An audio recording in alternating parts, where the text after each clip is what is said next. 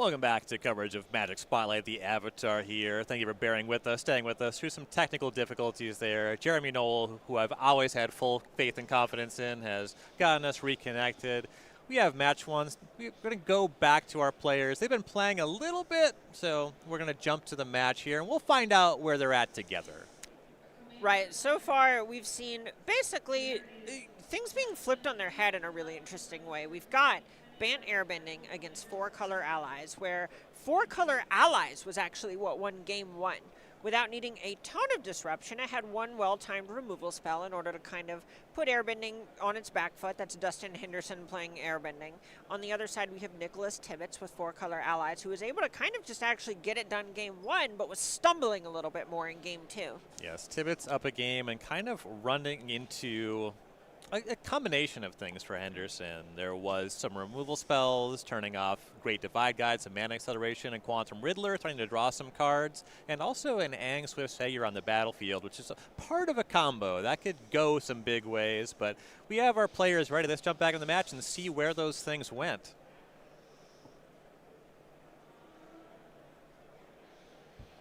All right, so we're coming back here into round 1 here in progress. Looks like we're resolving an Aang at the crossroads. No, we're actually resolving the adventure from the Bramble Familiar here for Henderson, who is down a game against Nicholas Tibbetts on 4-color allies, who has presented some real power and toughness on the battlefield here in the interim. Oh, okay, so that's Doc Orlock.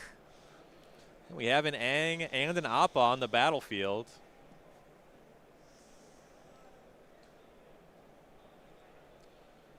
Doc Orlock the hit.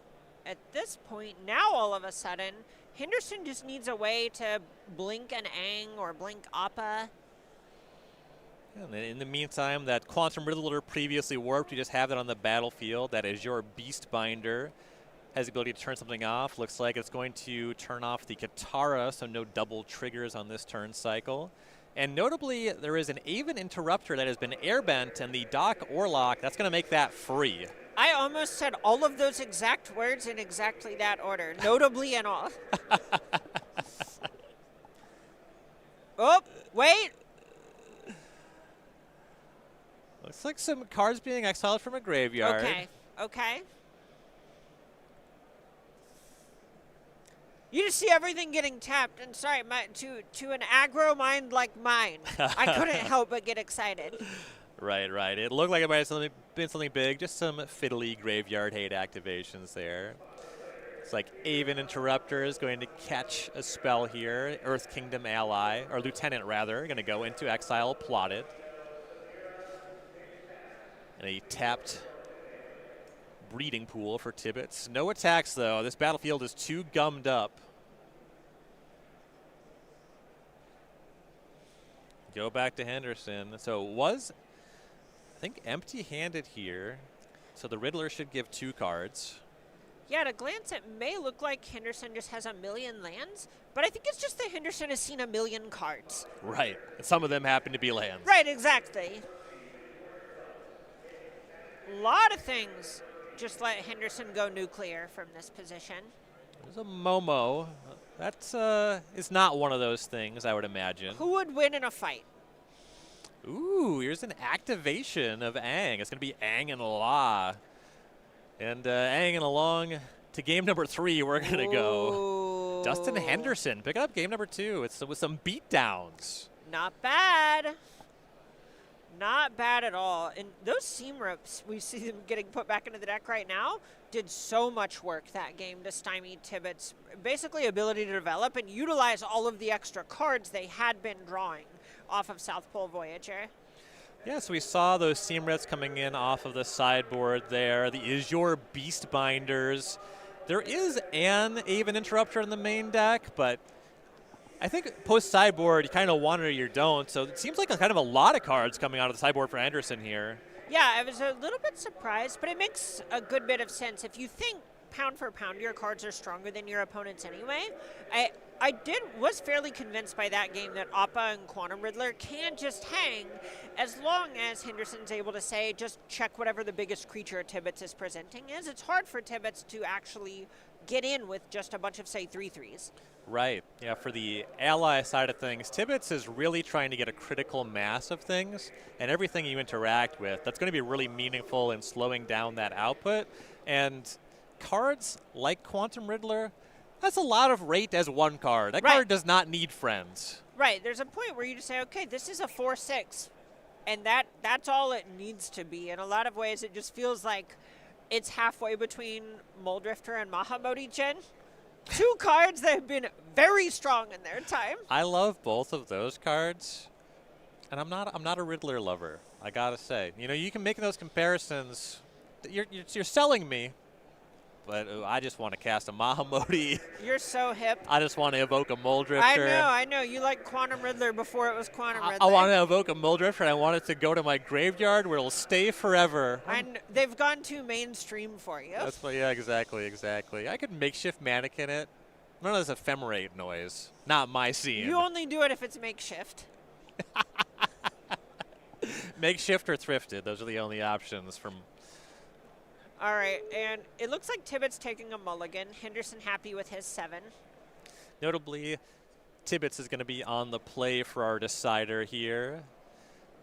And we saw Henderson win game 2 there by just kind of going way over on the battlefield. Tibbetts is hoping to do that proactively on the play, though, before Henderson can really get set up.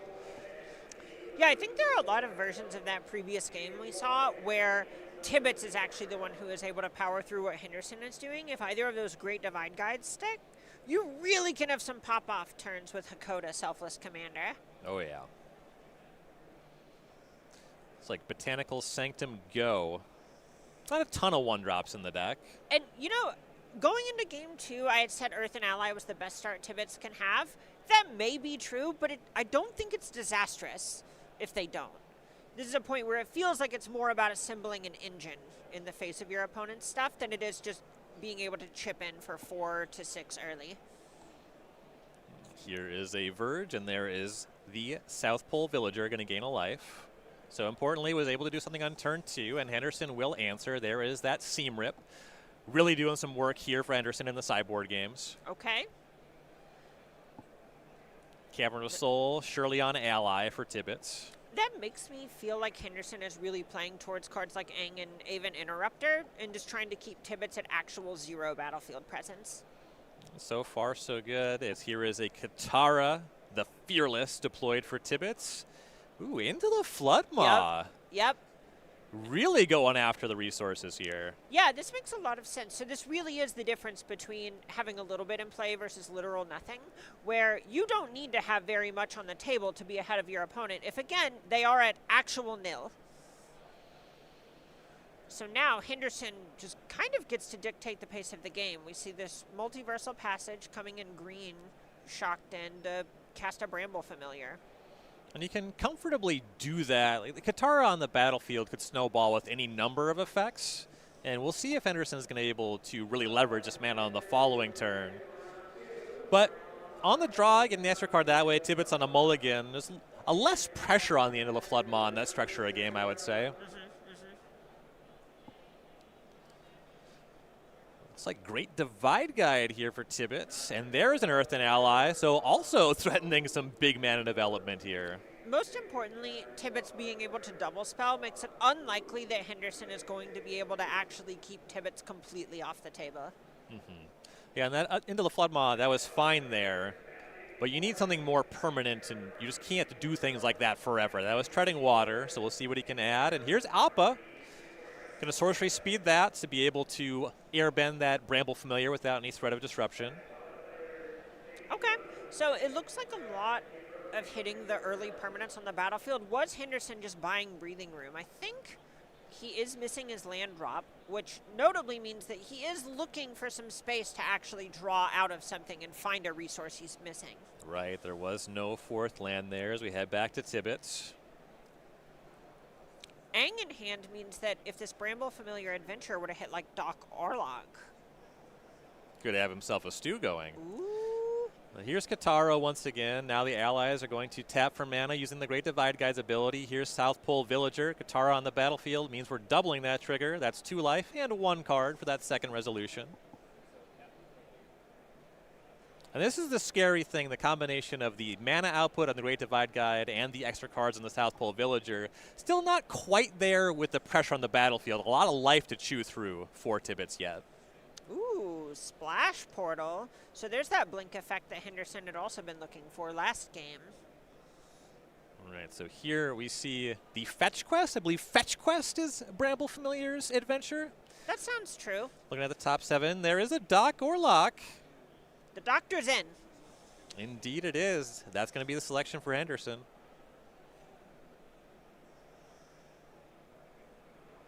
Splash Portal all of a sudden has me checking if any of these creatures are frogs. You can never be too sure. So now the familiar is going to go on an adventure, having resolved the Fetch Quest. Is Henderson weighing whether or not he should attack? No, okay. Yeah, lands on and no attack. Still no 4th land. See what Tibbetts can do here. Now on tapping with Great Divide Guide, South Pole Villager, and Katara. Let's see how big this turn can get. Here is Earth King's Lieutenant. Double trigger. Oh, wow. On the Villager first, so there's 2 life in the card, and now the Lieutenant's going to double trigger. 2 counters on all those allies. I was talking a little bit about not having that much damage on the table. That sure changed in a hurry. Second Earth King's Lieutenant. Once again, 2 more counters on everything that was there before, and 4 counters on the other Lieutenant? All of a sudden, Henderson is getting really close to just needing to chump block to survive. And by close, I mean might just be there. Well, here is a big attack. So we have 6 plus 8, so 14 plus 7, 21 plus 6, 27? I think I'm getting 26 or 27 here. That's absurd. Listen, it clocks in 9 a.m., gets out at 5, gets from A to B. What on earth? I was just looking at this 27 on the bottom of the screen, like, that's a really high number. And, you know, I still feel like it's a really high number, but it happens to be the power currently attacking. Not even the total power on the other side of the battlefield, the power currently attacking. No, exactly. And look, yeah, Appa's just having to get in front of something. Yep, chump block on Katara. So you have 12, 8, 12, and yeah, that's just going to do it. You cannot get out of that through chump blocking. Nicholas Tibbetts, the double Earth King's Lieutenant, is going to secure a round 1 win there here at Magic Spotlight the Avatar. Off to a great start. And that was pretty convincing. The degree to which that deck felt like it was able to draw some cards, get a little bit of selection, get out early. It had mana to play with, but then turned the corner on a dime. Yes. Unbelievable. Yeah, and these are 2 decks that we were kind of talking about. They are largely just trying to do their own thing, minimally interactive. They don't really want to get interacted with. We're going to see some other interactive decks this weekend. All kinds of stuff we're going to see in Standard. Really excited to see if we see more of Nicholas Tibbetts' Allies deck, other decks in this nature. But for now, we are still cleaning up some of the technical difficulties. We can't come back to the booth. We're just going to take a break here, get things sorted, and bring you a lot more Magic here this weekend from Magic Spotlight the Avatar. We'll be back soon.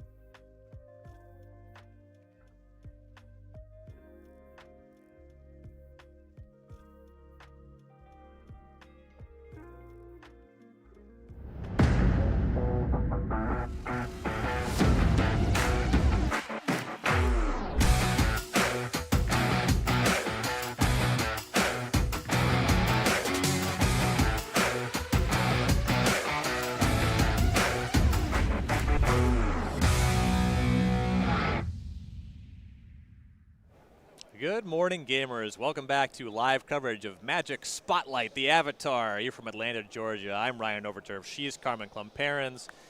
Just watched round number 1 of our 9 rounds of Standard today. We saw some ally typo against Bant cool. Airbending. Yeah, allies advancing to 1-0 there. We're going to see some more in the maybe more obscure typo aggressive decks in this round number 2. Chris Donaldson, a little Boros Mice. All right. Very exciting. Just like Bloomborough intended. Yes, yeah. Some cards out, some new cards, but a lot of these are just the same mice you would have seen when Bloomborough released. So pretty cool to see there. Mabel, heir to Cragflame, leading the team. Did a lot of work on that one internally. Super fun card. We're going to see some more cards from the Avatar on the other side of the table. Less than in round 1 on either side. We have Nicole Tipple playing some Simic Ouroboroid. That one got the big one of the big ones from Edge of Eternities. And this is a deck that in a lot of ways is just trying to ramp up as well. It's playing a really big game. We're seeing a bunch of different mana creatures all the way over to Spider Manifestation. We're seeing a copy of Craterhoof Behemoth in Standard. That's big. Oh yeah, Nature's Rhythm, a card that actually lets you play the sort of Court of Calling package of Reclamation Sage and the like in the main deck. Super excited to see this deck on the weekend. It really speaks to how we're kind of getting to see a response to that Worlds metagame, where people thought that Badger Mole Cub was going to be a huge player at Worlds. Didn't play out that way, but now people have adjusted to lessons and they're winning.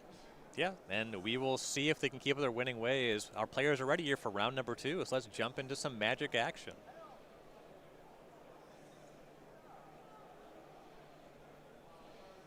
Welcome to round 2 here of Magic Spotlight, the Avatar. In round number 2 here, we have Nicole Tipple on the play with Simic Ouroboroid. Chris Donaldson on the draw with Boros Mice. Just a forest and a pass for Tipple. And we do see a Flowerfoot Swordmaster starting things off for Donaldson. I love that promo's art style. Yeah, the current RCQ promo, I do believe. Oh, yeah. It's the second land and a pass for Tipple, so no Badger Mole Cubs, no mana ramp to start here. Kind of surprising for me. Yeah, all of a sudden I'm looking at the deck list and trying to figure out what exactly is going on at this point. Turn 2 for Donaldson. He's getting busy. Here's Emperor Heart Challenger. There's an attack for 3. It's possible she has something like the double Badger Mole Cub draw and just doesn't want to expose them one at a time. Yeah, could be. We'll see what happens here on turn number 3.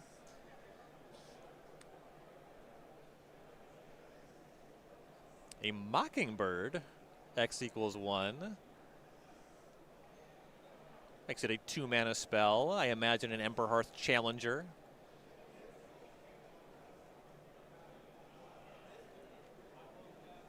It is something that at least can block the Swordmaster. Yeah, it's a 2-2. At this point, you're just looking for anything that can block that asks a question of your opponent if you're in Tipple's spot. Or beatdowns for Tipple. Comes across for 2. Donaldson to 18. Okay.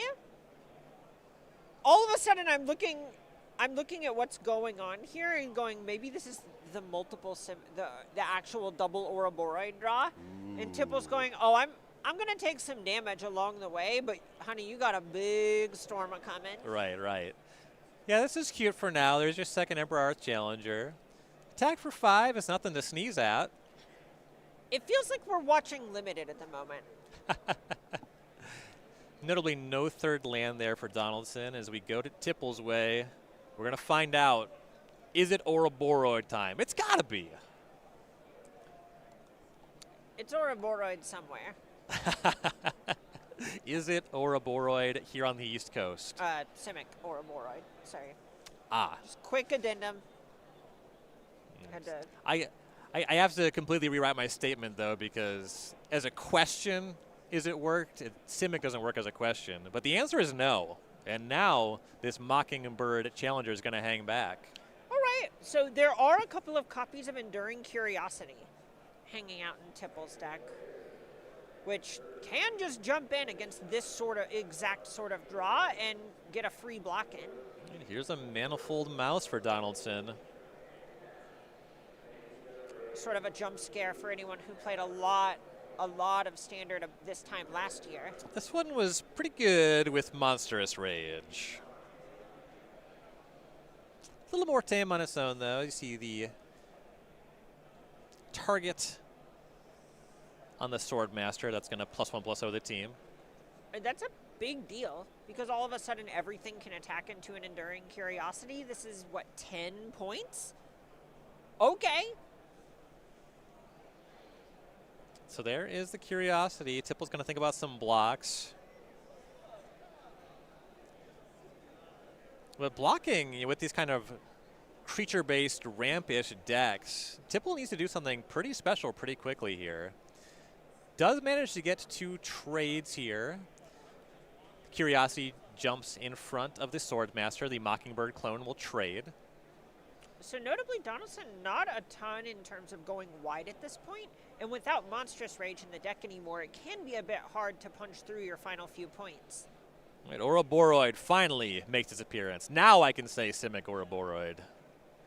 Grows to a 2/4 immediately. Land number 5 is a tapped breeding pool. Part of Donaldson's development still just on 2 lands. It's really difficult to compete with Ouroboroid with that little resource. Oh, it looks like Tipple's down to 1 card in hand. Maybe this was a mulligan. Very well could be. That sure reads like it to me. Let's see what Donaldson can do. It's so funny because both the land there, you see a village, and the Manifold Mouse can target the Emberheart Challenger to try to use the Valiant ability to find a land, but you have to do them at such expense of either timing going into your combat or activating your mana. So here's a Hero's Hangout, one of my favorite cards from Marvel's Spider-Man. Going to go on Patrol Knight, giving +1/+0 and first strike to both of the creatures. That's going to trigger the Valiant on the Challenger. I love this card.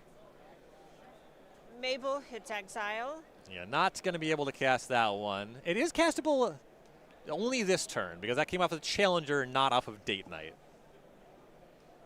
They do have different timing windows. And now Donaldson asking, all right, so am I supposed to get in with this Challenger? And it looks like the answer is yes, double striking it up. It makes sense. Your attacks into Ouroboroid are not getting better if Tipple gets to untap with it. Right. Yeah, and just the Patrol Knight on its own does get the Challenger up to a 4-power first striker. It's not quite lethal even with double strike, unfortunately.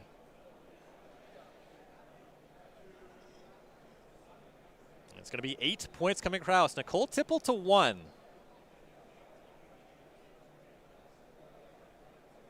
Right. Untapping with 1 Ouroboroid. Is that enough? Having a think. Needs at least 1 more blocker just to survive what's on the table. Right, yeah, once you're at 1, the double strike, the trample, it's just a matter of the bodies. And speaking of bodies, Badger Mold Cub, that's going to Earthbend. That makes some blocking. And it's nice because it also is something that you can chump block with for free. Right. And here's Spider Manifestation.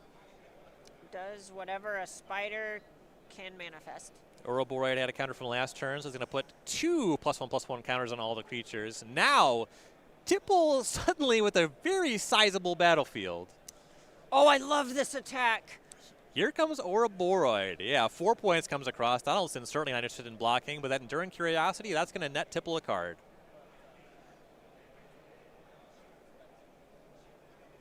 All right, see what Donaldson can do about that. Squeak by. Donaldson can squeak by. Target the Challenger. Those creatures are too big. Oh my god, cheeky house mouse. Oh, it's so cheeky. It's so cheeky. All right, squeak by. Gonna make it so that creatures with power greater than 3 can't block, if I'm not mistaken. It lets you get 1 creature through that way. Right. Can't be blocked by creatures with power 3 or greater, so none of the creatures can block. So you don't even need to get into the trample or the double strike. But so that one is just going to be able to close the game there. So slow start for Tipple, and even though she was able to assemble a very formidable battlefield, Donaldson able to squeak by and be up a game here. And that's the great thing about playing a sort of off-meta version of a deck that people used to know, is they kind of fall into going, okay, I need to play against Trample all of the time, so I need the most toughness, most sizing possible. If Tipple knows that that's Donaldson's one out in that type of situation, we might have seen Spider Manifestation come down post-combat, so Ouroboroid doesn't pump it. Those are the points you get by tuning, by building, by learning your own deck that way. Huge, huge ups to Donaldson there. Yeah, and certainly an advantage that you get in these closed deck list tournaments, unlike the regional championship where things are open deck list. Right, exactly. Player's going to go to sideboards here. So let's start at the top. Donaldson up a game with Boros Mice, facing out some large green creatures. It looks like he has some tools for the matchup. Yeah, I think Iroh's Demonstration is the biggest card that sticks out to me as something that is pretty nice at mopping up a bunch of small mana creatures. It's good against Llanowar Elf as well as the land from Badger Mole Cub, anything in that sort of space. It also can go tall and actually check something like an Ouroboroid the turn after it comes out. Right. I kind of go back and forth. I think different players, different perspectives. A threatened effect, Twisted Fealty. Do you like it against a deck like the Ouroboroid, or do things get too wide too quickly? I think it's pretty hard to actually lean really hard on something like that whenever there are just a bunch of mana creatures that are going to be good at blocking. Right, so Tipple down a game. Let's see what our Simic Ouroboroid player can do to stem the bleeding against this Mice deck. So Into the Floodmaw is particularly great here whenever your opponent is trying to invest a lot into a single permanent. Unable to Scream, also something else that you're going to look at and go, you know what, actually, I know you think that you're going to be able to keep targeting the same creature over and over, but you're going to have to reinvest. You're going to have to give me some more time. And in this sort of matchup, Tipple is going to be exceptional in making use of more time through cards like Ouroboroid, or just being able to go all the way over the top with something like Craterhoof Behemoth. Makes sense. We appreciate you joining us for our first event here at SCGCon in 2026. And if you're interested in information on more upcoming events, check out the Star City Games newsletter. You can find information about all kinds of things, all things Magic, really. Newest releases, you can shop for your Magic, your products there. SCGCon Portland is coming up in 2 weeks. You can find information about that event if you haven't booked yet. We'll see you out there. Oh, yeah. You can find the caster list in particular, where you can find Ryan Overturf, Carmen Clemparents hanging out at SCGCon Portland, January 23rd through 25th. And you can subscribe to that newsletter, and it's totally free. So what are you doing if you're not? I'm going to starcitygames.com/newsletter. That is exactly right. Nailed it. Whew. Alley, oop. Meltstrider's Resolve, a really cool card out of Tipple's sideboard as well. That's something that is a little bit removal and makes your creature a bit better at blocking for your trouble. Really appreciate what that can do in this sort of matchup, where it makes some of your creatures more resilient to sort of conditional removal at the same time. Yeah, a fight spell and a toughness modifying aura. Looks like Tipple's going to have 7 cards this time. Breeding Pool tapped is where she will start things off. So no Llanowar Elves, no Gene Pollinator, but no 1-drop for Donaldson Eiler. Just a Restless Bivouac. A word that I learned through Magic. Yep.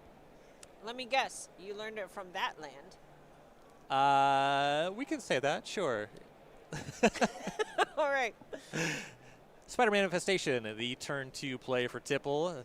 This one can be a big deal in this 4-drop heavy deck. As Donaldson is going to match with a 2-drop of his own. Spider Manifestation doing a ton with Badger Mole Cub in particular, being able to tap for multiple mana multiple times in the same turn. Valley Quest Caller was a play for Donaldson. The lone and not mouse creature, but it does pump your other mice. Manifestation is going to make some mana. Here's Badger Mole Cub.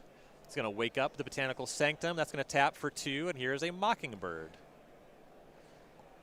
Ooh, is this going to be another cub? Is it jump scare time?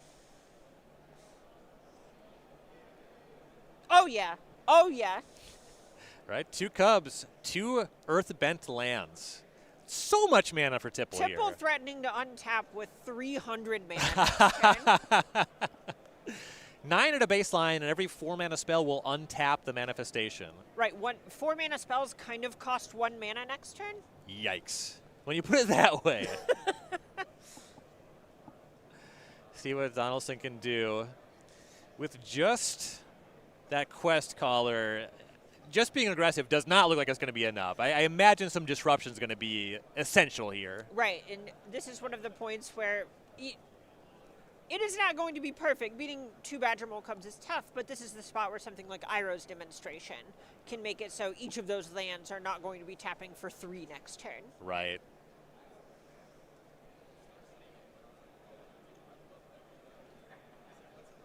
Here's an Ember Art Challenger. It's a 3/3 because of the quest caller. Reasonable start.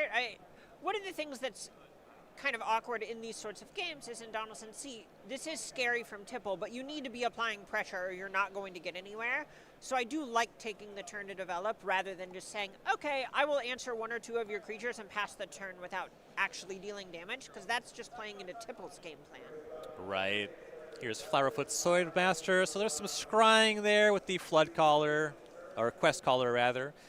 Each of the mice allows a scry. Both of the cards went to the bottom. Here's an attack. Tipple not at all interested in blocking. Good Comfortably goes to 15. And now we'll see what the fireworks show looks like here in Atlanta. You could see Tipple lean forward, and you always have this first moment in your turn where you go, how much mana do I have? Where you see her just look down and then chuckle and go, I don't know. Enough. I don't. Botanical Sanctum, that's still untapped. That sounds unreasonable. How can you have access to 9 mana and have a fast land enter untapped? That gets you from a 9 to a 10. Holy. Strong start. This is a lot of the power of Badger Mole Cub, is it feels like the extra mana you get even kind of has haste to an extent if you don't play it on turn 2, just like we saw in this game. The 2 Cubs go so berserk too. Yes. Not only do you get to airbend the second land, but both of them are going to increment the mana output on both of those creatures. So here's a tap for 9. Craterhoof's fine. Ooh, the Secret Lair Craterhoof. I love this one. Oh, yeah. Okay. That untaps Spider Manifestation. And if you're not familiar with Craterhoof Behemoth math, it's enough. Team goes sideways. So they get +5/+5 and trample when the hoof enters the battlefield. +6. That was a humble attack for 35 with trample. That's it. Yeah, that's all. Yeah, so the Flowerfoot Swordmaster maybe needs a little bit more training to handle that level of attack here. As Nicole Tipple going to tie things up. What a game. That was turn 4. Turn 4, Craterhoof Behemoth. Is this Very Commander? cool. Was that a game of Commander? I don't know. It was sick. Indeed it was. Player's going to look at sideboarding again here. Maybe some play-draw dynamics in mind here for Tipple? Yeah, and something that stuck out to me, I was going to speak to exactly that just now, where on the play, it's really easy for me to imagine a world where Tipple wasn't even really trying to interact very much, and instead just said, no, I think I'm going to be a turd ahead on the clock, and I kill my opponent on turn 4 pretty frequently, so I'm not going to be that disruptive. But maybe this game, where she's on the draw and maybe on the back foot a bit more, she needs to focus more on throttling Donaldson's aggression. So Craterhoof Behemoth, that was the big haymaker, but you really saw the power of Badger Mole Cub on display there for Tipple. One of the marquee cards from the newest release for Magic, Avatar: The Last Airbender. This set has been massively impactful for Standard, showing up across constructed formats in Magic history. You can order yours today at StarCityGames.com. You see some awesome cards here. Aang's Iceberg is a card we might see this weekend at a Jeskai Control decks. Redirect Lightning. I've seen that one a little bit in Modern, actually. Yeah, one of the most iconic concepts in the show. This is one of the things when we first started working on the set, we said, okay, we need a card that is called Redirect Lightning. Let's figure out the rest from there. Very nice. Yeah, really great execution there. You take some damage because lightning courses through your body. Yes. You got to do something about that. Really cool, very flavorful card. A lot of great, cool, and flavorful cards, demonstrating a really cool world that a lot of players I know grew up with Avatar: The Last Airbender. You can order yours today at StarCityGames.com/MCG-TLA. I really appreciate how it has put both lessons and allies into the format as decks. They just feel very true to Avatar itself, but then when you play with them, you just go, oh no, allies, this feels like the humans deck. Right. I get it. This is what it would be like to play that universe in this game. Yes, absolutely.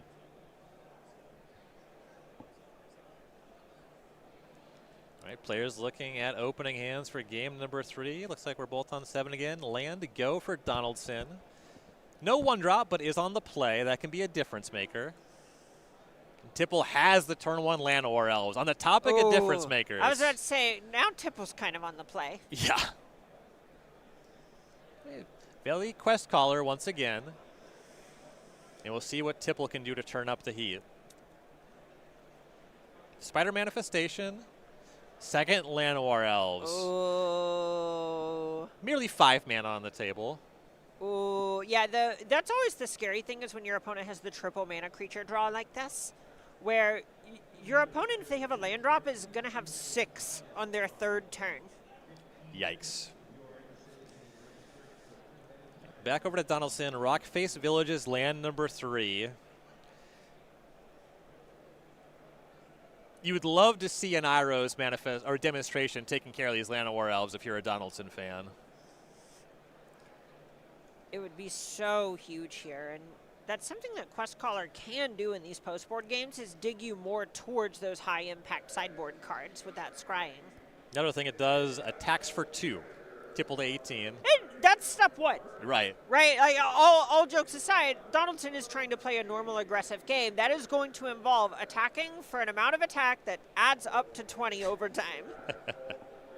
Number go down. A number go down strategy. Let's see what Donaldson can add to the battlefield in main phase 2. A Lightning Helix on Spider Manifestation. That's pretty good. It's something at this point. Gonna gain Donaldson 3 life. And you can feel Donaldson sweating, do I need to put more pressure on the table or do I need to actually kind of take my turn off to stymie Tipple's development? Let's see what Tipple can do here. Botanical Sanctum is land number 3. Would be a great window for an Ouroboroid. But really, what window isn't?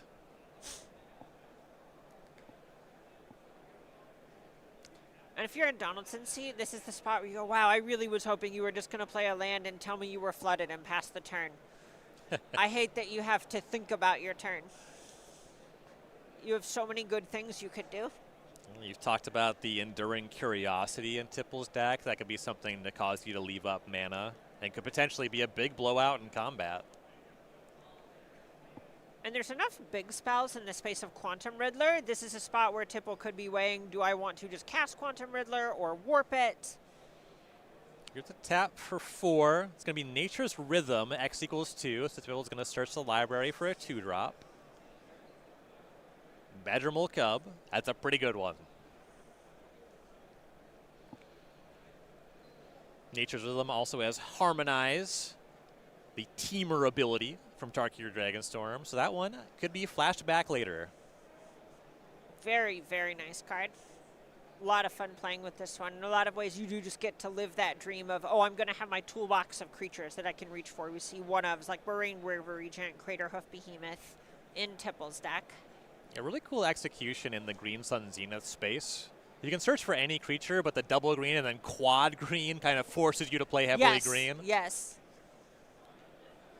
If it helps Badger Mole Cub, definitely keeping it green there. Right, back over to Donaldson. There's land number 4. Here's a Seam Rip. Get that Badger Mole Cub out of here.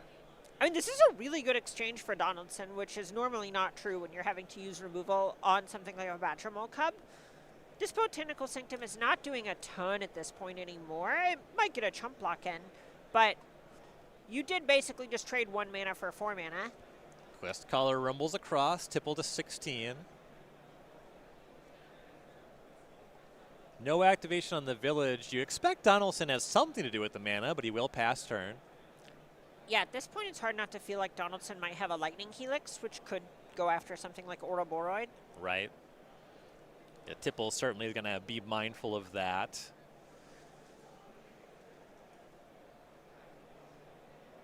the face-up Lightning Helix that was cast in this game certainly puts it on your radar. Exactly. Here's a tap for 4. There is Ouroboroid. Unable to scream on the quest caller. So tapping out there. Ouroboroid triggered. Is that good? And it is. Oh, no. Tipple says, I will call. Show me the Lightning Helix. It is not there. Okay.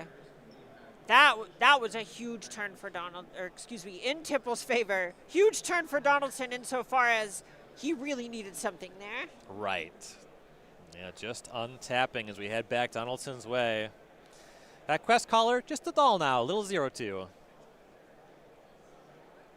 If it gets turned face down, don't even think about turning it back face up. Right, so here's a manifold mouse. It's going to offspring and make a little baby mouse. No synergies with the doll. I hate to throw this one out. That ain't gonna do it. No. Right, back over to Tipple. Now with the active 2-power Ouroboroid. We saw in the previous games how quickly this gets out of hand. Right, this is a point where previously we saw sort of aggro versus combo, and in some ways Craterhoof Behemoth can make it feel like the Simic Ouroboroid deck Tipple has a combo finish. But ultimately, this is just stats. That's all that's going on here. And Ouroboroid is getting so close to just making it so Donaldson is not allowed to declare attacks anymore. It's a multiversal passage on island. Tipple to 14. Here's a big tap. Going to be another Nature's Rhythm. Going to grab another Ouroboroid. Ooh. If 1 scales a lot over multiple turns, 2 scales a lot over 1 turn. Yeah, I'm feeling that the 5 counters that Tipple is about to put on all of her stuff gonna be hard to get through. So first, the 2 Ouroboroid will resolve. And then after that, the 3, as you mentioned, 5 counters on everything. 5 more from where we were previously, that is.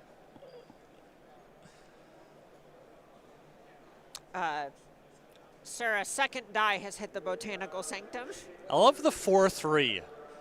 Clearly, there is no way better way to represent it 7. It's nice. It's keeping your opponent on the toes. Basically, where you get this moment of, okay, at least that one's only a 4. Oh, God. So, like, if you wanted to represent 13, would you, like, use, like, a 6 and a 7?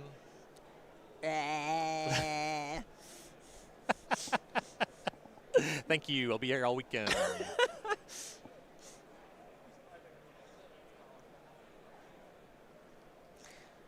All right. Donaldson now just basically having to say, what does the way out of this look like? Yeah, so you have, what, a 7-9, you have a 6-8, a 7-7, 2 more 7-7s. Okay, here's that threaten effect. Here is Twisted Fealty. This could be one of the ways back in, especially against Ouroboroid. Okay. Wait a minute. Hold on. So this will grow Donaldson's team, and you have 2 manifold Yeah, dice? so wait, hold on. Did I perhaps not put enough respect on Twisted Fealty's name? It's certainly possible. So that's a 7-power Ouroboroid. So 7 counters on everything. You get a mice up to 8. Is it not? It's an 8? Okay, so you could put Wicked Roll on whatever you want. I was going to say you could put the Wicked Roll on Ouroboroid to grow them both by 8. Sure. So you have the 1 double strike trampling mouse, but then there's just 1 blocker for Tipple. Are the other 3 creatures just lethal? No! The doll does not have defender, correct? Hold on. I'm pretty sure that the doll can attack. All right. We're going to look at the tape. Let's get Unable to Scream up.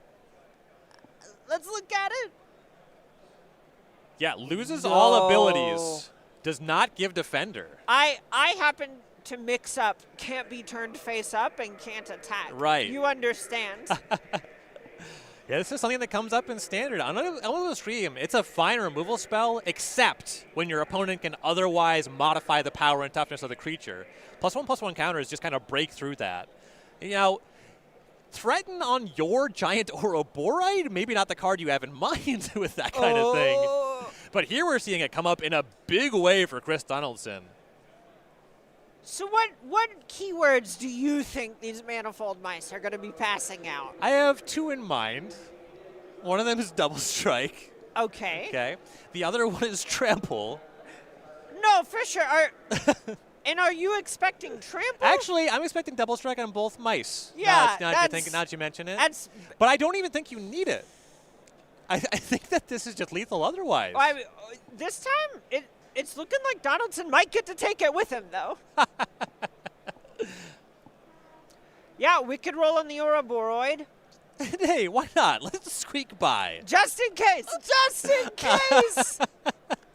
I'm going to squeak on by for 40. Let me just squeak right past you. And get the dub. This is the kind of math that usually you see Tipple doing. How gigantic is this Ouroboroid going to make my team? I think this is a spot where you just have to get all of the dice in your bag, pour them onto the table, turn your creatures sideways, and call it. Play it as it lies. Okay, 9 counters on everything. Is that it?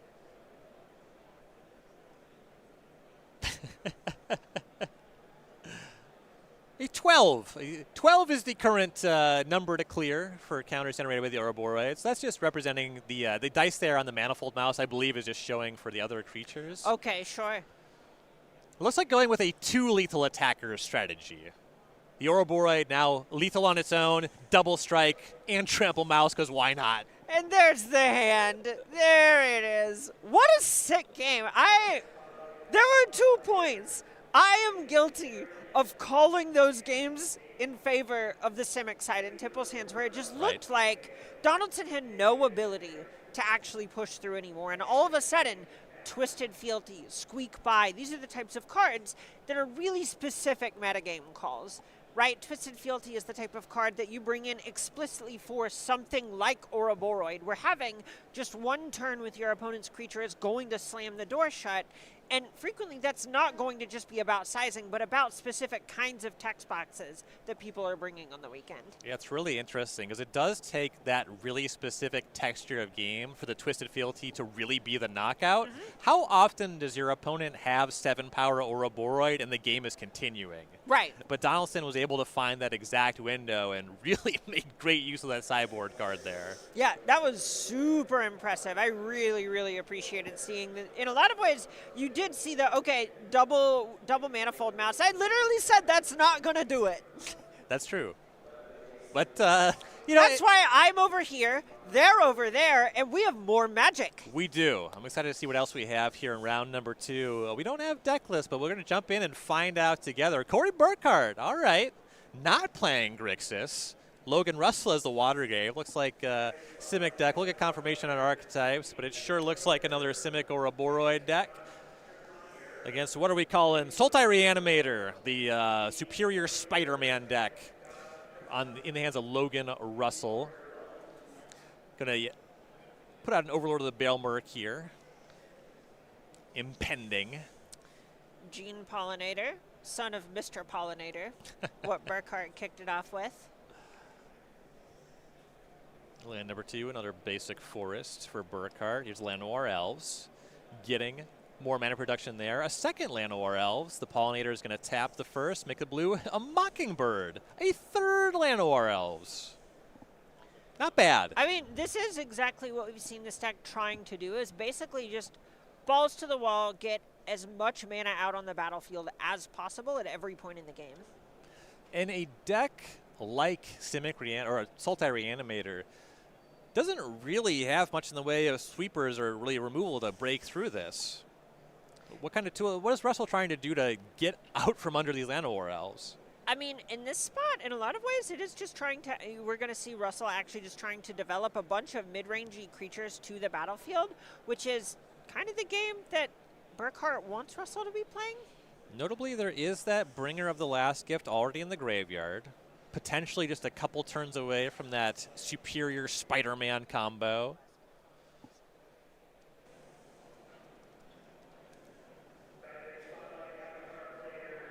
And Here is land number 3. Bringer of the Last Gift, really the card that Russell is looking for at this point, because this is a way to sweep up all the creatures on the table. Ooh, and Terror of the Peaks surveil the way there. Whoa, hello combo finish. Yeah, actual game-ending combo, Yes. not just board sweeping.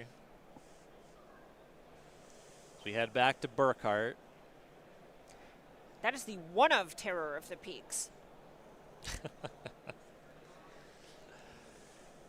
For Corey Burkhart, we're seeing 2 or 3 Spider Sense in these Ouroboroid decks. Does have 2 copies in the main deck.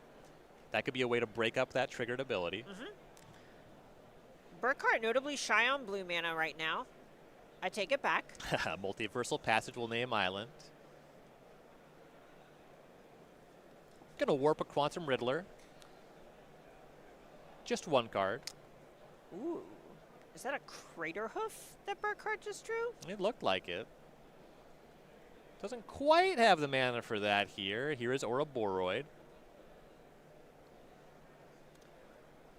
And an attack for 2, I believe, once the dust settles. No spiders to be sensed here. Right? Yeah, shield's fully down.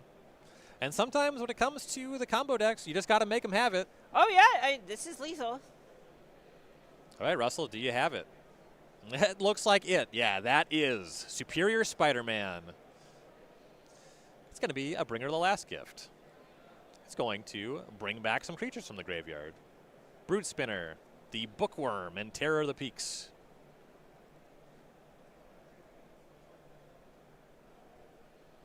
Talking through resolving some Terror of the Peaks triggers.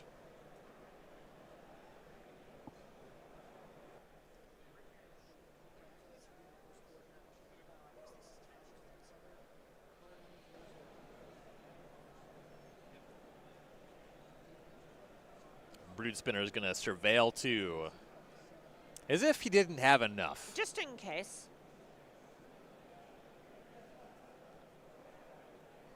So with the resolution here, that Bringer of the Last Gift should be exiled by the Spider-Man, not brought back to the battlefield. This is a time-shifted match, so this is pre-recorded. But I think that just that Bringer cleaning up the battlefield is probably all she wrote on its own. Right, this is the spot where I do not think it matters a ton, or it's not going. It does matter, but it's not going to impact the outcome of the game. Right. That much. Another combo finish card milled there. You have 1 Enduring Courage in the main deck for Russell, so a way to potentially give haste to all the creatures when they come back. And yeah, Burkhart's seen enough. Makes sense. The deck did do its thing. Logan Russell up a game with Sultai Reanimator. Players going to sideboard, so we see have Corey Burkhart down a game on Simic Ouroboroid. Definitely has some tools in the sideboard, but not a ton going on. No, Spider Sense is really the biggest thing here. Normally there's some sort of creature that you can use to take stuff out of the graveyard, but it looks like Burkhart is not really doing very much of that this weekend and is more trying to answer what's on the battlefield. Sentinel of Lost Lures does something with graveyards, right? It has 3 modes. One of them surely targets a graveyard. I'm hoping so. Yeah. And we go to Logan Russell's side of the thing. It definitely convincingly up a game there. A lot of just kind of fair interactive stuff in the sideboard, but certainly has the Ouroboroid deck on his graveyard, his radar going into the weekend. Right, this is a spot where I would expect we're going to see some more disruptive stuff like Deep Cavern Bat coming in out of the sideboard. This is something when your opponent is lower on interaction. That card is basically just 2 mana, enters the battlefield. Thoughtseize, not bad to have access to in this spot. I think Spider Sense is something where you can maybe tag an Ouroboroid trigger or even a Badger Mole Cub making something new. You can also stop a Crater Hoof trigger. You can Spider Sense a Spider Sense to force through your triggered ability. Ooh. Tishana's Tidebinder, unironically a good answer to Badger Mole Cub. It turning off the ability for it to produce a bunch of extra mana, so you can find a way to have a favorable exchange with the card. Sure. And so we are seeing the impact of Avatar The Last Airbender on Standard, and we have another set coming out very shortly, Lorwyn Eclipsed. Pre-release is actually next weekend. going to be legal for the regional championship in Portland in 2 weeks. You can pre-order your Lorwyn Eclipsed now at StarCityGames.com/MTG-ECL. I'm pretty excited for this set. It's been a while since we've been to Lorwyn, and I really adore a lot of the cards from original Lorwyn. Yeah, it's just, the setting is also really charming. I believe the whole set was previewed just yesterday, so if you haven't gotten a chance to look at it, you're going to want to see all the cool stuff that this set has going on. But look at, this is just a bunch of little guys. Yeah, kind of a cool thing happening there. The world of Lorwyn is broken up into a world of day and night. The land of night called Shadowmoor, so everything kind of has a day and a night counterpart. Cool stuff happening with that in the set as we are back here underway for some standard as it exists action. Corey Burkhart shocking in a breeding pool for a turn 1 Llanowar Elves, and it's going to be an intimidation tactics for Russell. Nice. It's a Quantum Riddle out of the hand that leaves just 3 lands for Burkhart. Ooh, I mean, you keep that 6 every time if you're in Burkhart's seat, but Intimidation Tactics looking great here. Yeah, really nice one out of the sideboard for Russell. In a lot of ways, this must be the nightmare matchup if you're in Burkhart's seat, where your opponent's playing a combo finish, but also just gets to play a bunch of disruptive elements that are pretty hard for you to do anything about. And some setup here for Russell on turn 2. There's the Brood Spinner. Going to Surveil too. Both in the graveyard. No need for a second Intimidation Tactics. Overlord of the Baelmerk. Some stuff in the graveyard for the inevitable reanimation strategy. So we head back to Burkhart now with 2 unknowns and 2 lands face up. This is the spot when your opponent has 1 card like this and they're tanking. Now that I've seen it in action, I feel like he just drew a Nature's Rhythm. And the question is, what do you get with it? You are exactly right. And it looks like it's a Badgermole Cub. What a twist. Surprise. Verge should be tapped in this spot, but unlikely it ends up mattering. Right. All right, turn 3 for Russell. You see land number 3 and an impending Overlord of the Baelmerk. Gonna mill 3 Superior Spider-Man. Gonna pick one of those up. The illusion of choice. Honestly, good to have that one in hand, but the graveyard is not well suited for it just yet. No. Well, you could have it enter as a copy of Superior Spider-Man. I mean, except its name would be Superior Spider-Man and be a 4/4. Powerful. 4 powerful. So this is the strength of this deck in a lot of ways, where this Nature's Rhythm now out of the graveyard is representing Burkhart being able to continue just grinding through disruption that Russell was able to present with a single card. Badgermole Cub basically getting you up to the Harmonize cost, not quite single-handedly, but not asking for a ton of help. Right, yeah, as things stand, untapping with 6 mana. There is that face-up 7th mana source in hand. 7, unfortunately, a bit shy of rhythming up an Ouroboroid with the Harmonize. Oof, so close. Ooh, the nice thing, you could have the Badgermole Cub Harmonize for 2, which gets you not quite up to 8. No, it does get you up to 8. Except it looks like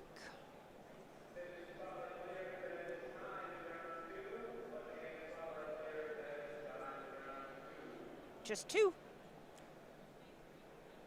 Right, yeah, tapping the Cub to reduce the cost. But yeah, just X equals 2. Gonna find a Keen-Eyed Curator. Okay, some graveyard hate. There we go. That went out of the main deck. You love to see some graveyard hate in the graveyard matchup. And I really appreciate Burkhart basically being willing to lean on the top card of his library here and just saying, okay, I just need the game to continue at this point. And the best way for that to happen is for me to make sure I don't just randomly die. And one of the 2 unknown cards, Gene Pollinator. That one not adding much, but the active Curator, that's a big deal. As we head back to Logan Russell. Has a Superior Spider-Man in hand. Not great targets in the graveyard. He's going to play an Undercity Sewers to Surveil. Mills away a Breeding Pool.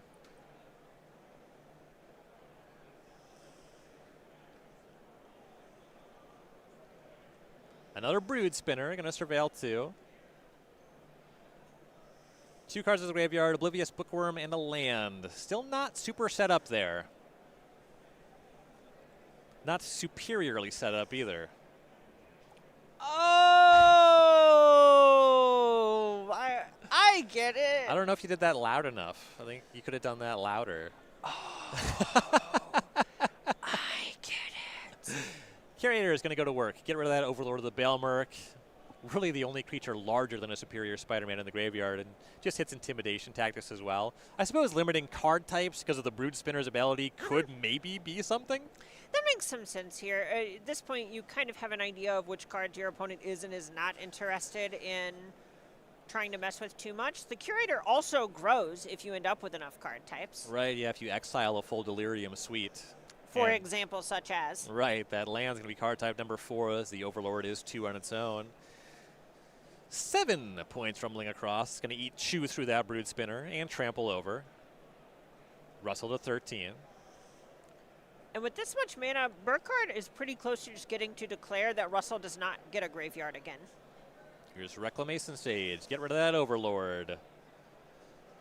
Not bad. All right, what can Russell do here? Way behind in the battlefield, and yeah, he's seen enough. We're going to go to game number 3.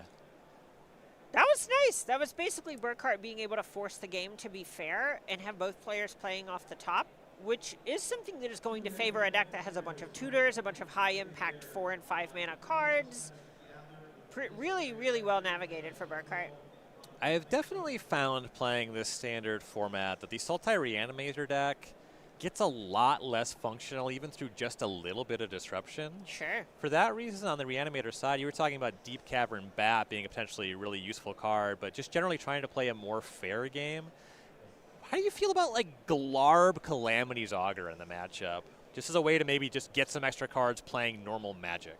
Yeah, that makes a lot of sense to me. In a spot where Russell is shrinking the game with those disruptive elements, he is really going to want any sort of way to gas back up and make sure that whenever you are paring down the battlefield, you're either going to be going up in card quality or quantity of cards over your opponent.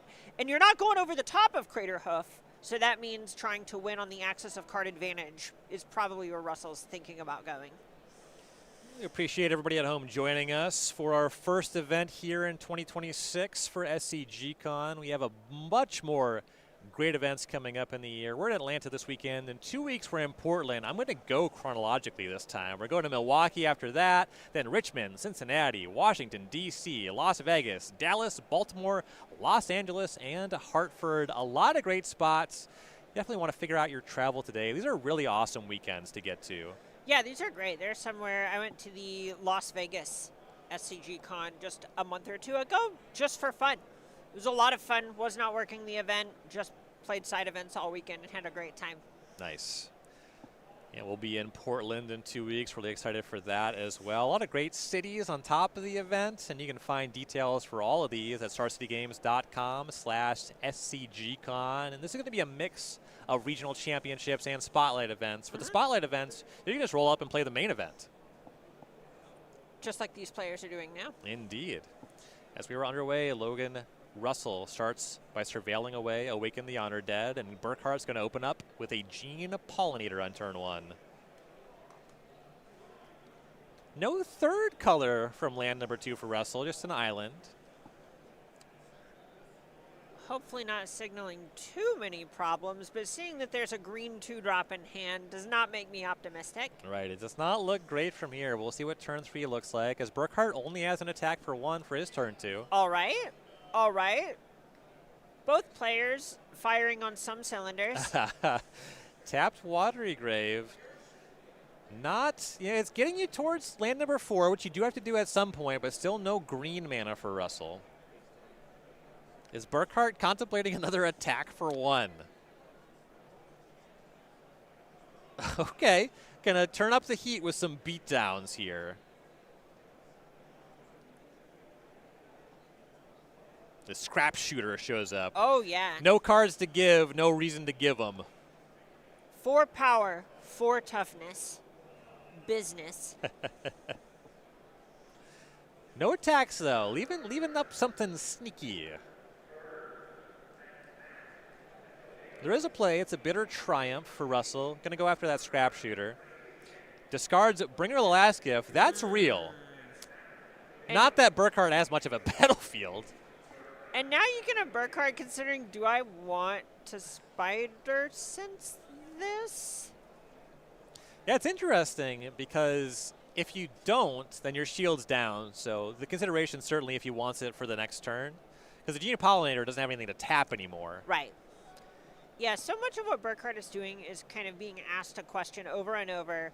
If your opponent is actually able to apply pressure, something like that, or try and go for this combo finish, do you have a response to that?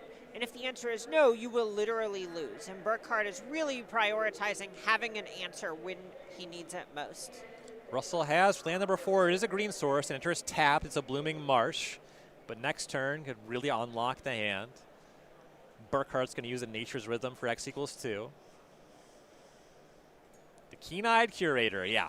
Nice. Want to nice. check that Bringer. That makes a lot of sense. Yeah, and I think a lot of players would play this a little bit more linearly and get something like a Badger Mole Cub in that spot since you go, oh, I get to progress my game. I have Gene Pollinator for mana anyway. But this means that if Russell has a removal spell, Burkhardt can take out that Bringer in response to it. Right. Right, Russell now untapping with green mana. Here's a tap for 3. Glarb! All right, it's Glarbin time. Let's go. 2-4, Death Touch. May look at the top card of your library at any time. May play lands and cast spells with mana value 4 or greater from the top of your library and taps to Surveil 2. Could be important to try to play a game through this Keen-Eyed Curator, which will now exile the Bringer from the graveyard.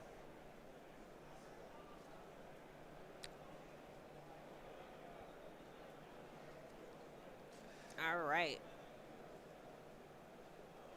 Burkhardt with a lot of options in hand. Russell, only 2 cards looking for something off the top. Nature's Rhythm still in the graveyard. The Burkhardt not really with the mana to leverage that just yet. Right, this is the spot where one of the questions being asked of Burkhardt is, do you have mana available? Glarb makes it to where Russell can just put some big things in the graveyard out of nowhere to take advantage of with Superior Spider-Man. So I would guess Burkhardt is wanting to leave mana up basically whenever possible. Burkhardt's going to shock in a Multiversal Passage on Forest. Here's a tap for 4. A lot of scary things that could be. It's kind of nothing that you'd use 4 mana for that is just not scary. Right. Nature's Rhythm may be the least scary, but it's still a big deal. Some pretty high impact 2 drops, as there's the big one. Badger Mole Cub going to wake up Botanical Sanctum. Burkhardt now somehow with 4 mana again. Yeah, the Gene Pollinator, very much active right now. It's going to tap the Cub, going to make 2 mana. Warp Quantum Riddler. Draw 2 cards. Okay. Holy. The Simic deck is not weak. No. No, this deck has been tuned to even be more resistant to interaction, just like we saw in the previous game.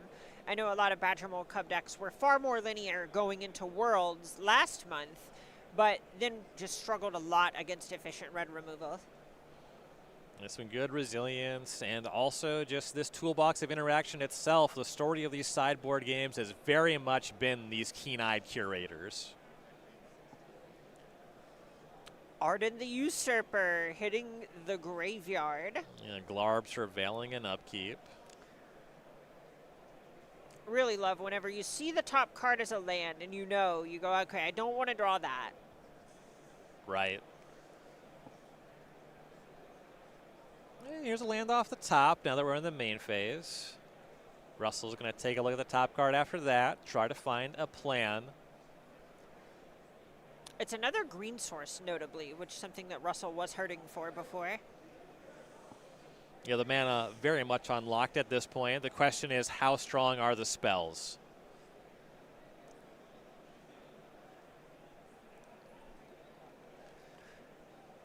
Russell really hurting for something like that Bitter Triumph that he played earlier in the game on the Scrap Shooter. There's Oblivious Bookworm. That's useful in terms of card selection. Sure. Yeah, at this point, Russell is seeing a lot of cards turn over turn between the Bookworm, between Glarb. Here's an impending Overlord of the Baelmerk. Burkhart's going to look in the graveyard in response. Sometimes you would just exile one of the creatures already in the graveyard because the Overlord can grab anything milled plus anything already there. There's no window to grab anything milled in the middle of the resolution. And there's a mill for nothing, so would have prevented Logan getting any card at all if he activated it, but it's likely pretty minor with an 8-drop coming to hand. Yeah, and I think for a lot of players, you see an 8-drop and you go, oh, I really don't want them to get a card out of this. But also, there isn't really very much for Arden to recur at this point. And Russell actually just leaves it in the graveyard. That's where it goes. Right. Oblivious Bookworm is going to loot away a Brood Spinner. Now you see Burkhart activate the Curator. And is going for that 4 card types here, Intimidation, Tactics, Exile. So now you have Creature, Sorcery, and Arden. So gets the big one out of the graveyard, has a couple card types. And with the Glarb tapped, the Curator can attack this turn pretty freely. The Death Touch on the Glarb can do some work here, but not on this turn. Another multiversal passage for Burkhart. On green. Okay. Yeah, pretty good amount of blue mana and has the Naturism in the graveyard. Curator is going to turn on, get rid of the enchantments and the land from the graveyard. That's a 7/7 now. My hate piece is a 7/7 with trample. Interesting. Is it Melt Strider's Resolve time?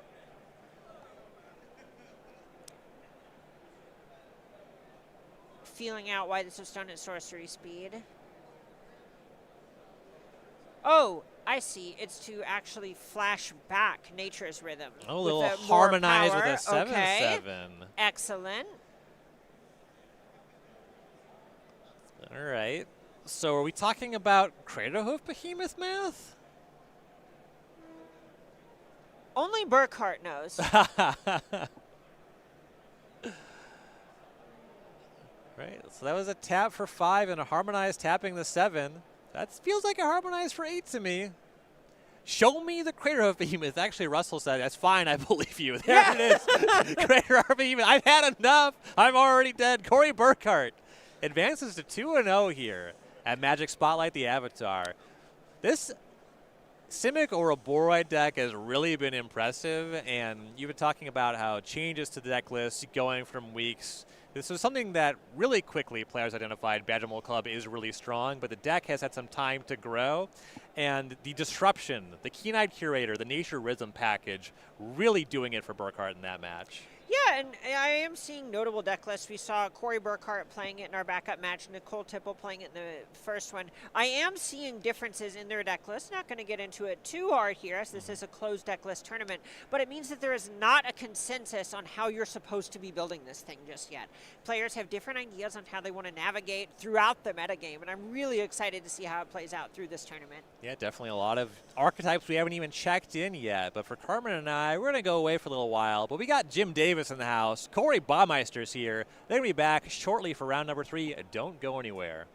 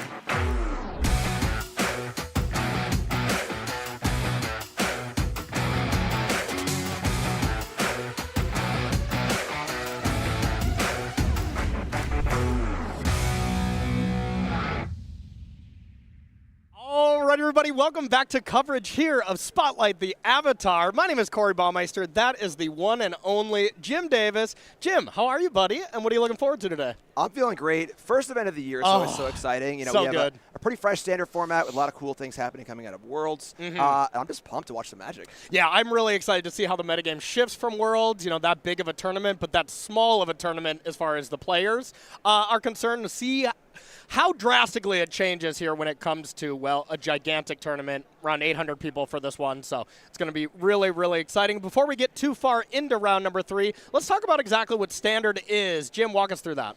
Standard is the kind of the standard format for Magic. This is the most recent 3 years of sets. We see all the sets on the screen. I'm not going to read them all off. There are a lot of them. 60-card deck, 15-card sideboard, the usual 50-minute rounds, and it's a rotating format, so we see sets come in and come out. Of course, Avatar is the most recent set, and it's a big standard. There's a lot of sets in this format. Yeah, it really is. Great standard format, and everything seems to be pretty viable right now. A lot of different decks that you can play, and a lot of powerful things going on right now. So let's walk you through the schedule here for anyone who didn't see the very beginning of this broadcast. We're in day 1. We are going to be playing 9 rounds of Swiss today, started at 9 a.m. They're going to be playing late into the night. This is a gigantic tournament, so it's going to go on for quite a while. Everyone with 18 match points is going to advance to day number 2. That's a 6-3 record.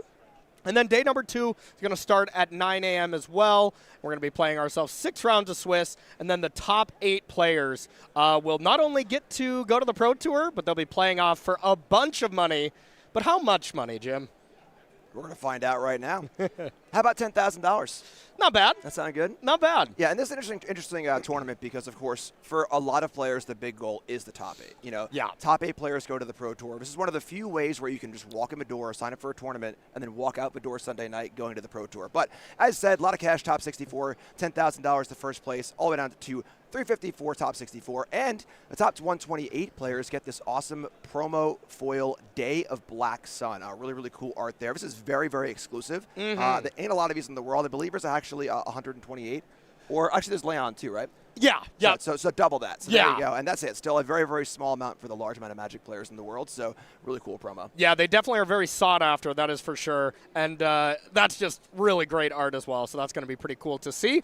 We're going to get into round 3 here pretty soon. Tournament is still very new.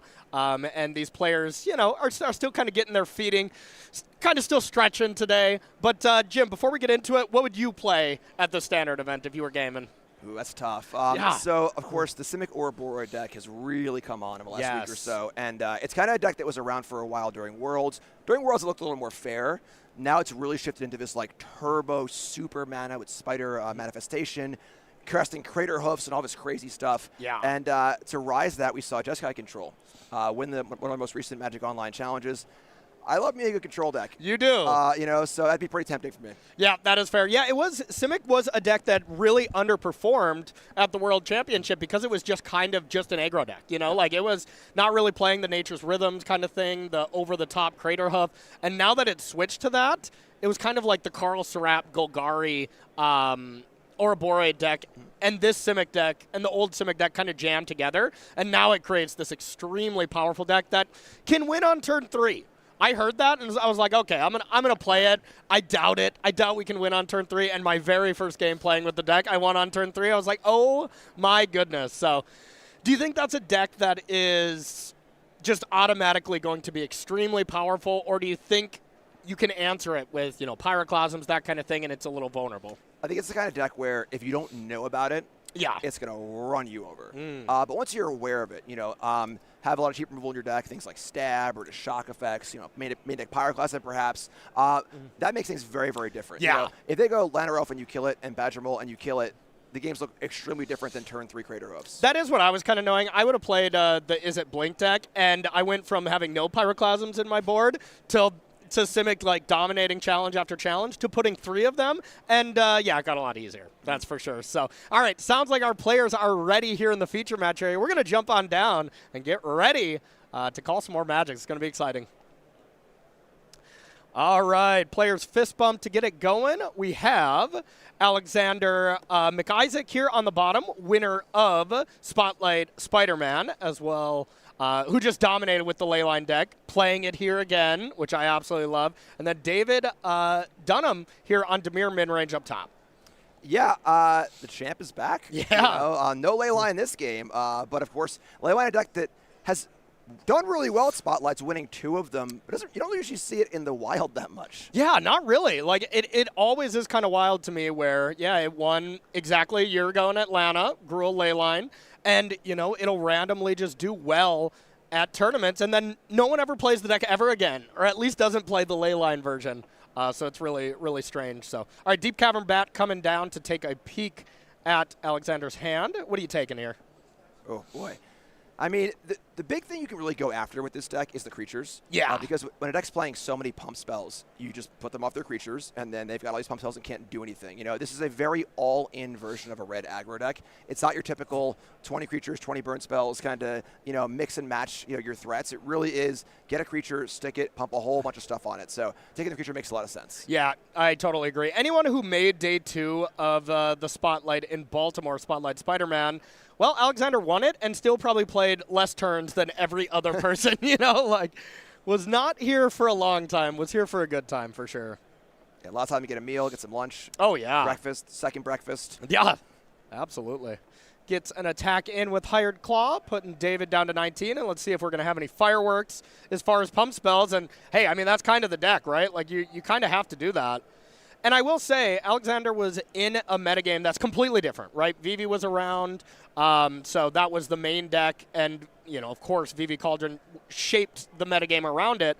There wasn't a lot of Demir because of that. Do you think this is a pretty rough matchup here for the Leyline deck? I think it can be. I think it's very, very predicated just on how much early removal David has and then how much early removal is drawn. There's 2 stabs of a deck list, a couple other removal spells. If those stabs are drawn and those early removal spells are drawn, great. If they're not, and there's more Kaidos and these Enduring Curiosities, these larger elements where they aren't going to matter much in this game. It's not about cards. It's about staying alive for the first 4 turns. Yeah, very fair. And Burn Together was cast there, very aptly named when it goes to kill another creature. 2 of them burn together. And now we get a Manifest Dread token. Yeah, I like this play a lot. So that was a pretty aggressive play. Usually you don't see, you know, pump spells being fired off when they're not lethal, or the fling effect used when it's not lethal. But Alex here, master of a deck, obviously, willing to get in the damage, take the exchange with the bat, get another creature back, and kind of use those cards in a way where you wouldn't necessarily think to use them. Yeah, that play is so much worse if you just lose the Hired Claw just to kill the bat. But getting a 2/2 along with it, you know, you're kind of upgrading your creature here. And land 3 for McIsaac here off the top. And now we do have a lot of good tools. You know, we have the Slick Slot Show Off as well as a bunch of pump spells. And on the other side, I got a glimpse of, looks like a Tidebinder as well as a counterspell in hand for David. Yeah, David is just looking to trade here as much as possible, but around the pump spells. Yes. You don't want to give your opponent a chance to blow you out in combat or kind of sneak something through. So just take the damage here, and plotting a Slick Shot is a pretty good place to be when you're trying to set up. Yes, and definitely good up against an opponent who has 3 mana available and, believe it or not, would probably, you know, use that mana to kill a creature. Now, we're probably going to see some fireworks next turn from McIsaac because, well, that's going to be David's land 4. And that's the point where if you don't play anything, they just play a Curiosity and bury you. So I would really like to see McIsaac kind of go for something next turn. So end step, shoot the Sheriff, not in combat. Kind of a common play you see against these pump spell trick decks where don't try and mess them in combat. Just take your medicine, take your 2 damage, and then deal it on the end step when the pump spells are no longer really relevant. Yeah, and I mean, most of the time that's when you play spells that protect your creature. In this version here, McIsaac, there's no kind of protection. So, but once again, this is not open deck list for day 1. It is open deck list for day 2. So David doesn't know that and doesn't know what kind of tricks can be in this red deck. Spyglass Siren, just poking in. The classic Demir, just, I'll just get you for 1. Yeah, just for 1. Get you. So, Jim, what do you think of Demir right now? Because, like, Demir, when I talked to a lot of the players at the World Championship here about a month ago, they said, wow, I can't believe people are still playing Demir. This deck is unplayable. I mean, that was a quote from multiple players. Do you think that has changed now? I mean, a lot has changed in the metagame since then. Yeah, it has done surprisingly well, according to the data, in the last week or 2.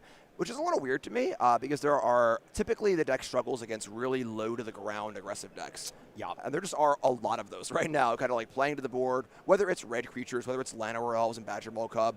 There's just so many decks going under. Yeah. That's a little surprising to see Demir, which normally would be good against control decks and slower mid-range decks and combo decks and stuff like that. Yeah, that is fair. And yeah, I don't know how horrible it is against the Simic decks, but I agree. It is not exactly where you want to be. But I think Demir was like really bad against the Lessons deck. So at Worlds, people were like, Lesson was the hot deck. So a lot of people were targeting Demir and Simic aggro at the time. Yeah, Lesson's primary removal spell, Exiling, is a big deal for poor Enduring Curiosity. Yes, and all the removal from Demir, and all you can kill is poor Gran. Yeah, leave Gran alone. Leave Gran alone for real. So, all right, now we play the Curiosity on end step, trying to get that card advantage going here. Doesn't get in with the Curiosity in the face of the Firebending Student. It's looking to just play some defense, and that makes sense. I mean, Enduring Curiosity against these red decks is great when you can just block, keep that enchantment hanging around, no Torch the Towers, nothing like that to exile it. Yeah, it's a very good blocker. It's the kind of thing where it's big enough where it can trade with almost anything, and then it leaves behind a great amount of value, which is awesome. All right, this is going to be probably a turn for some big fireworks, and I see a bunch of pump spells in hand here. Looks like 2 Dreadmaw's Ire. We have 1 Bulk Up, the one of in the deck. So it's time to get bulked up, it would seem. Yeah, this is the issue where once Demir gets to reach this turn 5, turn 6 area, have a threat in play, and already have some mana open, that's where David can be pretty comfortable. Yes, definitely. And that is why I was thinking even last turn might have been the turn to go for the show-off, just because, you got 4 mana available, you play 4 Curiosities, pretty much every Demir deck does, so forcing them to use their mana that turn instead of this turn may or may not have been better.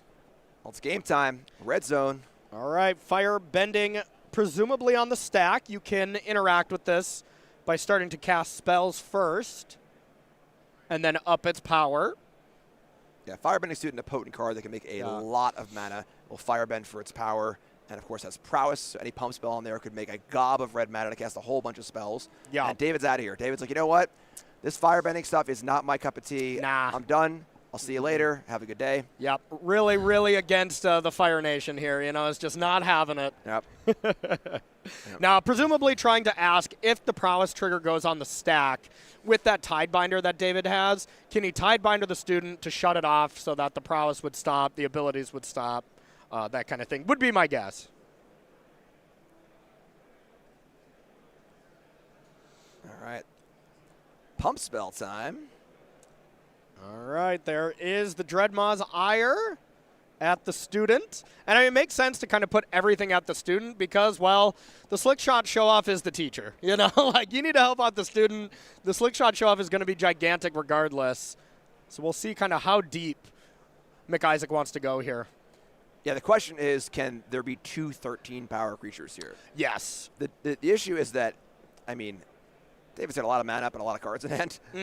So it's going to be a tough one to navigate for Alex. I think David only has a Tidebinder, though. And right now, with this on the stack, David has to choose, who do I want to Tidebinder, this or that? And now, sure, that will shut down the ability from Slick Shot Show-Off, but you can make it large now. Right, just fire off some spells in response. Yeah, but it will ground it. No matter what, you're going to be able to block. Yeah, removing flying here is surprisingly efficient. Yeah.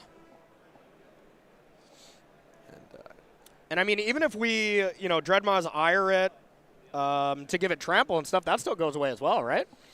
Layers. I think so, and I would not be surprised if Alex is asking this right now. Yeah. Because it's kind of a weird interaction as far as what layers on top of whatever. If we get a judge in the booth, I would be turning to them right now. Yeah. All I have is you, Corey, so we're screwed. I would assume the way it works is, let's say, McIsaac pops everything off right now, gains trample, all that kind of stuff. Then when Tidebinder comes down, it would lose trample. But if you make it grow here and make it a, let's say 12-power creature, let the Tidebinder then resolve, and then give it trample, I would assume then it does have trample. I believe that's correct, yes. But I would be asking a judge for sure right now, yeah. I would not bet my life on it, but that's how I would interpret the situation as well. So, all right. All right, Alexander's going full bore here. That's the name of the card. Good to have you back here in the booth here, Jim. It is good to be back. All right, so it looks like after all that pumping, now Tidebinder has resolved, and it has stopped the flying on Slickshot Show-Off, but it is still large. 3 spells, so 2 of them would have resolved. Yeah, we have mana coming here, too, so I'm going to assume this is all response to the Firebending trigger. I would assume as well. This student is monstrous now with these both pump effects and prowess effects. Yeah, it's going to add a ton of mana, and one thing we haven't seen yet, Bulk Up. That's got to be the last card. You can play and flash that bad boy back. Wow. Hello. Hello. Time to bulk up. Yeah. Firebending student. Being able to produce 10 mana in combat is pretty exciting. The issue would normally be, how do I spend that mana? Yeah. All of these cards cost 1, but the flashback on bulk up is a great place to be. Double, double, double. But that being said, like, this is just 2 blockers get to go in front of this. Oh, wait, I guess the student does have trample by a lot. So I was going to say the 2 chump blocks wouldn't get there, but yeah, the student is by far enough to take that game down. And Alexander McIsaac takes down game number 1. That was pretty sweet. That was very impressive, yeah. I would assume, if the Demir player gets to a point where they have a bunch of mana up, a flyer in play with the curiosity, a little bit of interaction, that would be a tough game for Alex to win, and Alex just breezed through that turn. Yeah, incredible stuff. I mean, if we had a 1-mana removal spell as well as a Tidebinder, that game could have looked a little different, but David didn't have enough interaction there. So let's see what he has on the board. We're starting it off with 3 Annuls, 3 Day of the Black Sun, 1 Disdainful Stroke, 2 Duress, 1 Ghost Vacuum, 2 Negate, 1 Soul Guide Lantern, and 2 Tragic Trajectory. What do you like, Jim? Basically, any card that costs a small amount of mana. Okay. Enduring Curiosity, Kaido, gotta go. Any bit of cheap interaction. So Annul only costs 1. That is true. You are correct. You can't annul a Leyline. But Duress, Trajectory, Day of Black Sun, anything you can kills a creature or is cheap. As long as you can keep Alex's creatures under control, all pump spells can't do what we just saw. And a card like Duress can team it with Deep Cavern Bat to kind of keep the hand under control. So anything expensive is out. There's no attrition game to be played here. It is just get a threat or 2 down and play a bunch of cheap interaction. Do you actually like Day of the Black Sun, though? Because that doesn't end up being that cheap. And if they're going 1 creature at a time, if I was David, I'd wish those were stabs instead, but... I do agree that it's not particularly efficient. Probably still need it, though, huh? But I think alongside the other interaction, I also think that these the Kaido's got to go. There are a number of cards that need to come out of the deck.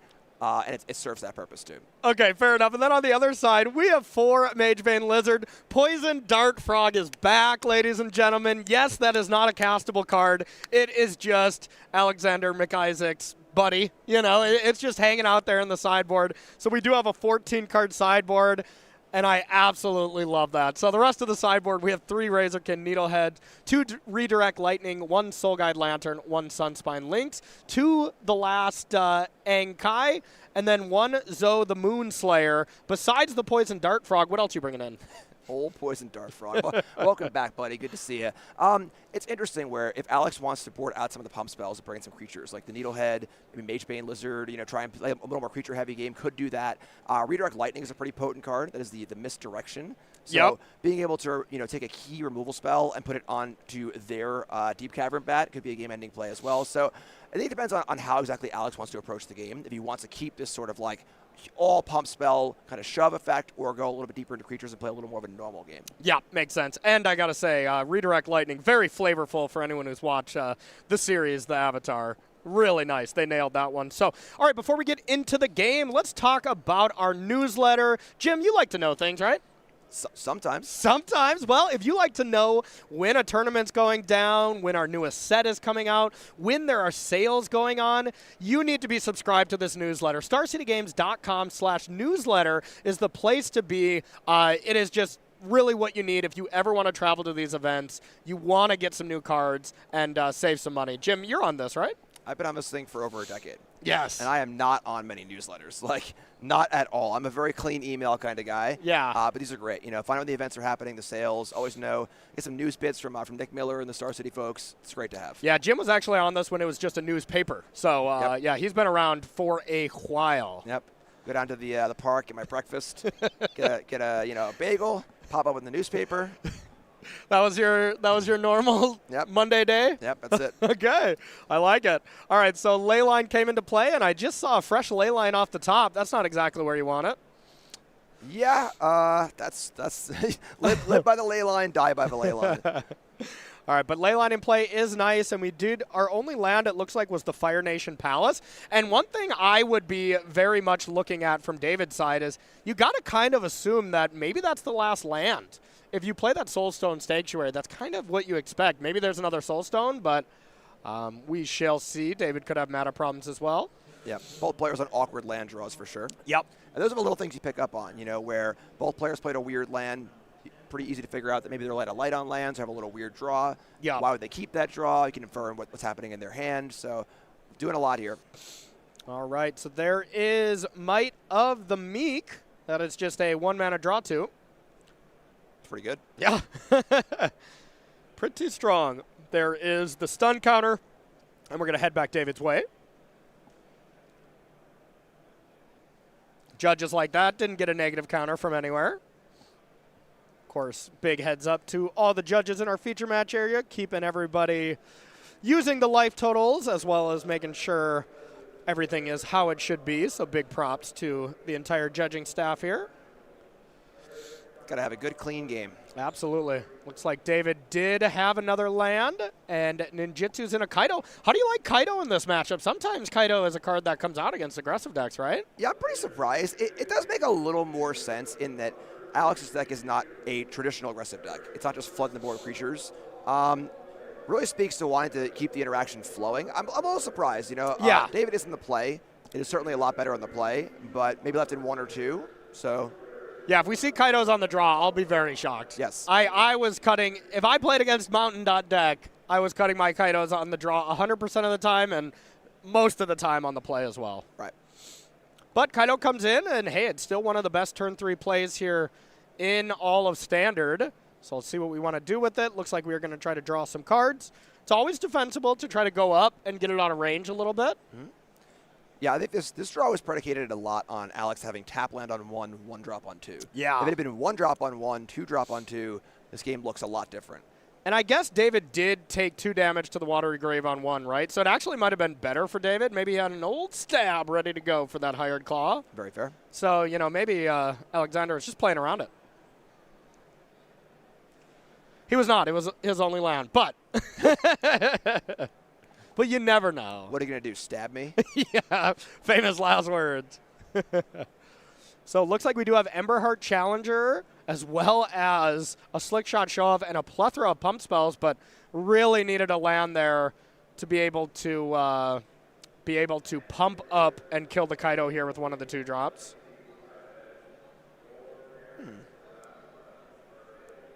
Asking for judge for a land. Judge. Yeah, that's what I was thinking too. Like, I did not like my draw step. 1 mountain, please. Yeah. Maybe getting the Oracle text on something. Oracle text on basic mountain. It's right there. It's actually written on my card. Old school. Yeah, I'm curious as well. Okay. Getting the Oracle text on Flood Pit Drowner. I like that David's like, nah, I'm not going to show you it from my hand. No. I don't know what you're talking about. I don't have it. No Flood Pit Drowners here. The Kaido's in play, no other creature. Do I look like a guy with a Flood Pit Drowner in my hand? Come on. I have seen David at these tournaments quite often. Very good player. Extremely nice guy as well. I think Slick Shot Show is such a huge part of this deck. Being able to spend the mana up front, have it to the side where it's completely safe from everything, and then pick your spot is so cool. It's so good. Yeah, if it didn't have plot, I don't think that card would be as powerful as it is. Yep. So Kaido comes down and immediately taps down Hired Claw for a couple of turns. Gets in for 3 points of damage. I like this. Sort of, let's let the Kaido deal with the Hired Claw. Yeah. Now the Drowner can deal with the next creature, and kind of let this Kaido just keep doing its thing. Yeah, and pretty clear that there's not Torch the Towers type thing, because you get Kaido that low up against a traditional red deck that plays Shocks, Lightning Strikes. That looks pretty bad, but maybe would have liked to see the Deep Cavern Bat if you're going to play it anyways before you Kaido, but probably not changing your play too much. Yep. This is a great start for David. So yeah, has the threat in play, is able to answer these things on a 1-for-1 basis. Kind of the bat comes down, picks things apart, still has a Drowner in hand. So looking like David's game to lose. He's in a great spot. Yeah, absolutely. Redirect Lightning is one of the cards here. That is very much a solid card to be face up. Knowing about that one is quite huge. Yeah, big deal. Redirect Lightning is the kind of card that can completely swing a game for a single mana and 5 life, I guess. Yeah, but the life, I mean, I would say normally doesn't matter in this matchup, but that's because most of the time these Demir decks are taking a very controlling stance up against red decks. Right now, David is not. David is going and trying to close this game out. Yeah, this is kind of the core of what Demir wants to do, get on the board, interact, but do so as you are chipping in, and usually chipping in also accrues card advantage when you have Kaido or when you have Enduring Curiosity. Yep, totally agree. And in the background there, we got Quintanoli, top 4 worlds here 2 years ago, mono red master, and just taking a peek, not playing mono red. Ooh. Is playing Is It though, and it's basically mono red. That's fair. All right, so Bat takes Redirect Lightning here and passes it back. It would be quite brutal if you go to stab this Hired Claw and instead you get your Bat stabbed or something like that. That would be devastating. Yeah, I think that Alex gains a lot of points playing this Leyline deck because it's so different than your average red deck. Yes. Normally DPF Bats is a liability against red because they just have Burst Lightning and Torch Tower, all these removal spells. Yeah. Alex deck doesn't. It plays very, very differently. We saw last game, that sort of turn and play a normal red deck could never do. Oh, yeah. This explosive kind of, crazy all-in moment. So I think that it's tough to play against. It is tough to play against, especially day one at these spotlights, where it's closed deck list. I mean, he gets a lot of equity from that. Versus, David's deck, it could be closed deck list. Kind of doesn't matter. You know what's in Demir. Right. There might be, the numbers might be a little different. Sure, you're playing more stabs or you're playing more Day of the Black Sun, that kind of thing. But largely, it is a tempo deck that has a lot of removal spells, and you got to play around that.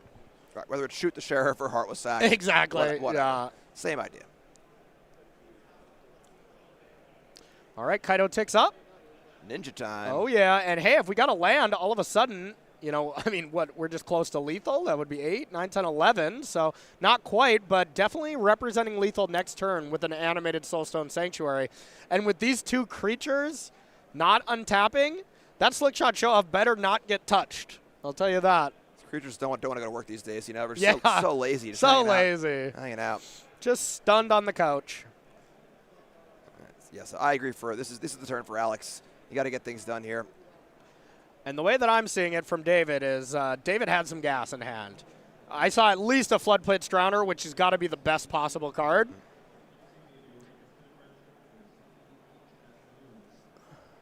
Yeah, 2 blockers, active interaction against a lowly plotted Slickshot and only 2 lands. Looking for a miracle here. Yeah, there you go. Hey, I mean, if David did not have anything here, I would say if McIsaac drew a land, he would probably win. Yep. But 1 Floodpits Drowner here, I think would be enough to interact favorably here. So 2 flying blockers as well. Okay. Only way you can beat that is by going full bore. Full bore. Sorry, no untaps there. Nope, they tried. Sleepy. All right, that is a mountain. Is it enough? There's no way to kill a bat. There's no way to stop Floodpits Drowner from doing its thing on Slickshot Show-Off, so I would assume we're done here, but we'll definitely see McIsaac go for it.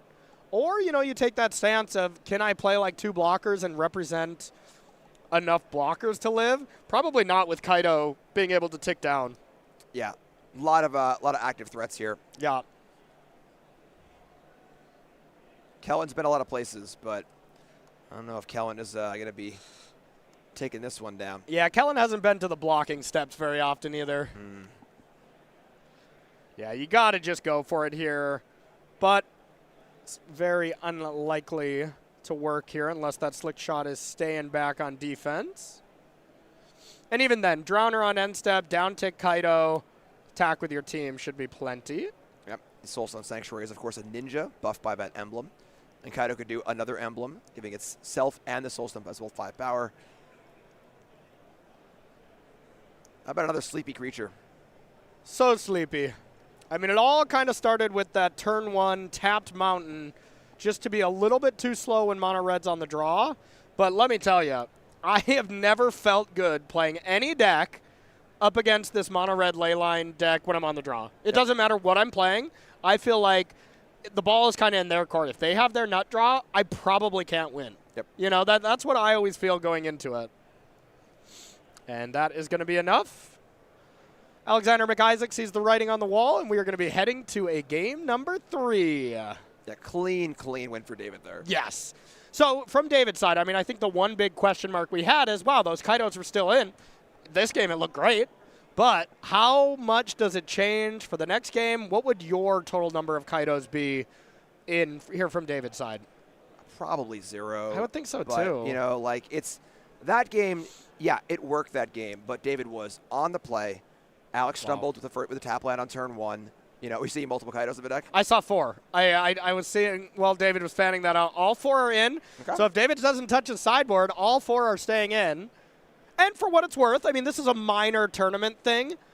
But, okay, here we go. I was like, every single time you should kind of touch your sideboard, put a couple cards in, take the same ones out if you win. But regardless, you don't want your opponent to know, all right, I just have to sideboard against exactly what I just saw. Minor thing. I always bring in 2 cards that are horrendous in the matchup and then just take out those 2 cards. I've now given away my secrets, but I do that in limited and sealed deck. Yeah. I'll have lands on my board. I'll just take out a plains and a forest and board in a plains and a forest. Ooh, there you go. I like it. But yeah, I think that if David is trying to do this sort of like stun plan like we saw in that game, you know, again, Alex's deck is not your typical aggro deck. Yeah. You know, it is creature light. It is certainly, you know, looking to go big on one creature. And if Kaido is the way to either, you know, kind of get a threat in play, draw some cards, and or stun that could be a way to do things. And David's down there and I'm not, so we're going to see how it plays out. And then from Alex's side, you for sure bringing that Poison Dart Frog back in, right? No, because it's already in. It's already in. Okay, yeah. That is very, very smart. And if you want to be very smart here at home and you want to pick up some of these really new, awesome cards, we can order those right now. This is ordering some Avatar The Last Airbender booster packs. Limited set is great. There's a lot of cards that are making a huge splash in Standard, so this is definitely a set to pick up if you don't have any at home. I got a couple fresh boxes at home I'm ready to do some booster drafts with at some point. You down? You want to come down to Roanoke? Sure. Sweet. Okay, but if you want to get some booster packs as well, order them now from StarCityGames.com/MTG-TLA. Really, really fun set. I absolutely loved it, too. Have you watched the show at all?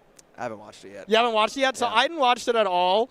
But, you know, the set came out. I was like, sure, I'll check it out. I watched, like, the first 3 episodes. I was like, wow, this is charming, pretty cool. And all the cards I saw within the first couple episodes, like, really made a lot of sense. And it felt like they took a lot of time designing those cards to make them apply to the show. And then my little one, my 2-year-old, absolutely loves the show as well. So we've watched it all. I highly recommend it. It's an incredible watch. It's on my watch list for sure. It's good. Big fan. Big Avatar fan over here. But also a big fan of game number 3 here. Looks like we have Leyline on the play. So, uh-oh. Yeah, so for example, Kaido not looking as exciting this game. Yeah. That tragic trajectory was straight off the top. I don't know if there was another one, but that was fantastic. And no land 2 from McIsaac, though. Yeah, the Leyline decks, you know, you really, really want to keep a hand with a Leyline. Yeah. You know, and sometimes that means the hand is not perfect in other ways. Yeah. We're going to find out how not perfect right now. Okay, I mean, it makes sense. We had the ability to might the Meek. As long as there wasn't a turn 1 removal spell, you were able to draw 2 cards, and you had a good amount of looks at it. So it makes sense, you know. McIsaac was just like, please don't have the turn 1 removal spell. I know David top decked that off the top. Could have had another one, of course. Could have been some other stabs. But regardless, that trajectory could have been a game-saving top deck. Oh, and there's nothing else. It's Drownder, Kaido, and 3 lands. So,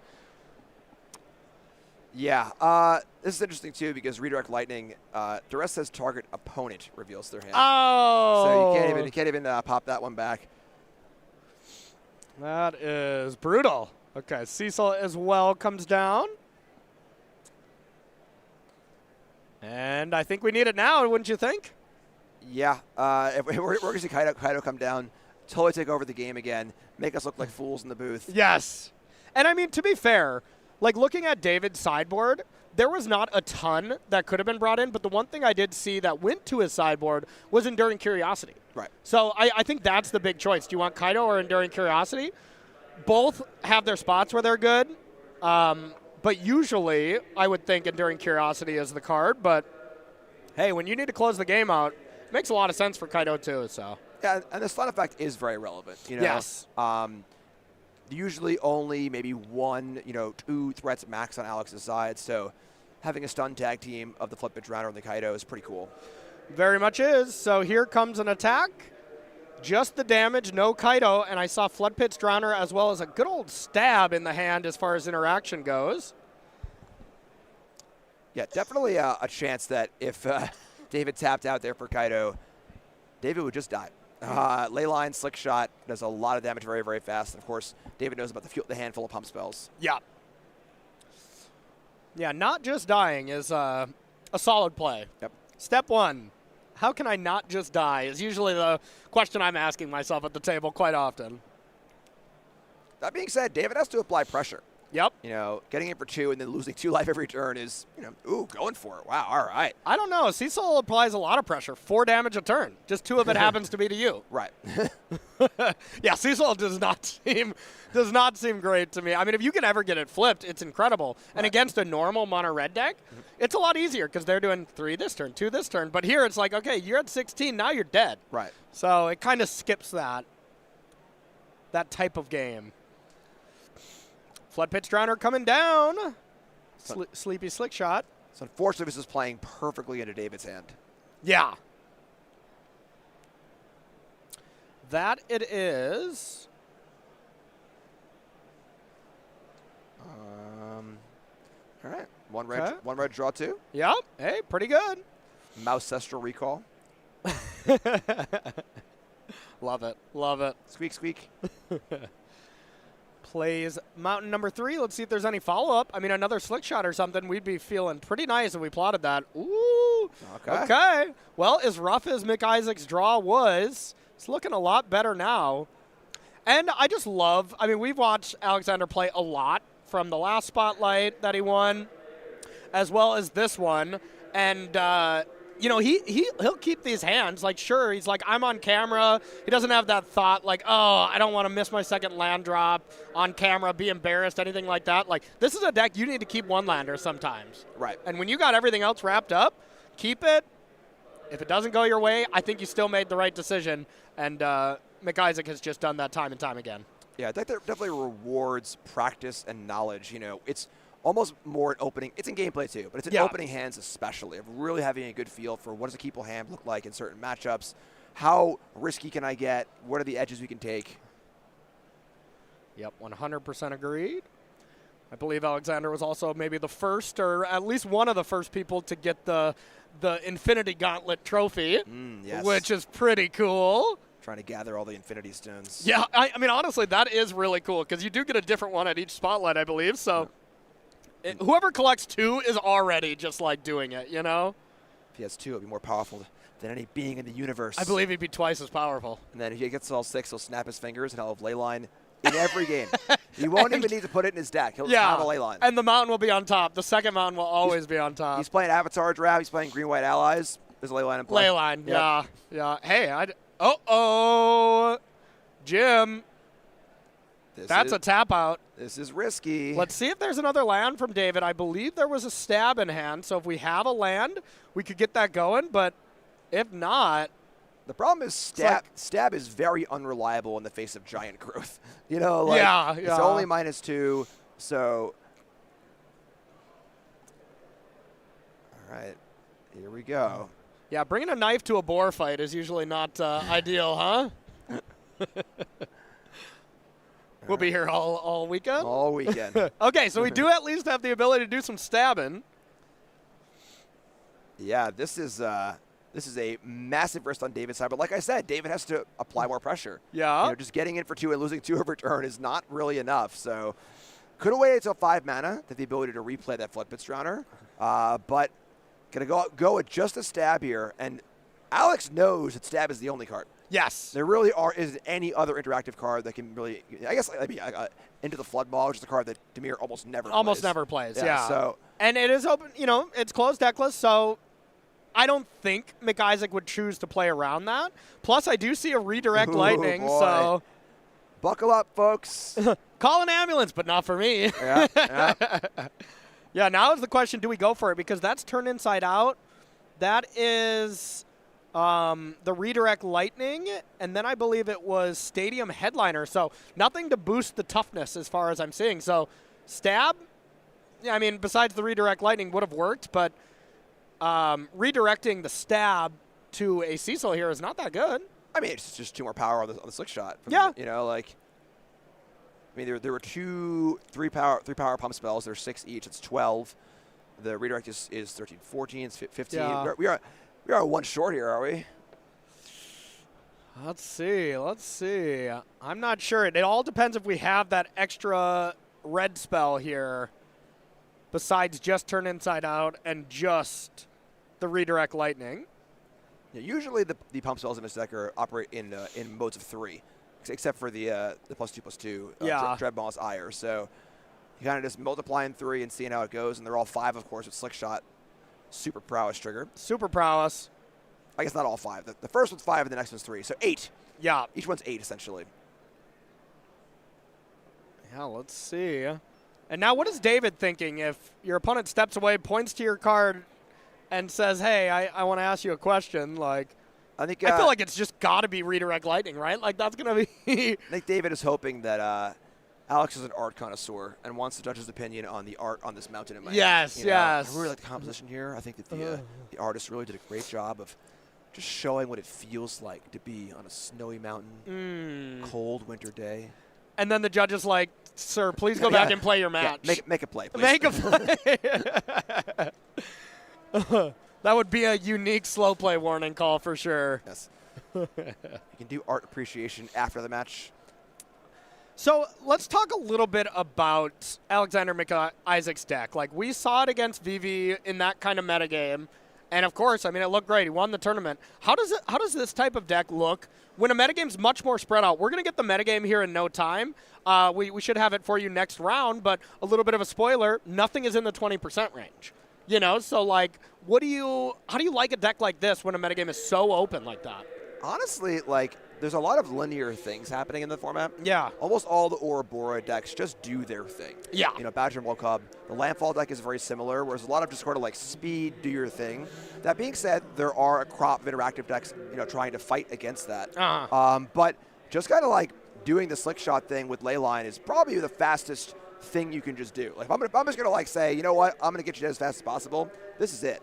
You think so? I mean, I guess it's a tie now, right? Because this deck for sure can kill. Wait, this deck can kill on turn 2, can it?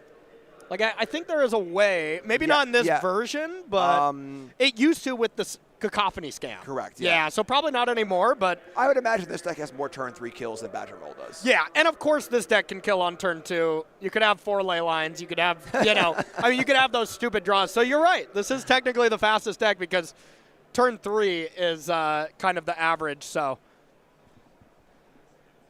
All right, we got a missing player. David's just, I think David's thinking about art also. Yeah, probably is. Gloom Lake Verge is pretty, I guess, a pretty cool art there as well. Phyrexian Swamp.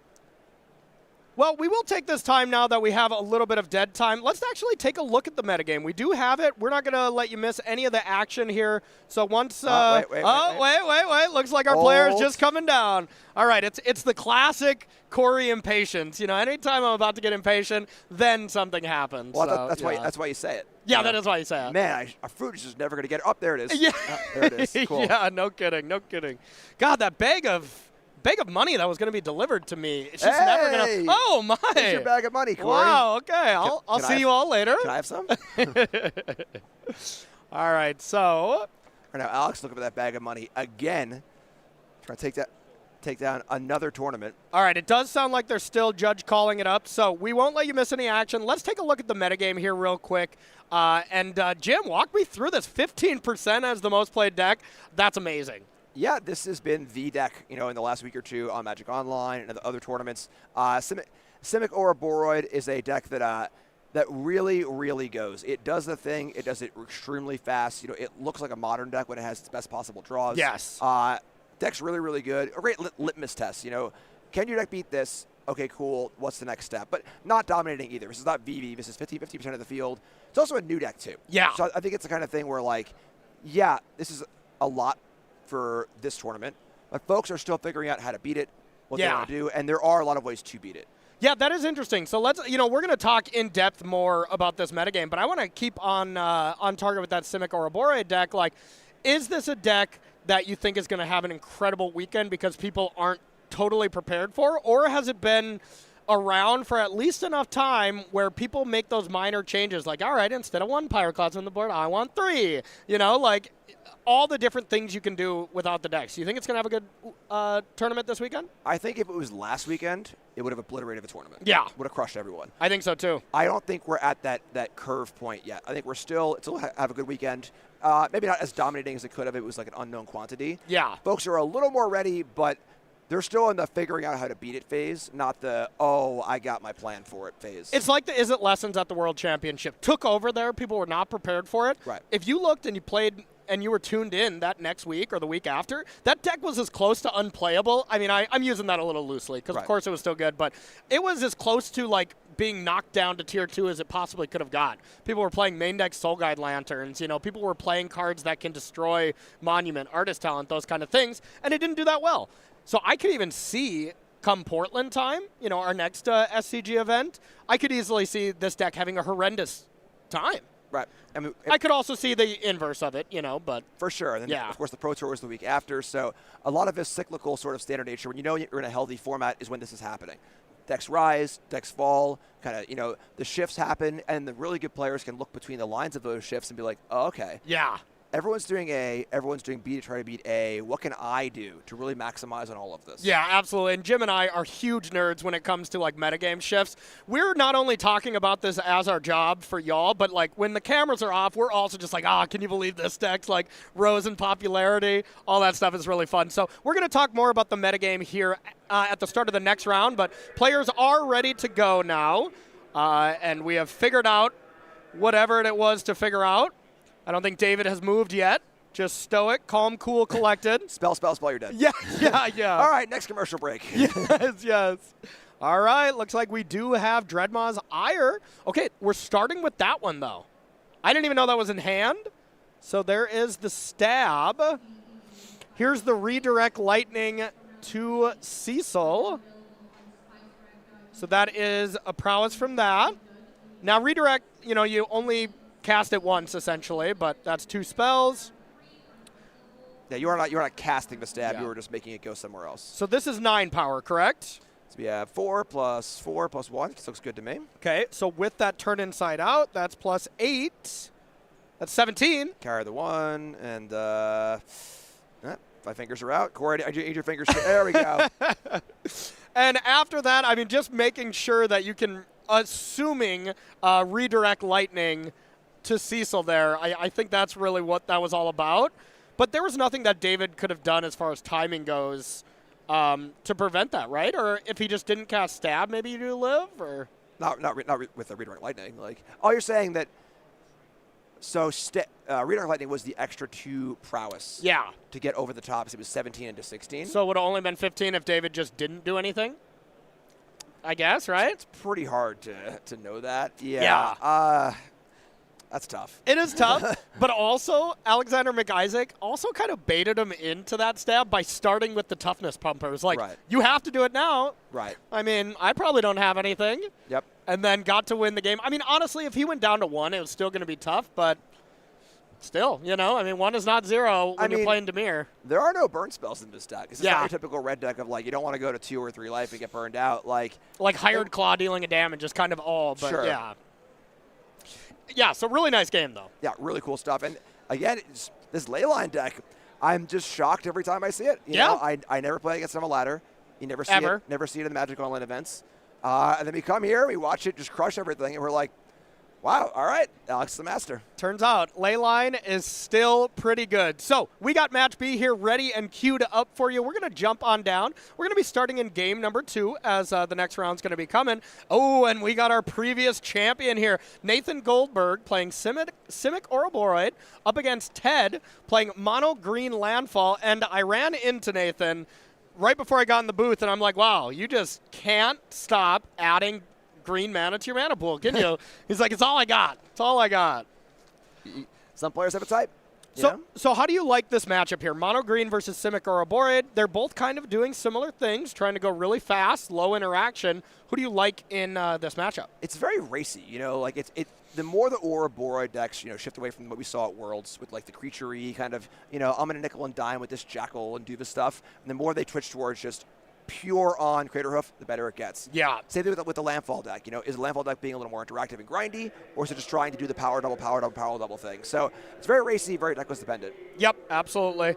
But, of course, Nathan Goldberg, Nathan of the Gilt Leaf on Magic Online, if you've seen him, he's an incredible player. He just took down our last event in Las Vegas here at the Regional Championship with Amulet Titan. And, hey, he's kind of doing the draw. He's got Amulet into, the 3-drop right now with going Llanowar Elf into Badgermole Cub into interaction. Ladies and gentlemen, this is the Simic Ouroboroid deck. The best draw is that turn 2 Cub with a mana accelerant on 1 and then using 2 mana in a variety of ways. Probably the best way is Spider Manifestation. You're just ready to win the game next turn if you do that, but this is still pretty strong. Yeah, being able to play another creature and then also an interactive spell is quite impressive because these Simic Ouroboroid decks don't have many interactive spells. Yeah, It's a few copies into the Floodmaw. That's really it. We're post sideboard right now, so the three Floodmaw on the sideboard. There are none in the main deck, so a little bit of interaction. But yeah, really both players. Even with the bounce, the Hydra still gets to grow off the fetch land and can be huge next turn. So both players are really kind of doing the thing. Yeah, definitely. It was just Nathan had that extra mana laying around, decided to use it. And, there are Snakeskin Veils in Ted's side, so, that gets to be a little scary when you don't, or when you hold up into the Floodmaw. You could just be dead on that side, too. Big turn here for Nathan, though, as this Simic deck is incredible, but if you don't have that follow-up, you are just playing a lot of 1/1s and 2/2s. It's nothing too crazy if you don't have... But, I mean, all you really need is 1 Nature's Rhythm, and that's enough. You Nature's Rhythm for 2, get a Cub. You usually have enough mana where you can then Nature's Rhythm for 8 and get Craterhoof. Yeah. You're pretty much just always trying to count to 10, and see if you can get Craterhoof off of Nature's Rhythm. Yeah, Rhythm is the card that really shifted the texture of this deck. Yeah. From being just kind of a stompy deck to being a really kind of like Legacy Elves. You're doing this like crazy mana thing and then always having an engine, always having things to spend your mana on. Yeah, and that was very few people were doing it. It was Carl Serap and maybe his team at the World Championship were playing Golgari for Spider Manifestation for Nature's Rhythm style deck. But it wasn't going way over the top like this is. Didn't get to play Quantum Riddler, of course, so it's kind of like the Simic deck and that Golgari deck got jammed together and made a powerhouse. Yep. Now, like you said, Nathan has to do something here because next turn Ted could be attacking for a triple digits of damage. Yes. With the doubling effect of the Hydra alongside the possible doubling effect of the Harmonizer, Might Form Harmonizer, double. Yep. That's a lot. So... yeah, could be over. Mockingbird on 2. This deck kind of just gets to play a lot of Badgermole Cubs. And wow, that is Nature's Rhythm and Bramble Familiar. So the amount of mana we have right now is 9. We have 9 mana available. And now it's, what can you do with it? Can you get up to Behemoth right now, Jim? I don't think so. 10 is the magic number. Yeah. So usually, like you said, the setup is get another Badgermole. However, Nathan's out of lands. There aren't any more lands to Badgermole. Yeah. So...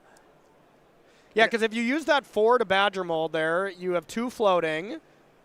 Then the next Badgermole Cub adds 1. So, yeah, if you had a land that wasn't animated yet, we could get to Craterhoof. But since we don't, it looks like we are trying to Bramble Familiar maybe into Behemoth. This is Nathan saying, I'm probably dead if I don't give it a shot.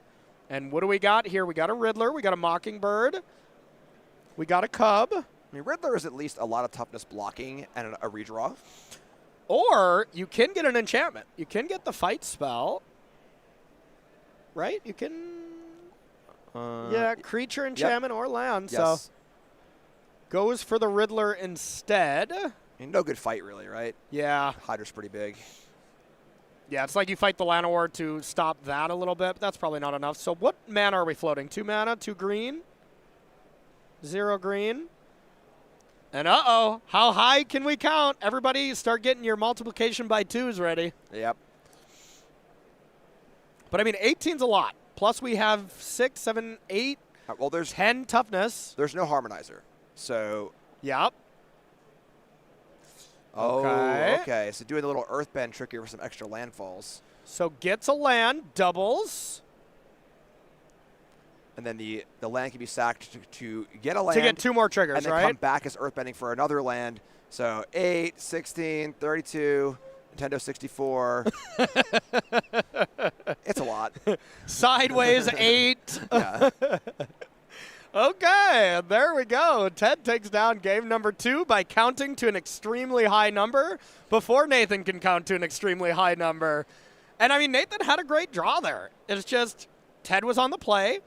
You know, I wouldn't think this matchup is all play dependent, but it's got to help in this kind of matchup, right? Yeah, both decks are just capable of doing a ridiculously powerful thing, just over the top. You know, it's interesting where, you know, Ouroboroid, you know, could have gotten Ouroboroid there with the nature rhythm, right? And, you know, pump things up, but that doesn't matter. That's so small. That's small ball. So tiny. You know, these decks are going huge.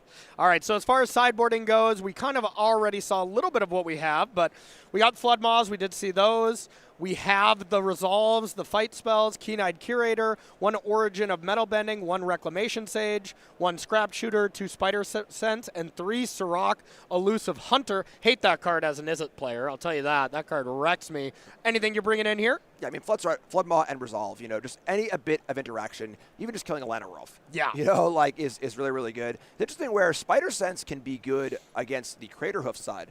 You can just counter the big Crater Hoof trigger or counter the Nature's Rhythm ability. But against the multiple triggers of the Landfall deck, it's not nearly as exciting. So have a fast draw, maybe interact with a 1 bounce spell here or there and do your thing. Makes sense. And all right, well, Nathan is mulliganing. Let's talk about how we can, looks like both players are mulliganing. Let's talk about how we can sell our cards and we can get all kinds of nice stuff. Jim, walk us through this. Yep. You go to sell your cards at StarCityGames.com, and you can sell for cash money. You got to pay bills and so on and so forth. But you're probably buying more cards, so you can get a 30% trade-in bonus. That's a lot. That really, really adds up. And kind of get yourself a bankroll going at Star City. You can buy cards immediately with that, or you can bankroll it and have it for later. You know, I always have a tab. I bought some cards when I first got here on Friday. Yeah. Walked up and said, I need that, that, and that. Put it on my tab. Time to take the wallet out. Dude, I did the exact same thing. I was like, I'll take this, this, this, put it on my tab, and they said, sir, this is a Wendy's, and I was like, oh, yeah. Store credit doesn't work everywhere, but it does work at any of these Star City Games events. Yeah, you haven't sold cards to Wendy's? I haven't yet. Yep. Yeah. I was trying to exchange my card for Nuggies, but it didn't work. So, yeah, sell your cards. I always use the store credit as well. It is a fantastic deal because you said it best. We're buying more cards. Let's get real. But if you want Nuggies, you can get cash too. Yeah, that's true. But store credit does not work at Wendy's. Disclaimer. Sorry, everyone. Love this. Both players on 5. Yes. And both players recognizing you got to have a good draw or you're going to get run over. And Nathan's flexing here. That is a stamped Gene Pollinator. Love it. And, I mean, these are decks and matchups that are going to aggressively mulligan, right? Yeah. It's about having the right cards. And these are the right cards, assuming Nathan has a follow-up. So as long as that last card is a action spell of some kind, why Riddler is so good in these decks. Because it, A, can refill you back up, and then B, also is just good against the decks trying to kill your stuff. Yeah. If it's Riddler, Ouroboroid, or Nature's Rhythm, Nathan has a great chance to win this game. If it's not one of those cards, we might be playing some Magic here, but one of those cards, and it's going to be really strong. Ouroboroid, how it wasn't that great this last game, a lot better here with Ted not being on the battlefield yet. Yeah, in the low resource game, it's good enough usually. Oh, yeah. Now, green-white mana, any kind of interaction that we see that we can do something with? Yeah, there are 2 Get Losts. Okay. You know, there's Seam Rip and Shelter by Ghost as well, but Get Lost is the instant speed interaction.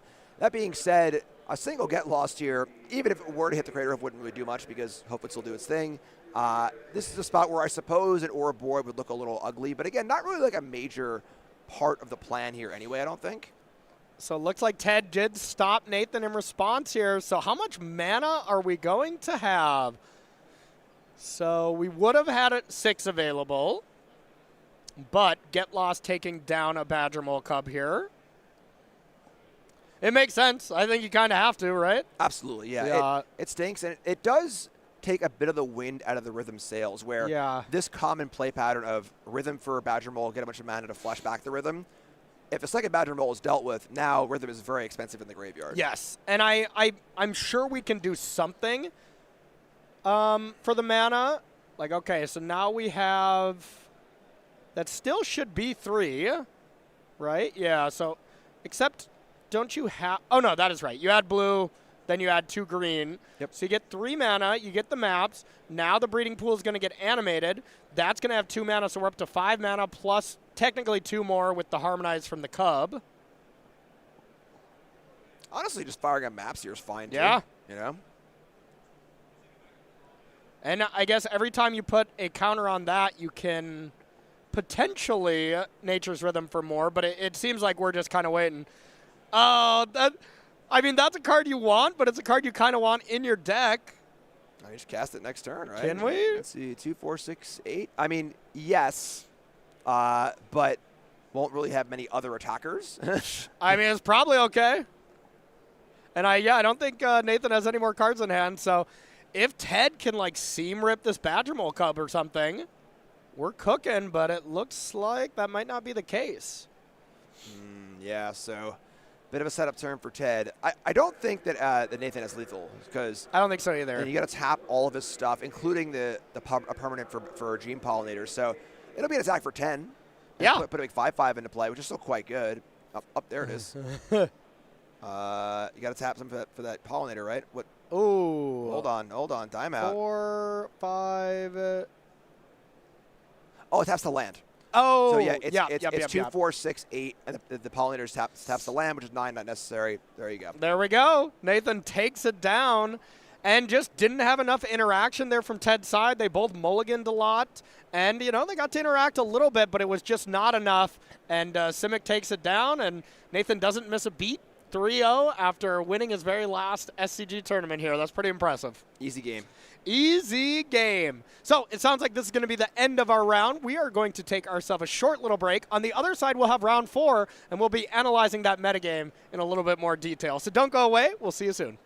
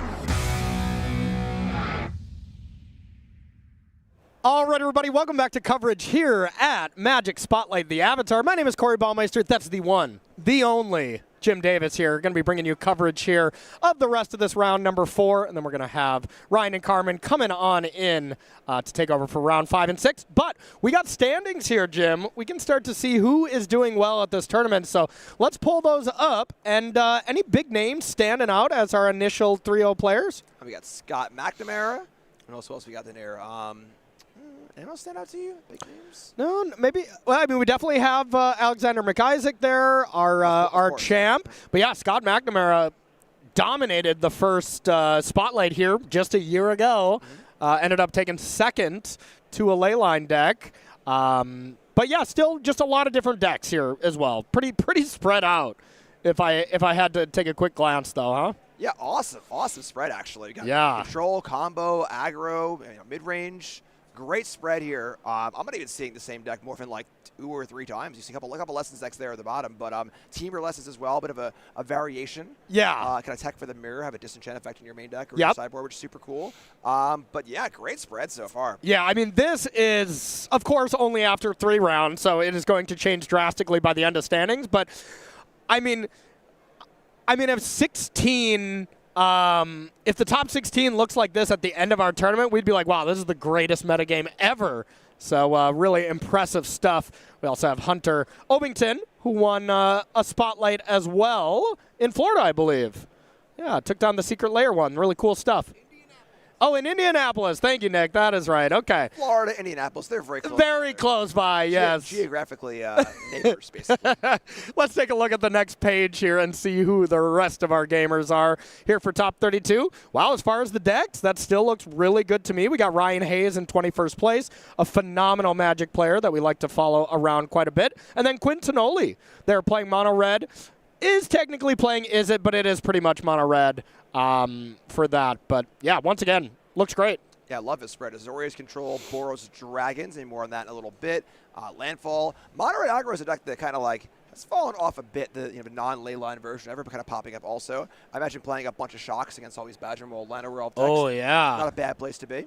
Yeah, there is also going to be some hot tech for Badger Mole decks that we're going to be seeing in the feature match area here in not too long. But first, let's take a long look at the metagame here and just really see what the overarching metagame is looking like here. We saw Simic was the top deck, then we saw Lessons, and the Izzet Lessons is not combined with Teamer Lessons. There's also a couple Grixis Lessons as well, so we're getting very close to those decks just being tied.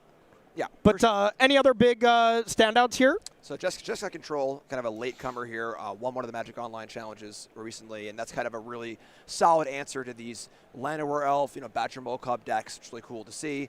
And just a really wide variety. Mono Aggro, Sultai Reanimator is a deck that is extremely powerful.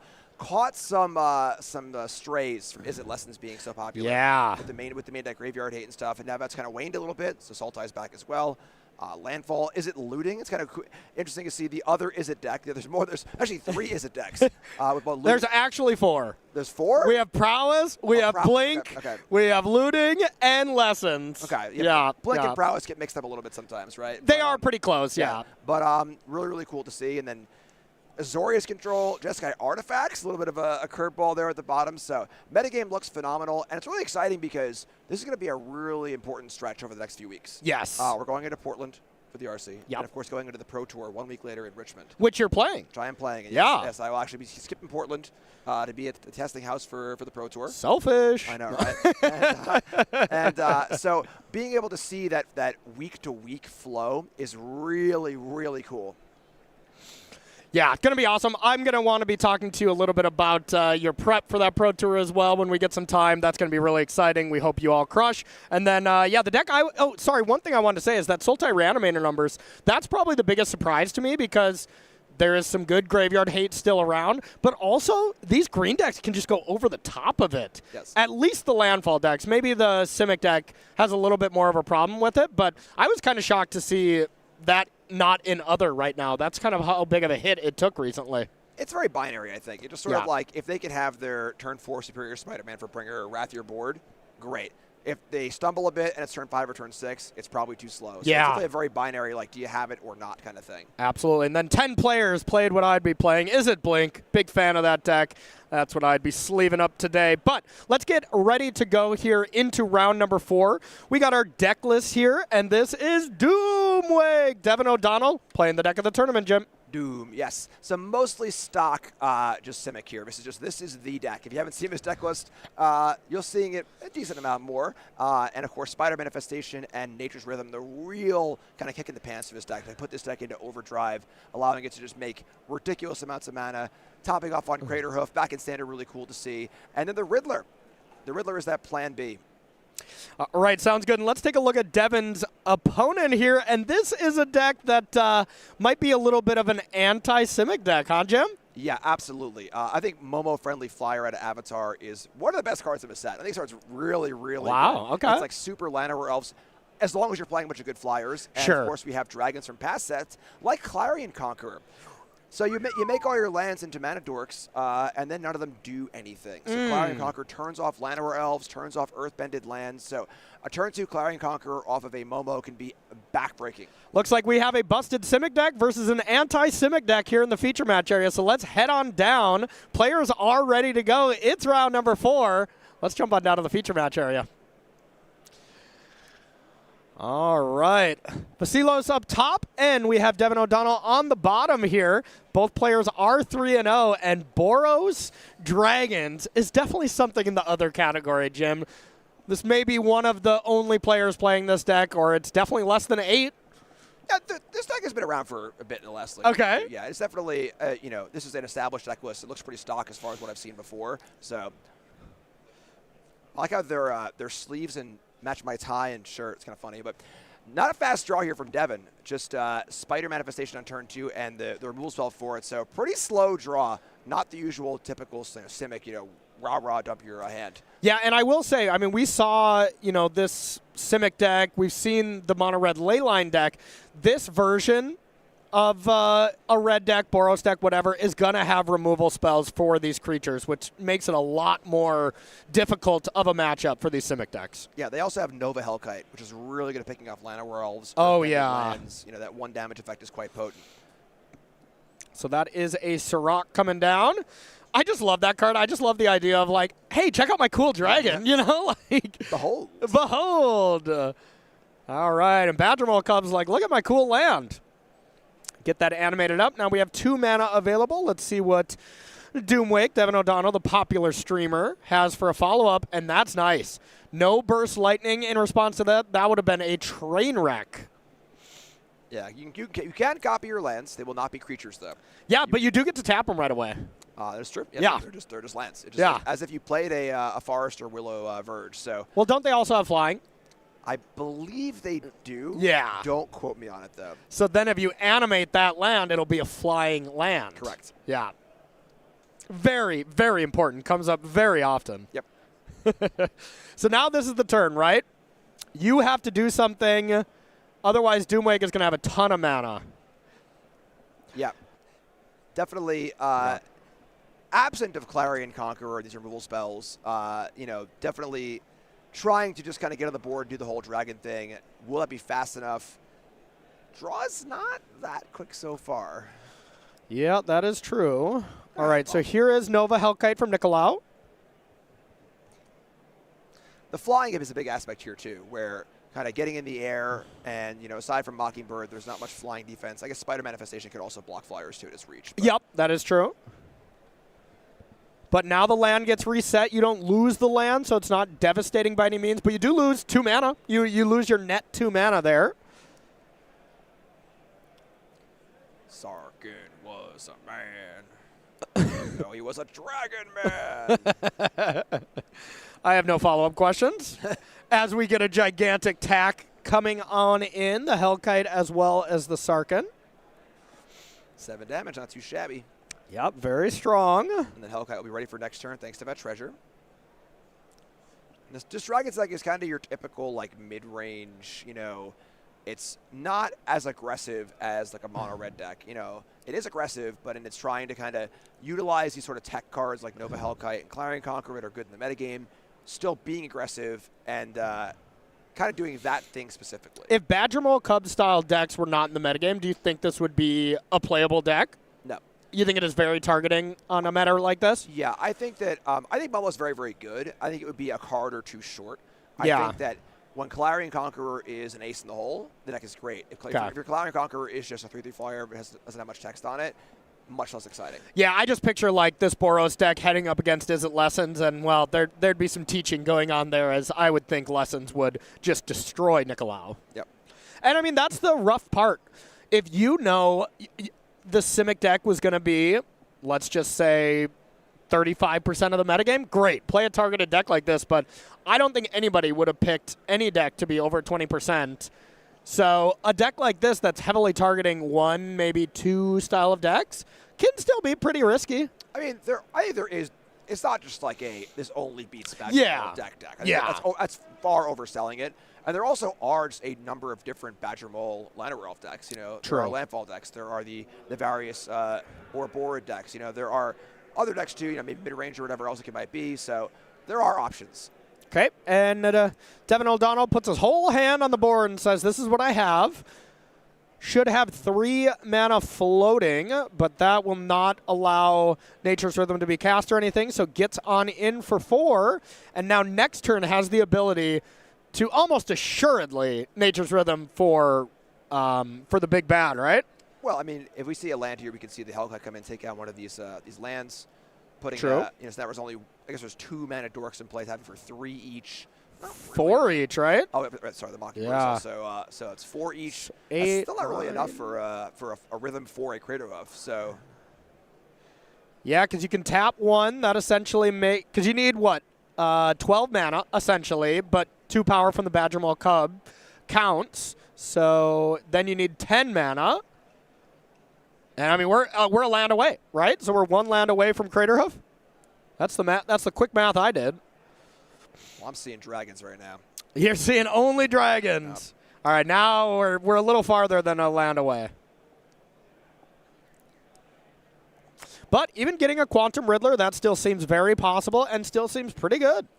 Yeah, the 6 toughness on Riddler is tough for these dragons. Dragons, think they're all big and stuff, but the Sphinx is like, I'm bigger. Yeah, exactly. You may be big on this, tiny planet.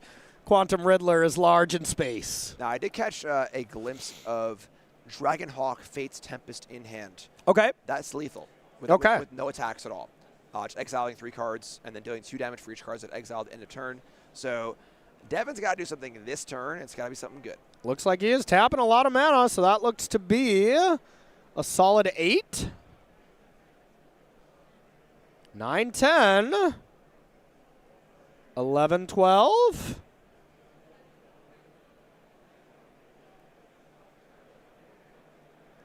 12 is not 14. Yep. Oh, 12's enough, right? I'm sorry. Yeah, it is exactly just 12. I mean, you said 12 is not 14, and that is technically right. Sure. But yeah, you do just need 12 here to get the old behemoth. I was thinking of it as 10 for Crater of, not 8, because the initial one is 10. Yeah, so when numbers go past double digits, I kind of lose my mind. Yeah, I mean, it's not really cool for you to get your toes out when we're counting, when we have nice dress shoes on and stuff. So once it goes past 10. Shoes going back on. All right, there we go. Getting policed here in the booth by Corey. And so that looks like it's more than 14. I would think so. That's again, 12. Double digits. Ooh, the bad news comes. The Oracle text the Crater of what? Yeah. That card doesn't say that. Yeah, it gets pumped by 12 alone, and then the power of this, so that should be 19 damage. Heading on in, so Nikolai will be losing game number 1 here. Shrug. Go ahead, attack me. Yeah, try it. All right. Didn't think he would. And that is game number 1 going to Doomwake. And now we'll take a look at the sideboards.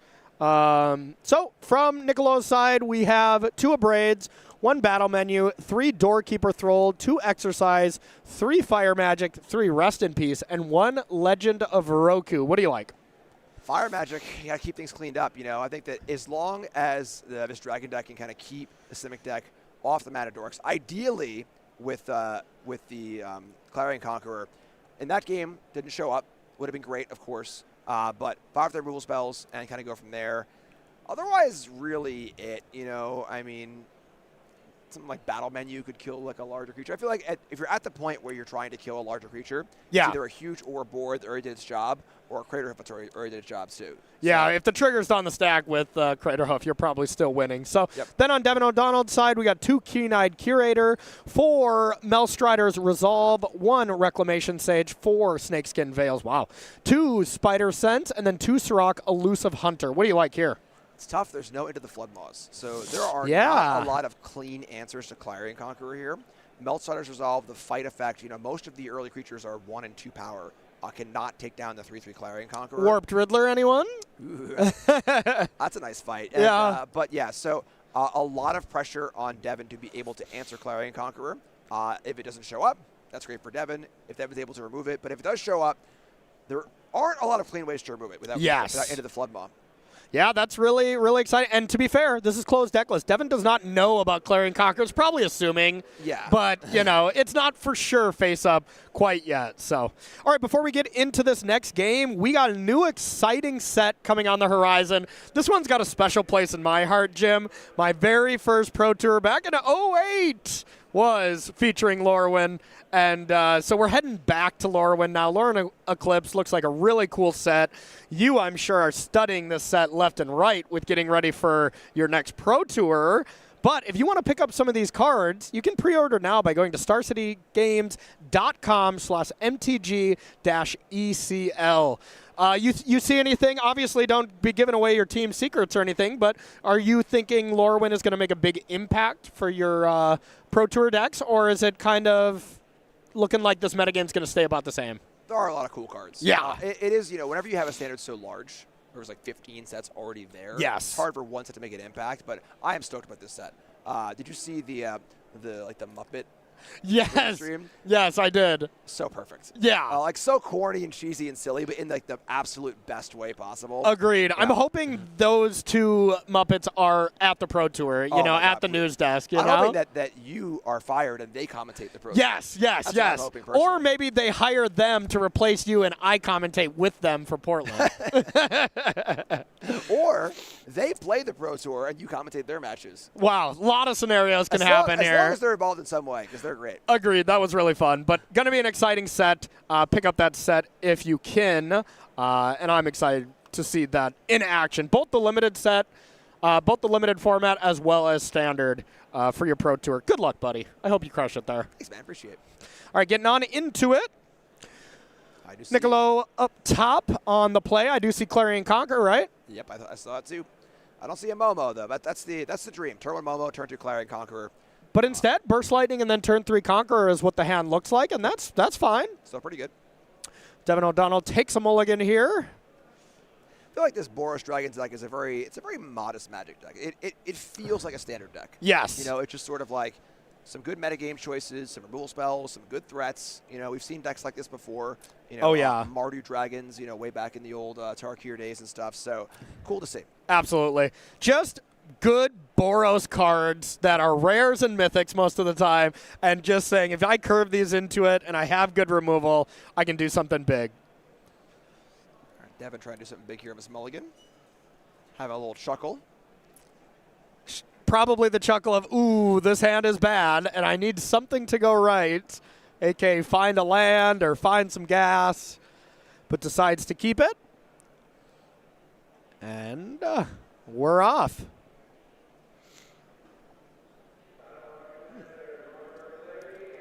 I think I see Inspiring Vantage there as the last land. I think that would be... Over Starting Town? I think it's Starting Town and the Vantage, so like no matter what, it's one of those lands that has to be played early, but... One tap spread for no pain. Yeah, that is a little strange, but yeah, not even going for it. Okay. I mean, it makes sense. This Nova Hellkite is going to be cleanly answering Llanowar, so if we're able to just Burst Lightning the Cub and then Nova Kite the Llanowar Elves, you kind of take everything from them, so I actually really like that. And that was just saying... Nicolo was just like, I'm playing this Starting Town. I'm not going to bolt anything. Maybe would have actually bolted a Gene Pollinator with the 2 toughness, I I'm not gonna go. All right, I don't know anything, so I know nothing. Yeah, so interesting there. So not waiting for a possible Badger Mole. Maybe trying to utilize the fact that Devin's on a mulligan. And I mean, the Badger Mole, you still kind of get to eat with the Nova Hellkite. Right. Or, God forbid, just play the Clarion Conqueror, right? Yep. Look who's back. Okay, okay. It's like one of these Llanowars is going to join the other elf in the graveyard, I would assume. Or do you just play Clarion Conqueror? I use play Conqueror. Yeah, I mean, it makes sense. You either deal with both of them, or you deal with one of them. Yep. Also, it's a permanent threat, stays in play. Yeah. Can't attack this turn, but will attack every future turn. So there's Clarion Conqueror, turning off all activated abilities of creatures and artifacts. So and that includes mana abilities. Yeah, most of the time these type of cards are templated excluding mana abilities, but that is not the case here. And kind of the modern superstar, the modern kind of hate bearer of the format, making its way into Standard now. Yeah, it's important to note that this is a symmetrical ability, so if it's for both players. And, ideally this is a card you want to play on turn 2 with Llanowar Elves, right? It's a really good hate piece, but then it turns off your own Llanowar Elves. Yeah. So there's a serious deck building restriction here, which is why I think Momo is so cool, because Momo is a way to cast it on turn 2 that kind of absolves itself of the activated abilities. So has some deck building constraints, but a very potent effect. And I love seeing both two-sided hate pieces, where yes. you got to really keep it in mind. It's going to mess things up for both players. How can I best break the symmetry of this? Yeah, absolutely. And it does shut down a few things from Nicolo's deck. I mean, there are treasures, so it still will deal with those off Sarkhan, but that is very minor. Speaking of very minor, just searching up a Gene Pollinator, not ideal, especially because, well, that's still turned off as well. Devin O'Donnell's best turn there had to have just been Warp Riddler and Fight, right? So we clearly don't have that. Yeah. Yeah, that's interesting.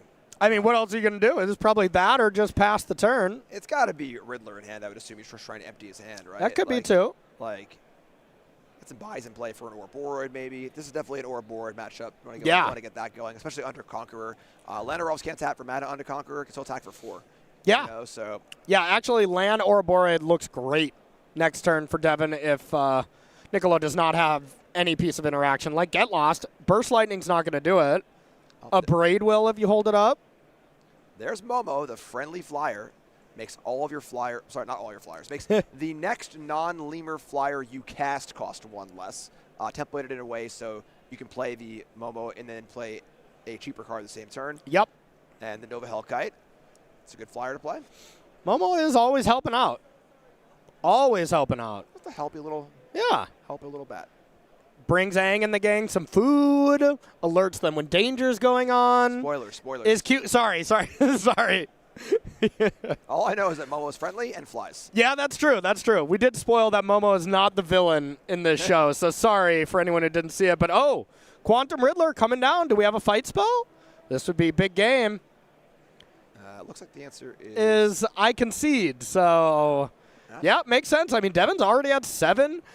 We had that early Clarion Conqueror, and then you kind of just think like, we're in for a long game where if this Clarion Conqueror gets dealt with, then sure, we could be playing Magic. But meanwhile, Nicola is just like killing him pretty quickly as well. So, that looked really good. There were a lot of multiversal passages played there for Devin as well. That is true. Some self-inflicted damage for sure. That is very, very true. So, sideboarding going to be about the same here, right? Yeah, nothing crazy your player draw. It really it just is like, will there be a Clarion Conqueror? Can Devin move to the battlefield?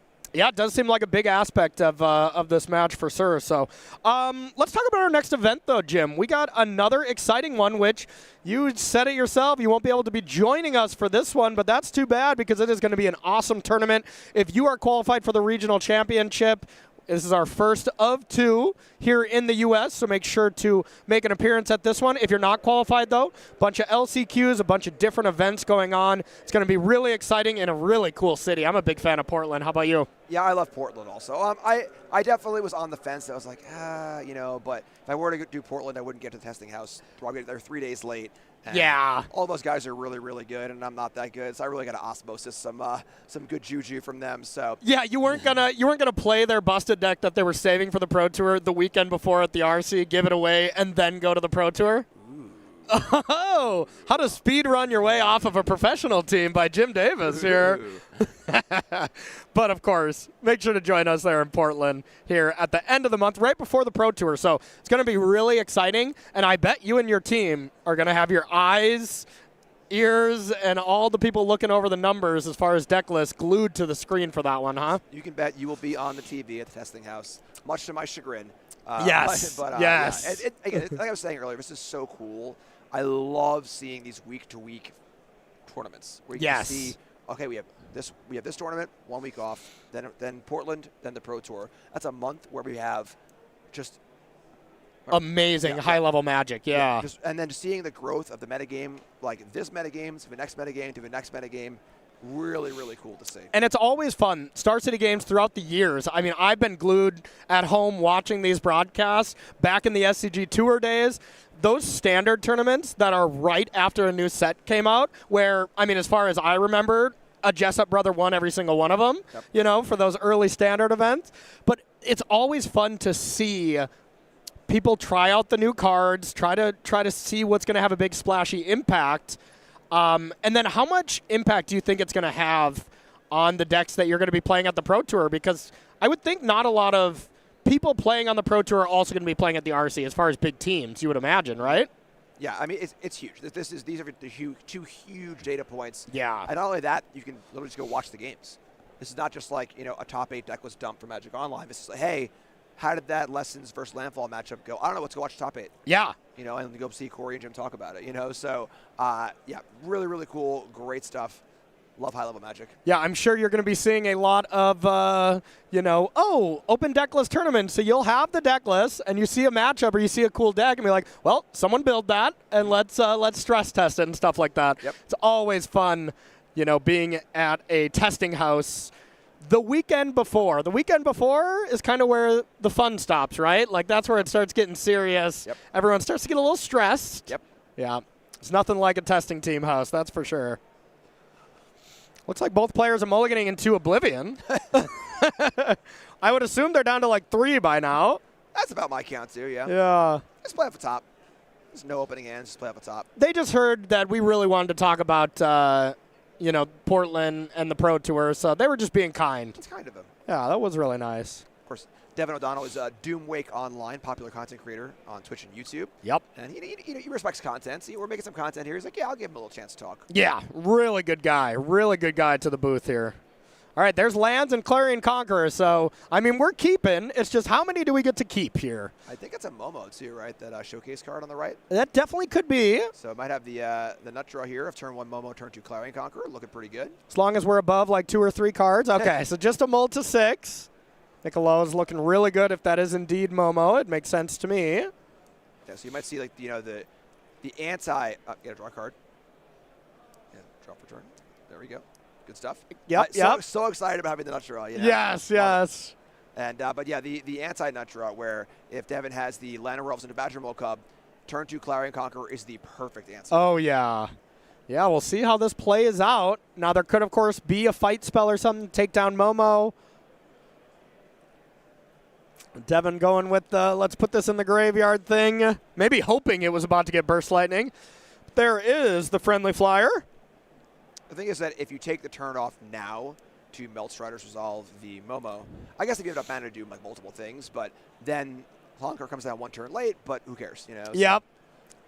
A modest breeding pool tapped, as cool of art as that breeding pool is. It's not going to look great in the face of turn 2 Clarion Conqueror, attack for 2. Uh-oh. Yeah, so Llanowar Elves is down to being a Mons Goblin Raiders, and Sheen Pollinator is going to be a... Squire. Well, that costs 2, though. I'm thinking one mana vanilla 1/2. I'm sure chat's rifling them off right now. Yeah, so. no kidding. We have to go back pretty far to the days when they printed a 1 mana 1/2. I mean, that had to have been like Savannah Lions days, right? Like Savannah Lions was broken at the time. Yeah, I feel like I'm sure it was a vanilla 1 mana 1/2, but well, we'll have Chad help us out with that. That's for sure. All right. So that being said, they are locked up, and now if Devin's able to play an Ouroboroid next turn, get these things going, that could be a way to kind of rock and roll. But oh my God, We see Burst Lightning on the Pollinator. Okay, no, I thought there might be a Nova Hellkite there also. If it was Burst Lightning and Nova Hellkite, really mop things up. There is a dragon, but that is the Dragon Hawk, it looks like. All right, there is the Space Snake. Ouroboroid here, one of the best cards in Standard, if not the best. Oh, and get lost. Before you go to combat, good sir. Get out of here. And Clarion Conqueror also turns off the maps. Oh, come on. Yep. Come on. You can't even read a map when Clarion Conqueror's here? Nope. Jeez. Yeah, so Dragons, this is the Dragon deck. This is what the deck wants to do. Yeah. Clarion Conqueror looks great in this matchup. I wonder how many times Niccolo has played against the Simic deck, and honestly how his matchup would look against Is It Lessons. My initial reaction is, this looks awesome, great matchup. Play against Lessons, how could you possibly win? It's like, that's my initial reaction. Obviously a little, exaggerated there, but. Corey favoring the Is It deck. Some things never change. No changes here in 2026? No changes. Same old shtick? You know it, you know it. Hey, I am not an Is It Lessons gamer. I'm an Is It Blink player, okay? I'm sorry, okay? I'm playing fair, clean Magic. I'm warping my Riddler, and I'm splash portaling it, okay? Yeah. You leave me alone, Jim. Is it? We are all allowed to enjoy Magic at whatever ways we want, okay? Well, here's an enjoyable Magic card. And Riddler, for some reason, has 6 toughness, which is quite good in the face of all these dragons. Okay. I mean, this is huge. This is gigantic. So now, Dragon Hawk Fate's Tempest. What does this card do on this battlefield? So the Dragon Hawk, it comes in, and then whenever it comes in or attacks, it exiles the top card of your library. You can play it, and if you don't at the end of turn, for each card, they take 2. So unfortunately, it would be the only 4-power creature in play. There are no other large dragons available. But it's a way to draw cards and a way to kind of funnel through and deal some damage. But there are other options available. Never mind. Okay. I did see a Nova Hellkite off the top as well. So we are going wide in the air here. And Dragon Hawk is one of those cards where... Until your next end step, though, you get to play that. So you can cast that next turn, which is, I mean, not amazing. It's only 5 damage, and it doesn't kill the Riddler. So not that great, but you can cast both sides, right? Or can you only cast the front? Of the Twin Maw Stormbird. I don't think it is gone. Yeah. Oh, okay. Yeah, it's gone, and they take 2. Gotcha. And that's kind of the card where you do need to remove that card. Yes. You can't just sit there. Now, Riddler does line up well. You know, it is the 4/6 body is pretty solid, but Dragon Hawk will end the game rather quickly as more and more dragons enter the fray. Okay, makes sense. And yeah, even the Hellkite next turn, and you get to attack with this. What, you get 2 cards off of it. Devin's going to take 4. Can ping the Riddler as well to force in the 5/5 in the air. Yeah. I mean, either way, however way you slice it, that equals Devin being dead next turn without something to interact, right? Yep. All right, it's Devin thinking it through. Tough spot. It's tough when 3 of your 4 cards in play don't work the way they're supposed to. No mapping. No mana dorks. 1 blue. Now, there are no Flood Maws in this. No, there are not, are there? Oh, I'm sorry, there are. They're in the main deck. Oh, okay. That makes sense. Okay. I mean, that's great. Yeah, most of these decks play like the Spider Sense in the main instead of Into the Flood Maws, so maybe a little bit of a techie version here from Doomwake. Correct. I was looking for forming the board, but all right, well, there's your Ouroboroid. Ouroboroid plays very well with the maps. You can get the counter jump started if you can get lucky here. Now, the maps are online now, but all of this being said, are we just done here, though? Magma Hellkite comes down. You can only block the 5/5, and then Momo is 2, Dragon Hellkite is 4 more, and that should be lethal. Is the damage tied to the Hellkite itself, the Dragon Hawk itself? Does Dragon Hawk need to be in play? It actually doesn't matter, though, right? Because no matter what, there's going to be 6 combat damage. I'm not even counting the Dragon Hawk damage. So yep. Momo jumps to 2. Yep, there you go. So I think this is just Niccolo taking this down. Yeah, Devin starting to turn the corner here, but at a little bit too low of a life total. That Riddler is very big, and Ouroboroid does not take too long to close the game out, but the Dragons. The Dragons. There be Dragons here. And, I mean, you can that hand is still full of gas. You can just play Nova Hellkite, attack, and win unless I'm missing anything. Looks good to me. Yeah, 6 damage, tapped out. I mean, Ouroboroid is literally in space. Yes, so you but cannot have reach. Might think it has reach, but... It's actually above the flyers, so it can't. It needs to have, reach down. Exactly. Yeah. The space shuttle can't block a 737. Yeah, there you go. It's in space. So. I mean, we figured it out here. Yep. 2 of the best cards here from Edge of Eternity, and not really particularly close. All right, so. I mean, maybe is he not seeing this? Because you're under the bright lights. Take a second. Oh, for sure. For sure, but. Do the math. The thing is that, like, at first glance, you see this ridiculously large Riddler and don't want to attack into it, but looks pretty good to me. Yep. And so Momo gets a little bit bigger. Yep. And block the biggest guy. And there it is. Niccolo just double-checking the math. You're right. Bright lights. You got to make sure you got it right. But advances to 4-0 with Boros Dragons, Jim. That is awesome. Yeah, the deck is really cool. Yeah. I like Momo a lot. I think the deck isn't quite there yet. It's missing a little something. Sure. But Momo Clarion Conqueror is great. I think Momo's just really, really good. Imagine a Llanowar Elves that's also like a 2/2 flyer. That's good. This is really, really, really powerful. And then not in green either. Yeah. So I think Momo's a fantastic card from Avatar. And I hope so we see some more of it. It does have some deck restrictions. You do need to be playing those flyers. So, it does have its problems there. But, hey, you're 4-0, and if you start playing against a bunch of Cub decks, you're probably going to have a pretty good tournament, huh? Yep. Yeah, absolutely. So we're going to get our backup match here ready to go, and it's going to be an exciting one. We're going to have Max Konowski, phenomenal Magic player, up against Gabriel Nicholas, a phenomenal Magic player. It's an Is It Mirror, and but it's 2 very different flavors. It is the Is It Blink side and the Is It Lessons. So how do you like that kind of matchup? How does it play out? You're the Is It guy. You tell me. Hey, I'm the play-by-play. You're glowing right now. You want to talk Is It? I would never stop you. No. I asked you a question, good sir. Please tell me. Yeah, I mean, Lessons versus. Ooh, I don't. Looting. Yeah. Ooh. I feel like. Doing this to me on the spot. Yeah. I want to give it to you because you're the Is It guy, man. I do think it's pretty close. For what it's worth, Is It Blink is the deck that I was playing, and it is just very close. I mean, it depends on how much respect you have for monuments, abrades, how many Into the Flood mods to be able to interact with the lesson package. The deck usually plays a bunch of Soul Guide Lanterns, so you're able to control the Ancestral Recall side of the lesson deck. So it's very close. So I just wanted your opinion. But it sounds like these players are ready, so we're going to head on down and see who can take it down between these 2 phenomenal players. Seems like the feel of the lesson deck is basically, are you ready for it? Yeah. Are you ready to kill a monument? Are you ready to deal with a graveyard?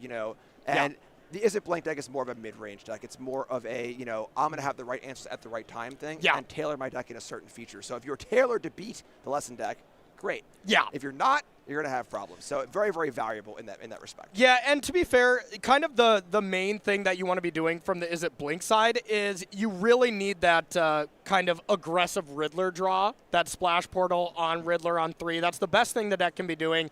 But just a bunch of Otters, they have Iroh's Demonstration, so if you just go wide with Otters and you get demonstrated once, the game's basically over. So, yeah, extremely close, and we'll see how it goes. Sorry, small technical difficulty there. We're getting that ready to go, and then we'll be jumping back into the match. Yeah, trying to get a Riddler down where that 6 toughness is still ahead of the damage spell. Yes. Where the graveyard hasn't filled up yet, there aren't recalls flying everywhere, and that lesson that deals damage is unbelievable. Oh, yeah. The fact that you get to play Swords of Plowshares effectively in Standard is really, really potent. Yeah, it is really good. And this particular version that we see from Gabriel Nicholas, Oink Mage, online, if you've lost to him online as much as I have, he's also just top-aided so many of these events. Yeah. So many of these spotlights and RCs. So sounds like we are ready now. We're going to jump on in and get that started. All right, so looking at our match here, we got Gabriel Nicholas on the bottom, and we got Max Konowski up top with Turn 1 Gran, or as the people were calling this that played this deck at the World Championship, Turn 1 Rega Gran. Yeah, not for long, thankfully, for Gabriel. So, yeah, Max is great. I worked with Max for Pro Tour Outlaws Thunder Junction. Great guy. Yeah, he is an awesome guy. Really nice guy and just extremely good. He was kind of the Murktide guy for the longest time. Played that deck when it was good, when it was bad, whatever. Made sure to always be a master of that deck. And here's a great start. Artist talent that gets to resolve. There's not a lot of ways to deal with it besides bouncing it. And that's not great either. You feel pretty good about bouncing it with a boomerang or an Into the Flood Maw if it's already leveled. But just to waste 2 mana, it ends up not being that great. Yeah, and there's a little light on answers here in the main deck here for Gabriel. We see 1 Abrade and 1 Soul Guide Lantern. So there are a few answers to the elements of Max's deck that are kind of comboing and doing the combo thing, but not a lot. Yeah. And sorry about the mic difficulties. We got Jim's mic turned up now. I'm just too loud, I think. Usually the case. That is usually the case. So, yeah, we need to turn my mic down and your mic up. So sorry about that, chat. Thanks for being patient. We appreciate you. Thanks for letting us know. All right, and now we have end step, get some looting going. We got now 2 lessons in the graveyard. Going for that 3rd one, and here is the nice play. Play Accumulated Wisdom with 2 lessons in the yard, discard the 3rd one as it goes, and, well, you got Ancestral Recall now. Yeah, and the thing about Wisdom is that, drawing 3 cards is a really good way to find another Wisdom. It really is. It's a really good way to find another Wisdom, and that really tends to snowball quite crazily, and the talent speeds it up significantly. Yeah, I mean, the only format where you can be casting Ancestral Recall, I mean, you're only going to draft one of those at the draft in your Vintage Cube draft, so this is the only format, Standard, where you can play 4 recalls. Yeah, that is pretty insane, and there we go. That's all right. Gabriel Nicholas is also playing Ancestral Recall. It's called Splash Portal. And it's just as good, if not better. There's a few more hoops to jump through there. A few more hoops, yeah. All right, so just Max probably discarding to hand size now, or at least getting close. Yeah, a lot of pressure on Gabriel Hill to kind of get things going. And unfortunately, Thunder Tribe Trainer is a great card as far as getting set up, a great card to Splash Portal. Not so great when you're trying to close a game out and kill your opponent, which is what Gabriel kind of needs to get to doing as soon as possible here. Yeah, exactly. So here is, I always look at this Blink deck as kind of a combo deck. You have 2 A plus B combos. You either have Storm Chaser's Talent plus Boomerang Basics, or you have Splash Portal and one of your 8 creatures. But this is another card that's extremely good up against this Lessons deck and very important, and that is the Frostcliff Siege. A 1 of, 2 of, that's about the max that these decks play, but the Izzet Lessons deck is not great at dealing with haste threats. Yeah, and anytime you get to warp in a Riddler, draw some cards, pop in for 5, it's a pretty good day. Yeah, very true. All right, well, Max has to deal with all these cards he's just drawn. That's a completely new hand. And now we'll see how he can be the most mana efficient. If you got a 3rd Gran, that would be nice. Automatically give yourself the cost reduction. You also have the option of leveling up the Artist talent to get that cost reduction going, but then you can only cast 2 spells. So big turn for Max. He's got a lot of options after drawing 6 last turn. Yeah, pretty safe at 16 too. We could see some kind of crazy, Otter production, bounce your Otter, million prowess triggers, but just gonna go for the level and say, you know what, do your thing. Could have multiple interactive spells up also. Yep. And here's where you always want to be starting from this Blink deck. Start with the talent, get the Otter going, so every spell you cast, the prowess trigger makes it even larger.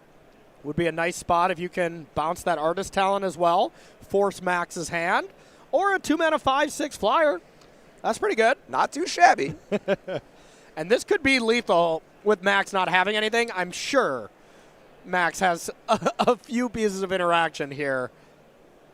But wow, going to Splash Portal it right away in the face of a combustion, that's scary. That is risky, yeah. So really saying it has to happen right now. And the Riddler has haste, so it's like doesn't need to be splashed just yet. So really saying, hey, I really need some cards here. I got to cast a spell, and it's +1 damage. Right. Yeah, but But yeah, I agree. That was slightly risky here.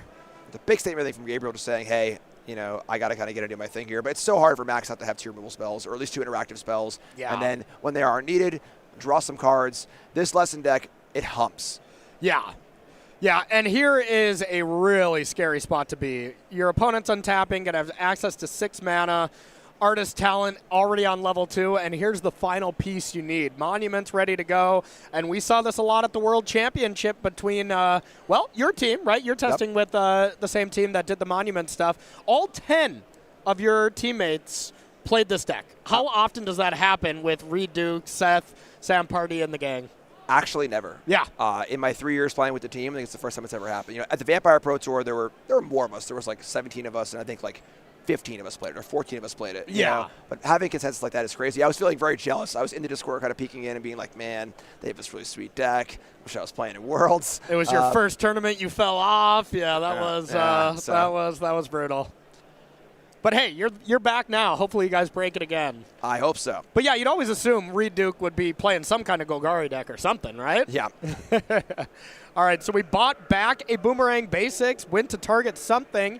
Spell Pierce said no, and now we are double drawing, double discarding, getting 2 triggers from Monument, and we should be basically all wrapped up here. Max just has too many of the pieces. Gabriel Nicholas only has the 1 Soul Guide Lantern in the main, has 3 more copies coming on in afterwards that are very good in this matchup.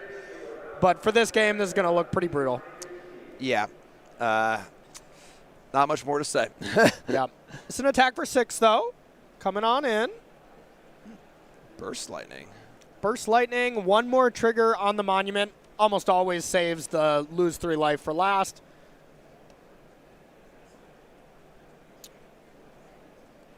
And now it's just Max's game to lose, that's for sure. I always found it very surprising that the Monument gets cost reduced also. I know. The Talent and the Grandma you'd think I feel like spell-based things. They would only reduce like instant sorceries, but yep. First time you see that Monument pop as a 2 or 1 in Arena, you're like, whoa, that one too, really? Exactly. You're like, wow, I think they have done it. And let me tell you, even just me as a commentator and a fan of competitive Magic, when I saw this deck list from the World Competitor at our meeting before the tournament, I went and played some matches up against some of our testing teammates to practice, and I'm just like, this is the most fun I've played playing a deck in so long. I just get to draw so many cards. It's not often you see a standard deck that is so linearly on engine pieces. Yes. Because like the risk is that when you build a deck like that, if they get disrupted in some way or you don't get your thing going, things just fall apart really fast. So this is kind of a very unique deck. At World it did so well because it was an unknown quantity, kind of just like, well, what is this? Now, it's back as just a piece of the metagame. Now people are kind of more ready for it, but still an extremely potent engine. Absolutely. And, the spotlight in France right now and the spotlight we have here, it is either the most played deck or the second most played deck. So it is very, very powerful, and people are still very much excited to play it, even in the face of a lot more interaction than they had at the World Championship. That's a pretty cool piece of tech. So 3 steps ahead, copying the Monument. Yes. Kind of a cool, interesting piece of the deck. I know there are some versions that go down on the talents. Don't play talent and play 3 steps ahead or more interaction instead, kind of foregoing that aspect of the deck. Yep. And we have Max. Max is, there you go. Max is not playing the Stormpiercer's talents, which were played at Worlds in the Worlds list. So no, it makes a lot of sense. I've been starting to see that a lot more, where it's just you don't even want anything that your opponent can deal with and kill, and just play more of the powerful spells. And looks like we are all done here. We've been done for a while here, Jim. This game was well and truly over when Max untapped with Monument and Artist Talent. But coming to the sideboard here, though, from Gabriel Nicholas, we'll take a peek at what we got here. But looking at some of the stuff that we have here, I know we have 1 Spell Pierce, 1 Slag Storm, 1 Negate, 1 Ill-Time Explosion, 1 Ghost Vacuum, 1 Fire Magic, 1 Disdainful Stroke, 2 Soul Guide Lanterns, 2 Into the Flood Maw, 2 Flash Freeze, and 2 Annul. Say the best for last there. Yeah. Annul is the key card against this deck, Yes. countering either side of the combo equation. And I think that this is kind of your classic kind of combo versus fair deck matchup where a lot of this is on Max to say, all right, you're going to be bringing in some hate. Annul, Soul Guide Lantern, Graveyard Hate, negate, counter spells. What can I do to sidestep that hate and figure out a way to either win it, make the game about something else or overcome it? Yep, makes a lot of sense to me.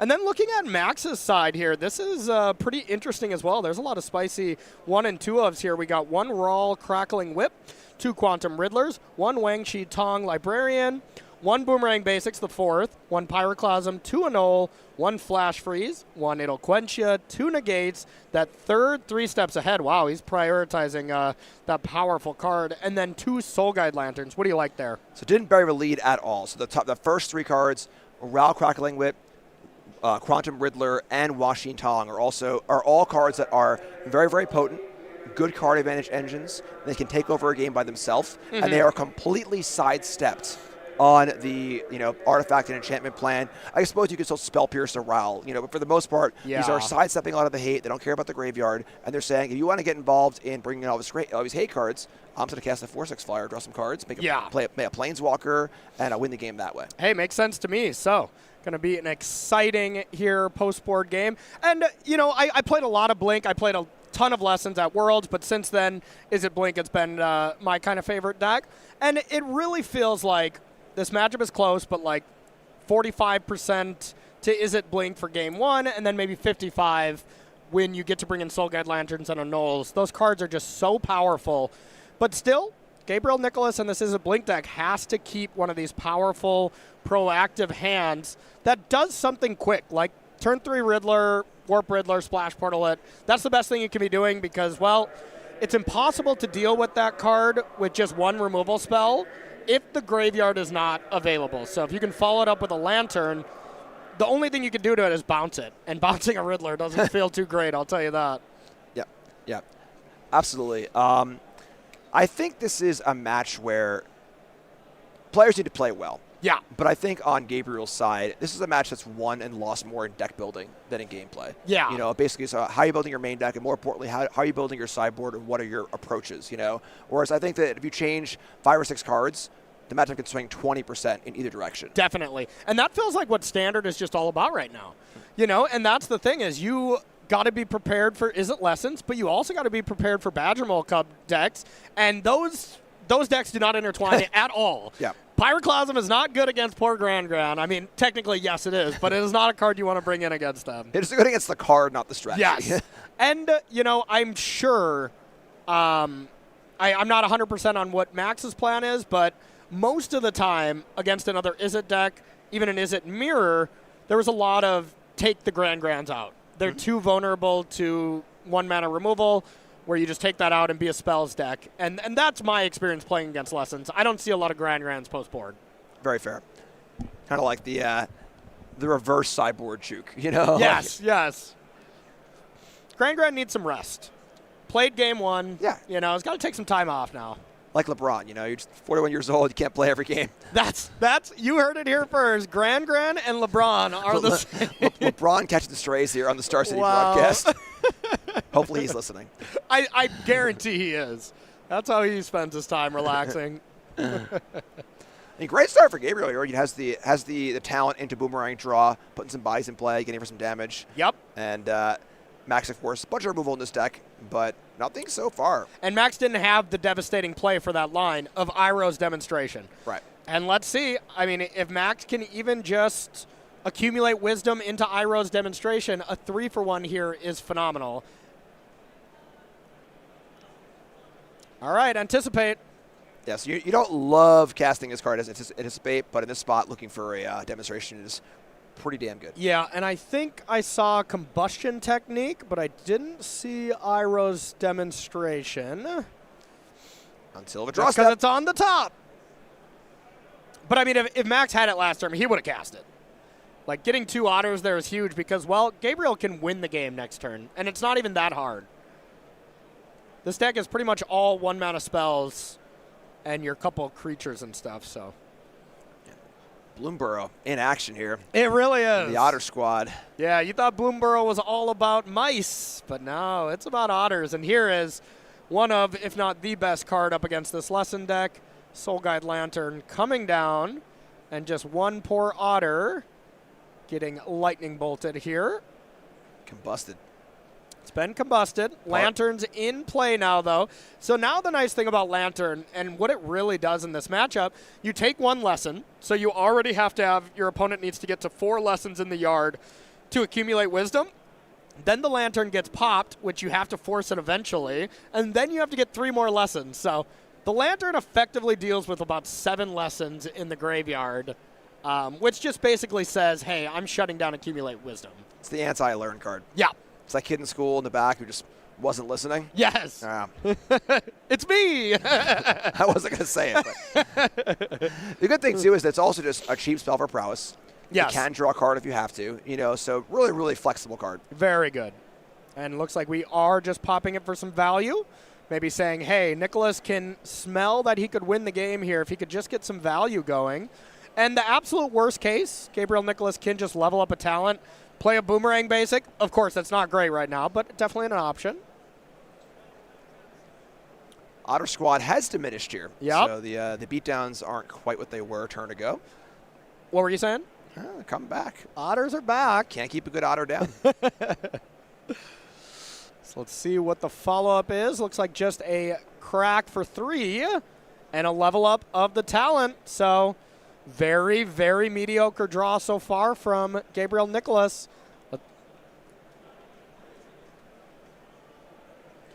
All right. Otter, otter, otter, otter. Looking pretty good. Definitely looking good. And discarding a Riddler. So there is your sideboard Riddler. Unfortunately, this game is not really about that. So it is Max going to accumulate. Max gets to draw 3 because the Lantern was popped earlier. So yeah, that was a real cost, Like getting rid of that Lantern here is not great. That being said, still got to deal with this board.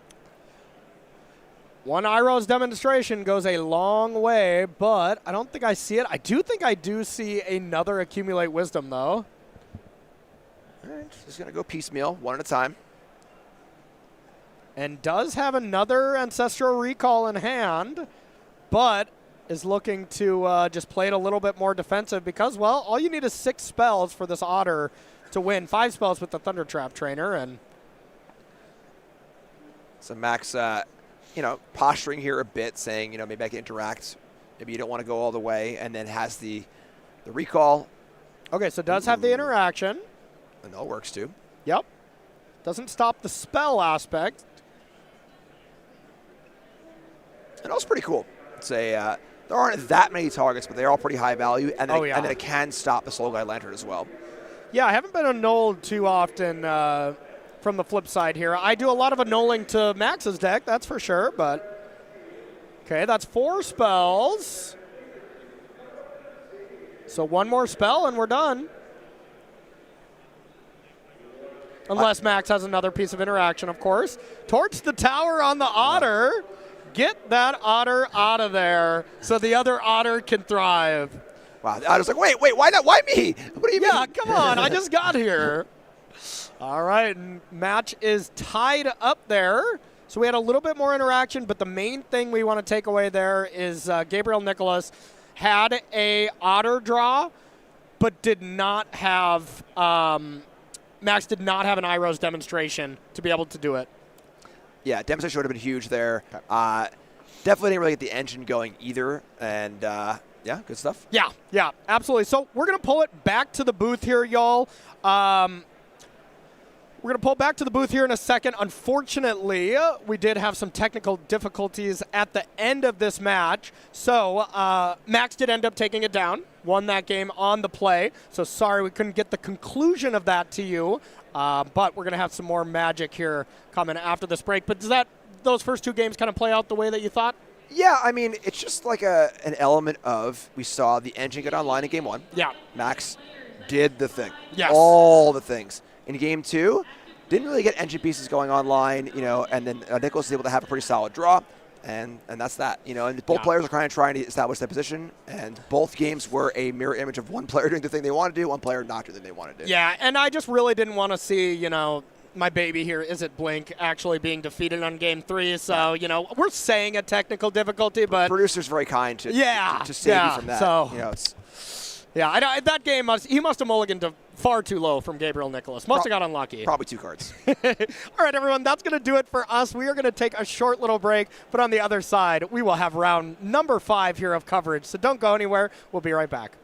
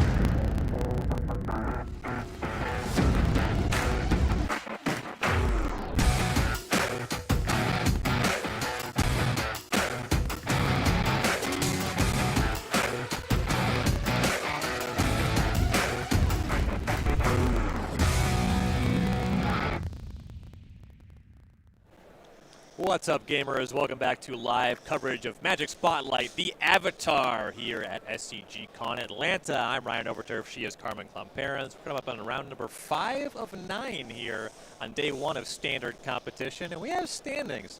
We're looking for 6 or 3 or better to make day 2, 4 rounds in the books. Let's see how our players are doing, see if there's any names you might be familiar with, names you might be rooting for at home. A lot of 4-0 players, not surprising. We have over 800 players. Oliver Tomiko on Is It Lessons, doing great. Scott McNamara, Bant Omniscience. Okay. Not Some bad. Omni combos still in the field. Yeah, something that I really like is you're seeing a lot of old school and new school on this graphic, right? Is It Lessons? This is something that we know has really come out basically exclusively from the Avatar, the last Airbender set that this Spotlight series is featuring. But then there are updated versions of a lot of decks that we've been seeing for a while now. Bant Omniscience, Demir Midrange, and Mono Red Aggro, which is going to be on one side of our feature match this round. Yeah, Mono Red Aggro, you see in 15th place, Dustin Taylor, a name that I recognize from the 2010 SCG Tour. All right, keep talking, keep talking. Mono Red makes sense to me. I believe somebody that would play the old Legacy Opens had some success on the circuit. Okay, speaking my language. Right, yeah, kind of a experienced, a veteran player, I'm going to say, instead of the word old, playing Mono Red, man after my own heart. Of course. I mean, it is something that, in a lot of ways, it is one of the decks that applies a lot of really good pressure to a format like this one, where in some ways people can feel like they're trying to be a little bit more greedy and maybe play a slower, more controlling game where they want to spin their wheels with something like Is It Lessons, and some people just don't want to give you time to do that and just try and end the game before you reach the point wherever they can take over with those permanents that they need to win the game, like Monument to Endurance. See, Ryan Hayes on Is It Lessons, also 4-0. Somebody that's been doing quite well on a lot of the smaller circuits. Maybe plays the Apex Gaming a lot, Nerd Rage Gaming as well. It's certainly a very strong and a very active player right now. Great to see him doing well. Also nice to see Boros Dragons sitting at 4-0. I know we just had the privilege of watching that one on coverage. Really, really cool to see some of the stuff on here. I know I personally, the Landfall deck's near and dear to my heart. You see Ryan Bellamy, another Apex Gaming gamer, sees a lot of success there. Also on Simic Ouroboroid, along with Mason Buonadonna, a recent Pro Tour Top 8 competitor. Ooh, not so bad. On Simic Ouroboroid, really the talk of the weekend. Yes, and we will be watching Robert Cedar this round. He's 4-0 with Demir Midrange, somebody that we cover now and again, playing a lot of control decks. Demir, just Jeskai control right now, but Demir is one of the, it's aggressive, but it's kind of a tempo controlling-ish kind of deck, I would say.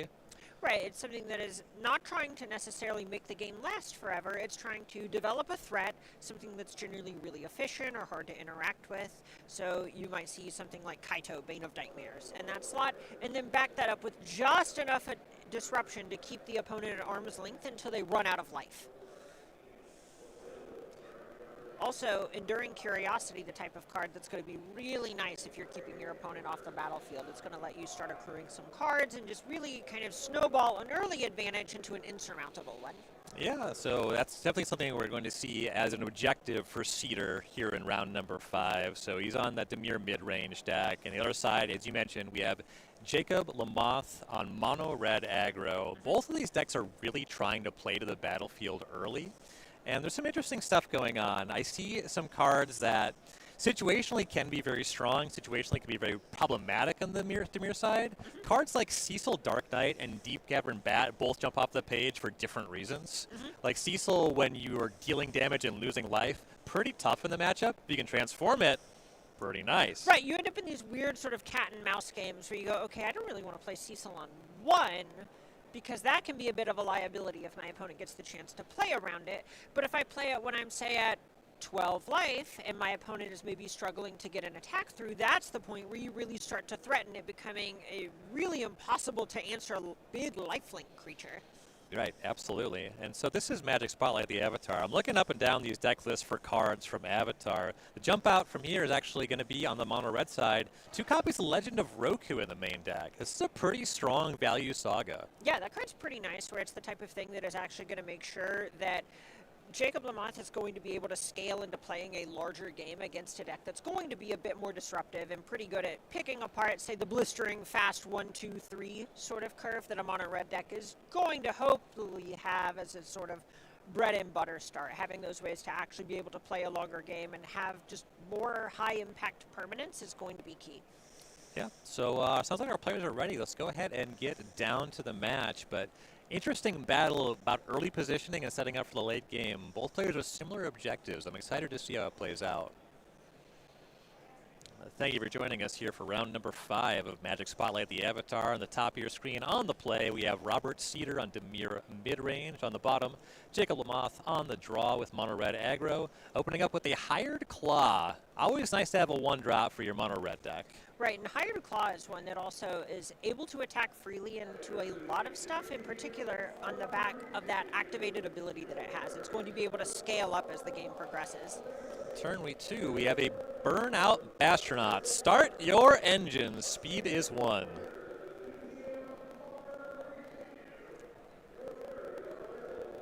And this one's really nice. It's cool that it is a 1-drop that you're happy to play on turn 2 a chunk of the time.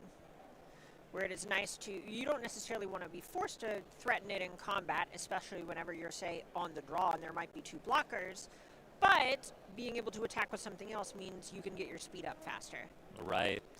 Cedar has that angle covered here as Flood Pit's Drowner is going to tap and stun the Hired Claw for now. Shock will take care of that before Cedar can untap. Water conducts electricity. Merfolk weak to shock. I've That's heard just that. math. Here is a Deep Cavern Bat right away for Cedar. Going to take a look at the hand, and we will as well. There's O'Hare Exonal, one of the top-end cards for the deck. Burst Lightning, Mountain, and a booster, a Nova Hellkite, I do believe. I believe that is Nova Hellkite. Really nice in this spot. This to hand be is able to great. take it with Deep Cavern Bat. Having 2 answers to the bat's really nice on Lamoth's side, though. This is the sort of position where Cedar really is to pick, okay, do I want to force you to use Burst Lightning? Or do I want to just let you warp this Nova Hellkite next turn? I have to imagine you're going after the Hellkite to just kind of knock Lamoth off balance a little bit. It makes a lot of sense to me. Cedar agrees. Going to play a Multiversal Passage. Tapped for sure. We'll find out if it's going to be on Island or Swamp. Looks like Island.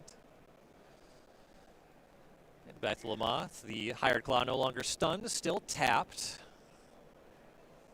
There's a Mountain. That one was face up. We know about an O'Hare and a Burst Lightning. Here's an attack with the Bastronaut and a Pump. Feels like Burst Lightning is the other action this turn. 2 points across. Cedar to 18. Right, and Lamoth, I was about to say, cannot play this Burst Lightning fast enough. Turns out he can. Yeah, of course.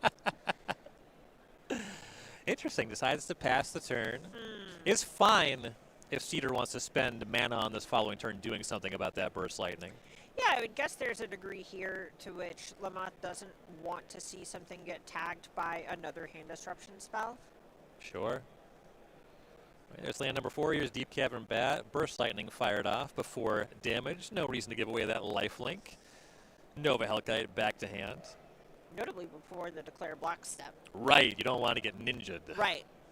Really good call if you're not used to playing against cards with ninjutsu like Kaito Bane of Nightmares. Unblocked means after blockers are declared with no blockers declared. I remember the old era of Modern with Ninja of Deep Hours where you couldn't Abrupt Decay post blocks or you could get got. Yikes. So here's land number 4 for Lamoth. Some funny business going on with the mana base. You can't warp a Nova Hellkite and activate either of these creatures, but if you want to spend some mana on either of these, you can do that freely twice. So here's an attack. Hired Claw triggers, Cedar to 17, and Enduring Curiosity flashed in. And this is a spot where Lamoth really wants to have something else to actually trade with Enduring Curiosity. Oh. But no such luck. The Hired Claw is going to get eaten, and the Bastronaut's just going to connect for 3. Okay. I mean, this is damage. There is an extent to which this Enduring Curiosity is not threatening real pressure. Right. Enduring Curiosity is going to rumble across for Cedar. That's often a pretty serious moment for these Demir decks, the point where you successfully make an attack. And now here is some follow-up. Deep Cavern back. Look at the hand. You see the spells that we knew about. And the second Deep Cavern back is going to take them both. Just a Mountain left over for Lamoth. And Deep Cavern Bat is not bad here, right? The lifelink on that, pretty relevant. You can even see it grow sometimes from something like the map from a Spyglass Siren. Right. There's the land. Here comes Burnout, Bastronaut. A double pump, not a sign of strength. Ooh. Oh, all right. I believe Lamot's speed should be at 4 at this point. Unclear if they kept up with it on the table.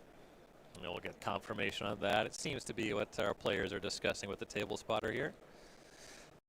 Judges are your friends. They're here to help. We will get this sorted out quickly with the help of our friendly judge staff. Meanwhile, the texture of this game, as you were saying, those Deep Cavern Bats, they're very fragile, but when they stick around, they're a big deal, both because they are holding these cards captive and they have lifelink. Right, it's really scary. And if you're in Cedar's position, you've got to feel so good that Lamoth, for 2 turns now, has only had, the only action that he's really represented is activating the Bastronaut. Right. Something I hadn't considered previously is the previous turn, is on the last turn, there was maybe something to warping the Hellkite just for the sake of getting it out of your hand. Right. So Deep Cavern Bat can't take it on a following turn. Yeah. Yeah, the consideration there, Lamoth chose to use all of the mana, but sometimes spending your mana a little bit inefficiently can pay dividends in other ways. Mm-hmm. I mean, also, I will say, into a bunch of open mana from a Demir midrange deck, I do think it is respectable not to. Right. There is an extent to which you don't want to just expose it to a go for the throat or lose it to some various quench effect, be it Phantom Interference or something like that. Okay, we're going to be doing a live look, and we do have multiple matches in the feature match area. Looks like we're checking out Nicholas Tibbetts. We watched round 1 win with this 4-color Allies deck. Doing great in the tournament here against Tyler Van Fleet and Is It Lessons deck. Allies at last going after an otter. Kind of looks like both decks have been successfully doing their thing, but Tibbetts pretty well set up on the battlefield. Is on Van Fleet to clean up, and here's some removal to help him do it. It's so funny. I feel like Tibbetts has really just had to play against all of the decks from Avatar: The Last Airbender. First had to play against the actual sort of airbending combo deck round 1 when we saw it. Now playing against Lessons. These cards are made for each other.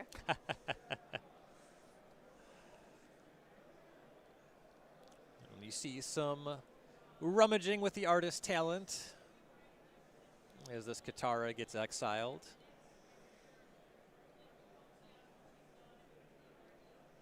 Notably, no creatures left over for Van Fleet, no monument to endurance. So some decent value here, but still has to figure out this battlefield. And here's a backup Katara for Tibbetts. Oh, no. That's the spot where if you're in Van Fleet's seat, you got to think, I picked the wrong legend. If I just killed either other creature, then it would have been gone. Right, right. Right, here's Boomerang Basics. You see some consideration about where this should go. It's going to be targeting Storm Chaser's talent. Got to rummage away a land for the artist talent. And to draw a card and return the Storm Chaser's talent. Notably, picking up the Storm Chaser's talent that was on level 1. Not the one that's already used its level 2. That speaks to Van Vliet really prioritizing getting up to that 3rd level on Storm Chaser's talent to start basically giving you the Monastery Mentor emblem of sorts. Right. It's really interesting when it comes to Storm Chaser's talent and level 3. Sometimes it's a massive sign of strength. I have 6 mana, I can do this. And sometimes it's your Hail Mary. And I fear we may be in the latter camp for Tyler Van Fleet. That is sort of how it is looking. 10 is a decent amount of life to play with, but the rate that the Allies deck scales can be so explosive. We've seen this earlier in the event. Right, and the Katara there is active. You know, currently there's nothing that's really triggering. You have a Great Divide Guide, you have an Aang, but it doesn't take that many cards to get this really going, and this is a lot of damage on the table as is. Right, imagine something like an Earth King's Lieutenant coming off the top here. Oh yeah, double trigger on that. Well, it's going to be a removal spell for the Otter, and that's going to do it. Nicholas Tibbetts up a game over Tyler Van Fleet. Not bad, not bad. And has just been playing against really established strong decks. The Airbending combo deck, which we thought looked like kind of a tough matchup. Up a game there against Is It Lessons, which was the dominant deck at the World Championship. Yeah, I think it really speaks to sort of biases around some players where a lot of people don't want to come to an event where you put in a bunch of prep work and you just say, you know what, I'm going to play all the creatures with the typo thing going on because it can feel a little bit more prescriptive. But there's a lot of success to be had if you just play some honest punch him in the face magic. You don't got to sell me on that. I know, brother, I know. All right, looks like we landed on Speed is on 3, and Lamothe is being attacked down to 4. Cedar merely drawing 3 cards and gaining 2 life, in addition to dealing that 6 damage. Yeah, seeing Cedar pick up 3 cards, my first thought was, oh yeah, you look at 3 cards, keep them separate from your hand, and you keep 1. Yeah, not exactly. No, Cedar gets all 3 into the holdings. Yeah, it's more than one way to Ancestral Recall in this format. Unclear which way is the hard way. There's a Kaito, ice down the Bastronaut, to the extent that it even was of any significance here. Probably going to see one more draw step here for Lamothe. Shows 2 mountains, and we'll go to game 2. They're good-looking mountains. They are nice, unglued. Credit where due. First set with full art lands. Yes. Holy one-ofs, Batman. Yeah, you see some sideboards where you see the 4-4-4-3, and then you see players that really want to make use of a couple of flex slots here. So we're going to take a look at sideboards here. Robert Cedar now up a game on Demir mid-range. The Demir deck was able to come out ahead there. There's some tools here, although with varying textures in the sideboard. What do you like here? Yeah, so this is a spot where I think Cedar won. Pretty stoked to be getting game 1. Yes. That is the matchup that is usually good for the more linear aggressive strategies. But I do believe they got a lot of points off of the fact that Lamothe's version of Red is more targeted towards a Lessons or an Isn't stack, or excuse me, an Isn't spells sort of draw a bunch of card stack with things like Razorkin Needlehead in the main deck. It's going to make things a bit more pointed and a bit less balls to the wall aggression. So I think going into this game, we're going to see Cedar actually just trying to cut as many cards as they are trying to add to the deck. Kaito, Bane of Nightmares, naturally pretty nice. Shoot the Sheriff, stab, things that make sure you don't get got too early in the game. I could even see something like Strategic Betrayal coming out. Lamothe is going a little bit bigger in this sort of matchup, which I think benefits Cedar. As strangely as that can sound, it just means that Lamothe is going to end up with draws like the one we saw last game, where his hand has a 4-mana card, a 5-mana card, and has to just play a more normal game, which is exactly the kind of game that Demir midrange wants to play.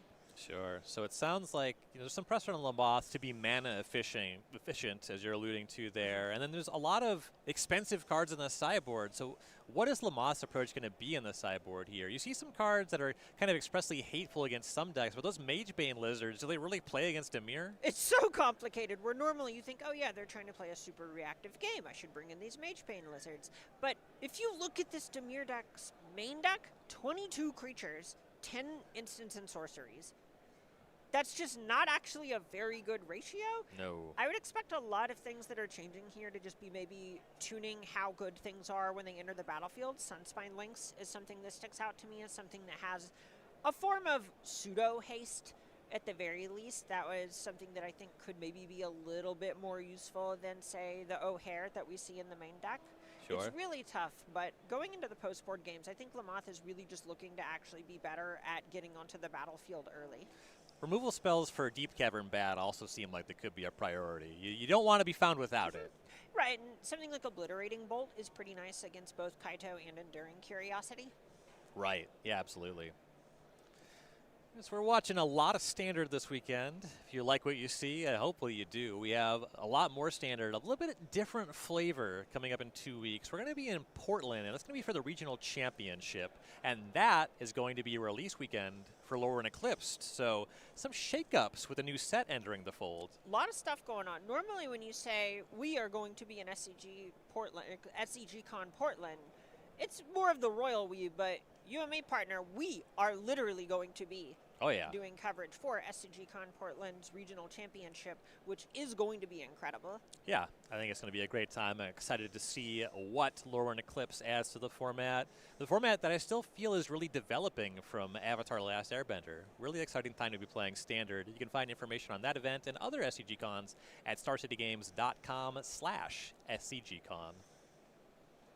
You mentioned the fact that things are still developing, and it really did just hit me that it feels like we're watching the metagame churn, where we're seeing the Badger Mold Club decks and these Simic Ouroboroid shells sort of rise to the top again, and we're going to have a new set coming out in 2 weeks.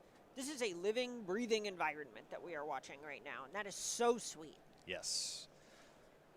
Yeah, it's really cool. I play a pretty good amount of Standard on Magic Arena. And I feel like every week my deck takes on a 10-ish card different shape just to keep up with what's going on. I mean, there are 3 different versions of Is It right now, right? At least? At least. Right. It's so funny. We were talking with Nick Miller in the sideboard, the GOAT, if you will. We were talking about, how are we going to kind of bucket the different Is It decks, because they do ultimately play pretty differently, and we talked about 3 versions, and then a 4th version showed up on coverage.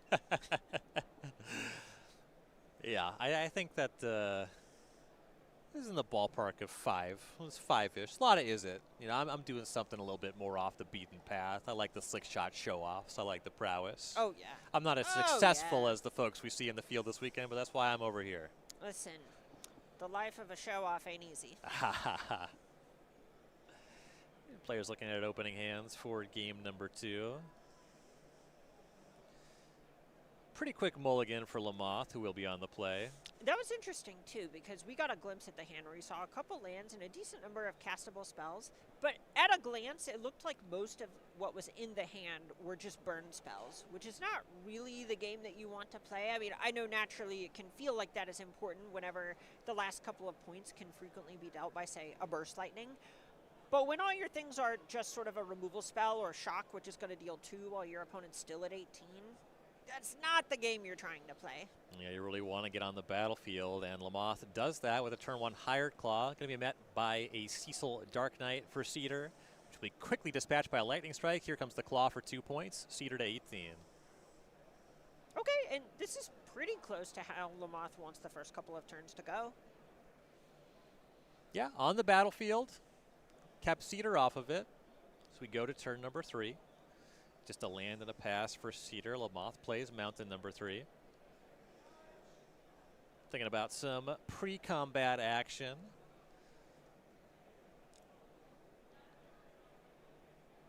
Just going to be combat. Here comes the Claw. Here's a pump before damage. So you have the 1 point for the trigger. Here's an activation. And it looks like it's resolving. Maybe it's not. Some deliberation here. Bitter Triumph, and it's going to pay 3 life. If you've been hit for 1, you're about to get hit for 2. If you're not killing it next turn, it's going to be worth 3 anyway. Right. Must be some pretty nice cards to not be discarding there, though. And here's land number 3, and back to Lamoth now with nothing on the battlefield. Okay. Going to warp a Nova Hellkite. And this is likely what Lamoth was considering last turn. Was if he wanted to jam something like this into some of the conditional counter spells that you'll see out of a deck like Demir midrange. It's also a card you don't really want to get Bitter Triumphed. Right. When you know the game's going to go a little bit, you can expect that you're going to get to cast this from the warp zone. All right, so we're holding here with the Nova Hellkite. Warp on the stack. So it looks like the thinking is around Tashana's Tidebinder, where now Cedar has to sort of map out what the next 2 turns are going to look like. All right, Cedar's getting up to ask the judge a question. I'm going to go ahead and guess what it is. All right. I'm going to guess Cedar is double checking if they were to, say, use Tashana's Tidebinder to counter the triggered ability that is about to deal a point to their face that enters the battlefield trigger from Nova Hellkite. Will then the Hellkite get warped out? Will it still get exiled at the end of turn, or does it lose that ability? Right. Yeah, it's appealing because if the Tidebinder counters his ability, it means the Hellkite will not have haste. Exactly. The question is it going to also warp away and not have haste, or is it just going to be a 4/5 that hangs out? Right. One of those outcomes is better for Cedar than the other. Right. And there's a point where when we see Cedar even as a Kaito in hand, as well as an Into the Flood Maw, Cedar's next few turns look really good. If this just counters the triggered ability, and it means that the Nova Hellkite's not going to get to attack, you get to develop a Kaito, pick back up your Tidebinder, etc. It's much tougher if there is a 4/5 staring you down from the other side of the battlefield. Yeah, fans of Retail Limited will know that 3/2s do not have great attacks into 4/5s. Wow. You know, I'm actually kind of a casual fan, but yeah, no, you really referenced some core stuff there. All right, here's an attack for 4. That's where we ended up. Cedar down to 10. Interesting. That'll warp away. Tushina's Tidebinder countering nothing. Countering something?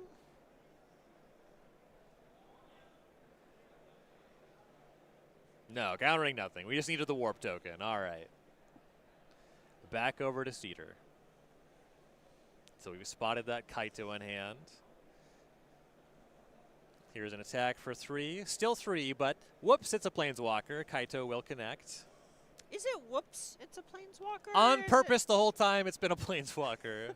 It's been a Planeswalker the whole time.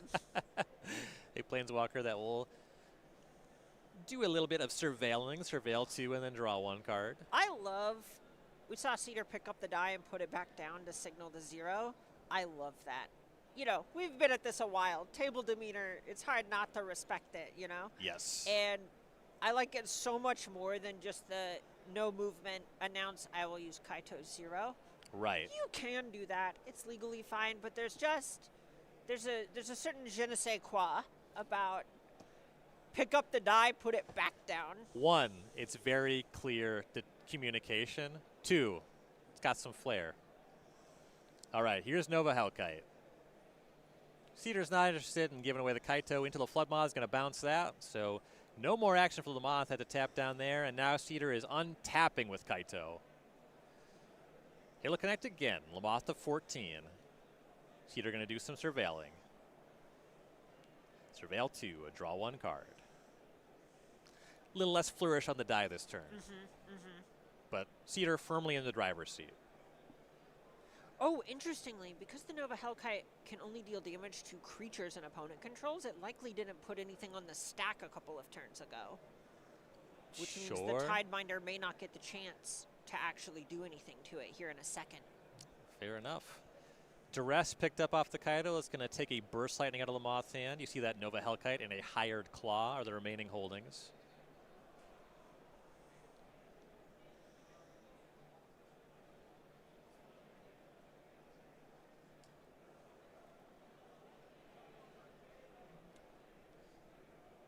Tap land to round things out for Cedar, a Restless Reef. Let's see if that 3 mana, how big of a problem that's going to be for Lamoth. He's going to warp that Hellkite. Would love to be able to attack down this Kaito, but yeah, that's not going to happen. Here's Flood Pit's Drowner. No, this is nice. I really like warping it instead of just casting it the hard way. You can assume if your opponent left some surveils on top and knew you had a Nova Hellkite in hand, this thing is not clear for takeoff. Right. And this way, you even actually get to attack with it next turn. And otherwise, you would not have gotten that opportunity. Yeah, the Flood Pit's Drowner would have stunned it, where now it's just warped away. You'll have to pay 5 for it, but it will not be locked down. Hired Claw deployed as well. Cedar going to continue attacking. The Drowner and the Kaito entering the red zone. And this is the stressful part of the game, where Lamoth has to think, am I supposed to be trading? Life totals are pretty close, but Red's really good at turning the corner. You also know there's a Tushina's Tidebinder hiding in Cedar's grip. Tidebinder face up. Also, if you tap out, the Claw can't really attack into the Reef. Little tough, but some damage comes across. No trades here. Lamoth to 9. The Kaito going to do some more surveilling. Cedar draws yet another card. I think he's gotten 3 back from the Kaito at this point. Holy. Strong card, that Kaido. Yeah. Burst lightning upstairs. All right. Got to get something going. Cedar to 8.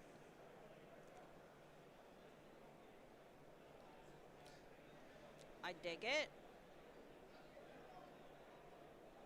Here's a tap out for that Nova Hellkite coming off of Warp.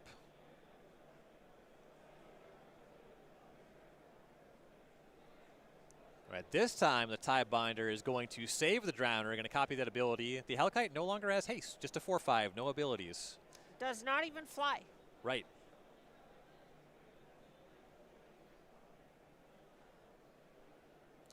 Hired Claw very much does not have good attacks right now. I think we're about to see it. Shoot the Sheriff as well, take care of the Hellkite entirely. So save the Drowner with the Tie Binder, shoot the Sheriff to clean up. So Cedar with an activation of the emblem with the Kaido would have lethal. You fire up the Restless Reef as well. I mean, like emblem, removal spell gets there, Restless Reef I think gets there. There's not a Restless Reef. Okay, so... Oh, it was a watery grave. Yeah. He's using the new art. It threw me. I right. apologize. No, you're totally good. Lamoth to 3 facing down 3 lethal card drawing threats. Yeah, texture wasn't that different from lethal already on the table.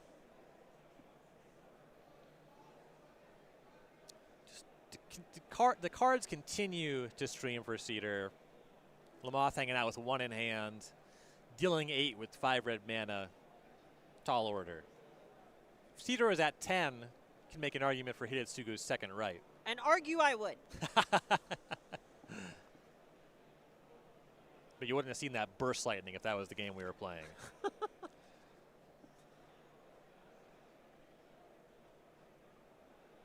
right, I believe the hand is the Legend of Roku. Okay.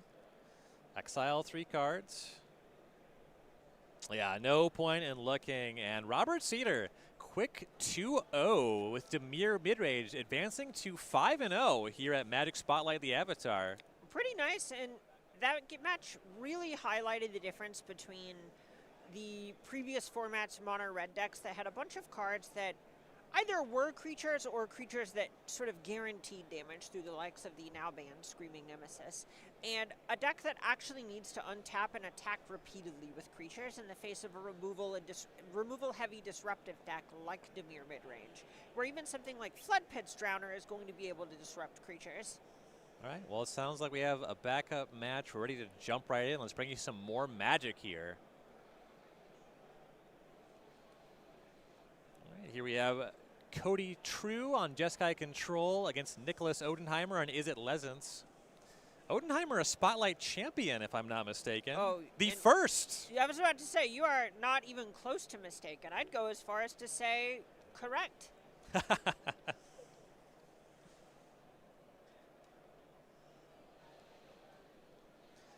This one, very different texture in the matchup we just watched. Players just making lands to start, and that's a lot of what both of these decks are doing. Both decks kind of have their eye on going long. An outright control deck versus a deck trying to set up an engine, but generating a lot of card advantage in doing so. And something I want to highlight is we see a tapped breeding pool from Odenheimer for a green splash out of the sideboard. I'm seeing Origin of Metal Bending as something that some of these decks are able to reach for, usually for the mirror match. Players continue to develop just with some lands. There's another green source, a Stomping Ground shocked in for Odenheimer. Boomerang Basics, targeting Storm Chaser's talent. Probably going to see a good amount more of that this weekend. Talent is redeployed. Oh, I liked that otter. I like these otters, but I did like that otter. I just kind of like otters. Yeah, I'm with you. Pretty big otter fan, as this one will rumble across for 3. You see True gonna kick a consult the star charts. I grew up in Western North Carolina, where there's a nature center, and you could shake hands with otters. It was really cute. That sounds really cute. Really cute.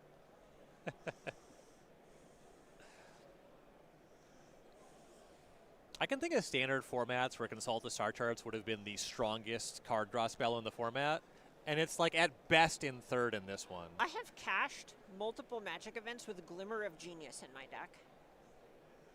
Yeah. That's just... Look at your Glimmer. Now back to Consult. Now Actually, back to Glimmer. Now back to Consult. I actually can't even make an argument for being a third best because that would ignore the existence of Quantum Riddler, which I think you have to count. Right. Odenheimer going to work with Boomerang Basics again. Looping the talents. This time, 2 Otters are getting these double triggers. 6 points comes across. True to 11. Multiversal Passage here. The borderless showcase frame. Looks like it's on blue. Makes sense. These decks tend to be pretty long on blue spells. A lot of times you want to spend 1 blue mana. Right. With that Stomping Ground, you rarely need a second just purely red source. Right.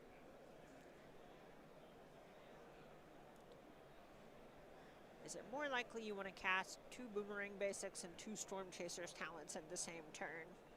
Or spend exactly a single red mana 4 times? We're getting to a point where you really want to see a sweeper, and there it is before I can even set it up. Ultima, but that's quenched. It'll quench ya. It's the Quenchiest.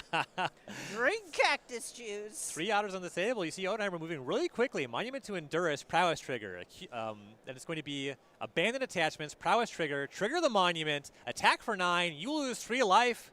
That's 12. We're going to game number 2. Odenheimer up a game. It's the Quenchiest. I love that when you see a player just move like that faster because they saw it, when you smell the blood in the water. Oh, yeah. The time for deliberation is over. You are dead. Your opponent has played a tap land, and you just go, oh, that's it. That's it. It's going to work. As players go to sideboards for Cody True on Jeskai Control, now down a game. This is interesting with the Is It Lessons deck because they attack you from multiple angles. So I see cards that are potentially appealing, but I want to pick your brain on what options we might be reaching for here. There's a lot of different directions that True could go. So in a lot of ways, in general, you're just trying to do whatever you can to elongate the game, which means there are 2 things going on there. 1, you need to actually answer the threats on the table in an effective way. And then 2, once you make it to the end game, you need to not get out-carded by something like Accumulated Wisdom. So I would expect Rest in Peace to be one of the cards that we see Cody reaching for in this sort of spot. A null is actually something that's really nice because a lot of the ways that this deck ends up winning, Odenheimer's Is It Lessons deck that is, specifically are through artifacts or enchantments, Monument to Endurance, Artist Talent, Storm Chaser's Talent, and so on. That card is just a way that you can even trade up on mana against a lot of those cards, which can be really difficult if you're trying to disenchant them after they've hit the table. I want to highlight a card that's been creeping up a lot in Standard in the weeks after the World Championship. You see that one, the Unagi at Kyoshi Island? Oh, yeah. That card is massively punishing for Artist Talent. Exactly. Cody is definitely trying to ride the Unagi of Kyoshi Island to victory. For Nicholas Odenheimer, up a game on Is It Lessons. Definitely has an awareness of some things you want to do with your removal spells for tools against control. What do you think he's reaching for? Questing Druid and Seek the Beast is one of the first cards that sticks out to me. This is one of the green cards in Odenheimer's sideboard that he's getting on the back of this splash that we saw in the lands in the first game. This is a card that is yet another swerve that happens to thread the needle around, not weak to Rest in Peace, not weak to the likes of a Null, and because this Lessons deck is playing so few true creature cards, Gran, for example, you can expect that Cody is going to be boarding a little bit lower on creature interaction going into these post-sideboard games, which means that Questing Druid just basically doing a sort of Quirion Dryad impersonation is going to be really strong. One of my favorite cards from last year is Questing Druid. Yes. Just a really great design. Wilds of Eldraine, a set that I really enjoyed. So other than that, I'm looking at Spell Pierce, I'm looking at 3 Steps Ahead, these sorts of cards that are just going to be straight counter spells whenever your opponent is mostly trying to fight you on the stack. We saw how strong It'll Quench You was that game, right? So whenever your opponent is just trying to play those sorts of cards, you're going to be stoked to have ways to try and beat them on the axis of mana. So we're in Atlanta this weekend. We're in Portland in 2 weeks. And a month from then, February, we're going to be in Milwaukee for another regional championship for SCG Con at Milwaukee. That's February 20th to the 22nd. The main event, if you haven't qualified for that, you missed your chance. But there's tons of side events, artist alley, vendors, all kinds of stuff you can do at these weekends. Meet some of your favorite players. Check out details on that at StarCityGames.com/SCGCon. Use hashtag SCGMilwaukee on social media. Looking more at the sideboards from these players makes me even more excited about some of the stuff that Cody has access to. I'm just seeing Tashana's Tidebinder and imagining that turning off something like Monument to Endurance permanently. Ooh, that's nice. Or just countering the Chapter 2 of something like Storm Chaser's talent. I've been got by that one a lot. Right. Very frustrating on the talent side of that equation. Oh, yeah. Doesn't turn it off, but it does counter your 4-mana ability. Right, and in some ways that is sort of turning it off. If you have a Boomerang Basics and your plan is to just loop it repeatedly. Yeah. If the game's over before you can do it again, it's turned off. Right. Players doing some making land drops. You see an accumulated wisdom just grabbing one card for Odenheimer. In the sideboard games, you do that quite a bit. No guarantee you can make it through a resting piece one way or the other. And now we see on turn 3 a Storm Chaser's talent.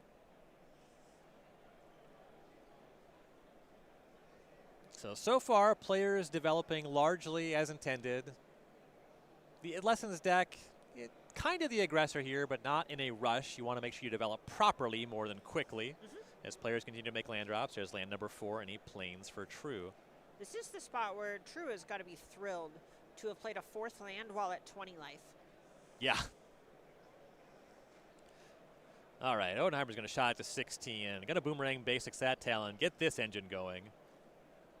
Talent redeployed. It's good. Second Otter. Second Prowess trigger on the existing Otter. Fancy Otter goes away. Regular Otter has rejoined the party. They're all fancy Otters. 3 damage comes across.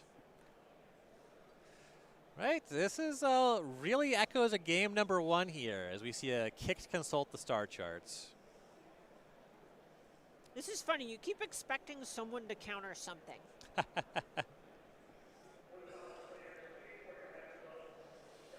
It's really interesting. Some very juicy cards. Specifically, the talent on the way back down would have been a great one to hit with No More Lies. Makes a lot of sense, even if Odenheimer has Needle Quench you, to let the star charts just go. You're ahead on the battlefield, and you really don't want to be shields down into that.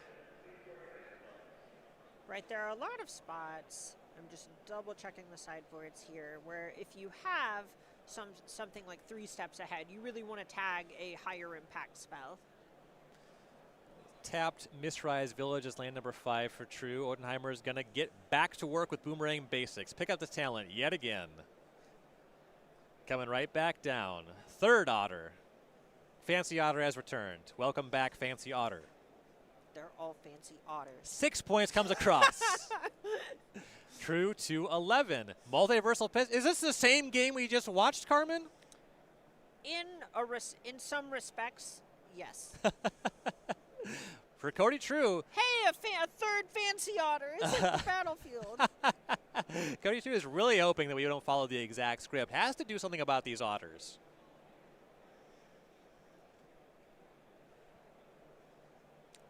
Mistrise Village, a card that looks great in the face of a blue deck trying to do any amount of counterspelling. But it is pretty awkward that a lot of Odenheimer's counter magic is just conditional in the vein of Quench, Spell Pierce, etc. So if you can afford to pay 2 to make something uncounterable, you're probably good against the counterspell as well. Thundering Falls, travails away, stock up. Ultima quenched again. It's the quenchiest. Odenheimer doing some math. Monument to Endurance? This is 12 again. Carmen. History repeats itself. Nicholas Odenheimer, 12 points. Once again, wow, lightning fast 2-0 for Odenheimer, advancing to 5-0 here at Magic Spotlight the Avatar. That was unbelievable, and it really shows how important it is to have a really strong untapped mana base in the format right now.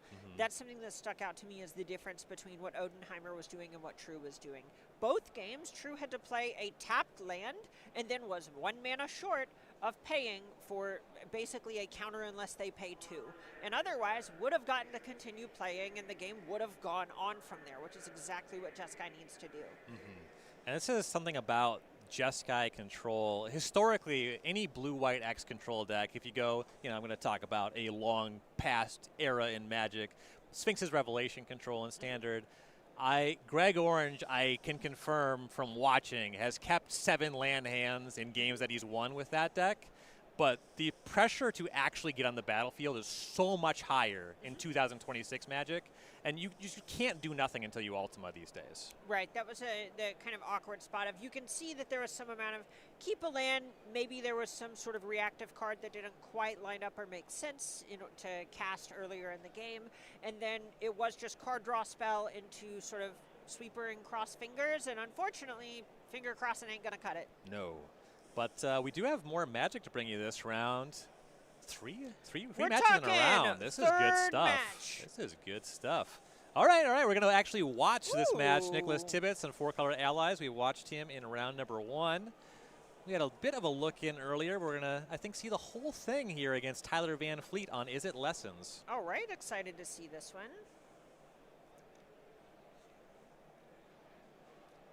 Fist bump, you love to see the camaraderie. Oh yeah, I have really liked the move towards fist bumps in the post-COVID era of card games. Really nice. Tibbetts going to open up with Earth and Ally. That's going to immediately eat a firebending lesson. Eat or get eaten by. Breeding Pool going to shock in for Tibbetts. Great Divide Guide. This one is a 2/3, so quite a bit better against Firebending Lesson. Can, of course, get caught by Combustion Technique. And Iroh's demonstration does the trick, too. Do you know how he got his nickname? Iroh? Yeah. I feel like this is a reference to the show that I've forgotten. He was the Dragon of the West. That's very cool, Carmen. Look, hey, look, check out the flavor text. You could say I've seen the show cover to cover more than 10 times. This is another Earth and Ally there for Tibbetts. No third land, and just blue and green mana to this point, while Van Fleet's going to go to work. Here's Storm Chaser's Talent, and a Combustion Technique is going to take care of that ally. And this is how Van Vliet basically wants the game to go. Answer a card, answer a card, answer a card, plus develop a threat is just perfect. Right. All right, going back to Tibbetts. Draws and casts Great Divide Guide. Desperately needs to untap with this card.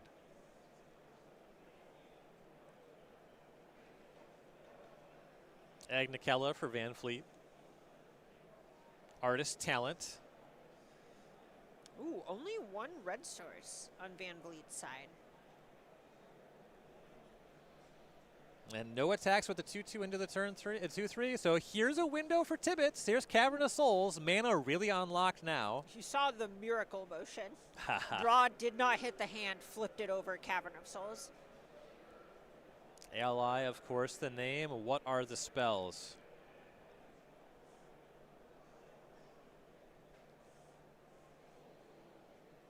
All right. K-A-T-A-R-A. What does that spells? K-A. I think it's Katara.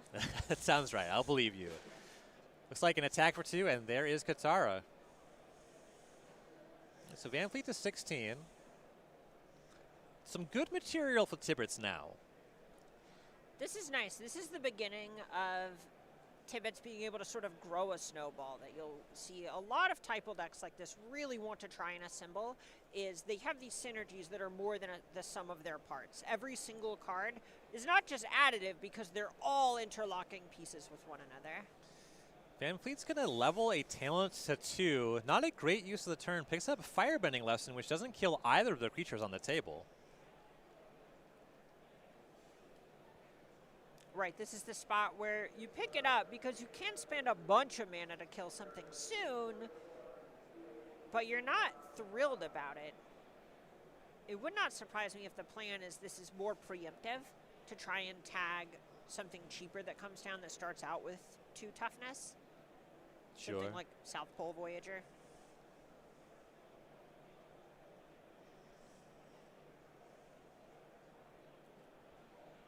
Both of the creatures will attack. So this makes a little bit of sense, too. Van Fleet's turning that otter into a real blocker with the lesson.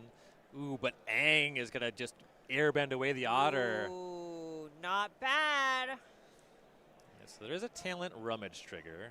That's so cool, too, because all of a sudden, at first, you think, oh, well, you know, they're still going to have firebending lesson later on. But since you're airbending a token instead of going after the spell, you just get both halves. Right. Yeah, if you exile a token for any reason, it is gone. They do not get to be cast later for 2 mana. So here's a second Storm Chaser's talent. Going to be a rummage on the Artist talent. All right, getting the big dice. My old eyes appreciate it.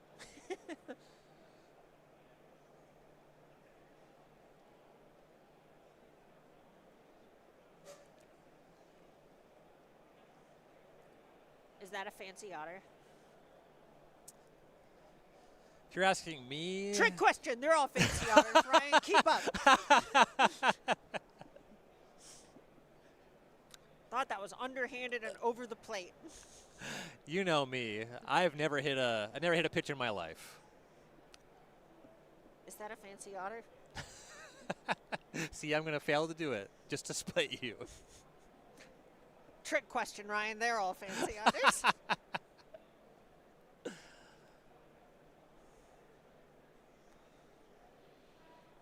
right, so 4 mana left up here. Yeah, just deploys the fancy otter and fancy otter and passes.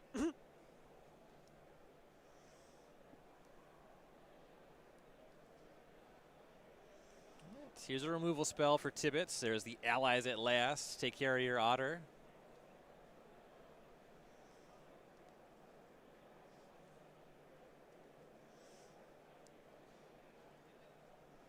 It's going to be a combustion technique and a response, but if you don't answer both creatures, the otter is still out of here, if I'm not mistaken.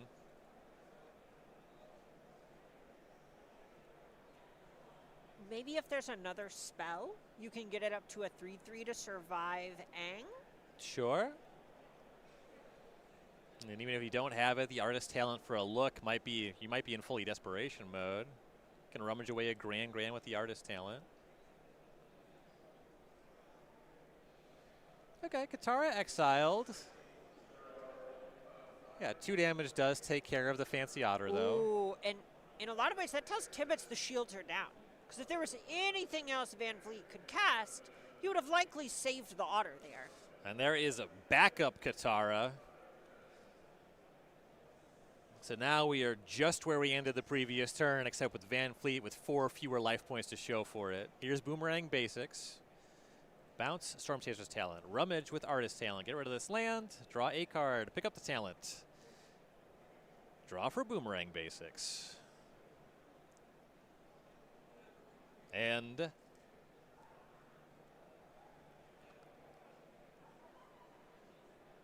take a look at the hand. Is there more action? There's something. Here's a second Artist talent. That's going to rummage. Going to take more than that.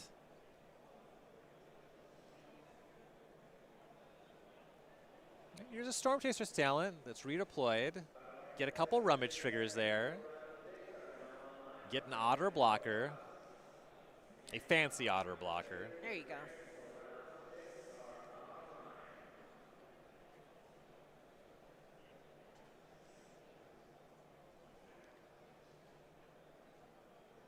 A lot of wheel spinning. All right, back over to Tibbets. Another Allies at Last. Take care of that otter. And yeah, Van Fleet's seen enough. At this point, yeah, let's hit the showers. Game 2. And Allies at Last, really not at its best in this matchup, but was able to just push through damage and close things quickly for Tibbets there. I have spent a lot more than 1 mana for Lava Axe. I've spent more mana for less damage. Same. So I'll do it again, look too. great. look great to me. Fancy otters call for fancy answers. Yeah, Nicholas Tibbetts up a game here now. Our 4 colors allies players. We're going to take a look at sideboards. And Is It Lessons has to be a deck that was on Tibbetts' radar here as we look to sideboards. And I definitely see some options here. You can go for Graveyard Hate and Enchantment Haste. There's Earth Kingdom Jailers, Ghost Vacuum, Hakoda's Helpless Commander, Heritage Reclamation, My Scornful Striker, Scout for Survivor, Sheltered by Ghosts, and Spider Sense. I think that I can make an argument for over 10 of these cards. Yeah, there's a lot going on here that looks pretty good. I would imagine most of what we're going to see is trimming on things that are more for creature-specific matchups, and otherwise just be trying to actually attack the opponent. We can see Tibbetts reaching for some of the cards, which is a nice little cheat sheet. Really appreciate that one. But My Scornful Striker, one of the first, or excuse me, May Scornful Striker, one of the first cards that sticks out to me is exciting. I think Earth Kingdom Jailer is pretty nice. There's a point where it would not be very hard to convince me that some cards in the vein of, say, Katara, you might not be that excited about if you think your opponent is going to be better at picking apart your battlefield. Sure. And you're more just looking for individual disruptive pieces that stand on their own a little bit better. I think Ghost Vacuum is a card that kind of plays both directions in some respects, where you can try and attack the lessons in the opponent's graveyard to keep them off of something like Accumulated Wisdom. Overall, I would guess it is not quite high impact enough to warrant the slot, but I can see how you get there. Spider Sense is one that I think is pretty attractive, and I would guess that one just swaps pretty cleanly for allies at last, though. Sure, makes a lot of sense. For Tyler Van Fleet on Is It Lessons, very likely had allies way less on his radar. Does he have some stuff on the sideboard here that could be useful? Well, because Tibbetts is on Cavern of Souls, Annul and Negate and Flash Freeze not going to be at their best here. All kidding aside, Broadside Barrage, the first thing that sticks out to me, this is a actual go big removal spell, which can answer some of the chunkier threats that you're going to see Tibbetts presenting. We saw a lot of high toughness numbers actually kind of throwing Van Vliet off balance in that first game. I know we saw a burn spell get picked up and with the Storm Chaser's talent. The first thing we said is that doesn't kill anything in play. Right. So actually finding ways to engage with the sizing on the other side of the table makes a lot of sense to me. I could even see reaching for things like Quantum Riddler and Ral Crackling Wit if Van Vliet thinks that the way that you're actually trying to solve this matchup is by basically just going burn spell into card draw threat, or excuse me, snowballing card advantage threat. Wan Shi Tong is another one that I would guess you're not going to reach for the most part, but the fact that it actually is just sort of a flash chonky blocker makes it a little bit more attractive than it would be otherwise, despite it being more of, say, a macro shift in how you're building your deck than something where you're actually trying to answer what your opponent is doing. You're not bringing it in to, say, punish Tibbetts for searching the library. Yeah, I think that Wan Shi Tong is actually quite appealing here for that ability to leave mana up. The surprise blocker is nice, but I think that on a lot of turns, Van Fleet really wants to be leaving up mana for the Combustions techniques. It's really tough to tap out for Storm Chaser's talent in this matchup, I have to imagine. Right, and there's a point where you can't just be worried about graveyard hate and want to make sure that you actually have ways to draw a decent number of cards through whatever your opponent is bringing. We've alluded to this kind of in a joking way leading into the match, but 4-color allies is sort of up-and-coming archetype from the new Avatar set, so you're a bit less used to playing not only against the cards from the set, but you're going to have less familiarity with how the deck is built. So if Tibbetts were to say, play a Keen-Eyed Curator, you want to make sure that you're just not caught with your pants down, so to speak. Right. Players shuffle up here for game number 2. Nicholas Tibbetts up a game here. And Is It Lessons? Is it? It is Lessons, yeah. It is. Is it Lessons? The wonderful people at home cannot just see the glare that you gave me, but it is one of the only times you have ever looked over your glasses to look disapprovingly. So in one flavor or another, Is It has been the top dog in Standard for the last year-ish. You know, it certainly felt like that. And this weekend, I don't think that an Is It deck's going to win the trophy. I'm going to call it. I'm an Is It guy. I'm picking against it. It might be a hot take. It's much easier to guess what will not win the Usually, you see the heater that this deck's been on. Well, I mean, we see normally, 700 people in the tournament, only one of them gets to win. Yeah. All right, players are underway here. Earth and Ally on turn 1, Artist Talent on turn 2. Both players setting up what they want to do. The Allies player getting some pressure on the table. The Lessons player setting up the engine. Great Divide Guide deployed, and it looks like the Earth and Ally tapping for mana for a second one, so a lot of material already for Tibbetts. And in some ways, this sort of play is a response to your expected metagame, which is what I adore about covering these sorts of events, is you see players not only pick a deck for the event, but say, okay, I know small ball creature aggro like this is not that popular. I don't think my opponent has Pyroclasm. That means I don't have to respect it, and I can just attack. This is going to be the big test in my mind in this matchup for the Allies deck. Van Fleet has curved Artist Talent into Monument to Endurance. This is the engine for the deck. The question is it going to be enough to overpower Tibbetts from here? Well, here's the draw from Tibbetts. We're about to find out. Botanical Sanctum is land number 3. If he wants it, Tibbetts has 6 mana here.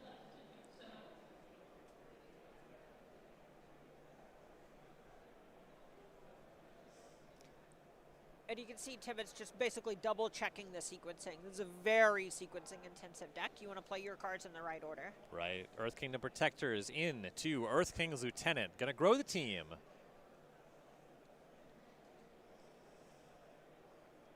Is this 9? Yeah, you have green and white creatures, so 2 power for the ally plus a counter, 3, 6, 9. That'll all come across. 3 more power hanging out to the side, so this is a layup to lethal next turn. Van Fleet 2/11. All right, here's lethal and protection from the first removal spell. Oh, is that all? Yeah, listen, it's Saturday, it's early.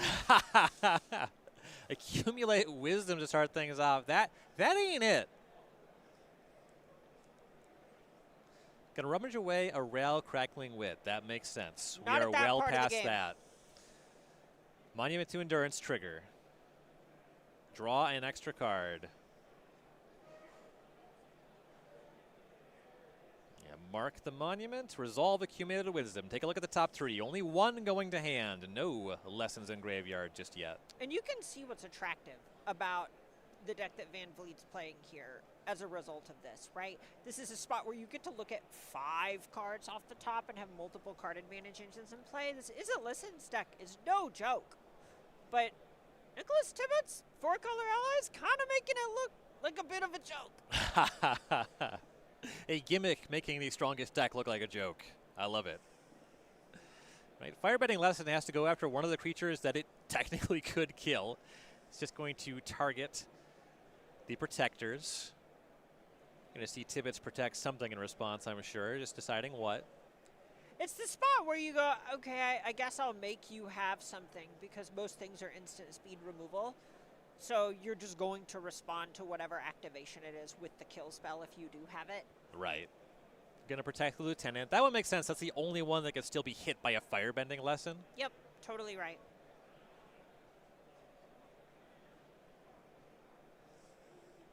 Right, treasure token coming off of the monument. 1 mode remains, just lose 3 life, but that's nowhere near Tibbetts' 20-point life total. Whoa, and you can see a Firebending Lesson in Van Vliet's sideboard. Really speaks to how he was trying to play this game post-board. Maybe a little bit more linear. There's some awareness. You're going to be facing down a lot of 3 toughness creatures as well. Right, there's a point where you can't whack every mull. Right. So instead leaning into, okay, but if I'm on the play, maybe I can just kill my opponent instead. Makes a lot of sense.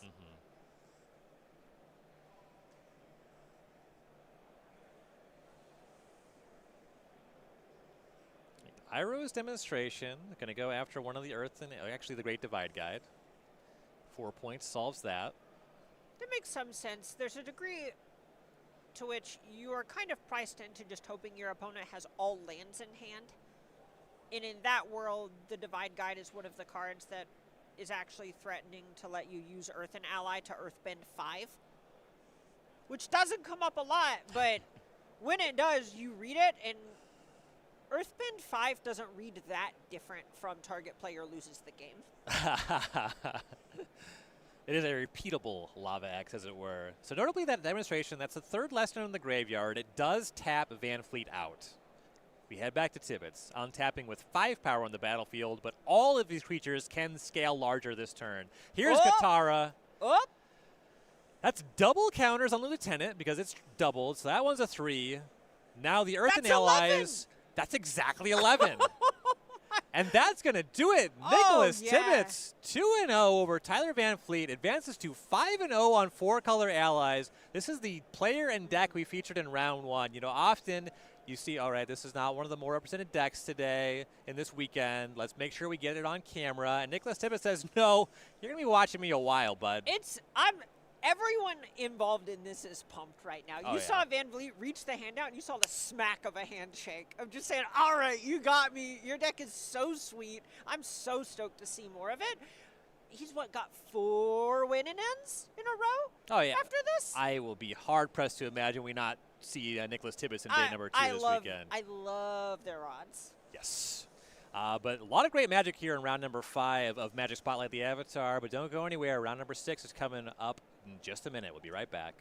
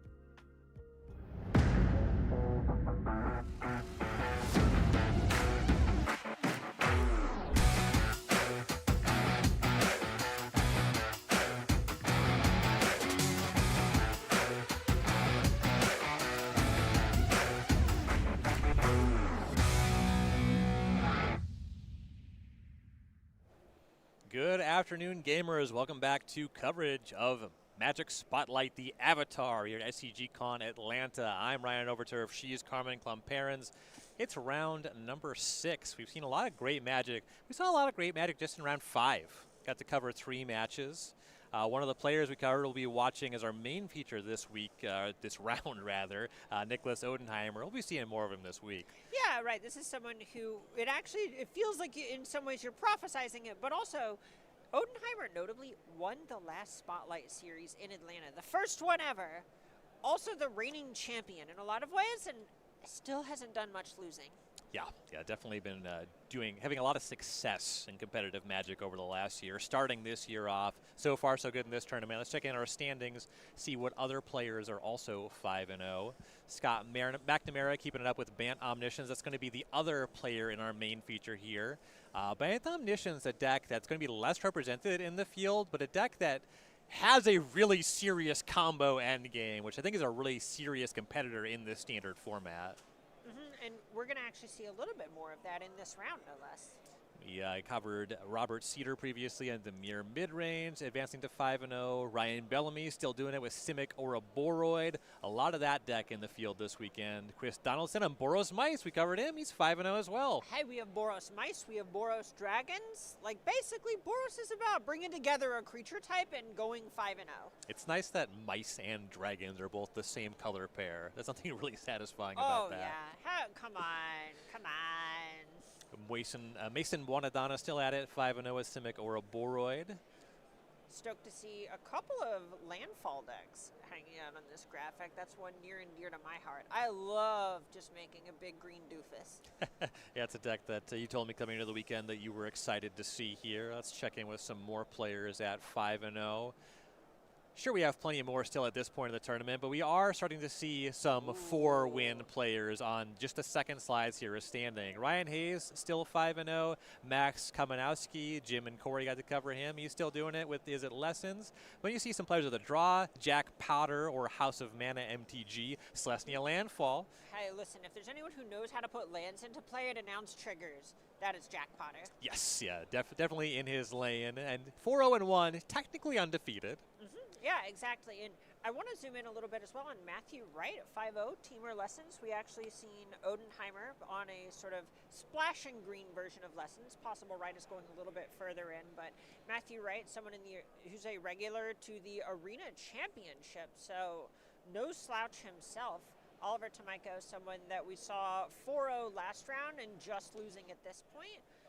Deep run to be expected from Tomiko, who had a good amount of competitive success on the SCG tour previous to the pandemic. A player's champion, Oliver Tomiko. Many are calling them this. The holder of the belt. Yes. Well, let's talk about our round 6 matchup here. Nicholas Odenheimer, the reigning Spotlight champion of the city of Atlanta, defending on that turf. Is It Lessons? You mentioned the green splash here. This is a deck that was well established at the World Championship last month. That event won by your reigning world champion, Seth Manfield, of course. You'll be playing against Bant Omniscience in the hands of Scott McNamara. So this is a deck that's really leaning on Kona Rescue Beastie with that Survivor ability from Duskmorn to be tapped to crew a spaceship and then to make you all-knowing. A spacecraft. Space planet. It's a planet with station. A planet with station. That's no moon. So previously we've seen this deck as a very Simic deck. This is not that. This is something that's more similar to what we were seeing during the VV, the Corey Steelcutter eras of Standard, where this is blue-white and trying to put Omniscience into play somehow. In this case, it is Kona Rescue Beastie, which is green, so it does necessitate there being some green lands. But looking at the deck list, I'm counting 9 green sources. And otherwise, this is blue-white control combo. Yeah, a lot of white, and there's something that makes sense here. You have interaction, of course. There's Seam Rips here. There's Pinnacle Star Cages. I want to call attention to Voice of Victory. This is a really important card for your Kona Rescue Beastie combo because you have to get to a point where it's tapped and it's still alive in your second main phase. Yes. So stopping your opponent from doing anything on your turn, that's pretty important. This deck is not going to be beating down too often. You might think of Voice of Victory as like a good Boros energy card, doing something pretty differently here. All right, well, I hear that players are doing something pretty differently down in the feature match area. Playing so some let's magic. head down.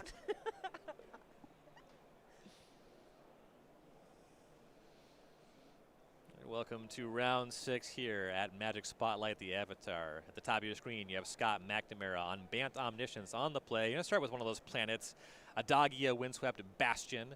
Odenheimer will start with Storm Chaser's Talent. A fancy otter. Indeed. I've heard they're all fancy otters. Good source. Multiversal Passage, going to shock in as an island for McNamara. Here's Roiling Dragonstorm. Going to draw 2 and discard 1. And we may get to it later, but I will say this is one of the parts of the quote-unquote combo that actually leads to you drawing your entire library with Bant Omniscience. Yes. Not exactly a combo, but a steady stream of value here for Odenheimer. Going to boomerang basic Storm Chaser's Talent, redeploy that, get in for 3. The other fancy otter has entered the battlefield. In some ways, a fancy Nakatl. In some ways. McNamara just drawing all of the Adagias. Luckily, they don't really make legendary lands like that anymore. You can just control multiples. You can even loot some away. Developing the mana, fine though. But Odenheimer deploying more Storm Chaser Talents. 3rd Otter, attack for 4. McNamara will consult the star charts just to anticipate.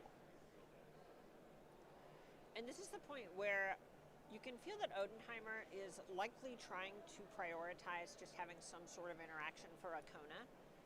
At this point, you really, whenever you see these lands on the battlefield, the planets specifically, you kind of know what's up as Breeding Pool comes down from McNamara. That's mana source number 4. It is a green source. And I believe we saw a pass of the turn. End step. Odenheimer will abandon attachments. Discards a Multiversal Passage. Going to draw 2 cards. Now untapping with 3 otters. Apologies, the life totals, they're just not correct here. So we've had a shock, we've had an attack for 3 and an attack for 4. Combined, that's 9 damage. McNamara should be at 11 by my count. I believe 9 because of the shock. Looking at Odenheimer's life pad Has he shocked as well. twice? We Did he have shock the passage? He did and shock the breeding passage. pool, Yep, yes. you're exactly right. He's at 9. Which is not that many spells for 3 otters. We've seen Odenheimer get 2 prowess triggers a couple times this afternoon. You gotta know that shocking that breeding pool was for something. But what kind of something is it? It could be something that you just don't care about. Kicked Consult the Star Charts, Coil and Catch of Meringue River Region fame. Kicked Consult the Star Charts, but I think we're at end step here. This is just 3 points that came across. Okay. And a lot of reactive power from Odenheimer at this point. Yeah, shocking in a 4th land of his own. Having removal spells as well as It'll Quencha are things that Odenheimer could have access to at this point. We can't quite see the hand. That one of It'll Quench ya. It'll get you. It's the quenchiest. Drink cactus juice. McNamara taking a look at the top 4, gets to take 2 with him, but does not look like he found something that can convincingly get the game here. As we head back his way. If your opponent does a fast consult the star charts, is that more or less frightening than a slow one? How much do I think they know what's going on? There's a scale with these things. With McNamara, I'd be afraid of a fast star charts. Seems like a sharp fella. Sure, sure. And when somebody who seems to know what's going on takes their time, it usually means they know they're in trouble. Here's a Cavern of Souls. Here's a Seam Rip. Try to stem the bleeding. That'll exile an otter.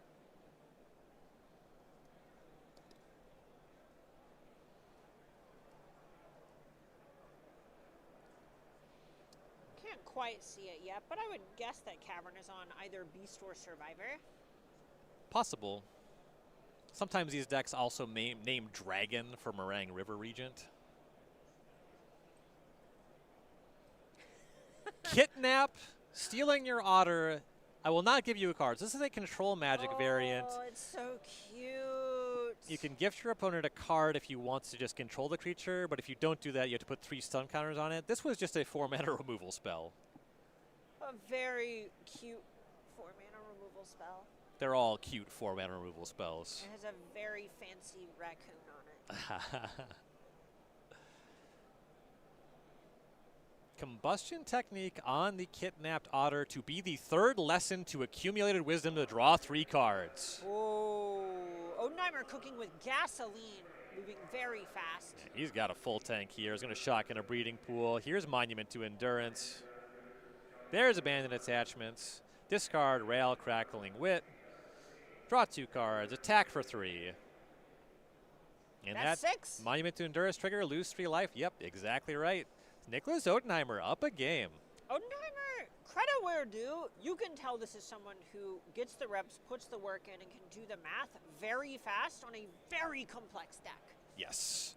Yeah, definitely been working for it, paying off so far this weekend. Up a game over Scott McNamara. What does our Bant Omniscience player have to try to even things up here? Some of this comes down to if McNamara is trying to continue to play this sort of just very all-in combo approach to winning the game, or maybe diversify threats a bit. That's a spot where you might see something like Overlord of the Mistmoors just be a card that McNamara reaches for if he ends up saying, you know what, I actually just want to play a more controlling game. Other things are basically just trying to check the non-creature permanents that Odenheimer's bringing to the battlefield. You could see anything from Pinnacle Star Cage to Get Lost coming in that spot. Rest in Peace, Spider Sense, both very, very nice cards. Those are the ones that you expect to come in almost no matter what here.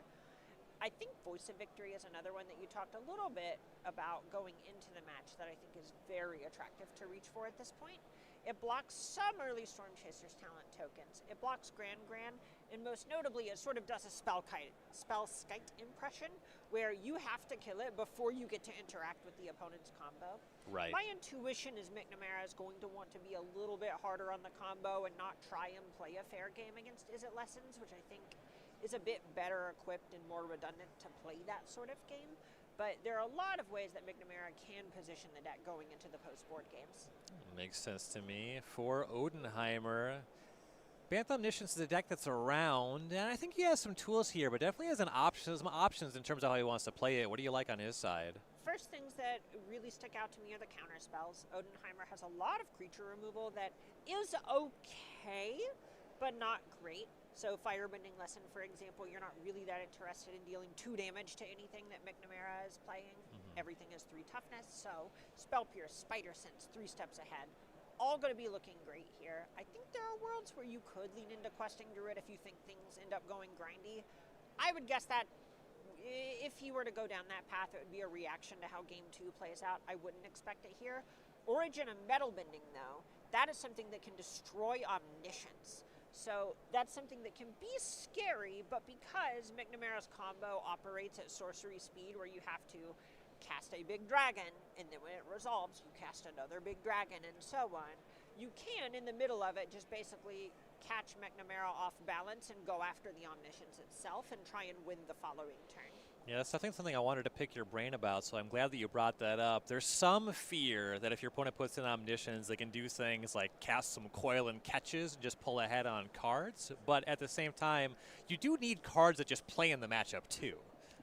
And there's an extent to which you even can go after Pinnacle Star Cage, Seam Rip. It's not like there aren't other cards that Origin of Metal Bending is going to be good against. I think that that card is something that Odenheimer is almost certainly going to be reaching for in this spot.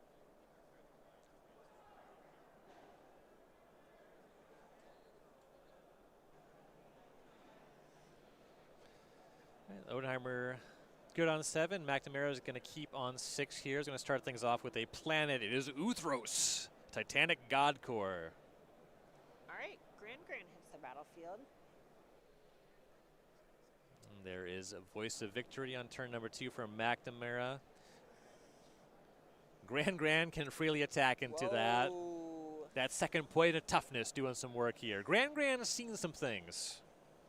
Well, McNamara gains a point of life. We take those. Multiversal Pass is going to shock in his land number 2. Grand notably rummaged away an Artist Talent, and not surprising, a second one was in hand that'll be deployed by Odenheimer. I love the promo art of Gran. It's so wholesome. Come on. Is very sweet. McNamara now untapping with Voice of Victory. We've been talking about how this is not likely to be a beat-down package here, but it is good to untap with it, and McNamara is going to cash in a stock up here to try to shape up the hand more from this position. Arguably the strongest card draw spell in the environment. Just absolute multi-format all-star from Aether Drift. Yeah, at the World Championship, Accumulated Wisdom really put itself on the map, but in the weeks following, so much graveyard hate has showed up in the format, where a card like Stock Up that just always does it has been able to shine even in the face of a card with a much higher ceiling. The card truly does what it says on the 10 every time. Right. And look at this McNamara actually getting in for 3. Yeah. Odenheimer doing some shocking. Maybe we're going to end up playing a weird beatdown name. Odenheimer's going to do his best to stop that, as here is Monument to Endurance. So the real full curve here. Grand Gan, Talent, Monument. Immediate attack, going to do that looting, going to trigger the Monument. Draw an extra card, connect for 1 point of damage. McNamara to 19.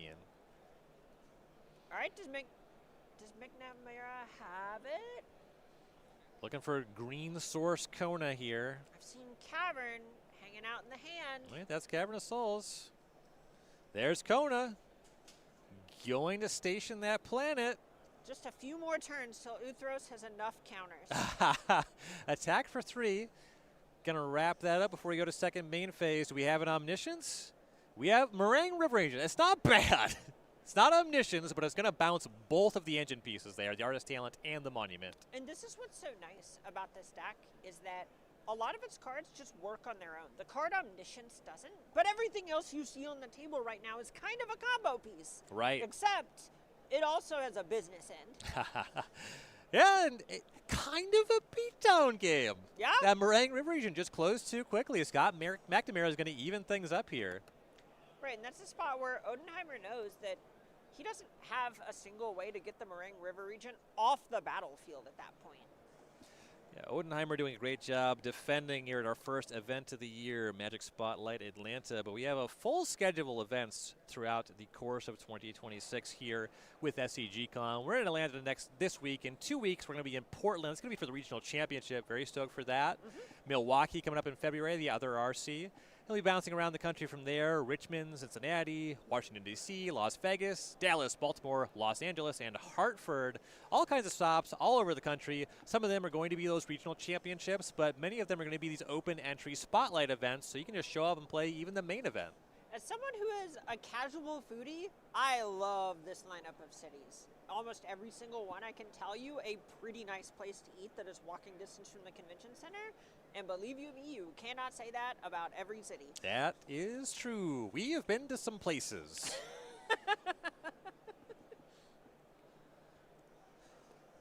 Players shuffling up here for game number 3. I'm honestly thinking about going to Hartford, whether I'm working it or not, just because I've got friends in town. Love some of the barbecue in that area, which you would not expect for Connecticut. Connecticut is on my list of states I've never been to. Huh. I think I've been to 30-some states, so it's not a ton to go, Yeah. but Connecticut's one of them. It's really nice. I was actually quite happy. The walkings around there are pretty good. Players checking out 7 cards here for our deciding a game number 3. You might call this a win and in for day number 2. 6 and 3 is the minimum record to get there. That's what they pay me for, bud. It literally this is. It is a winning in for day 2. It literally is that. And you might call it that because you would be correct. Players starting with some tap lands. Looks like no Artist Talent on turn 2 for Odenheimer, just leaving some mana up. McNamara notably not having a planet on one. Kind of loud. Yeah, it was just a multiversal passage. Basic planes for Roiling Dragon Storm here. That resolves. McNamara will draw 2 and discard 1. Like a lot of seam rips in hand for McNamara, which is nice. Yeah, seam rip discarded away as there was nothing on 1 or 2, so the card does overstay its welcome sometimes. Abandoned Attachments will loot away a second Abandoned Attachments. Pretty common setup for the Lessons deck. This card is pretty inefficient to cast, and getting 2 Lessons to your graveyard for a future Accumulated Wisdom, a pretty big deal. Yeah, in a lot of ways it feels like you cast one for 0 mana as long as you just get it in the graveyard. Right.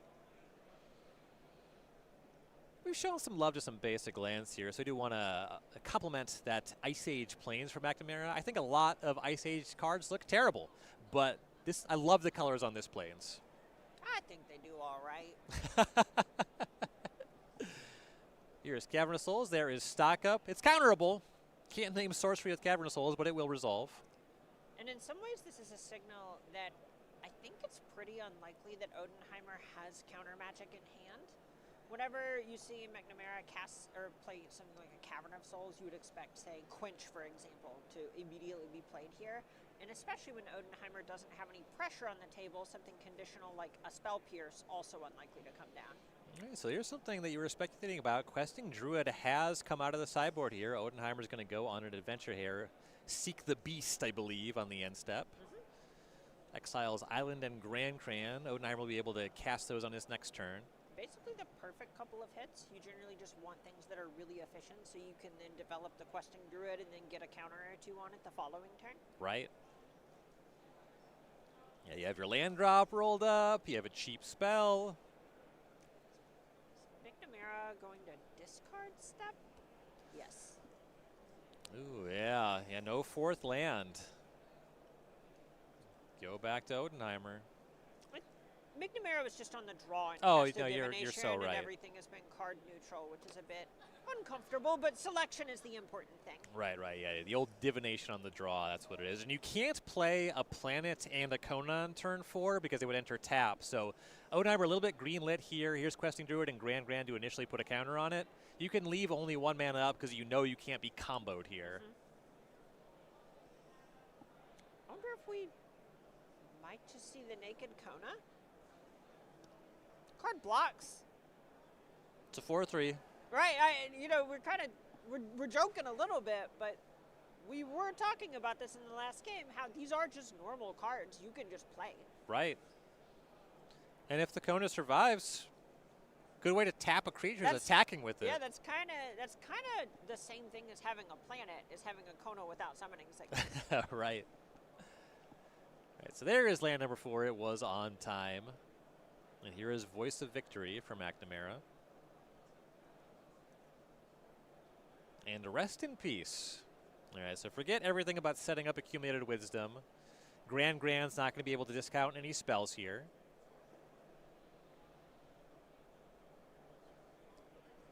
So we head back to McNamara. Questing Druid. This is a card I've played a decent amount of these. Haven't seen one in Standard in a while, and with the density of cantripic effects, this could get really large really quickly.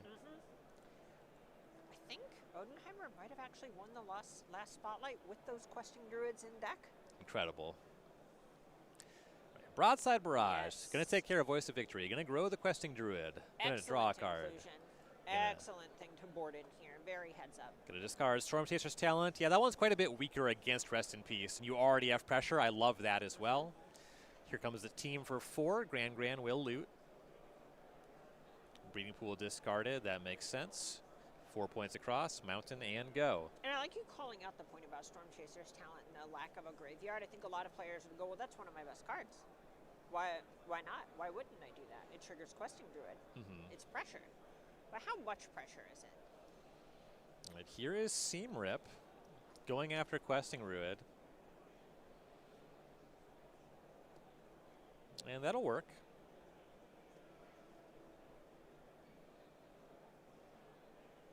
Another Cavern of Souls for McNamara. And just a pass with 4 mana up.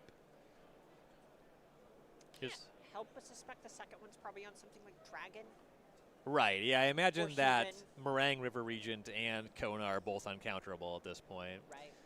See Accumulated Wisdom, and McNamara is going to take this opportunity to cast Coil and Catch with the mana down, that Adventure on the Dragon, sorry, the Omen on the Dragon.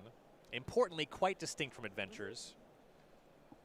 No, I really do like that too, just doing it and saying, look, I'm not actually that much of a control deck. I know holding up mana can look like I'm playing counterspells or something, but at the end of the day, I'm trying to go over the top of you, and that just means finding ways for my spells to resolve. Something really interesting is McNamara discarded a planet. There's no planets in his first 5 lands here. Possibly a sign that he's settling in just cast some dragons. Right, it's entirely possible that McNamara just boarded Omniscience's out. Yeah. And is just saying, no, you know what Kona is? Elvish Piper. With more stats. Right, so there's Monument to Endurance. Gonna loot with Grand and make a treasure, well Odenheimer.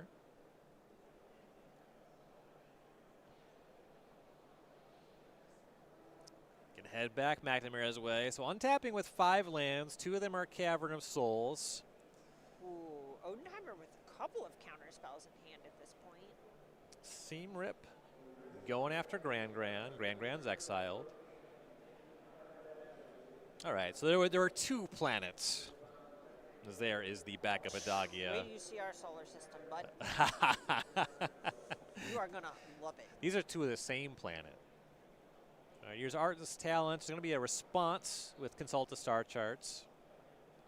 Wouldn't want to give away a Rummage trigger for a counterspell. Love this sequencing. Yeah, right. This is one of those spots where you can say, okay, that's a little bit sweaty. But if you're going to sweat, it is in Game 3, playing for day 2 of this event. Consult the Star Charts. Looks at 6, picks up 2. Artist Talent now online, so Odenheimer has the engine. The Monument plus the Artist Talent. Here's a Storm Chaser's Talent. It's going to trigger the Artist Talent to Rummage. Discard. We're starting to get to the scary point of the game where Odenheimer just has 3 interlocking sort of engine pieces at the ready. Right? Yeah, the Monument's going to work as a value engine. And previously, looting away the Storm Chaser's Talent, part of what made sense about that is the Questing Druid already had the battlefield on lock. Once that seam ripped away, the first prowess creature is pretty valuable. And you see McNamara is going to Seam Rift, has to take care of Artist Talent, and that makes a lot of sense. You cannot leave Talent Monument intact. There's just so much on McNamara's side. Here is a stock up. So much discipline from Odenheimer with multiple counterspells in hand and just letting this stuff resolve and say, look, spin your wheels. That's fine. I only have 2 counterspells in my whole deck. I'm not just using them on a draw 2. Right. And these Banth Omniscience decks, they're so long on divinations. You run into so much trouble if you try to fight over them. Right, exactly. You counter a stock up, and then all of a sudden your opponent's just playing Coil and Catch the following turn or Consult the Star Charts, and you're just back where you started.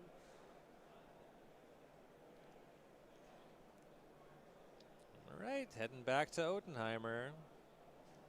End step is going to be in Abandoned Attachments. Discard Storm Chaser's Talent, draw 2, trigger a Monument to Endurance.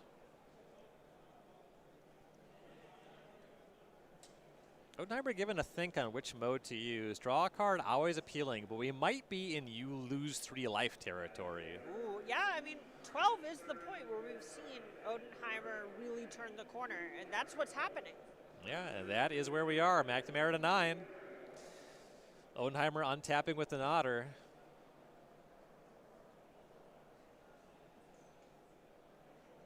Fancy Otter attacks for 1. McNamara to 8. Grand gonna turn up the heat. I'm always asking her to do that. And McNamara is going to unkick Consult Star Charts just to look at the top 7 for 1 card here. We are reaching the point where the 1 correct card is worth so much more than 2 pretty good cards. Also reaching the point where Odenheimer has so much that you really just need to be using your mana. Right. Right. You cannot take the cards in your hand with you. Let's see what McNamara can do. Starting with a tap of 2 mana, maybe a Voice of Victory it is. Going to be Essence Scattered. Yeah, if you want to do anything on this turn, it has to be on the Voice. So Odenheimer will move there. And that'll work.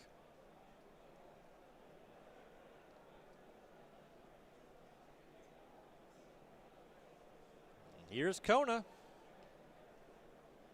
right, is it good enough? Gonna station the planet.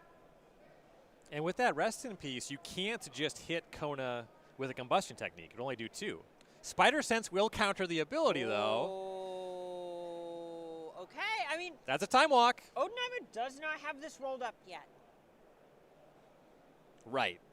Yeah, still has some work to do. The Kona's still on the table. It is still difficult to answer. Things look really close, but Odenheimer needs another way to discard, a couple more spells. Grand and Otter attack. Grand loots.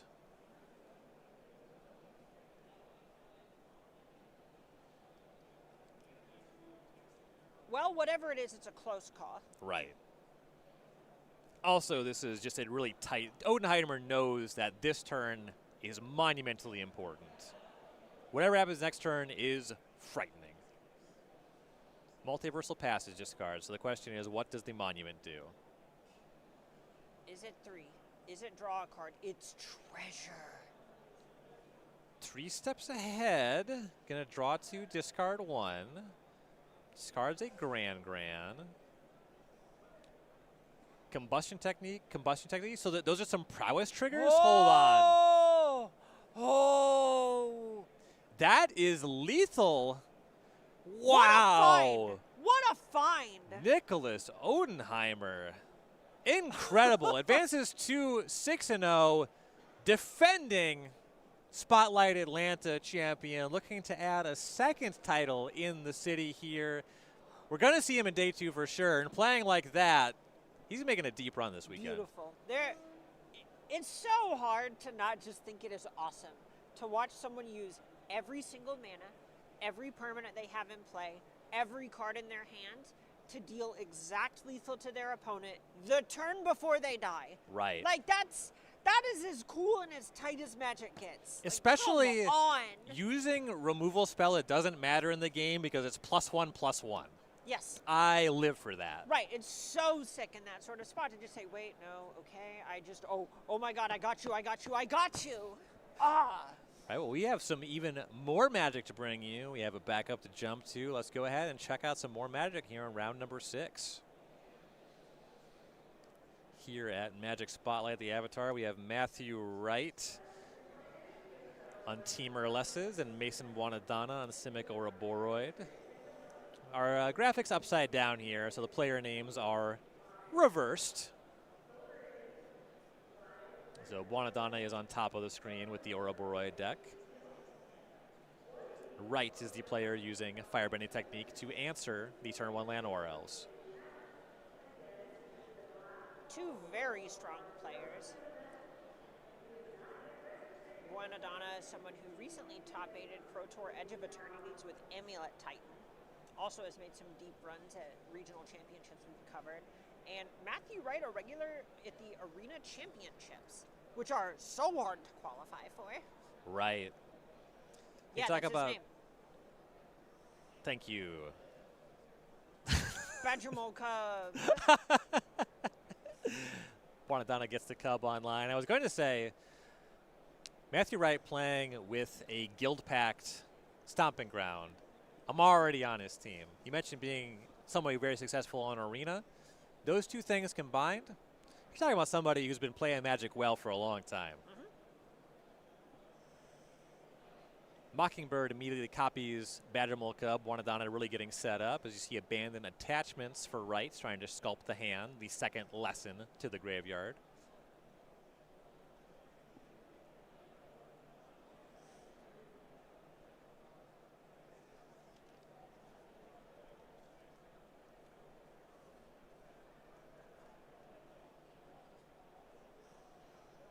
And now this is the spot where Matthew Wright is under so much pressure already. It's not necessarily in the form of life total, but there's so much mana on Mason's side if he just gets to untap. Yeah, you cannot let Badger Mole Cub hang around too long. The mana output on this card is absurd. Doubly so with 2 of them. And so Accumulated Wisdom is going to Impulse for right here. It's going to find Storm Chaser's Talent.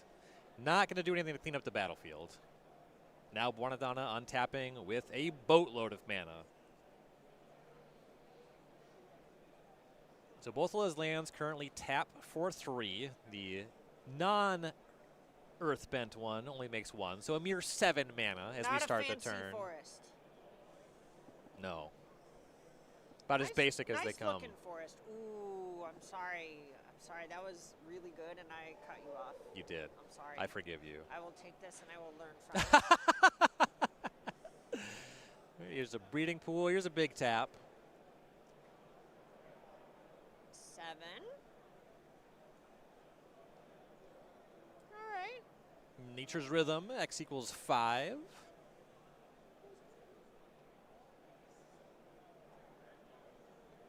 Quantum Riddler, okay. I've seen some Nature's Rhythms this weekend, already. They've looked nice, just getting green creatures with power and toughness. Giant flying draw card engine is horrifying that this deck has these multiple angles. Right, and this is the sort of spot where it makes sense that you're seeing a Riddler over something like an Ouroboroid. The games that you lose from here, if you are in the seat of a player on Simic or Ouroboroid, are the ones where Ouroboroid puts a counter on each thing on the table and then just dies. And from there, it's possible otters can actually just hang against a bunch of 2/2s. So making sure that you keep the cards flowing is really something that we're going to see heads-up players put a premium on. Cubs go to work, right, is to 14. Now gets to untap and really has his work cut out for him. Previously, it was just the Cubs and a lot of mana. Now there is that 4/6, which closes pretty quickly just on its own, setting aside that all of that mana is still there. Land number 4 is a basic island. There are 3 lessons in the graveyard. But there's no grands, so everything still costs full retail to cast. Definitely a problem to be spending all of the mana for all your spells when your opponent is just plus 100 on their mana output. Okay, well, here's Accumulate Wisdom drawing 3, but I don't think cards in hand is where the fight's being fought. Right. Yeah, the game is about something else. You got to get on the battlefield. You got to clear up the battlefield. One or both of those things. That otter is a 2/2. Still a long way from attacking into the Riddler. Yeah, all of a sudden, I was looking at the battlefield and going, okay, can Buonadonna just make Craterhoof Behemoth next turn? And I believe they're a bit short. But the fact that it's a bit short, pretty loud. And you mean just off of harmonizing Nature's Rhythm? Correct. Harmonizing it. Yes. Exactly. The fact that that's close is so absurd. So here's a combustion technique, and Spider Sense is just going to save the creature targeted. Oh, and when you look at that, it's picking up Mockingbird. Do you think that might copy something else? I think it might not be a cub on the way back down. Oh, I think it might be. Oh, it is just a cub. You get to Earthbend again. Whoa. Is it a free spell? Is it a ritual? I don't know. Both are pretty scary. It's a Simic deck, Carmen. That's how that feels. Oh. Big tap here for Buonadonna. We're going to see that harmonize on the Nature's Rhythm. Guess what? What? Come on. Hook We me are up. there on there it Craterhoof is. Behemoth. Let's check the math here, and it looks like it is exactly lethal plus however much extra it is. Mason Buonadonna up a game now. This Ouroboroid deck has... The output here is so out of control, and that game had nothing to do with Ouroboroid. Like, do we call this deck Simic Longtusk Cub? There's just, sorry, not Longtusk, Badger Mole Cub. Way different card. Listen, I will say I don't think Badger Mole Cub is coming out on the draw, that's for sure. No.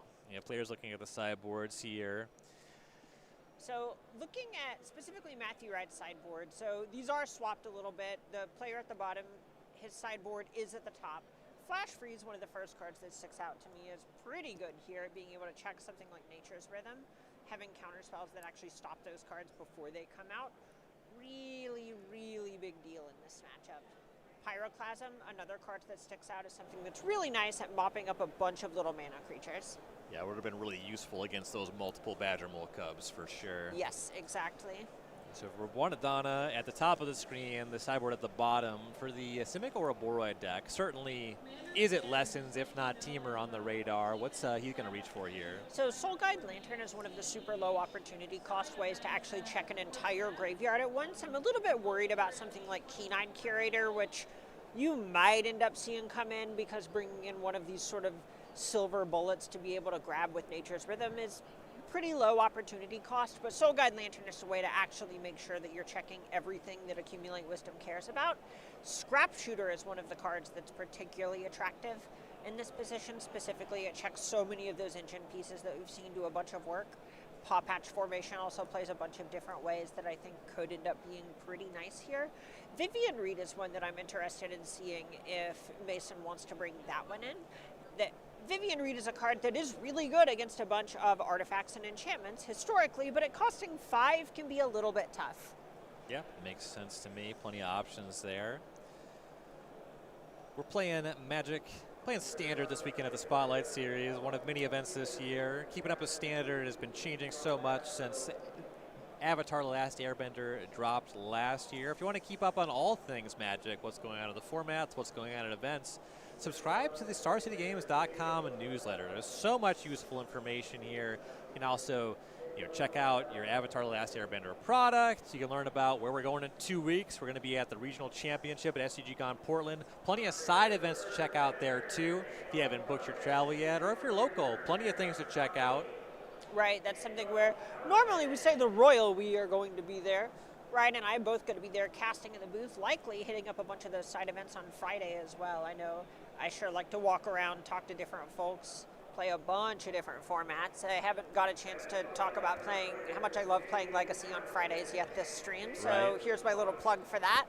I brought a Standard deck this weekend. I didn't end up playing any of the RCQs on site yesterday. Our production meeting was at a time that wasn't very conducive to that, but in Portland, I'm coming for you. It's on.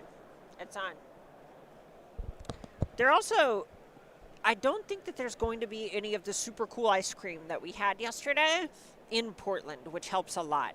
Right. I did have ice cream to eat. Right. And a nap to take after. Very, very cool ice cream.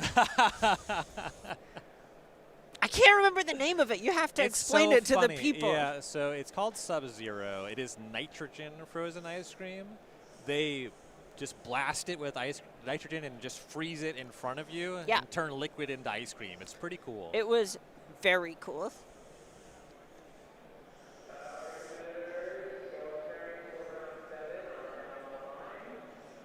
Players looking at hands for game number 2. Buonadonna going to be mulliganing. It looks like Wright will be keeping.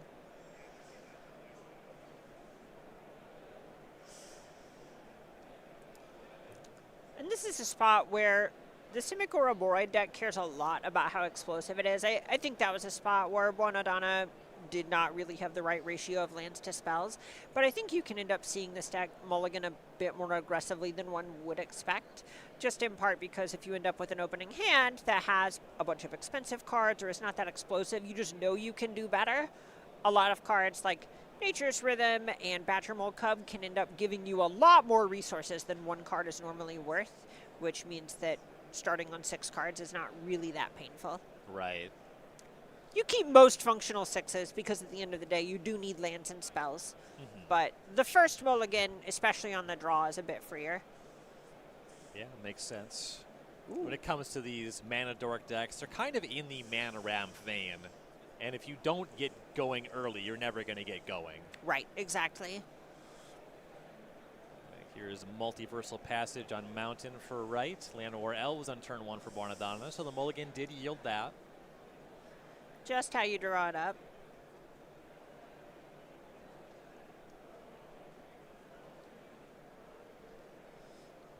I like this Llanowar Elves. I don't know that I've seen it before. Oh, yeah, it looks so good. Very autumnal. Shock of a breeding pool and a pass for right. Oh, I like that Llanowar Elves a lot. I know where that one's from. That's from Jumpstart. Yes. Wanadana going to shock in a multiversal passage on Island. Going to attempt a Badger Mole Cub. That one's good. Going to Earthbend the passage. Going to cast a second Badger Mole Cub off the Llanowar Elves. Going to Earthbend the forest. Holy.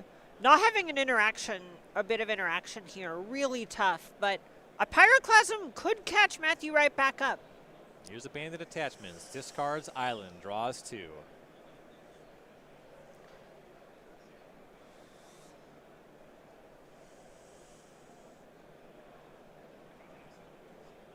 Can't imagine you would be waiting on a Pyroclasm. I'm betting that that one's not there. Please, please have been waiting on a Pyroclasm. Iroh's Demonstration. This one makes a little bit more sense to think about. Okay. You know, you reset a lot. Heals the Llanowar Elves. The basics are no longer 1/1s. Badger Mole Cubs are still around, but you've really stunted Wanadana's mana development here. Right, that matters a lot. You basically hit 3 mana sources, which, if we're being honest, was, what, 7 mana sources? Yeah. Now instead of untapping with 9 mana, Wanadana's untapping with 2. Yeah, solid development here. The Cubs are sticking around, though. They're applying some beatdowns. Right down to 14 as Wanadana will shock in a multiversal passage. This one's going to be a forest. Badger Mole Cub, Llanowar Elves. I mean, we're pretty close to those Cubs just crossing the finish line. Yeah, this is not bad. This is 7 power on the battlefield, right at 14. You're going to have to do something to equalize this battlefield as we head back Right's way. I love that flavor text. Every mountain starts as a molehill. That is cute. That's Come fun. on, come on. You do, in fact, have to hand it to it.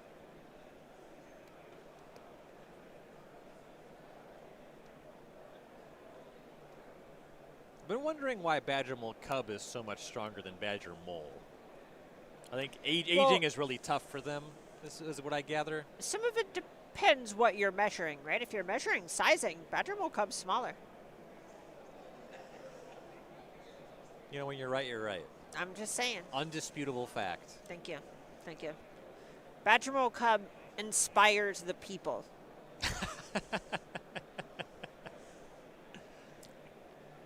It is just a cute and creepy little guy. What? Why would you say that second part? It's such a fancy cub. Look at those eyes. Do not pet that creature. All right. Right's found a play. It's combustion technique on the forest. That's just going to come back, but it's no longer a creature. Boomerang basics on the Llanowar Elf. So really going after the mana, trying to buy another turn here. Yeah, that makes a lot of sense. This is the spot where, in general, the thing that Wanadana has not been able to do is cast a big spell. So it makes sense that that's the axis that Right's trying to pressure. Attack for 6, right down to 8. 2 more Llanowar Elves. Now, Wanadana fully has lethal creatures on the battlefield, and I believe a boatload of mana is the technical term. Yeah, something like that. I'm no scientist. No mathematician either. Here's accumulated wisdom. That's going to draw 3 cards. There are 3 lessons in the graveyard. 4 even. Are they good ones, though? To quote my friend, coworker, and frankly contemporary, Ryan Overturf, he didn't slam the Pyroclasm. Tap it 2 red mana, but some deliberation. Oh, no. Looks like an abandoned attachment. It's a little bit off screen. Oh. And yeah, that's going to do it. Wanadana just has lethal on the table. And that is Mason Wanadana punching their ticket into day 2 with Simic Ouroboroid. Yeah, Mason Bonadonna, somebody who did top 8 a Pro Tour last year, definitely adding some stuff to the resume. Day 2 is just the start for a player of that caliber, but we already, just this round, have watched 2 great players punch their ticket for day number 2. And I'm having a lot of fun watching day 1 of competition here. We're watching Standard shake out. We've seen some great Magic. And I'm really excited to see what converts on day number 2. We're going to see more of the Allies deck. I know we're going to see some Lessons. I know we're going to see some Ouroboroid. And I like watching these decks. The output on them is really impressive. The fireworks are fun. I'm really curious what the full spread of the metagame is going to be. And there's a lot of stuff to watch. Yeah, something I really appreciate about this deck is not only are there, this format, is not only are there a bunch of different archetypes, you see a bunch of strong players being successful on the back of tight technical play with different archetypes. Right. So it shows that there's a lot of format awareness and honestly a lot that's still left up to the interpretation of the players, which is something that, at least, from Eyes in the Sky, Ivory Tower over in Renton, it's so nice to see from our perspective, where there's still a lot to explore and a lot to have fun with. On the topic of checking out the decks this weekend, Nick Miller was able to sit down with Pete Ingram, somebody who actually won the last Open that you and I covered in 2019, in the old Open. Oh, Indianapolis? Yeah. I was there. Pioneer, Demir Inverter. That's not what he's playing this weekend. He can't play that in that format, certainly can't play it in this format, but if you want to find out what Pete is playing, Nick Miller sat down with him on the sideboard. Check that out. We'll be back for more Magic after that. Hello, welcome back to the sideboard here at Magic Spotlight, the Avatar, part of the SCG Con Atlanta. I'm Nick Miller alongside Pete Ingram, talking about Jeskai Control. Yeah. This deck has been on the upswing over the past couple of weeks. Have you been playing it long, or have you been kind of picking it up as it's been gaining stock here in this meta? Kind of the latter. I've been kind of picking it up as it gained a little bit of stock. Gerardo94 won a challenge with it. I've been paying a lot of attention to what's going on Magic Online. Prior to choosing this deck, I was kind of leaning towards playing the Simic Cup deck, but I think this deck's actually really well positioned in the metagame right now. Yeah, this deck looks tailor-made to beat up on all of the Badger Cubs and all the Mana Elves and all those things. How's this match up against the Lessons deck? Because that was obviously all the talk out of Worlds and has maintained a pretty high position in the metagame. Yeah, I think it's very close. I know Andrei Shosky was playing a list without the Otter's Lesson, Storm Chaser's Talent. I think if you're not playing Storm Chaser's Talent, then I'm pretty favored. But if you are, it's just a very close, a very close match where, yes, like if you are able to stick a Rest in Peace, that's great. But then you also have to not get got under by the Monument stuff going on. But I played it today. It was a close 3 games, and I think the matchup's definitely fairly even, I would say. Yeah, main deck Rest in Peace goes a long way. Yeah. I would imagine also you get a little splash damage against some of these other decks. The Reanimator deck. Yep. Reanimator, the Landfall deck as well, yeah. So it's not a bad card to have in the main deck. Take us through this iteration of the Jeskai Control deck. We saw a deck like this win an RC last year in the hands of Casey Miller, a much more Shuko Dragony deck. This deck has really moved away from that style of play. Yeah, so I think that has a lot to do with Rest in Peace being such a pivotal role against Lessons, and you want to main deck the card. So I think Shiko, obviously you can't play them both together. Shiko's a great card, but honestly, Unagi is great as well. Like just a flash threat that's kind of hard to answer because it has Waterbend Ward 4. And a lot of the decks in the format are drawing lots of cards. And when you're able to counteract that by drawing more cards, you're going to typically be favored because you're going to have Jeskai Revelation to go into the later game. And then with Wang Shitang, a lot of the decks are searching their library. And it's honestly just a great thing to just spend 6 mana on or 4 mana on or wherever fits in your curve. To just present a little bit of a threat and draw some cards. Yeah, those 2 creatures really shine now in this metagame. The Unagi, just a pretty large body for not a ton of mana. As you said, flash, hard to deal with, seems like to be all the things you want to be doing. Pretty crazy that this deck really only has a handful of win conditions between those 3 and then the Revelation, but this is, classic Control, and you know your way around that kind of deck. Yeah, definitely my style of deck. Are you worried about any of those kinds of situations, or do you feel you're pretty well suited for everything? think I'm pretty well suited for everything. There's nothing I'm too worried about. I mean, you can always lightning helix the face if you need to. I've done it many a time. Yeah, you and that card, Sphinx's Revelation, go back. Yeah. Now you got stock up in some of these other cards. God. Council the Star card draw charts. is just absolutely fantastic. Anything else in the meta you're worried about, or have you seen change? I think I have game against all of the decks. There's nothing I just played against Demir, which I think is one of my more unfavorable matchups. I 2-0'd it. The deck has a lot of play to it. Yeah. Anything to call out in the sideboard here? You got an extra one, Shitong, some more disruption. Yeah, the 3 Voice of Victories have been really good. They're good against any of the blue decks, Demir, Lessons, Prowess, whatever, what have you. The Annuls also as well, just great against Lessons, good against the Landfall deck. Yeah.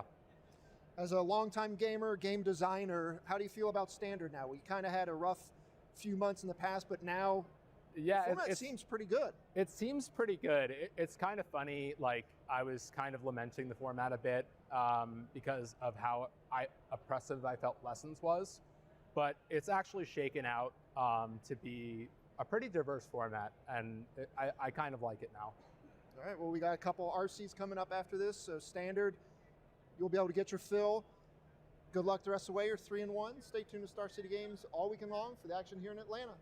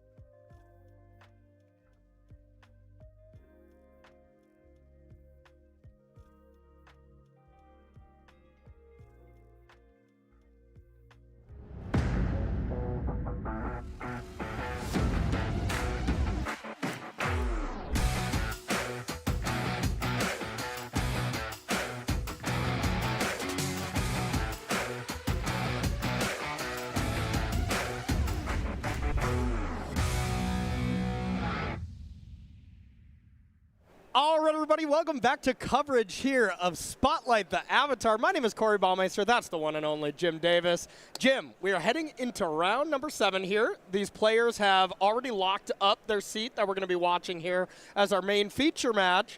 But, of course, the work is not done here. Players would like to do a little bit better than 6-3. Is that right? Just keep winning until they tell you to stop. Exactly. That is the plan. So, before we get into our match, let's take a look at standings here to see who is all at the top of the mountain here. This is our second page, so we'll look at some of our 5-1s. And there we go. Here are our 6-0s. Jim, that go all the way down to 12th place. Yeah, 12 6-0s. You see Robert Cedar, Long Island local. I played against Rob many, many times on the Long Island, the Star City scene back in the day, old IQs and stuff. And usually a control mage on Demir mid-range, which is interesting. That is very interesting. And then kind of looking at the decks, well, I got to say the Is It Lessons deck put 3 of the 12 players here into 6-0, so that seems to be doing quite well. We got Max Konowski. We got Ryan Bellamy. We got Mason there, just fresh off a top 8 at Pro Tour Edge of Eternities, as well as Ryan Hayes and Nicholas Odenheimer. So some of the better players here in our field are rising to the top. Yeah, this is basically everything you want to see at a page 1 of a standings list. Pretty good variety in deck lists, a lot of great names, and also only 1 draw, which is great. Yeah, that is only 501. That is good. You like to see that. Standard is just pretty fast right now, don't you think? Like, yes. I mean, draws in this format, unless you play a Lessons Mirror, Jeskai Control Mirror, those kind of things, draws are a little bit more unlikely. So let's take a look at the second page here, see who else is having a strong day. Now, these players are all 5-1, so still have some work to do to make it into day number 2. Big shout out to Gabriel Nicholas, Oink Mage on Magic Online, playing Is It Blink at 5-1. And anything else stand out to you here, Jim? I got Dustin Taylor, longtime player playing Mono Red at 5-1. Oliver Tomiko, former Players Champion at 5-1. And who else got down? That's mostly what the names that jump out at me. The rest of the list. Yeah, absolutely. But still, some strong players. The deck diversity here is still looking really, really good. So, yeah, got to love this standard format right now. You got Boros Aggro, Boros Mice, multiple flavors of Boros even. We saw Boros Dragons on page 1 too. There's 3 different Boros decks in top 32. You thought Is It decks were the only ones that could spread their card pool out to 3 different decks? Nah, Boros is here to stay with a bunch of different archetypes within the color pair. So looking at our feature match that we're going to be jumping into for round number 7, it is going to be table number 1. These players are 6-0. It's going to be Ryan Bellamy up against Matt Buckley. Ryan Bellamy on Simic Ouroboroid. Looking at the list, I would say somewhat stock, except there are 2 Enduring Curiosities in the main, which is a very unique take. Only 2 Mockingbirds instead of the full 4, which kind of felt like it was stock. Anything else super standing out to you in this one? Yeah, actually using Nature's Rhythm as a toolbox. This card, it is effectively like a Green Sun Zenith style toolbox card. Usually we're just seeing it kind of aggressively to get your extra copies of Badger Mole or into your Crater Hoof. But 1 Reclamation Sage and 1 Sentinel of Lost Lore. So a little artifact and enchantment destruction, a little bit of graveyard hate in the main deck, which is cool to see. Yeah, I really like it. And, Ryan Bellamy, we have seen him play a lot. I mean, he's such a young kid that it's weird to say, like, he's our established player we've been seeing for years because, I mean, he's still very, very young. But he has been like an Amulet fan. Then he switched to a couple other decks here in Modern, but a lot of toolboxy creature decks. So he definitely has a lane that he likes to stick in. Yeah, he was playing on the SG Tour back when he was 12, 13 years old. He's playing Magic, even though he's young relative to your average player. He's been playing for a decade at this point. Yeah, absolutely, and a phenomenal player. I've played against him multiple times. I have not won yet. I've lost in the finals and the top 4 to 2 tournaments from him. One day, bud. One day, but it will not be today. And then our opponent here, we have Matt Buckley playing Is It Looting? Is It Looting, I would say, out of all the decks, is maybe the deck that is the least represented as far as the Is It decks. But walk us through this deck, Jim. Yeah, so this is probably the Is It deck that most resembles like the VV, kind of like the prior Is It decks, doing that sort of fear of missing out thing. Of course, Prophetic Memory is banned. But we have Duels to the Mind doing a somewhat similar thing. The more cards you draw, the bigger it gets. Nathan Stoyer was happy about this, right? He's like, keep banning cards until my card is awesome, But sorry, continue. That's hilarious. But yeah, so kind of doing the looting thing, Winter Night Stories, drawing cards, discarding cards. Frost Cliff Siege Siege. Yeah. A big part of his deck. I have 3 copies. And kind of just doing the value thing, I would say a little less focused than the other Izzet decks. Yeah. But still quite potent. All these cards are really good for a reason. Still really good cards, and I will say this is probably the best Frostcliff Siege deck, and that card is incredible. You get a FOMO with haste, trample, stats boosted up a bit, and you can do some serious damage. But enough of us knuckleheads chatting about it. Let's jump on into the match and see who is going to be 7-0 here at Spotlight the Avatar. All right, jumping on down, we got Ryan Bellamy up top. We got Matt on the bottom, and we are starting off very similar to what we see in Standard. Storm Chaser's Talent on one here for Matt, and Lana War Elf on the other side for Ryan Bellamy. Nothing like a table 1 feature match, you know? Yes. Getting late in the day, these players are looking to log up that, hopefully that 9-0 record and go into day 2 looking really, really nice. And, you know, it was not too long ago, our last event we commentated was Ryan on a Simic deck, was on that Simic Birthing Ritual deck, and was the day 1 leader, was 9-0 afterwards, and just lost a few rounds at the very end to not make the top 8. So you know Ryan's a little hungry for a top 8 when he was so close at the last event. Absolutely. A run like that just galvanizes you. You know, yes. Just, all right. No, not this time, you know. Not today. You just go into full killer mode, and you're like, I am not missing anything. I'm going to try my absolute best here. Matt, on the other side, is going to definitely try to not let that happen. Matt's also intentionally got all these cards at proper skewed angles, you know, 10 degrees here and 16 degrees there. Yeah, it's not bothering me at all. Absolutely not. Spider Manifestation comes down for Mr. Bellamy and heads on back, and that shows that Ryan is ready to do some stuff next turn. But here comes the Siege, and that's going to be a good chunk of damage, a good hit for 6. But, I mean, we've seen it before. What could happen next turn from Ryan's side is he could win the game. Yeah, Badger World Cup getting all set up with the Manifestation, and no interaction. Simic or Board is not a deck you want to try and Goldfish against. No, unless you're maybe Alexander playing the red Leyline deck. Right. Like, that is kind of a deck that is a little bit faster. Right, if you're the one player in Magic's history playing red Leyline yes. in Spotlight Series tournaments, then sure. But if you're average player in this tournament, it can be risky. So, big turn for Ryan here. Yep, let's see. It almost 100% has to start with Badger Mole Cup, though, right? Like, you can't really be doing any of the absurd things without it. For sure. And you know, a common play we see here is Nature's Rhythm for the Badger Bowl, which costs 4. Basically costs 3 with the Manifestation in play. Yep. And the Badger Bowl makes so much mana on top. You're almost gaining mana on the exchange. It's basically 2, right? Yeah. Like, it is 2. If Ryan has another land, then it's actually 1 because, you know, you put the land into getting held up. And I did see Nature's Rhythm in Ryan's hand, but I did not see a land. So I think that's the big inflection point here from Ryan's hand. All right, time for the Rhythm. It could be anything. Maybe going to get, let's look at the list here, Gene Pollinator? No. You know, yeah. Nope. Interesting. Went for the Badger Mole Cub. Yep. We're, of course, kidding. That's, of course, what you're going to start with. Now, we do get Spider Manifestation to untap, so has 2 more mana available.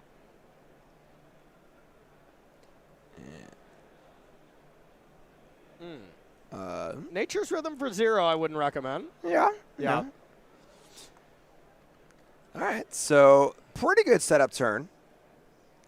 Yeah, it's a solid setup turn. Ryan can definitely do some serious damage next turn if once again Matt decides to just be aggressive, try to attack as much as he can, which, hey, that's what we're starting with.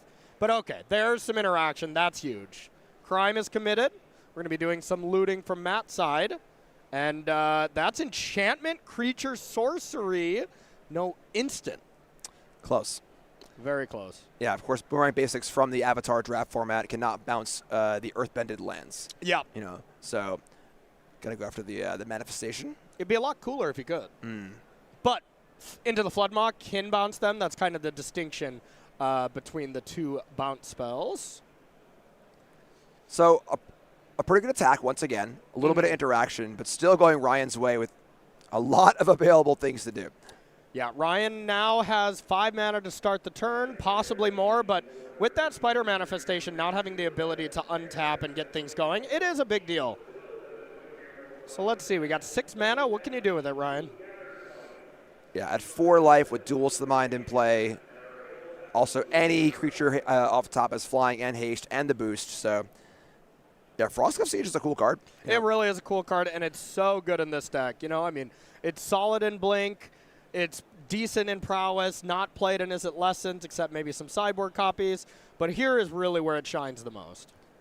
Fires the Avamaya for a New Age. What?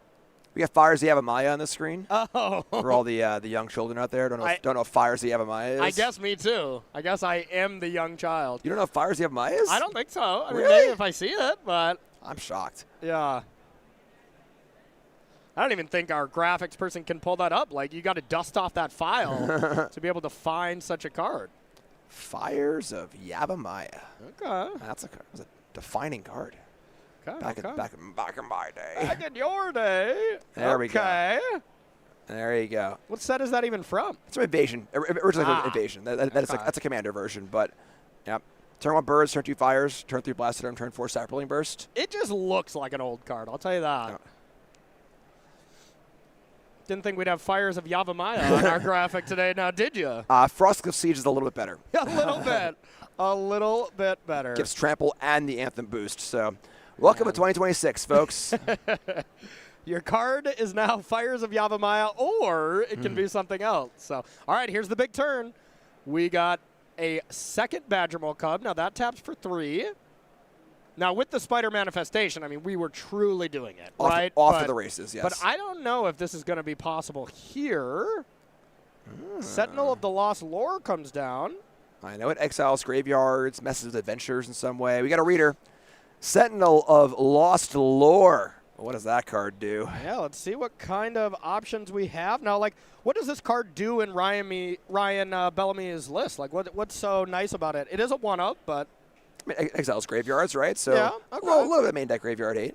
Okay. It also does so at a more mana efficient than the raccoon does. There we go. Oh my God. Okay.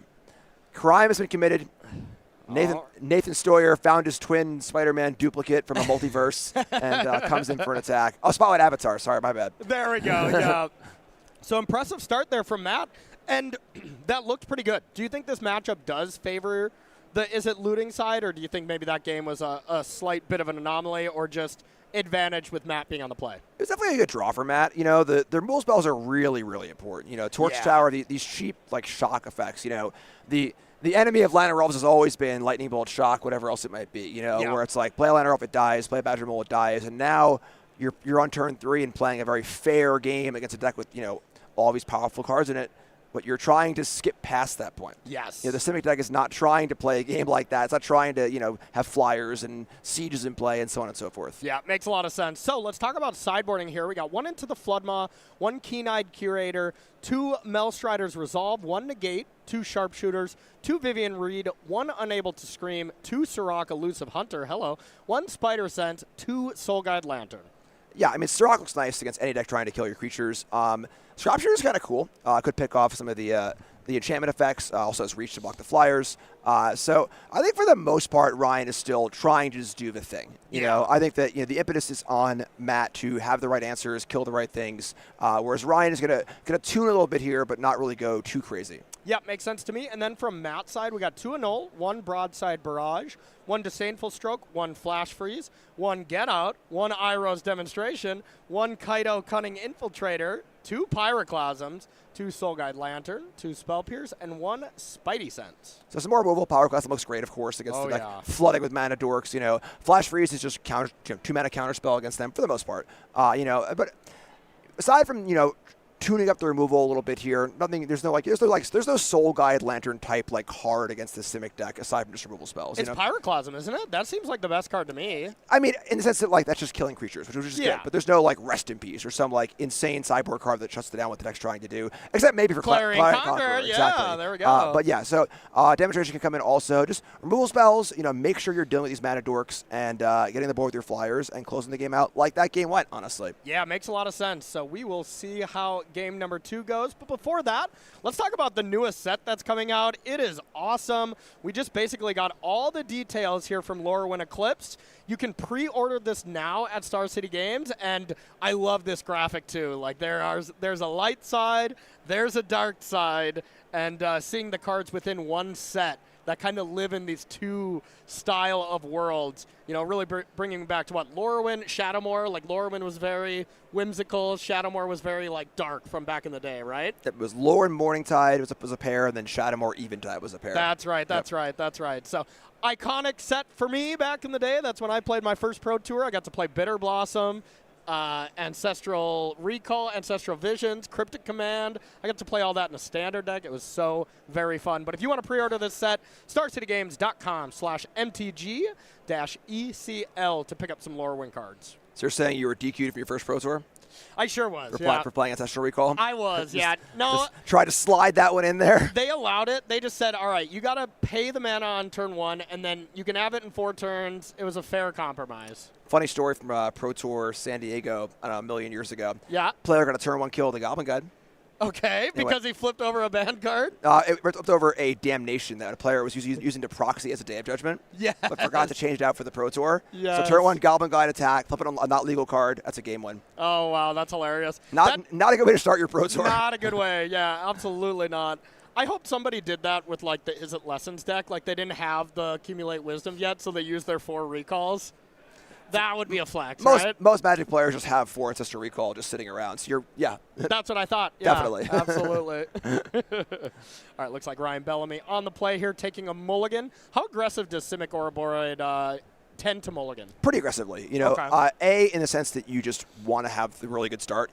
The games you have Llanowar Elves and don't are night and day. And then B, you're just a Quantum Riddler deck. So the downside of mulliganing is mitigated strongly by Riddler, where if I go to 5, my hand just land, elf, Riddler.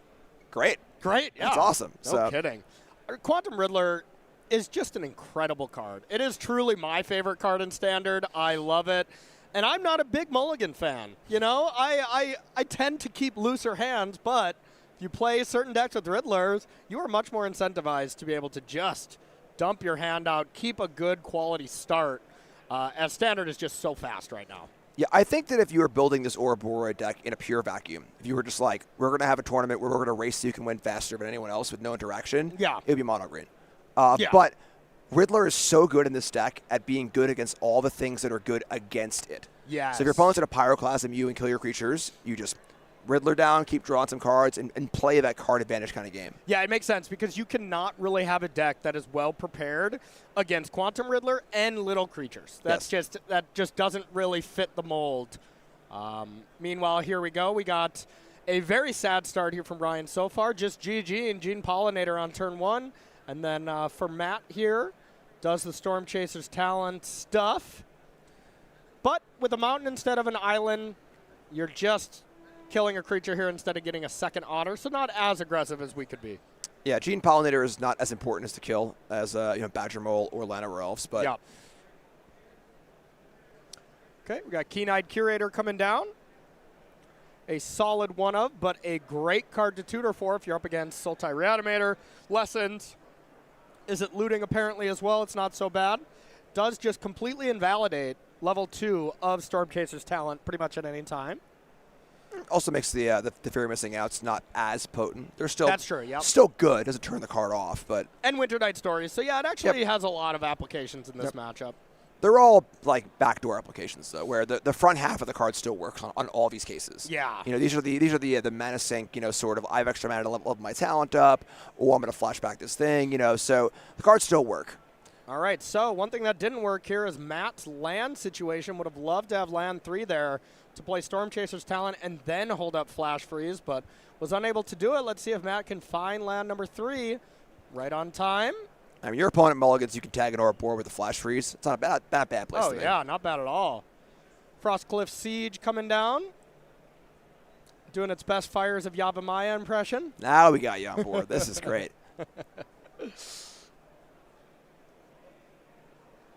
Gets in an attack for 3. Puts some pressure on Ryan. And we will see what the follow-up is. Hello. Ooh. Doing some sharpshooting. That's a great one. Gifting a card? Yeah. Here, have a card. Have a card, no problem. You have to recommit your entire turn to replay that card. And Ryan has a 4/4 body, which is very tough to deal with from these Is It Looting style decks. So great exchange. Most of the time you don't want to give your opponents cards, but that just shows how powerful Standard is right now, that something like this as a tempo swing, plenty fine. Yeah. Sizing, like you're saying, is very important here as well. And reach. Yeah. You know, flying over this Simic deck is definitely one of the ways to beat it, as you've seen with the Dragon deck. A Raccoon Archer. Did you think we'd see that creature type line? No. Okay. No. Multiversal Passage coming in on blue. Putting Matt, looks like, down to 11. And let's see what we have for a follow-up here. We got some otters. We just need some more spells. And that's the thing with this Is It Looting deck. It is not like Lessons. It is not like Is It Blink. You're not playing a ton of spells all the time. You know, it is very much a, if I have Boomerang Basics, sure, you're going to do some stuff. But there's Torch the Tower, bargaining away Storm Chaser's talent. This is the game where Ryan would love to draw a Quantum Riddler. Oh, You yeah. know, this is not one of those, Crater Hoof. Those kind of games, of course, happen. But when the opponent has a lot of removal in their deck, games slow down. Yeah. They're less explosive and more about kind of like grinding and playing more air quote normal Magic. Mm-hmm. And Quantum Riddler is fantastic in those game states. And that's why this deck's awesome. I mean, Simic Ouroboroid, you're playing against mono green Landfall or something. All you're doing is trying to do cooler kickflips than your opponent, and you're most of the time faster. So like matchups like that, you really love at just doing the thing. And now against Is It, you slow it down. You bring in some 4/4s. You have a little bit of cute interaction, and then you play these Riddler games. And, it's a deck that can kind of do two different things, and that's just really powerful right now in Standard. Yes, being able to cover both your angles is so important. It's the rhythm. It's the rhythm of the night here as it's getting a little late in Atlanta. Badger Mole comes down, animates Multiversal Passage. There's a couple mana ready to go.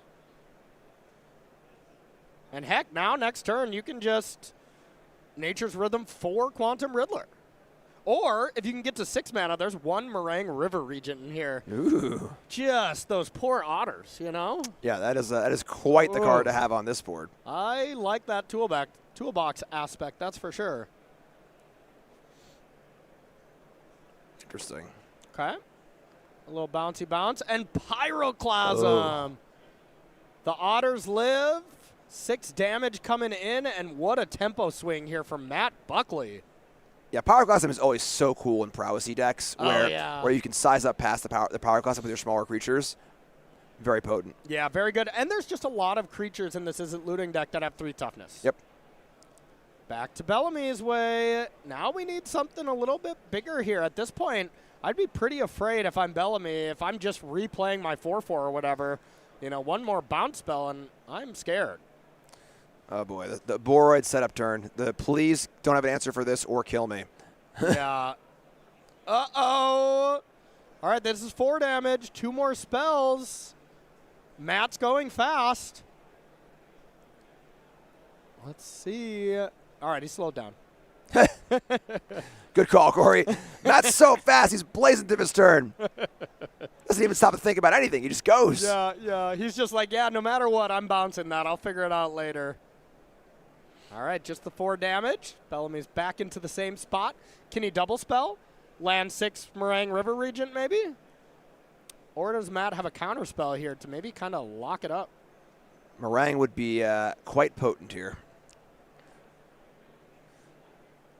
Ryan going to think it through. Down a game, looking for a way out. Yeah, starting 6-0. Both these players will be advancing to day number 2 no matter what. But once you're 6-0, you don't have day 2 on your mind anymore. You got the elimination rounds on your mind. Tentacle Sanctum's coming into play tapped. Worst case scenario, you just refire Ouroboroid or Sharpshooter. Get out of here. And yeah, the game was over if we had one more enchantment. 2 damage. Is there a spell? Wow. Okay. If you're Ryan, you got to be amazed you're still alive right now. Yeah, no kidding. Although, Riddler's not. That's good too, I guess. Yeah, not bad. It looked like Matt did have the option to warp the Riddler and try to find a spell. Honestly, I kind of like the body in this situation. Most of the time I would say warp it, but you're not dying on the crackback, and that's exactly it. Matt Buckley defeats Ryan Bellamy to be 7-0 here in Atlanta, Georgia in pretty, easy fashion, I would say, Jim, wouldn't you? Yeah, that was a pretty smooth match. Ryan's draw was definitely, in game 1, his draw was good.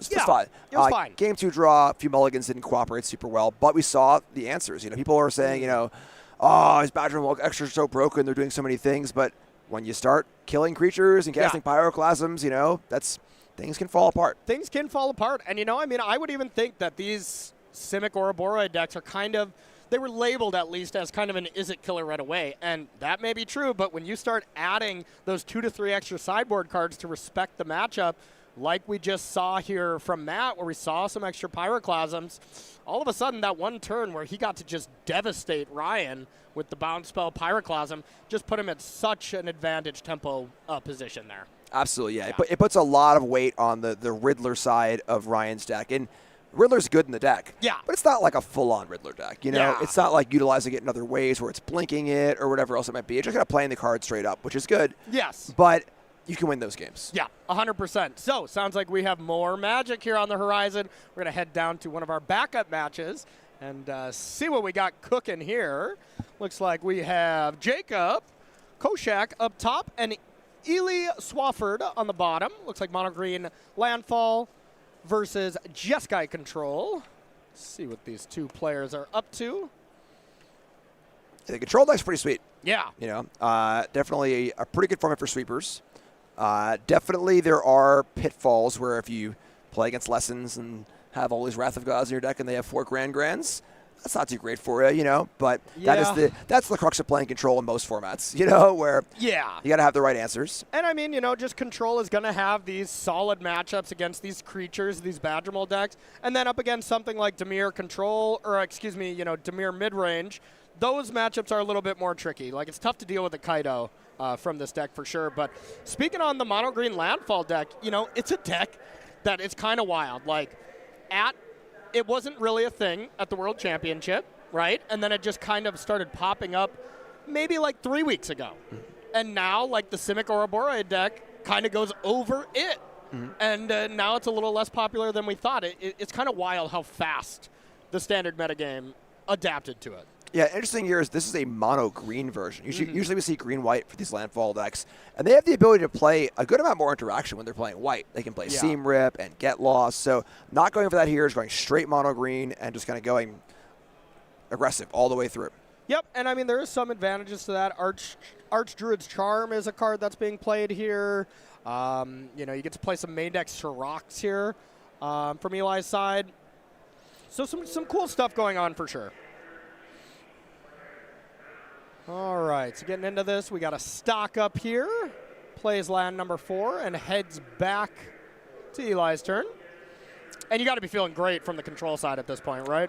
Yeah, Boss Thing Say is a pretty cool card in a longer game. Yes. It's a never-ending source of threats, which is pretty sweet. Could be a little awkward against Ultima, which there are actually no copies in the main deck of Jacob's deck. And none of a sideboard either, so... All right. The Earthbending Killer is not currently present, so... But I get my lands back. They have that Earthbending ability, Jim. I guess not if the turn doesn't exist anymore, huh? It's over. Brutal. All right, 4 mana Ice Till Explorer. Land here, looking to mill over a land. Haven't found a fetch land. The Fabled Passage, the Escape Tunnel. Those are the cards that really pop off with Ice Till Explorer. Instead, we get a good old 0-1. Sauce's Chocobo coming down. Yeah, Ice Till Explorer is incredible. Incredible. Ouroboroid, Quantum Riddler got a lot of the the fluff from Edge of Eternities. Yeah. But Ice Till Explorer, it's a card that I initially extremely underappreciated. I was like, oh, this is a slower version of Crucible and Exploration. Yeah. When you put both those together, that's the goal. Yeah, the goal is to have Exploration and Crucible and play at the same time. And this card does it by itself. Yeah, people draft those combos in like Vintage Cube, right, like specifically to get those two, and then they are popping off. So, Yeah, I undervalued it as well, I must say. Great card. This is a card, it just sits in play, even if you're not doing anything crazy with it as far as like, whatever, strip mine, locking people or something like that. If you're just getting lands off of it, it just plays 2 lands every turn. Yeah. Just a lot of resources. Fills your graveyard up and really greases the wheels. And sometimes it plays 4 lands in a turn if you have a Fabled Passage. You're able to have 4 land triggers. And in a deck called Landfall, believe it or not, there's ways to make that work here with either Saz's Chocobo, Harmonizer, anything really. Ooh, there's the Get Lost from a prior Spotlight series. Oh, flex. That's pretty cool. That is a flex. That might have just been the participation one, but whatever. It's a flex that you were there. Yeah, I mean, you're playing a place that you can't play all foil ones. You only can win one of them, Ah, that's a good point. That's a good point. All right, so big turn here. Let's see what we got. And it's not too crazy to assume that, like, well, you could pair some things together and kind of win the game this turn, right? I suppose. I mean, like, doubling 0 is not exactly the most impressive thing in the world, right? Yeah, but if you warp a Harmonizer, you play a fetch land, you can stack those triggers in such a way that the doubles go to the back, you put the counters on up front, and then you start doubling real numbers. Yeah, I would be impressed to see it kill this turn. Yeah. Oh. Ah, wrong 4 drop. That's probably not going to have the kill. Of course, it's still very good. Yeah, I don't know. If you ask me, that's the right 4 drop. So. Okay. All right. There's the right one. Yeah, it does not hit the land, though. Doesn't hit the land. Let's see if there's another one. You get an extra look at it. A charm up top. That leads me to believe there is probably not a land in hand, since Eli opted to do that so quickly. Yes. Yeah, and that's the tough part where Icefield Explorer plays phenomenally with all, like you were saying, the fetch lands. Once you have one fetch land, you have infinite fetch lands. Yes. Because you can just keep playing it over and over and over again. Until you find that, though, you're relying on Ice Chill milling over more lands to keep going, and this was not the case here. Yep. So what kind of sweepers do we actually even have from Jacob's side? Because I feel like we need one here pretty soon. 3 Day of Judgment. All right. That is it. Hopefully they don't have their damnations in place of them. That would be awesome. Okay. No, just Day of Judgment. Just Day of Judgment. Creatures are gone. No land 6 from Jacob, so we know Jacob's hand is nothing but gasoline. And these bossings, like... Yeah. You start firing with these hasty Earthbending lands. Probably not at that stage of the game yet. But when you're playing a control deck, you got to recognize that, like, hey, this game's not going to end for a while.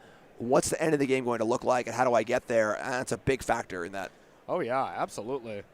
That is a card that, when I'm playing any kind of Is-It deck, Bossing Sang just rips me apart. Yep. Left and right. And it's kind of wild to me that that's like, well and truly, not even close, the second best land from this cycle, at least in Limited. I mean, the white one was just incredible. White one's pretty busted. So good. All right, Badger Mole Cub coming down. Doing some Earthbending. It's the original Earthbender. Badger Mole Cub? Toff. How to do some Earthbending, okay? There's some lore for you, You okay? stop spoiling the story for me? Sorry. Okay. Hurry, come on. It came out in 07, all right? All right, here we go. Sacking a map. Llanowar Elves up top. Gets rid of it, just really trying to find lands. Hello.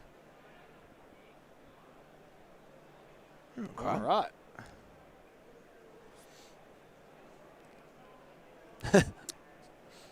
Okay.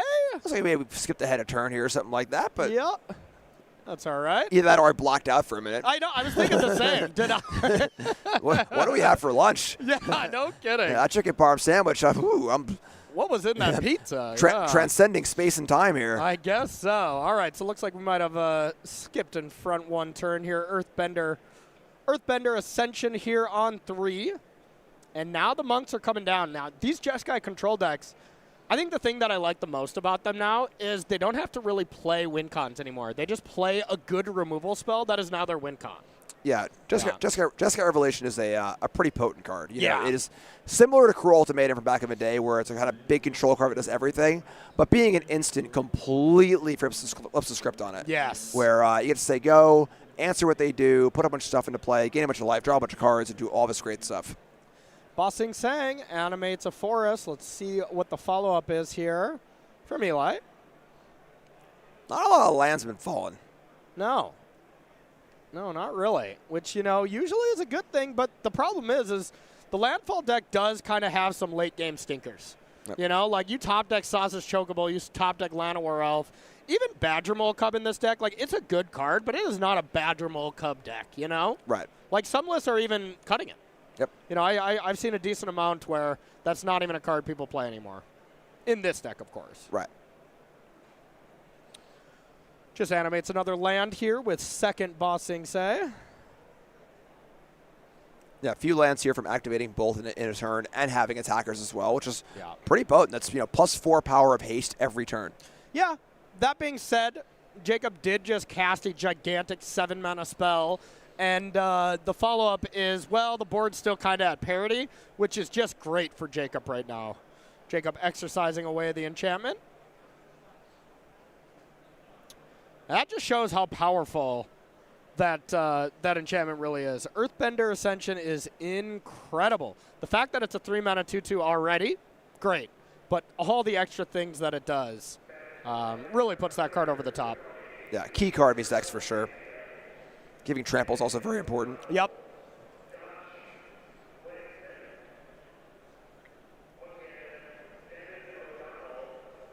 A couple monks hanging out. Just chilling. See, there's the Badgermole teaching Toph. Ah. There we go. See, they spoiled it, not me. Okay. Yeah. Okay. All right, attacked coming in for 4. Oh, the Helix came in, makes it 6. Extra 3 to the face. Whenever you're getting Helix to the dome, you do not feel good about that. Yeah. Control players turn into a burn deck. That's kind of the cool part of his control deck is that it can turn the corner pretty quickly. Yeah. With these Helixes doubling down as burn spells and the monks, doubling down as prowess threats.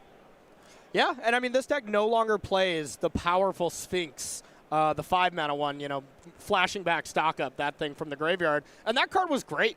So that just really shows, that this deck has turned into a lot more of a draw-go deck. And it makes sense because all these decks are going so far over the top that if your opponent taps out for a 4 or 5 dragon, you might just be dead. Yep. It's even playing 1 Cursed Recording. Hell yeah. That's an interesting one. Yeah. Yeah. A lot of forests. Big thinks here, and this is still game number 1. We got plenty of time so far, but... Oh, okay. It could be time. And double them up. Might form Harmonizer. And this is hard cast, so this is in play. Let's see if there's any kind of interaction. I mean, 4 spells or 4 lands available for Jacob, and just fired away a Lightning Helix, upstairs. So I feel like you got to have some interaction here. Very likely. Yeah.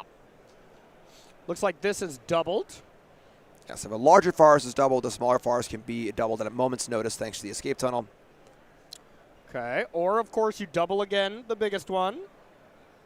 That would be 12, 13, 14 damage.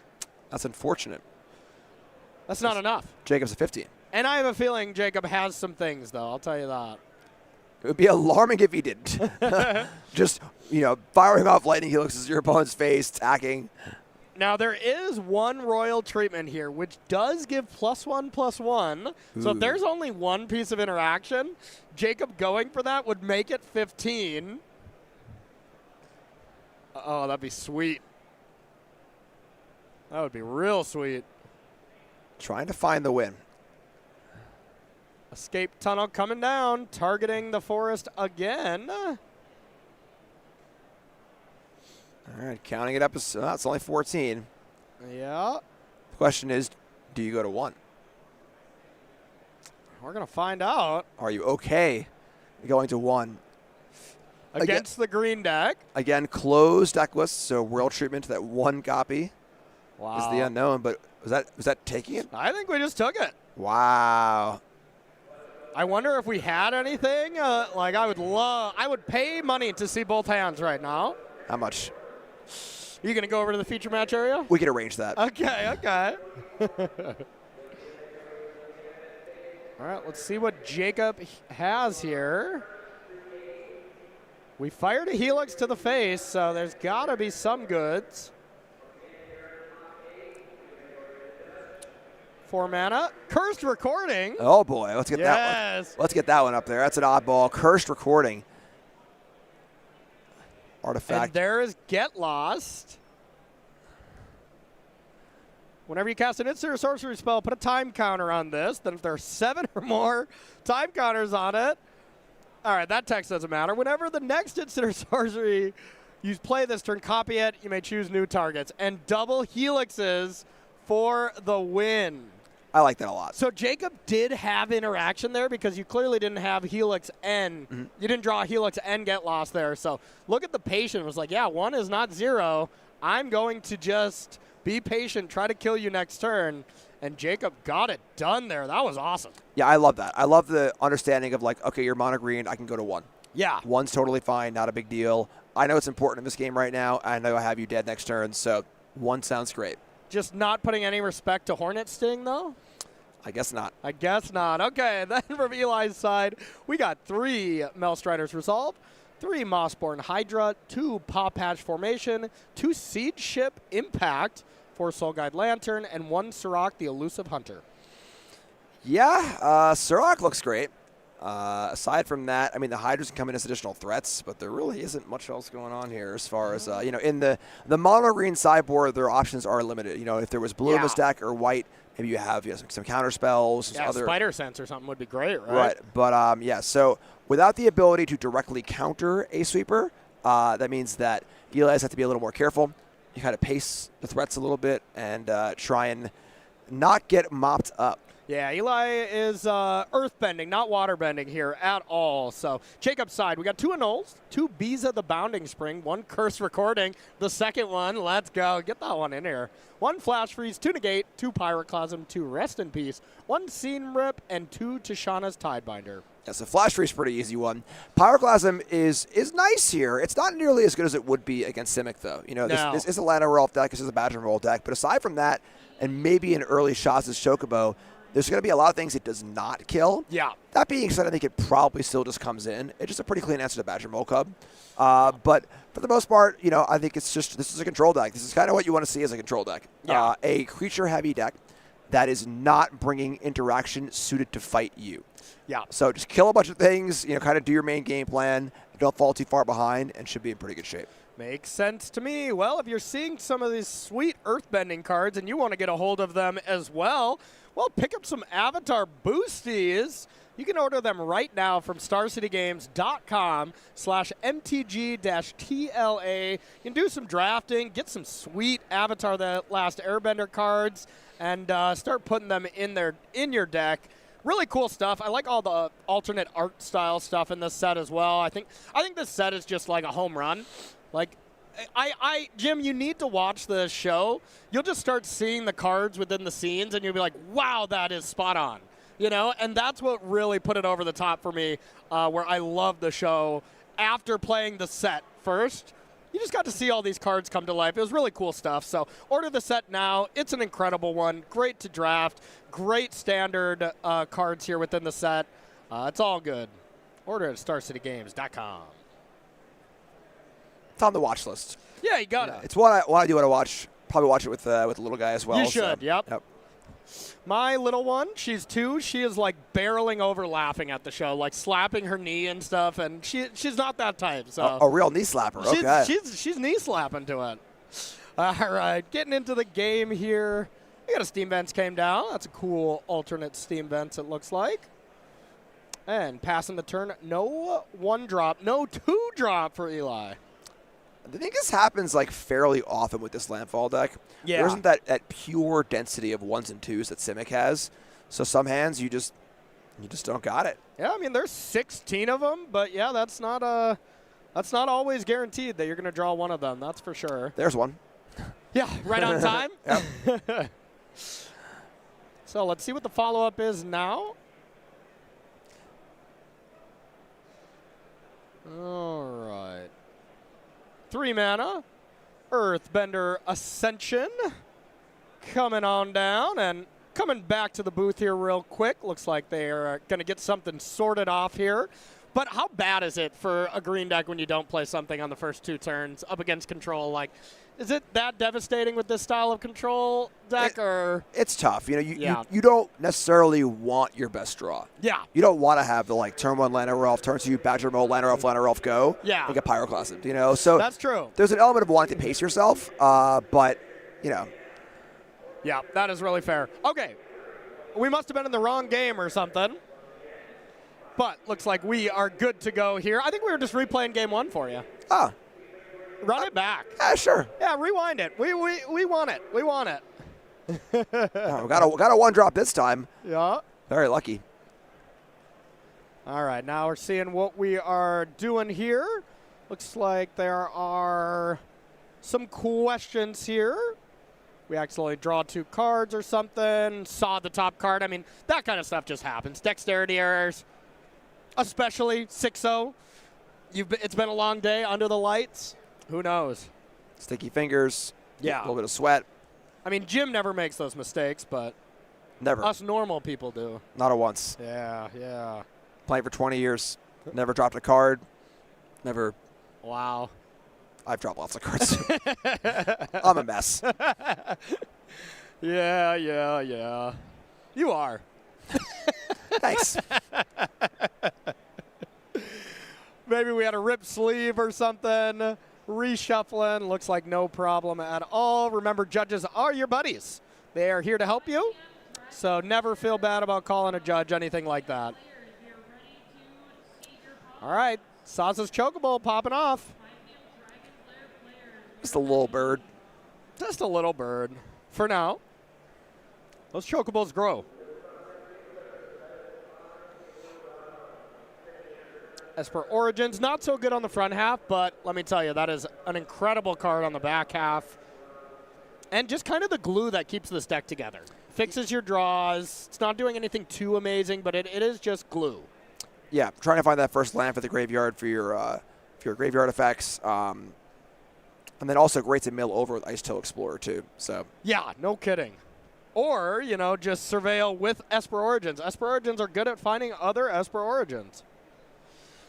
Earthbender Ascension coming down. We are going to bend that land. We're going to search up a land. And Saz's Chocobo getting swole. Oh, hold on. Took off all the counters from Saz's Chocobo. All right. Okay. I was going to say, passing the Lightning Helix check here. But fortunately, the bird is not the word. The bird is no more. But hey, Earthbender Ascension still gets a 2/2 out of it. What an incredible card. Yeah, it's a really cool one. One that does not read particularly well on first glance, and then you play with it, and it does a lot of really cool stuff. Yep. I would definitely tend to agree. Heading to our next turn here from Eli. Now we know we have Esper Origins as an option. What deck do you like better right now? Do you like the Landfall decks better or the Simic Ouroboroid deck? I think the Ouroboroid decks. I think so too, but man, this deck really exploded onto the scene too. And it just dominated a couple challenges. People started picking it up, whether it was green-white, green-black, green-blue, whatever, mono-green. It was quite strong, but it just seemed like it was a solid, consistent turn 4 deck, and now Ouroboroid is like maybe a little more consistent of a turn 4 deck, but can turn 3 as well. Yeah, the Landfall deck has more moving parts. Yeah. There's more things that you need to kind of come together in the right ways. It's more of a fail state, a little bit slower. It's still quite potent, and it is a little better against the more hateful cards. Like we were saying, Pyroclasm isn't as good against it. It can play a little bit longer later into the game in some ways, but I feel like the Riddler of the Simic deck does that too. Yeah. Yeah, I would agree with you as well. And just the deck that's doing the biggest thing is Simic right now. And, looks like a quick game here where Jacob just had Verges there. So the Verge, dual mana base is not perfect, but let me tell you, it's going to get a lot better here in a couple weeks.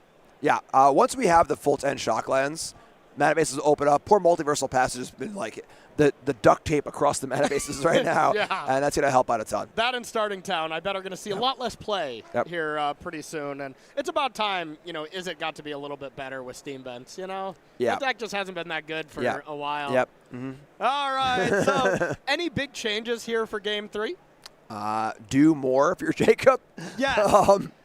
Yes. Maybe cast some spells. Bringing that cursed recording? Probably not. Probably just trying to kill some creatures and just play the usual. There's very, very average control game here, I think. There's nothing, this is a mono green deck, not a lot of curveballs to throw, just sort of kill stuff, stay alive, draw cards, do your thing. Makes sense to me. So before we get into this next game, let's talk about our very next event that is going to be going down, and it's our first of our regional championships. This one's going to be in Portland. We haven't been to Portland in a very long time. This is going to be standard as well. This is going to be with Lorwyn, I believe. Yeah, because Lorwyn pre-release is this coming weekend. Yep. So should be Lorwyn available to be played in this event. It's going to be very interesting to see what's going to be going on. The Pro Tour is going to be the following week. So if you are qualified for this regional championship or you want to last chance qualifier in January 23rd through the 25th and StarCityGames.com/SCGCon. It's going to be a lot of fun. I'll be there commentating with Ailey Loney, and I guess you didn't want to go directly from Portland to the Pro Tour to game, huh? Yeah, I'll be at the testing house watching closely. Okay. As all Pro Tour competitors will be. Yeah, it's going to be really, really exciting stuff to see how the metagame shifts from that regional championship straight into the Pro Tour. All right, double Verge. Oh, no, that's not a Verge. We have Jeskai mana base right now, so Jacob is doing it. I wish the cards operated like they do on Arena, where on Arena, the Verge is only red. Like the box is only red until it's actually on. And so visually clear. I love that. They should make the real cards do that too. Okay, yeah. How would we do that, Jim? I'm an ideas guy. Okay. Well, that was a bad one, so they can't all be winners here from Jim Davis. I do enjoy that as well. It's really cool. It makes it easier. I still mess it up online, don't get me wrong, but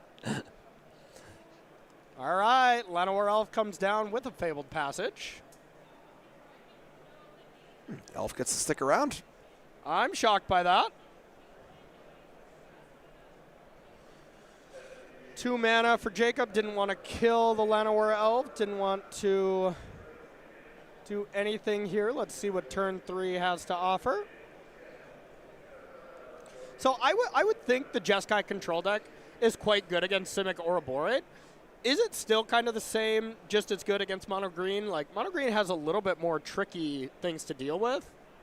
I think it's much better. You think it's better? The lack of blue is huge. The thing is that Jeskai is good against Simic Ouroboroid, but if they just have a good draw backed up with a negate or a Spider Sense, sorry. Fair. Just not fast enough, Whereas this green deck is you are really just playing fair. There was no real counterplay to the sweepers aside from just pacing yourself and pacing your threats, which is, you can do that, but it's much more challenging. Yeah, I feel like the one card that players are starting to cut that I always thought was just one of the trickier cards to deal with in a lot of different matchup is the Lumbering World Wagon.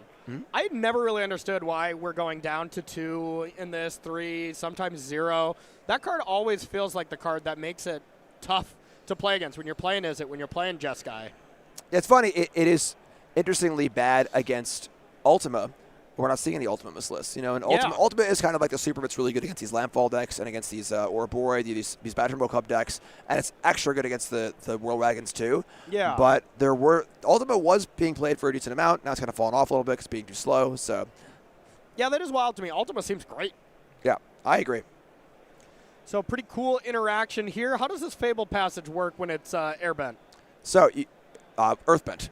Earthbent, excuse me. Yes. I'm like, wait, we should airbend something? I was testing you. You passed. Yeah, so it's funny. We see this with Strip Mine in the Vintage Cube as well, where you get to use the Sacrifice effect, get whatever it is. In this case, it's a forest, and then the passage comes right back off of Earthbending.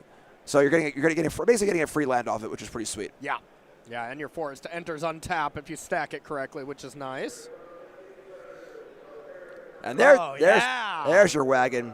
Oh, yeah, absolutely. I'm a big fan of the wagon, too. Huge. Yeah, I mean, it's just gigantic now. Now if Jacob goes to stock up or whatever, you play a Harmonizer and crew, and the game can be over. Yeah, the synergy between World Wagon and Harmonizer is fantastic. Yeah.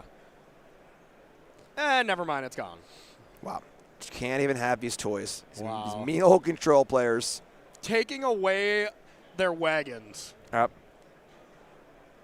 It's a big wagon. That is a big wagon. That's kind of what I was saying, where, Eli, for the most part, just needs to pace these threats and kind of just keep, trucking through the fairway. Where there's no, guy, counter your wrath, kill you kind of thing. Yeah. Nope, that's very, very true. So as long as Jacob just has a reactive hand where he's also able to make land drops, a.k.a. next turn stock up, then play a land and have a 2-mana interaction, something like that, you got to just put huge advantage to Jacob. All right, that's a good start. Okay. Bossing Sang, incredible card. And Ice Till Explorer coming down with the ability to pay for No More Lies. Never mind, it's gone. Ouch, yeah. So it stinks to play the land first. You're losing out with Landfall. Yep. But playing our No More Lies is very logical. And there's the one of Flash Freeze in the board. Why play more than one? Yep. When you just have the one. Seems perfect. All right, some more earthbending, land-getting combos here at the Badger Roll on the Fabled Passage. All right. That combination is really exciting. Now, this is the kind of thing where Eli building up the mana base, getting more lands in play, got to make that boss sing look really nice. Yeah. Right, got to make that boss sing. If Eli's able to activate that every turn and play a spell every turn, that's a pretty good place to be. Yeah, it really is. And this is the type of game where it's going to shine. Jacob hasn't been just having a smooth draw, stock up to get, stocked up, and then get to 7 mana, start casting Jeskai Revelation or flash in the Unagi of Kyoshi Island, anything like that. Like, this does feel like a game to me where Bossing Say is going to kind of take over. Like, if it were up to me right now, kind of looking at what Jacob's doing, I'm going to start with Bossing Say every turn, and then whatever mana I have left, that's the mana I can play with. Maybe you play the stuff first, right? So you play around No More Lies, but you know what I'm talking about. This is a pretty cool use of Badger Ball Cup, where the tapping for mana doubling is not that important, but this synergy between Fabled Passage and the Earthbending has been really, really cool. Just a land every time. Yeah. And looks like we are doing it again, getting some more lands. Now, Llanowar does tap for 3, so Llanowar alone can activate Bossing Say.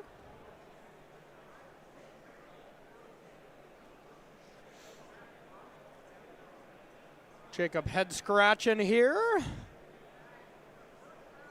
Figuring out how to play around these very mean Badger Mole Cubs. They're not mean. They're pretty mean. He's just a little guy. He's just a little guy here. Yeah. They do some mean things, though. Oh, for sure. Yeah. But they aren't mean. That's fair. Things that they do, Okay. Not getting into the semantics with you of that, but. All right, looks like we are animating it up. And let's see how aggressive we're doing. 3 mana, floating 1.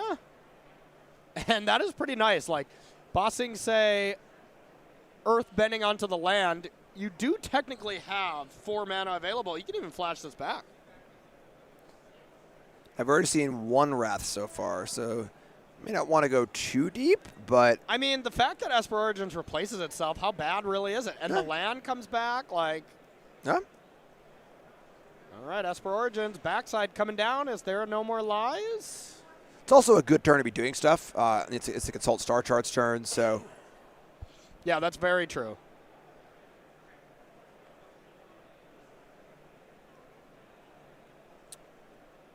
So just debating what Jacob wants to do here. Just making sure this is right. I think it's just the confusion of you do get to surveil again when you flash it back. I think that's what Jacob... Right, you are flashing back Esper Origins, not casting Summon from the graveyard. Exactly, yep. Let's leave that card back up, nice and neat. There we go, there we go.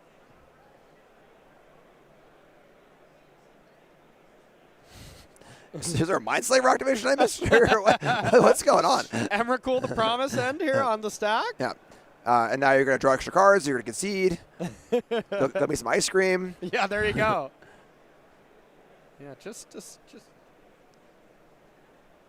That's got to be the confusion. It's just, oh, you do get to still surveil, gain 2 more life, and then do the thing. And yeah, makes sense. All right, going back in. All right.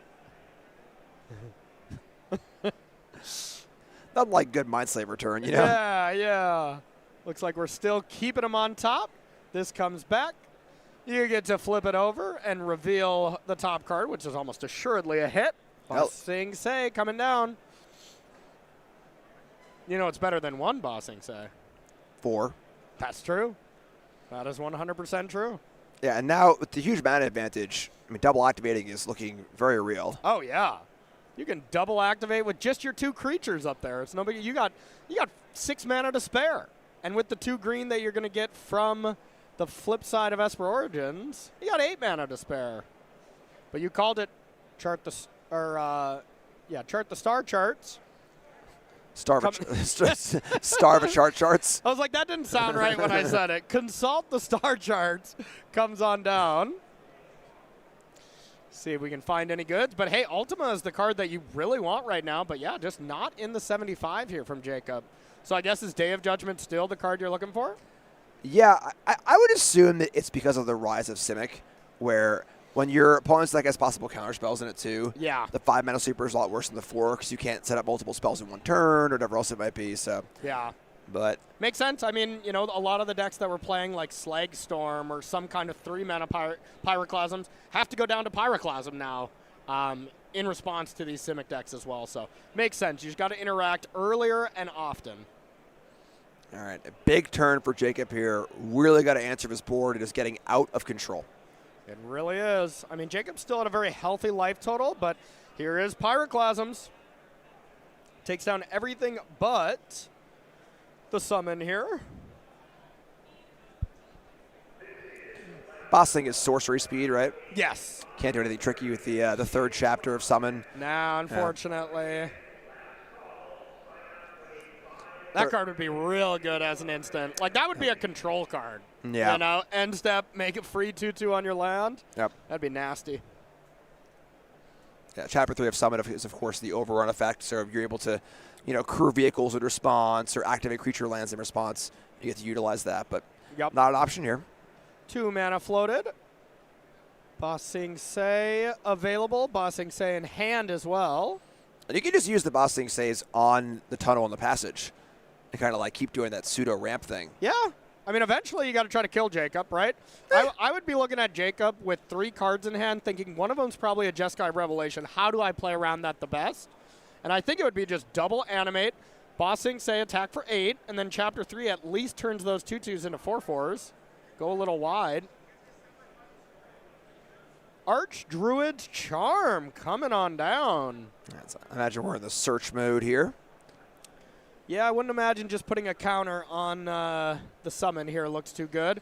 Here's Harmonizer. All right, double, double, double. Jim, you ready to do some doubling math? I guess I have to be. Okay, good answer. That's why they pay me the big bucks. So let me get my calculator out. Wait, you're getting paid? No. Looks like we are warping this one. I like that. To not be vulnerable to a sweeper. 1 double on the summon. We have a 2nd double and a 3rd double face up available. And even more of you Bossing Say on Fabled Passage. So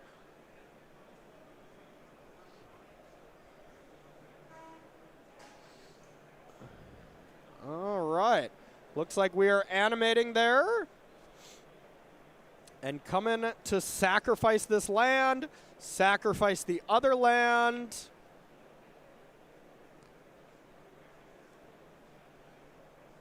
And I would assume this is just GG here. Yeah, what? We have stock up, get lost. But get lost here should be able to counter this. Double up. Double it up. Double it up.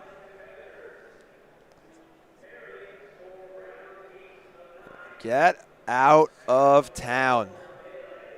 All right, it looks like, unfortunately, we're not going to be able to see the end of this. I just heard the call for the next round, so it took a couple more turns, but Eli does end up taking this down and advances to 7-0. here at Spotlight the Avatar. So sorry, we wanted to cut it as close as possible to give you as much magic before our next round. But round number 8 is being called as we speak right now, so we're going to take the shortest of break. On the other side, we'll have more magic here for you in no time. So see you soon.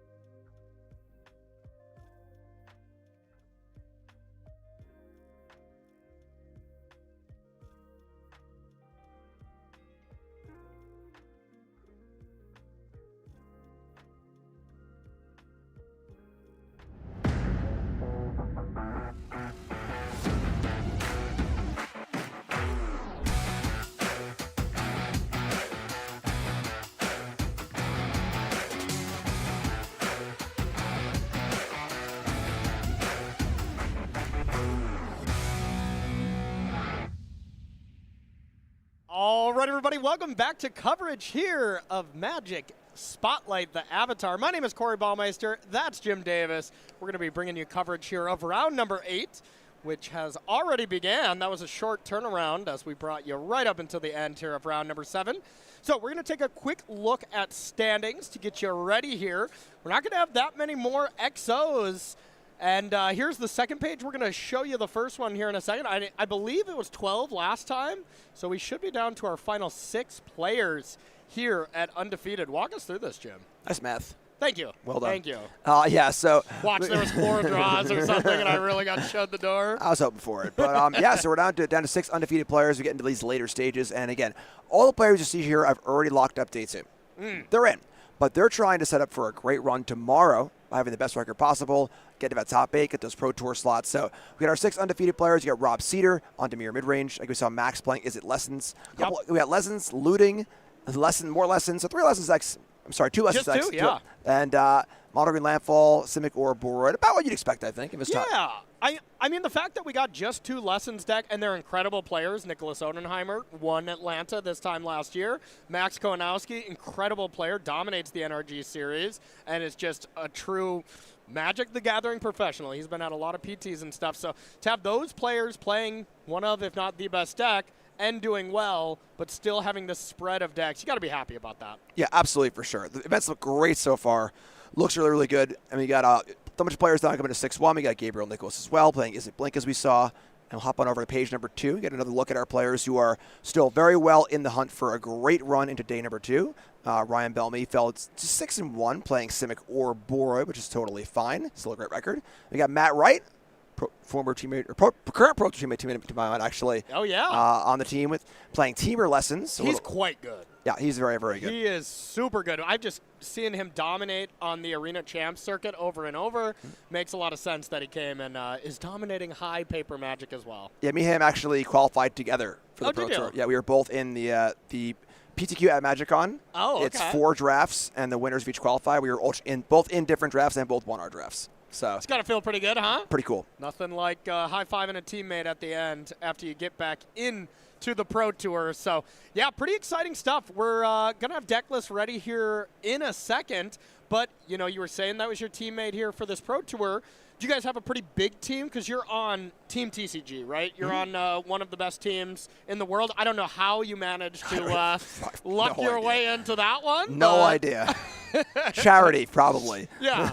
As far as the testing process goes this early on, of course, I don't want to be trying to get any spoilers on what kind of decks you're having, but what's your process like with a big team like that this close to a Pro Tour when the set just came out? It's pretty theoretical at this point because the cards aren't out yet. There's talk of we're gonna play some secondary things to try and play or play on webcams and proxies or something like that. I can't do it. Yeah, I can't do it. I struggle with that also. But for the most part, it's theoretical. It's talking through things, watching events. We have a new set coming into an already large format, so it'll have an effect on it. But there's still plenty of other things to talk about. So kind of just like theoretical at this point. Cards come out. Almost. We have next week we have early access on Arena, and then we'll have it soon thereafter, which is great. So theory crafting in a Discord, just a bunch of minds just kind of talking and figuring things out. And then once it sets out, then the noses go to the grindstone. What do you guys start with usually? Do you guys start going with limited, when the sets become online, or do you kind of save that for the testing house and focus on constructed first? What's your guys' general policy? It's a variety pack. Is it? A lot of players will just draft a bunch. I'm more of a constructed kind of like jump into constructed kind of guy, but it's a smorgasbord. That's part of the allure of having a decently sized team. Okay. I think we're like 16-ish players deep for this one. Really? Okay. And when you have a lot of players doing different things, you can kind of compartmentalize and be like, hey, I'm going to focus mostly on constructed. I'm going to focus mostly on limited. Hey, how's it going over there? Yeah. And that's the real thing of having a team of players you can trust is that Is It versus Demir matchup got played. I'd have to play it because I got their results, and we share all the results in Discord and things like that, and it's really cool. It does end up being very structured at the top end. I have been lucky enough to be on that team. It looked a little different back when I was on it, on Team Ultimate Genesis. That goes way back. But it is a lot more structured when it gets to the highest level of teams than you kind of think, right? Like it's almost like a couple days at the office when you go into work at those testing teams. Yeah, once you're actually at the house, it really goes into overdrive, where it's just everyone is there 100% tuned in. I know until I'm at the house, it's hard for me because I'm working and kids and this and that, but that's why I like going to a testing house because once you're there, everything else turns off and it's Magic.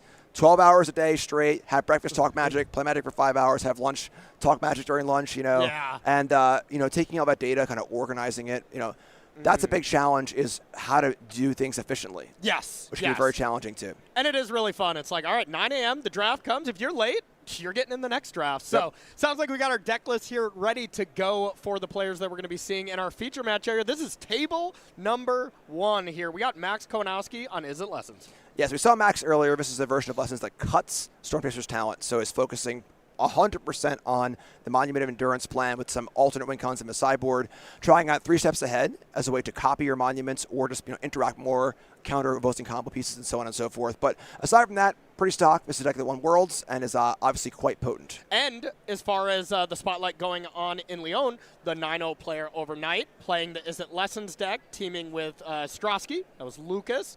9-0 with the same kind of version. So this deck is doing quite well. Looks like Storm Chaser's talent out of the main might be the new stock list. So let's take a look at Max's opponent. That's going to be another player we are very familiar with. This is Robert Cedar playing Demir midrange. Yeah, Rob usually a control guy. Rob is almost always playing, blue-white control, Jeskai control, whatever else it might be. So a little bit different here. There's some counter spells in the deck. But Demir's a deck that, in theory, should be good against the combo deck. Okay. However, there aren't many good answers in Demir for both enchantments and artifacts. And Combustion Technique is the cleanest answer you could possibly have to Enduring Curiosity. So the Lessons deck has a lot of aces in a hole against Demir. It's going to be an uphill battle. It does seem like a bad matchup for Demir, right? Yes. Yeah, I would agree. But our players are ready. That's why you play the games, because it might be a bad matchup, but it can still go either way. So let's see which one of these players is going to be one of the 3 remaining undefeated players going into the last round. All right, Robert Cedar letting know all of his friends, saying, hey, Mom, I'm on TV. I'm on TV. I'm in a bad matchup, but I'm thriving. Then Max Konowski on the other side wins the die roll, and here we go. Definitely a lot of pressure on Rob to just kill Max. Yes. Get on the board and get things going. The longer things go, the worse it's going to get. So just Kaido, right? Like Kaido is definitely the card? Yeah, Kaido, a Deep Cavern Bat, very important also.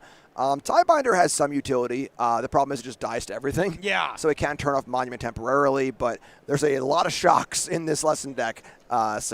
Yeah, totally agree. All right, a bat coming down, and we see old Gran here, which we would have loved to play on turn 1, but the Verge is not the right color for the turn 1 blue card. Steam Vents would have been a lot better in this, huh? Yeah, that hand's pretty bad. Yeah. So Gran is the only creature in the deck, and of course there are a number of kill spells in the Demir deck. Stab, Bitter Triumph, Shoot the Sheriff, etc., etc. And there's not a lot going on here hand-wise. No other lessons for Accumulate. So Max has some work to do. What are you talking about? Gran is raising her hand right now. The first Gran doesn't always make it. Yeah. The second Gran, though, definitely keeps it real. And it's a card that you have to kill. So Gran coming down now. Worst case, we have the Accumulate Wisdom to fire off on Anticipate mode. And if Gran lives here, well, get rid of the second Gran. You only need 1. If Gran lives, Rob Cedar's a monster. Yeah. Taking out Gran. Yeah, no kidding. What a card to just be the face of the World Championship. I mean, it's just really cool to have a card that is, kind of a niche uncommon that ends up just being so powerful that it really created a new archetype along with, the other lessons, of course. But I mean, that's the classic TCG meme, right? Where it's like, the dragon sire of spawn, death, whatever, unplayable. Yeah. The little cub or the grandma, best card in the format. Yeah, exactly. It's like the classic TCG meme. Yeah, you absolutely love it. All right, here is the Accumulate Wisdom doing the Anticipate mode instead of the Ancestral Recall mode.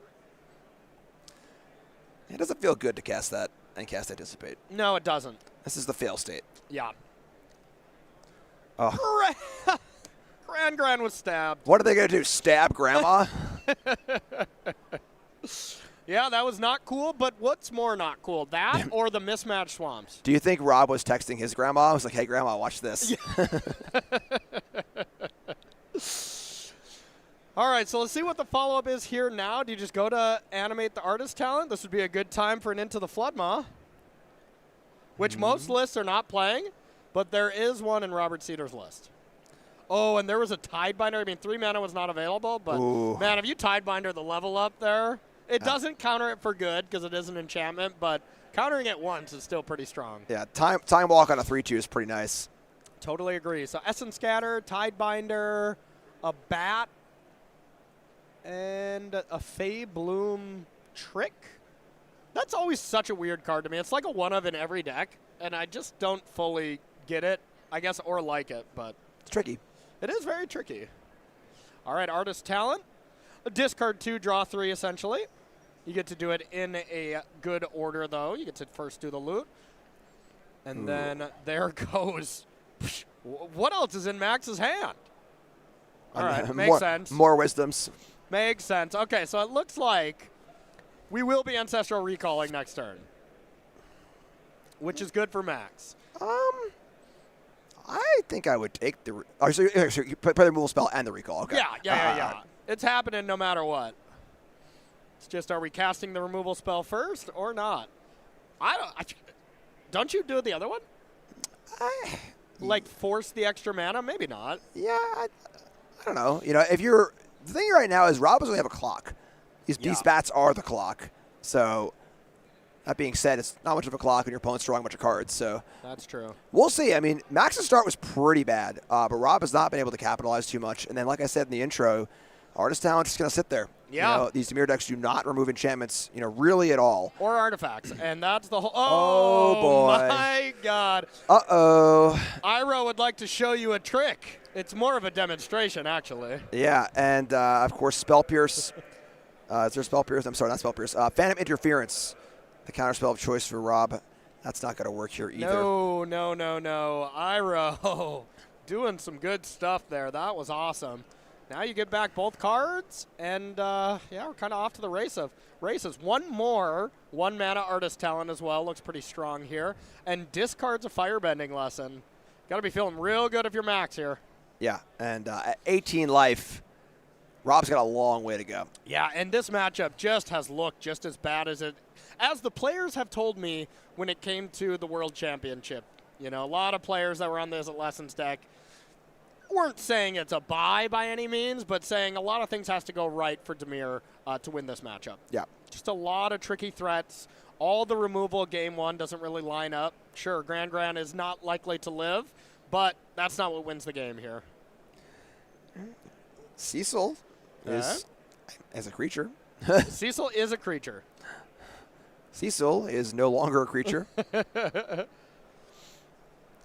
Discard draw. Yeah. Discard draw. It is uncommon to see this amount of velocity in a standard deck. Yeah. Just absolutely pouring through, drawing, seeing 5-6 cards a turn. Yeah. Have you ever seen this VV Cauldron deck not too long ago, Jim? I blocked that out of my memory. Oh, good times. That one had some velocity, too. It did. It did. All right, Faebloom Trick coming down. And this is honestly maybe one of the better cards against Max, as much as I was giving this card a little bit of grief. Having 2 bodies where Max has a bunch of spot removal or Iro's Demonstration to deal with it, not so bad. Oh, is this 3 steps ahead? It's actually Cryptic Command right now with the cost reduction. Wow. Oh, yes. Oh, Max is having some fun here. Counter and draw. You can see Rob kind of twiddling his cards. I'm still playing this game. Yeah. I don't know if I'm still in this game. To be fair, though, I've played against Rob a lot. He's acting that way when he's destroying me or when he's wildly behind. Poker face twiddles? Exactly, yes. Oh, boy. 4th recall. All right. The good news for Rob is there are no more Accumulate Wisdoms in the deck. And no Storm Chaser's Talent to bring him back, yeah. That is true. So there'll be no more draw 3s. But the bad news is that Max already drew 6 cards? Yeah. all the other stuff. 1 mana Monument. Oh, my God. Oh, yes. We're doing it. No loot. No thank you. 1 mana Monument 2. And that's the power of this deck, where when you have an engine like this, it's really important that you can turn that engine into a quick win. Yes. You can use it, and you can turn the corner on it, and just, boom, now it's time to win. Is this a quick win, Jim? It's a full house. That sure is a full house. So now you start looting away. Discard, draw. You discard 1, draw 3. No big deal. Ooh, not for long, Max. Yeah. Okay, well, that answers one of the monuments. Yeah. For temporarily. And it's gone. So second looting. That is still going to counter one of the monuments, but now there will be 3 monument triggers because the other monument's on the stack. So we're going to draw 2. We're probably going to make a treasure, and then this monument's going to come into play. So right now the stack is got about 6 things on it. Time to clean it up. Start drawing some cards. You can't see my face right now, but if you were good at reading faces, it would be, Rob, what are we doing? We have drastically passed the point of no return here. It's not like Max is at like 3, and there's some like sneaky end step flashing a guy, counter spell, get you, like. Hey, we're getting some camera time in, Rob texted someone before this and was saying, hey, come watch this match. And it's not to watch me concede. The problem is he texted Grandma. Yep. And then Grandma had to watch Grandma get stabbed. Grandma's already turned off the broadcast. Fair. Grandma's not watching anymore, right? Okay. So you might be right. Maybe game 2 is ready to go here. Yeah. There's a couple treasures ready to go. Rob's probably looking at one more draw step and says, you know what? Pass to you.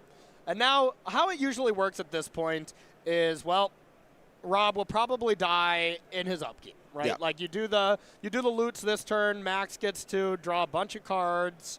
Now the double the damage there from the artist talent is quite nice.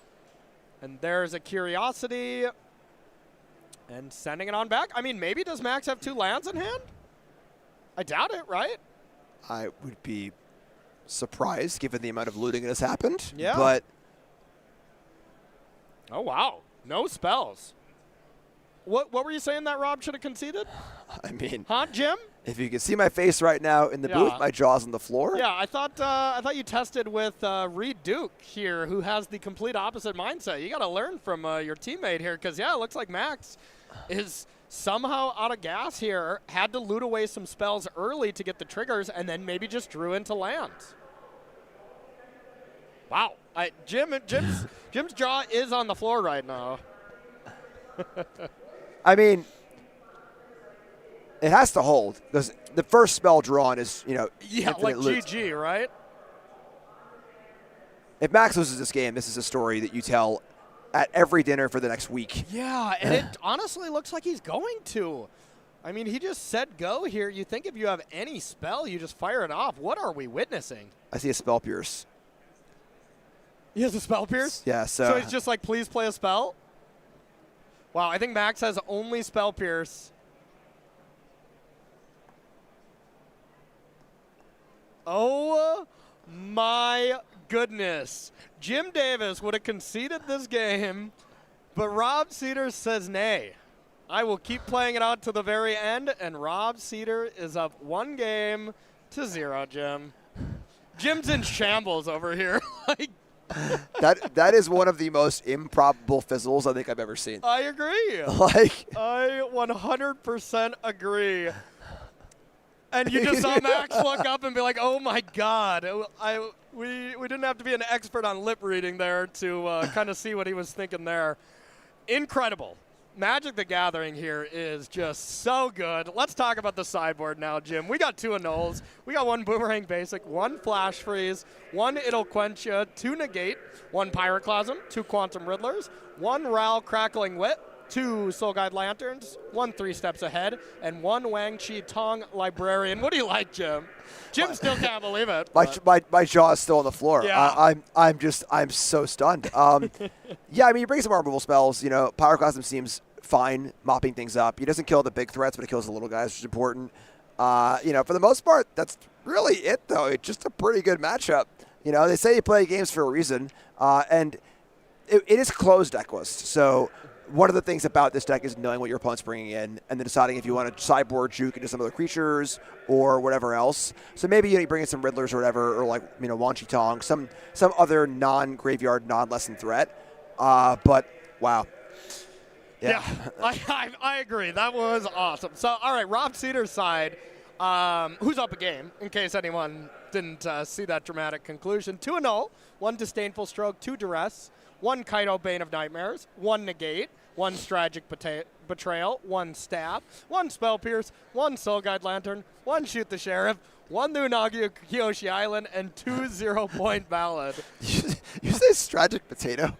No, I said strategic betrayal. Okay, so yeah, I mean, the problem for Max here is that things get a lot better for Rob. Yeah. Navi's removal spells are being replaced with Annul, which is one of the best cards in the matchup. Duress, Negate, Spell Pierce, and the interaction points for Rob's deck go from being quite bad to being quite good. So I think, winning another game here for Rob is, stealing game 1 is monumental. Absolutely monumental, where game 2 and 3 are not nearly as bad, and Rob only needs one of them. So I think Rob had that game locked up from the beginning, to be honest. It looked great the whole time, and he just closed it out in pretty typical fashion. Yep. All right, so we talked about Portland. That's going to be our next event, but the one after here, our second regional championship here of our standard season, that's going to be in Milwaukee. Heading out to the Midwest here in February. Might be a little cold, but the Magic is going to be heating up inside the event. If you are interested in coming to check this one out, it's going to be February 20th through the 22nd.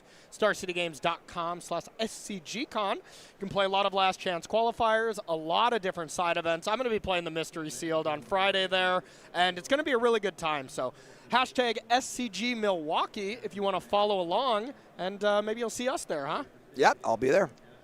Will you? I'll be there. Hey, cool. It'll be fun. Do you want to hang out and call some games? Nah. All right. Nah. We'll see. I think I'm good. I'm playing Mystery Sealed this time, so. Sounds sweet. All right, game number 2. Somehow Max Konowski is on the play. I mean, the thing is now, we're laughing about it, but Max is living it. Yeah. So that is a truly shocking game to lose. Yeah. So Max needs to shake that off and play some good Magic here. And now, right after you have that moment, we just saw it was a 0-lander here. Max looks cool, calm, and collected here, but at least if I was in that spot, I'd be like, of course. Like, now I get no lands when I just had my all lands. But while they get shuffled up, let's take a little opportunity to do a little live look-in here as these players get ready to go. So, taking a peek. We got Zachary up top. We got Matthew on the bottom. And we got some spice going on here. I got some big boys. That Ouroboroid is Ouroboroiding. It is definitely Ouroboroiding. And this is just good old clean Magic. Golgari Ouroboroid. Yeah, Innkeeper's Talent. Plays well with the Ouroboroid, of course, getting to pump those levels up. It's more what we saw at Worlds, out of the Simic decks, but the talents kind of trying to level up the Ouroboroids. A little more of a, creature stompy style than huge mana ramp style. This is a deck that I wouldn't be shocked if instead of Matthew Peace, it was just Reed Duke down there. I'd be like, yeah, I could see that. Yep. Playing some kind of Golgari deck, right up his alley. Just finding an excuse to play mediocre 3-drops. Yeah. The max mediums here. Yep. Yeah, that's fair. All right, we're back to the action here. Grand's on the battlefield. And let's see if she can do a little bit more work. Oh, I thought not again, Robert. Not a stab to Grand again. All right, Artist Talent comes down, but Cecil doing a great job of brick walling Grand. Be nice to Grand Cecil. Yeah, no kidding. All right, let's see what we got. Looks like a lot of lands there for Rob White. Are those just all lands? There's something in the back that's not a land, but I think that is 5 lands and a Spell Pierce? Interesting to see Cecil on defense here, preventing Grand from looting rather than valuing the damage. Do you like to block Regavan, or do you want Regavan to hit you? I mean, it's just one loot. How bad could it be? Yeah, like, Rob, you got to kill your opponent, Yeah. Your opponent's not going to brick off insane every game. Nah, I'm holding Rega Grand back as long as I can if I'm Robert Cedar. All right, Duress, a little bit late to the party there, but there is a Monument. There is Accumulate Wisdom. And if Monument was in play, Duress gets a lot worse, I'll tell you that. Yeah, it chose to level that play. Of course, mana was up for counter spells and null spell pierce and stuff. So that's just the Demir squeeze. Do you play into a counter spell or leave it in your hand for a discard spell? But I loved Max's play there, even though it ended up not working out. I mean, he did have a spell pierce, so it did work out. And just takes the Accumulate Wisdom from the other side. And now we're down to just 1 land. Big draw step.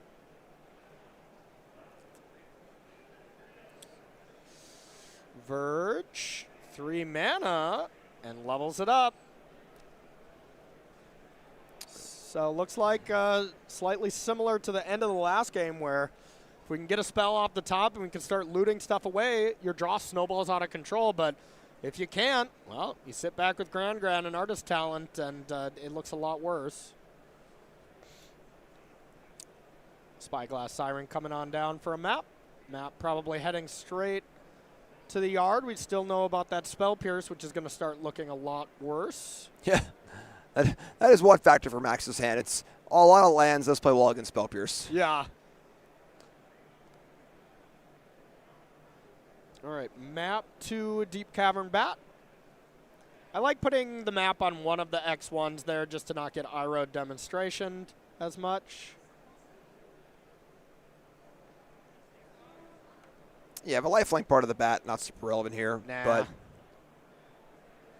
usually building your own Baneslayer is kind of cool, but Into the Floodmaw, into the yard. Robert definitely looking for something like a Kaido. Something to close the game out would look excellent, and it would be pretty solid next turn to have Kaido and Spell Pierce backup. Not so bad. All right, big draw step. Can Max find something, or does he have to start turning Grand sideways to get an extra loot in? Okay, great top deck. yeah, fantastic. Get this ball rolling. So loot's away, and now the spell is still on the stack. So let's say we top deck Accumulate Wisdom or something. You could cast that first, but does look like Max is down to just that one card in hand, so it gets to be a little bit more awkward. Almost maybe even a reason to just discard the mountain to it, but I think it's pretty close either way. Couple fresh ones. In hindsight, Max would have liked to do that just because, well, you'd have it 3 steps ahead in your hand now, but hindsight is indeed 2020. Boomerang Basics coming down. Do a little bouncy bounce. What are we hitting, though?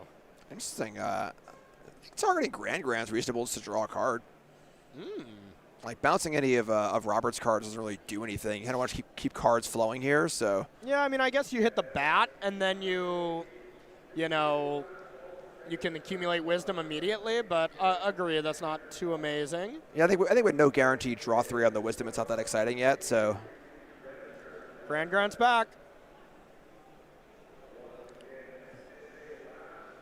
And land number 5 and passes the turn. No opportunity where a Spell Pierce was able to connect, and another land for Robert off the top. So as awkward as Max's draw is, Robert's draw is not that much better. Yeah. A Curiosity or a Kaido there, and oh boy, we're good to go. But no such thing, and time to get busy. There's the spin. Support for Spyglass Siren to do a little dance before it gets in the red zone, you know? Oh, never mind. There was a Kaido. I thought I saw that hand, but I wasn't sure, and that is monumentally huge. Yeah, that's gigantic. So Kaido's coming on down. There's a big hit. We can do some surveilling. Yeah, Demir is a mid-range deck, but it is definitely sort of an A+B deck where there are dinky little creatures, and then there is Kaido and Enduring Curiosity to make those creatures really, really good. When you only draw the dinky creatures, it can be a little underwhelming. Yeah. So finding the Kaido is extremely important. Yep, totally agree with you. And now when you can get in a spot like this, where now you can just hold up interaction and protect Kaido, that's where the deck gets very scary. And just a land off top. So, big draw step here for Max. Grand's getting busy. Draw. Discard. Looking for a removal spell. Not finding it. Ooh. Grand gets thrown into the bat cave, but Grand's back. Man. Not great for Max. Max's draws have not been. If you would have told me, like, you know, maybe 2 turns before that last game ended, that there's a pretty solid chance that Max is going to get 2-0'd in this match, I'd be like, what? What happened? Are you watching the game? Did we switch the names or something? Like, just his deck not cooperating with him at all at the moments that he really needed to.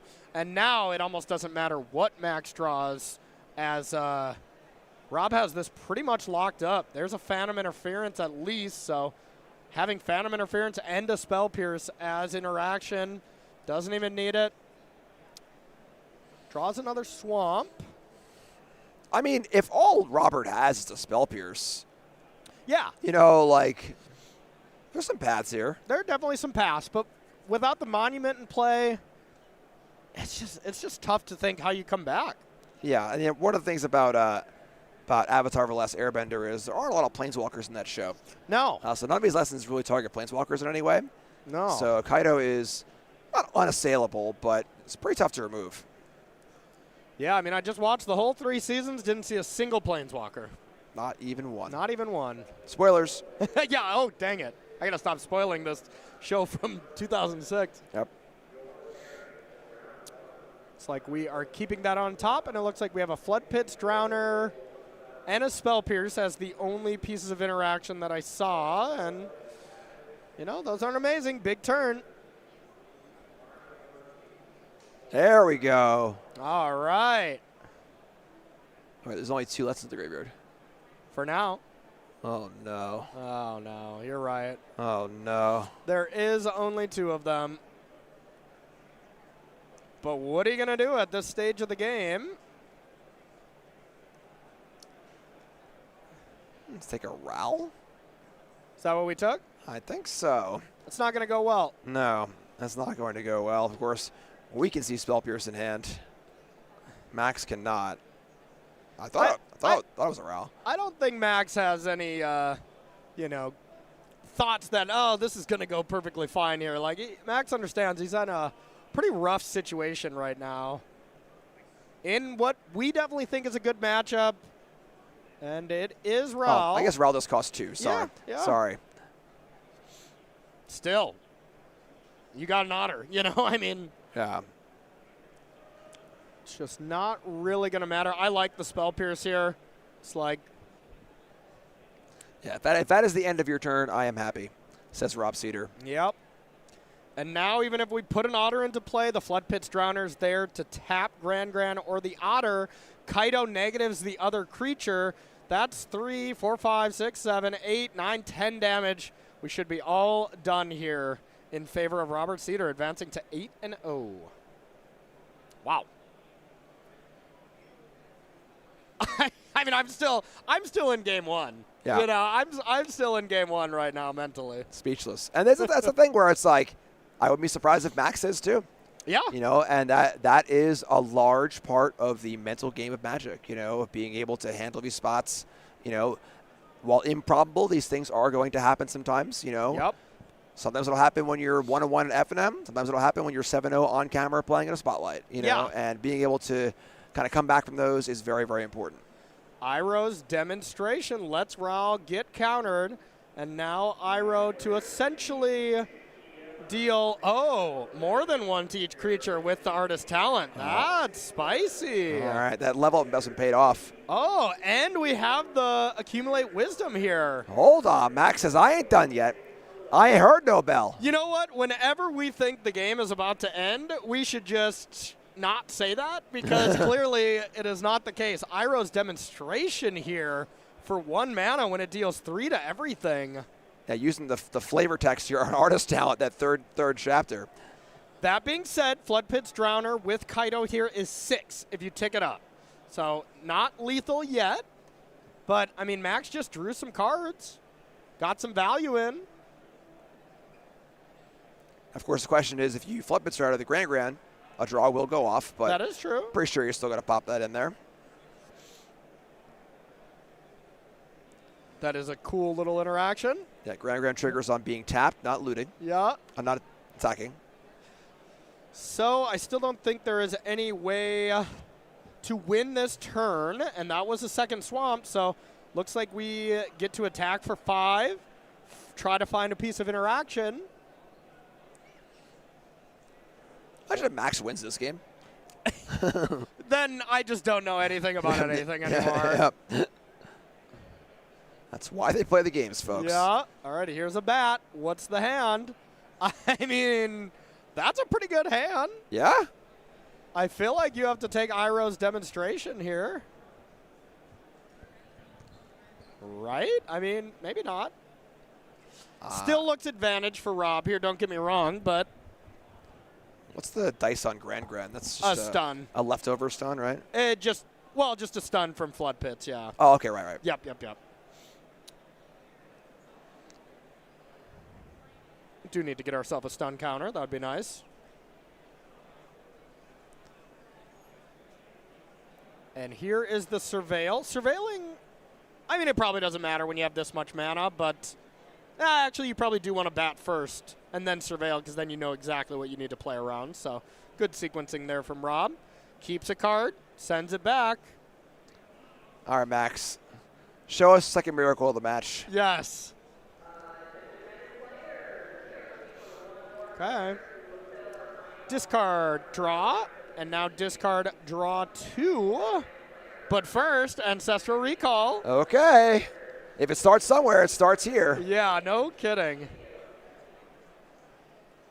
As they say, when in doubt, Ancestral Recall it out. Everyone says that. Who says that? Everyone. Okay. Draw some cards. We still have the ability to discard a card and draw 2 on the stack.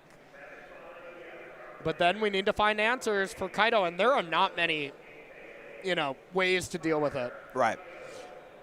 Flood Pits, Drowner, something like that, Into the Flood Maw, something like that, but I don't even see Max playing that. Here's Monument. Is it too late, though? Pyroclasm. Loot on the stack. And now, Robert Cedar, what was that card you put on the top? Yeah, it's tough because, nothing can really target the Kaido. And then blocking it with the stun counter available is also tough. Yeah. So being at 2 is... There is Burst Lightning. So you can Burst Lightning for a little bit cheaper, but Pyroclasm does kill the Grand too, right? Yes. Granny. Unless I'm missing something, but that should be dead, right? I agree.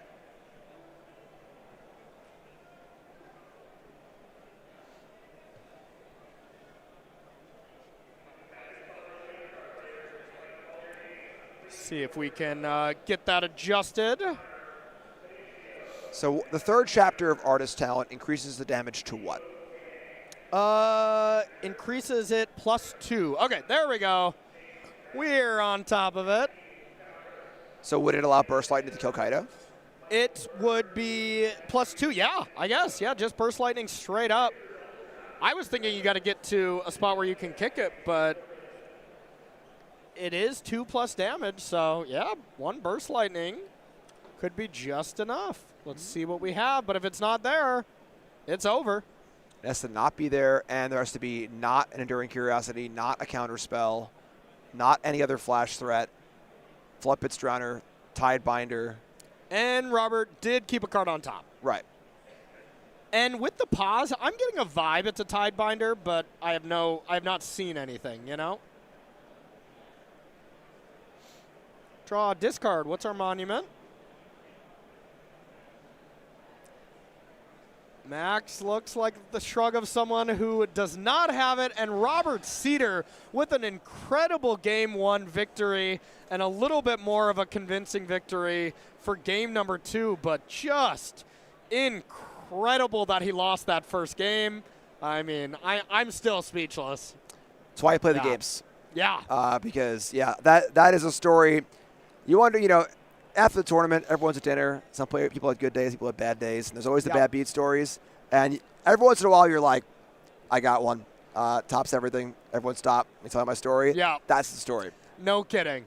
No matter what, even if Max loses next round and is 7-2, still at a great position in the tournament, but no matter what, you're going to have some severe complaint equity at dinner when you have your full house of Monument and Artist Talent and somehow the game slipped away. So, yeah, pretty wild stuff, but we got to get past that now. We'll all take a deep breath because we got more Magic. We're going to head on down to our backup feature match, cleanse the palate, and see what's going on here in the rest of our round 8 here. We got Mason up top. And, ooh, all right, we got Eli on the bottom here. Mono green Landfall versus Simic Ouroboroid here from Mason. Mason, fresh off a top 8 of Pro Tour Edge of Eternity, was the only Amulet player that made it into the top 8. And not only are they an incredibly nice human being, extremely good Magic player. Yeah, I can tell. Yeah. Yeah, when you have a start like that, I mean, that's pretty good. Yeah. So next turn, we just casually have, what, 9 mana to start? Yeah, 2, 4, 6. 2, 4, 6, 7, yeah. Yeah, 9 mana. I mean, we need another creature for Gene, but still, you know, it's still a ton of mana here. I got 10. We got 10 mana, right? We got 2 from each creature, and then a land, tapping the Badger Mole. Unfortunately, there would be no attackers for Craterhoof, but... Ah, dang it. But Badger Mole coming down from the other side for Eli. Badger Mole animating the escape tunnel. And now here's the big turn. One thing we haven't seen, at least you and I haven't, is a turn 3 kill yet. Is it time? I think I see a Quantum Riddler, if anything, so no matter what, we're still doing some stuff. Yeah, not a bad plan B. I think it might be Nature's Rhythm and Quantum Riddler, which I think that's GG. Because you get to go get a Badger Mole Cub, animate the land, warp Riddler. That allows you to harmonize for 4. Yeah. Like, I just assume that's enough, Yeah. you know? When Quantum Riddler is not only a Dark Ritual, but also +1 on your Craterhoof, that is using all parts of the Buffalo. Yeah, no kidding. The old Space Buffalo. All right, so that is... We got 9 3, mana, 6, right? 9, yep.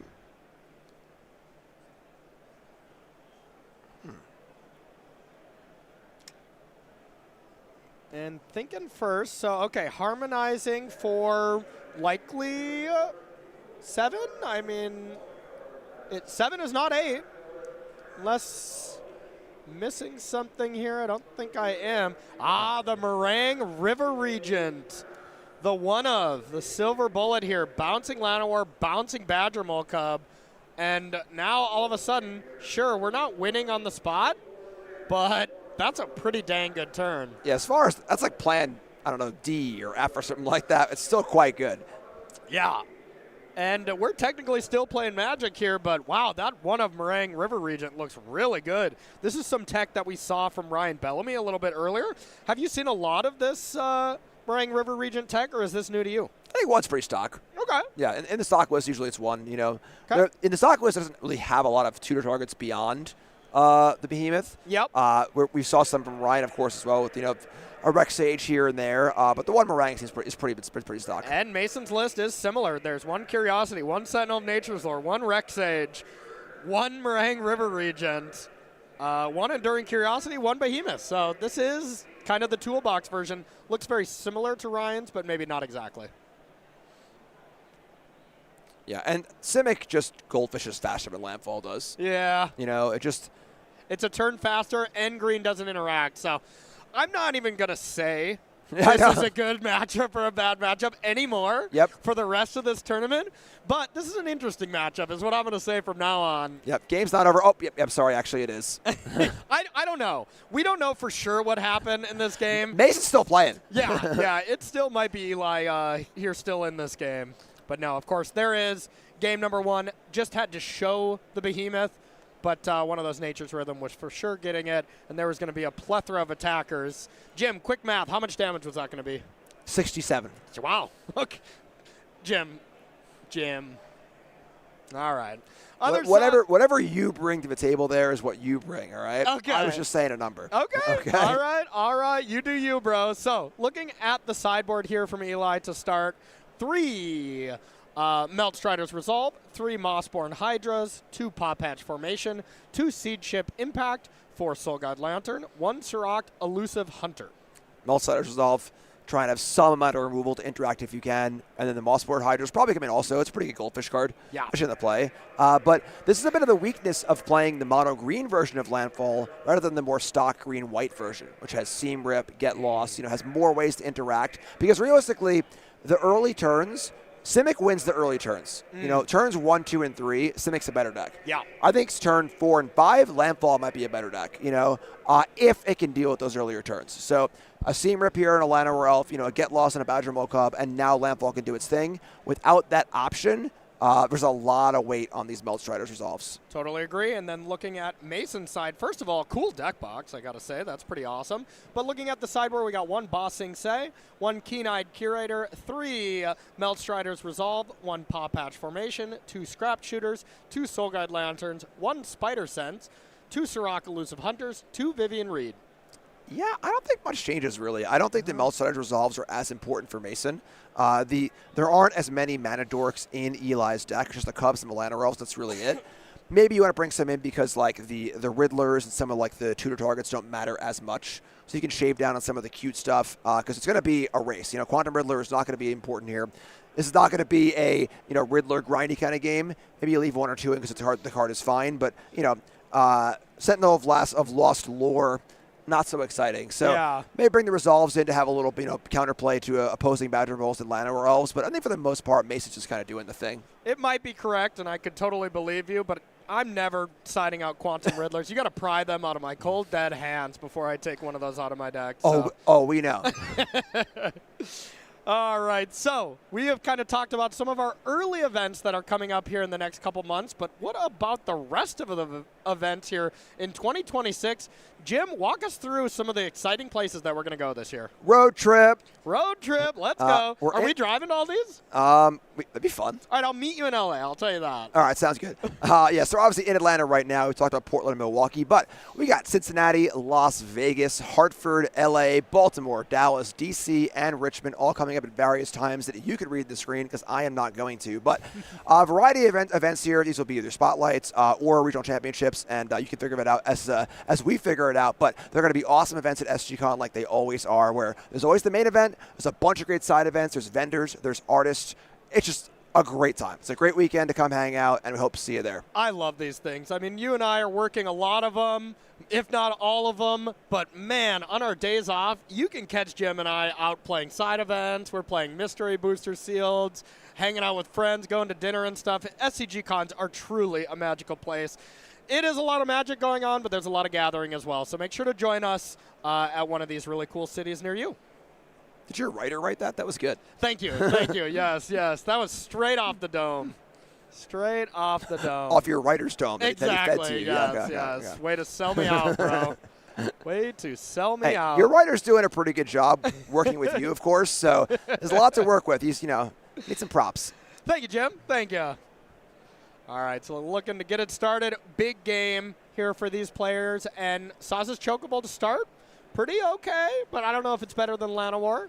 Yeah, I would much rather just get to the mana of the big stuff. You know, kind of like the Ouroboroids in some of these matchups. It's not really big enough or does enough. Yeah. Saz's Chocobo feels very similar, where it's probably not going to run away with the game or matter that much in a game that's going to be won by miles, not inches. Yeah, totally agree. Like, before this Simic Ouroboroid deck was popping up, these creatures were still kind of tough to deal with, and yeah, maybe this deck wasn't killing you till turn 5 or whatever, but it created another difficult body to deal with. Now Simic just goes way over the top of these style of decks, so it's so crazy to me that the metagame shifted so fast where I wouldn't say mono green is unplayable by any means, but it is so much slower than Simic Ouroboroid, and it was like the fastest deck when it came out like 3 weeks ago, so standard moves pretty quickly. Love seeing the shifts from week to week. Yeah. Really, really cool. Ba Sing Se, Badger Cub coming on down. Mason's got Ba Sing Se and Badger Cub coming on down. I'd say the cue the pointing Spider-Man meme, but this is a spot like the Avatar. Yes, yes. All right, and tapping 2. G-Gene, not Llanowar as well. Okay. I swear I thought I saw one from Mason. Slow rolling it. Maybe not. So we'll see what the follow-up is from both these players. Eli with Saz's Chocobo to go a little bit tall. And now has 3 mana available. Do we have something good like an Earthbender's Ascension, Lumber Wagon? All right. All right. We're doing it. All right. That's looking a lot better when there's 2 Chocobos. Earthbender's Ascension going to boost up these Saz's Chocobos. I love seeing the cross-set synergy between Earthbending from Avatar, the Landfall stuff from Final Fantasy. Yeah. Them working so well in concert. Really, really cool to see. Yeah, it is really cool. Yeah, just both two awesome sets, too. Like, I loved a lot of the sets for Limited and Constructed in 2025, but the two sets you just mentioned, those were my favorite, and some of my favorite of all time, even. Even Edge of Eternity, I really enjoyed it as well, but Avatar and Final Fantasy, Limited, Constructed, everything about them was amazing. Edge was pretty great. Yeah. It was a good set. Oh, yeah. I love trinket-style sets, you know? Those are always very fun. Warped Quantum Riddler. A decent card that came out of Edge of Eternity. Yeah, it's all right. It's no Cryogen Relic or anything, but it's close. All right, 4 mana, Ouroboroid. The Space Snake is coming to play. So we're kind of seeing like two of the kind of mid-range stompier draws from both decks here. Yeah.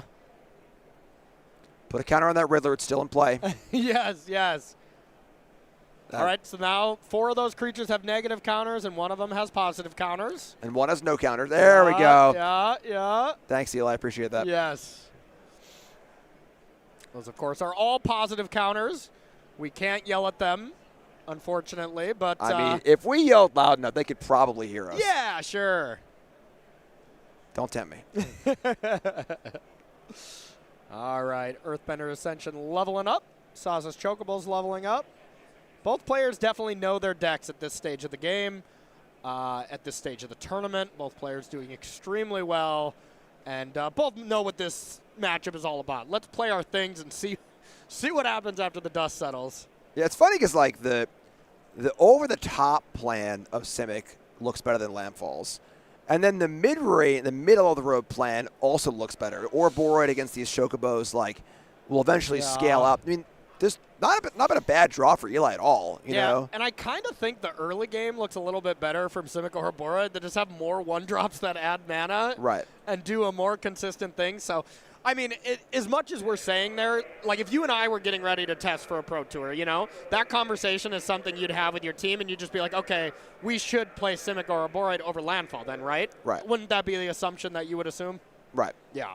And the question is, you know, whenever there's two similar decks, you need to ask yourselves, what are the competitive advantages for playing each, you know? Speed-wise, goes to Simic.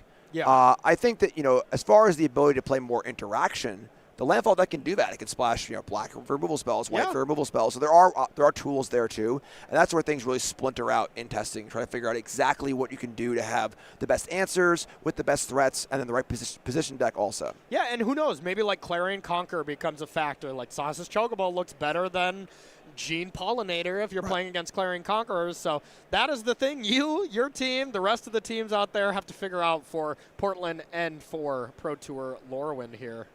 But that's weeks away. We got ourselves a heck of a tournament right in front of us. But got to be huge advantage to Mason here with Ouroboroid untapping, about to pop off. Yeah. That being said, the trample on Earthbenders is a big deal. You know, as far as if we can get some power doubling going on with the trample, that's a way to kind of have that Crater Hoof style over the top, but still a few steps from that.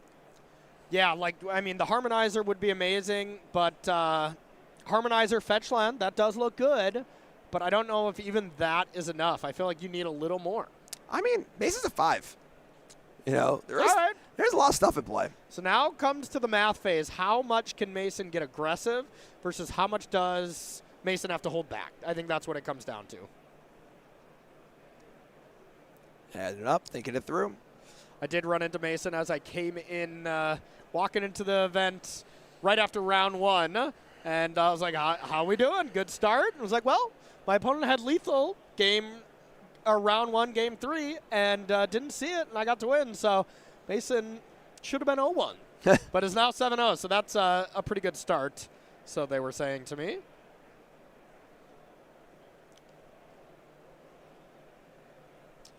Rex Sage coming down, taking down Earthbender Ascension. Wow. I mean, it's a one of. Why play more than one when you only need one artifact or enchantment you got to blow up? Yeah. I would think with the sort of like goldfishy nature of the matchup that might have come out, but there are targets. You know, I mean, there's a backside of Esper Origins, Lumbering Whirlwagon, 4 Earthbender Ascension. Pretty cool. Yeah, for one of there, that's a great opportunity cost. Yep. Kind of card where you're not too sad to just draw it naturally, too. I mean, it looked good here. Big mass. And then it also, like I was saying, it takes away that avenue we were just talking about of the trample. You know, of having a way to kind of push through and squeeze those last few points in with a power doubler or something like that. Yeah, now if you're just chump blocking, everything is totally fine here.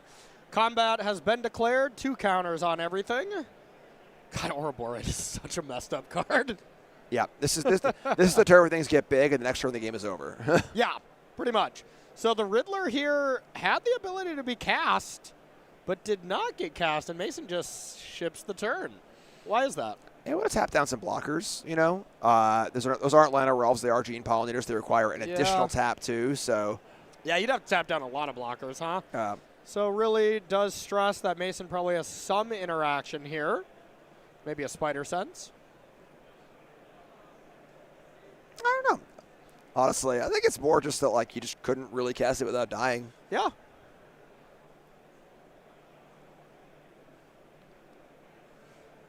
right, now it's up to Eli to sort of break through.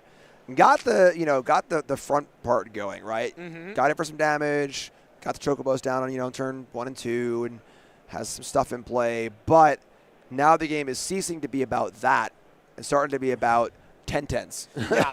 And you can see right now that with the way Mason played that last turn, it's just like, okay, as long as I don't die this next turn, maybe the turn after, eventually my battlefield will be completely unmanageable, and I'll win in 1 attack. That's kind of what I'm noticing from here. It's not about chip shot damage anymore. It is about one gigantic swing and just making sure you don't die. 5 is not a lot of life. And, of course, on the other side, Eli has got to find a way to try and push through those last 5 points. Yep. And it doesn't look easy. Yeah. Kind of looking at the deck list, it is not trivial by any means. Yeah. Because the threat is not coming. The threat is here. It is a space creature. And, okay. Okay, I mean, that would have been a lot better with that Earthbender Ascension, so that could have been a nasty Rex Sage, I'll tell you that. Yeah. All right, doubled. Add a counter there, add a counter, and doubled the Earthbending land. So that is a, 8-4 coming in, a 5-6 coming in as well. The 5-6 looking not the most impressive into the 4-6 Ouroboroid. Yeah, I was thinking the exact same. Double block. And blocked with the Rex Sage. Yeah, so no trample here on any of these. So okay, blocked with Rex Sage and Ouroboroid, it looks like. Okay. So just 2 clean double blocks. Sent that Harmonizer away, and Ouroboroid living for 1 turn, pretty bad for your opponent.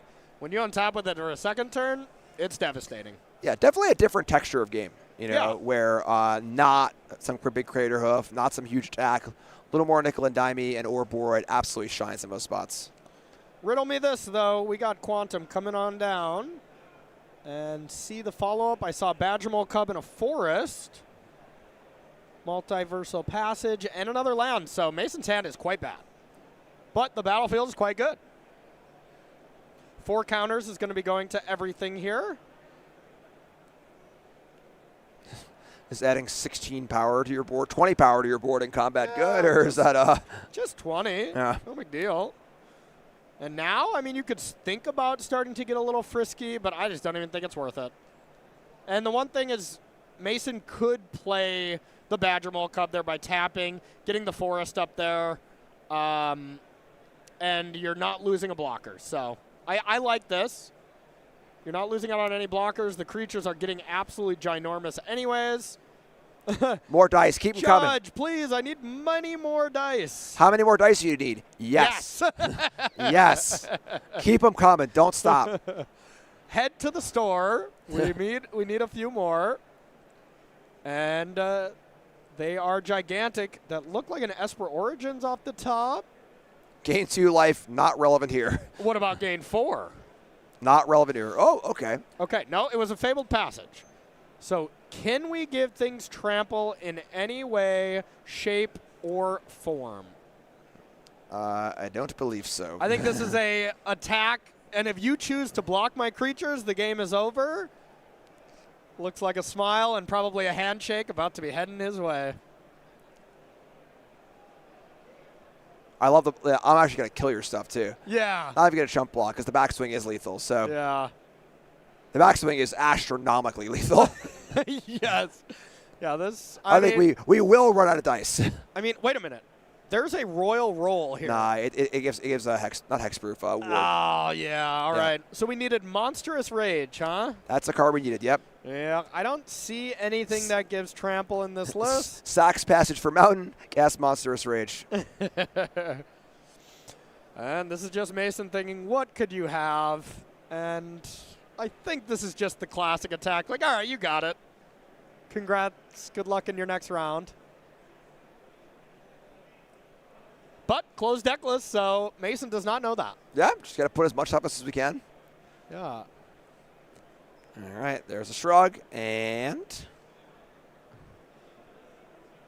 creatures are dying. Lands are falling. They're coming back. And Mason's going to attack for about 150. I like this. Give I a do like give this a little too. camera time. Put some dice up. Yeah. What do we got? Yeah, Bossing Say coming on in. Wherever dice. This is an illegal game state. yeah, there we go. And that is Mason advancing to 8-0. Absolutely crushing it right now. And is going to be one of the 3 players that is going to be playing for that coveted 9-0 spot. We could have 2 of them. 2 players at the 9-0 rank going into day number 2, or just 1. Either way, 8-0 at a tournament like this. You got to be feeling great, huh? Yeah, great spot. And honestly, a good look at, like, the flavor of this week versus the flavor of last week. Yes. You know, and that was a pretty good look at why Simic has overtaken the Landfall decks. It's sort of like the big green Badger Mole, like kind of boom, get you dead deck. And that was really cool. Well, we learned a couple things this round. We learned that Simic Ouroboroid probably has a pretty good matchup against Mono Green. Robert Cedar taught Jim a lesson on not conceding until you actually lose the game, as Robert 2-0'd Max Konowski. And we're going to be taking ourselves a short little break. And on the other side, our final round of the day, round number 9, to see who the leader of the tournament's going to be. Do not go anywhere.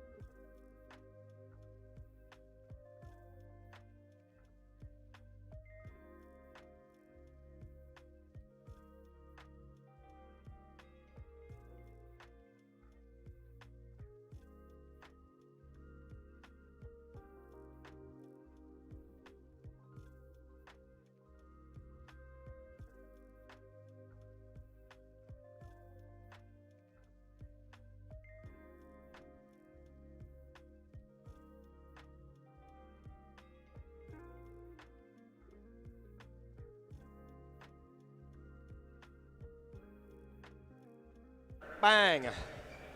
Oh, hello. What's that? What's that card doing there? Ooh, card. Those are things.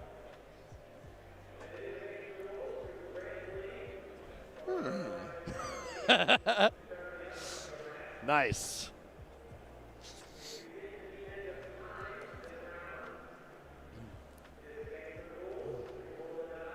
Card. One card.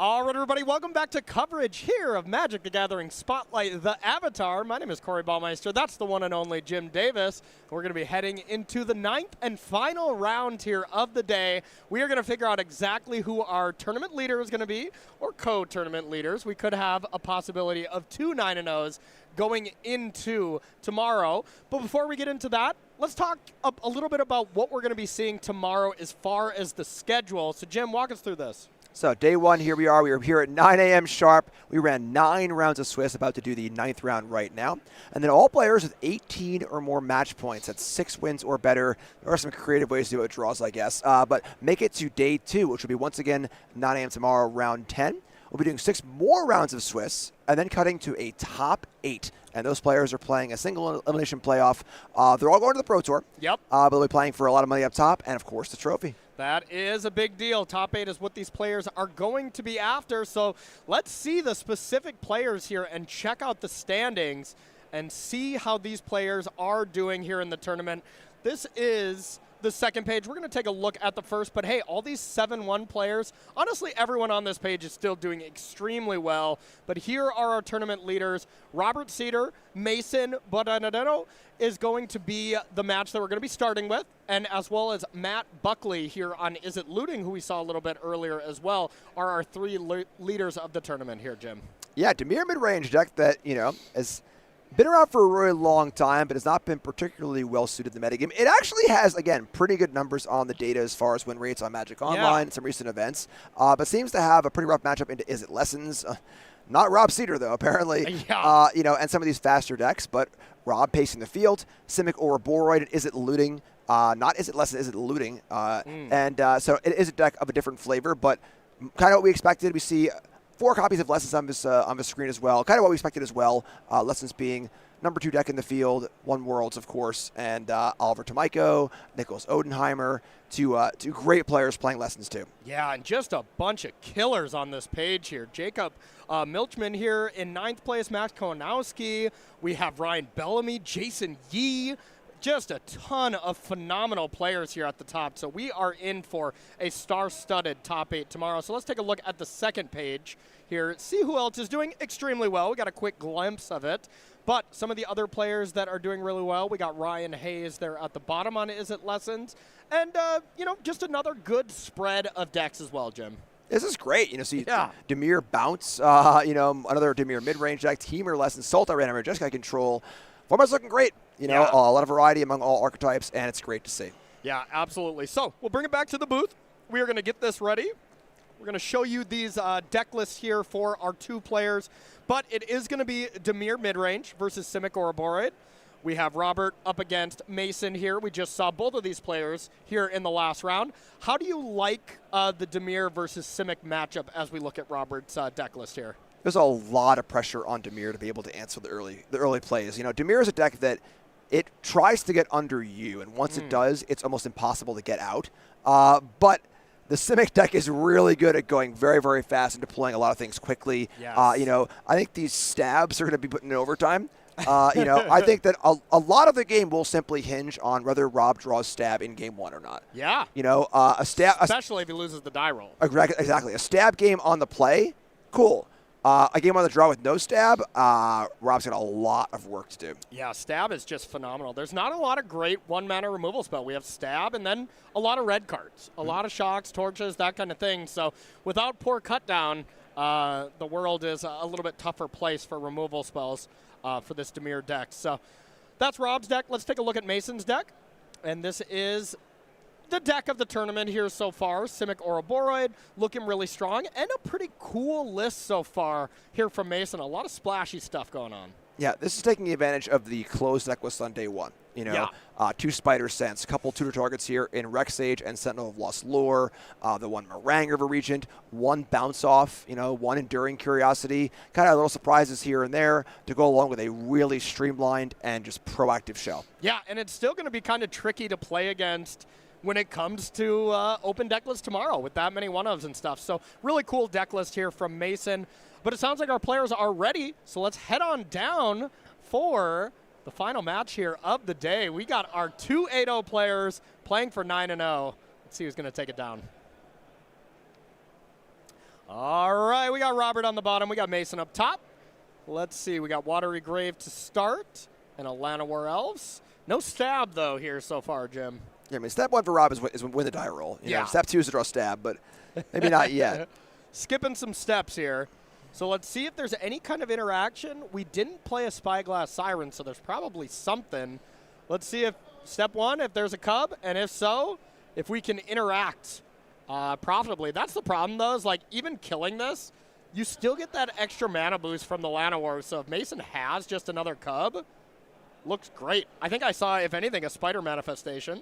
This is what I was saying, where the ability of the Simic deck to really go under what Demir is doing. You know, like the Demir deck, it thrives when it's ahead, it struggles when it's behind, it doesn't catch up super well. Yeah. And the Simic deck is just so good at putting things in play quickly. And Mason has been extremely good at having 1-drop, having Badger Mole Cub into using that 2 mana, and that's that's a skill to this deck. If you can do that a lot, your deck looks incredible.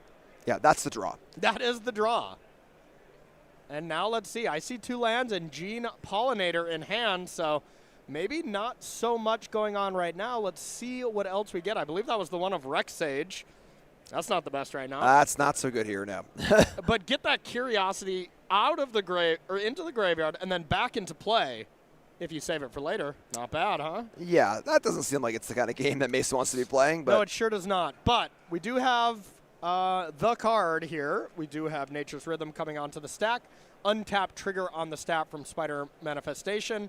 And Tidebinder could have shut that down and kept that tapped. Decides not to do that, and it's old Badger Mole Cub. That's probably better to counter, huh? Yeah, so getting to, I guess you counter the Earthbend part. The tap ability is also turned off for now. If the Tidebinder were to leave, it would turn back on. So not too shabby. You can float the mana in response at least to get a couple green mana going. But yeah, I mean, that's definitely going to shut off a good chunk of power here from this Badger Mole Cub. And just a pass back. So the question is, how does Rob convey this into forward pressure? Yes. You know, so a little bit of an answer here. That's fine, but now what? Drew a stab, so it's on now. That's a great draw. Kill the Spider Manifestation. You got the Cub locked down. All of a sudden, Mason doesn't have a ton of gas. Still has that Nature's Rhythm in the yard, which is just such a good card in this deck. I very much undervalued that card when it was originally printed. I'm like, 4 green? So it's just never going to be flashbacked. Yeah, the gobs of green mana that Badger Mole makes, who could have seen that coming? Yeah, that's fair, that's fair. Badger Mole Cub did definitely change the texture of how good that card is. Yeah, so I like that block. You know, just saying, hey, let's keep you off the board. This Badger Mole ain't doing much anyway. Not really any removal in Mason's deck, so whatever. Just make a trade and go from there. Yeah. And just snapped it off. And Fabloon Trick, tapping Llanowar during the draw step, or in the upkeep, I should say, getting a couple creatures. Rob, this is not your first time in the feature match area, Rob. Yeah, it's a placeholder. We're waiting for some tokens, I imagine. All right, Llanowar Elves. Looks like that is a Rexage as well. And then 2 lands, so Pretty sad turn. Do we fire this good old 3-mana 2/1 off? Probably. Yeah, I think that just getting things in play is very, very important. You know, if one of these fairies either turns into a Kaido or we see an Enduring Curiosity start drawing cards, that's when Rob starts to turn the corner and get back into the game. And unfortunately for Mason, there isn't a lot going on. Yeah. But I love that he left the 1 next to it and is like, nah, I'll keep them separate. Come on. What is that, a fish? close enough. Copy? All right. All right, Rob.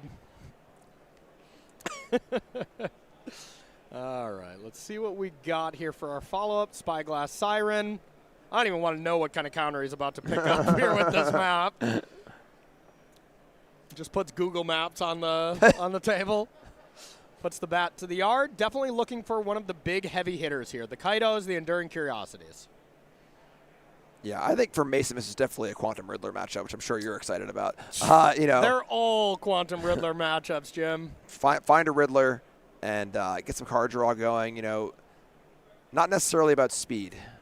So now what can we do with this harmonized Nature's Rhythm from the board here? What can we get that's spicy? I mean, so you got reduce it by 2 with the 2/1 Reclamation Sage. 1, 2, 3. There's 5 mana available otherwise. So that's 4. Ooh, man. So that's 3. You can get a Badger Mole. I think you can only get you can get an Ouroboroid, right? I think we're 1 short of that. I could be wrong though. Yeah, so tap the Llanowars, tap the 2 forests, tap the 2 lands, tap the 2/1, leave Gene Pollinator untapped, and hope Ouroboroid is enough. So that's 2. Oh, yeah, you're right. Yep. Yeah. Missed it by 1. Missed it by that much. Yep. Yeah, that's all right. We can't win them all. You would have lost game 1 to Max Konowski as well. Yeah. I know. Yeah, not a lot of counter magic in Rob's deck. We have 1 Essence Scatter, 1 Phantom Interference, and that is it. God, if it was an Essence Scatter and you're just putting an Ouroboroid into play and you had no way to counter it here, I mean. That'd be nice. That is nice. So now it really comes down to, what's that last card in hand for Rob Cedar? If it's not a way to put Ouroboroid into the graveyard, believe it or not, when that card sticks around for a couple of turns, you end up winning the game. Honestly, even if it just lives for 1 turn, if it resolves the trigger, makes a bunch of 2/2s, and then gets killed on the next draw step, yeah, that's still pretty good. It is still pretty good. And wow, Ooh, goes for the or Curiosity. That. And then here comes Gene Pollinator. Mason says, look at me, Rob. You look at me. I'm the Curiosity deck now. Yes, if that is a bitter triumph or something, what a sick card to get over Ouroboroid, you know? Like, because you know what that Curiosity is going to do? Probably find an Ouroboroid, you know? Like, what a spicy little one-of here. I need to know what's in Rob's hand now to see if that was the correct pick, or if it was just a land and Ouroboroid would have been better. Yeah. I think Curiosity looks fantastic here. It looks so good. This card, whenever I see this card in play, I just wonder, how is the other player ever going to win? Yeah. How is Rob ever going to win this game? And while holds back the creatures, you got to think that is huge advantage to Mason. And, hey, that's what these silver bullets really do here. Yeah, love this. Get them in there. Even if your 2/2 blocks my Llanowar Elf, sure, I'm going to draw 3 cards. Wow. All right, so now I guess the best card for Rob is just a Curiosity of his own. Yeah, there is 1 into the Flood Maw in Rob's list, which could prevent the Curiosity from hitting and drawing cards, but that does not seem to be the case. Oh, my. It's the Curiosity Massacre. Here comes a fistful of cards. 1, 2, 3. Take 7, draw 3, have some gas in the tank, and oh my goodness, this one of Curiosity looked incredible. Yeah, so even though Mason's draw wasn't particularly great here, it just put a lot of stuff in play. And like I said, Demir does not deal particularly well with all this stuff in play. Yeah. But I'm not going to call this game over. After last round, Rob's in it. It is anybody's game. Yeah, Rob might be advantaged. I don't know. I know nothing anymore. Definitely not, but the game's not over. All right, definitely not. You're right. And Spider Sense in hands for Mason also. Crater Hoof, less exciting, but whatever, who cares? Yeah, Mason's Spidey senses are tingling for sure here. As I saw Nature's Rhythm, so Nature's Rhythm untapped Spider Manifestation. have a counterspell backup. Rob only has one card in hand, so whatever instant it might be, you just have the ability to counter it, and we could see a Crater Hoof this turn pretty easily. I think that's it. Yeah, it's right there. And there goes Rob for game number 1, and Mason takes it down. All thanks to that curiosity. Hey, maybe Ouroboroid would have won as well, but this was way sweeter. I mean, honestly, like that's irrelevant. Yeah. You know, because if there was a Doomblade's kind of effect in hand, I don't know how you actually beat Curiosity there, whereas Ouroboroid is super beatable. Yeah, no, really incredible stuff there. Well played by Mason, and kind of shows why he is, well, as talented of a Magic player as he is, to be fresh off a top 8 from the most recent Pro Tour. So nice job, Mason. Now, taking a look at Rob Cedar's sideboard, we got 2 Annuls, 1 Disdainful Stroke, 2 Duress, 1 Kaito Bane of Nightmares, 1 Negate, 1 Strategic Betrayal, 1 Stab, 1 Spell Pierce, 1 Soul Guide Lantern, 1 Shoot the Sheriff, 1 the Unagi of Kyoshi Island, and 2 0-point Ballad. Man, Rob's making me work for this with all these 1-ofs, huh? Yeah, I know, right? Yeah, so the last one there, very, very important. 0-point Ballad is a sweeper. And the only way Rob really has to come back in a game like that, mop up multiple things. So 0-point Ballad is huge. And then just removal spells, Shoot the Sheriff, Stab. Strategic Betrayal, probably not. It is a removal spell, but it is pretty poor as far as targeting goes. Honestly, I don't hate the Unagi, just like a big guy. Yeah. I think it's really important for Rob to just kind of get in, kill some stuff, and turn the corner. But yeah, removal spells are paramount. And now, again, we are closed deckless. Mason can assume there's some sort of sweeper in the board, and 0-point Ballad is it. Yep, that is fair. Yeah, whenever your opponent warps a Riddler or something and you flash in the Unagi of Kyoshi Island, that looks pretty good. Yep.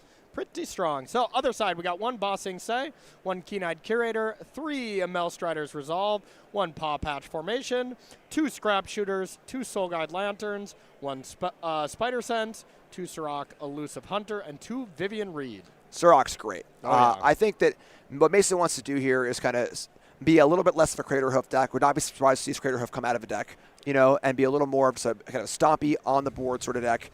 Playing tough threats like Sirach, and using cards like Sirach and Riddler to draw cards, and kind of just get on the board and just keep that snowball rolling. That is fair. So, Jim, I got a hypothetical here for you, okay? Okay. So, what if I'm just sitting at home on my couch right now watching this, and I'm like, God dang it, I really wish I knew about this because I live very close to Atlanta. I should have been playing this event. Is there anything I could have done to maybe avoid a scenario that gave me such FOMO? Yeah, the Star City newsletter. All right, all your events, all your sales, all your Magic news in one place, right to your inbox, well organized, well laid out, and you got to be on there so you don't miss anything. I've been on it for a decade. I'm sure you have been on for about that long too, right? Oh yeah. And whether there's events, whether there's sales, and so much more, go to starcitygames.com/newsletter, sign up, and don't miss out. And what do you know? We're both signed up for the newsletter, and we're both here.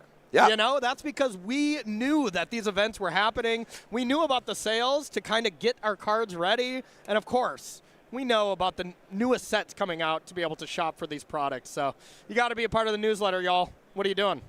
Get in there. They won't let us play with the cards because we're shackled to the booth here. Yes. But we can think about the cards. Oh, yeah. But, after this round, maybe, play some at dinner or something like that. That sounds good. You want a game? I'm in. Try a game? Oh, yeah. Okay. All right. I did the Simic Ouroboroid deck, okay? Oh, man. 4 Pyroclasm, 4 Ultima, 4 Day of Judgment. Wow, you still wouldn't stand a chance, let me tell you. All right, so game 1 went to Mason here. Demir, didn't really have the draw here from Rob. Do you think the matchup gets much better for Demir, or is it still pretty close? I think that having the presence of 2 sweepers helps a lot. I think there's a lot of game states where without the sweepers, Demir cannot win. Yeah. Even that last game, Rob got on the board with a token or 2, but Mason had so many things in play, it's just really, really hard to come back from that. Yeah, that is fair. So, while these players get ready to go, we're going to take a live look in here, and okay, we are doing it. Max looks wildly ahead, so he's in a lot of trouble. Yeah. Don't curse poor Max. All right. Max like a nice guy you ever met, all right? The nicest guy. Not close, yeah.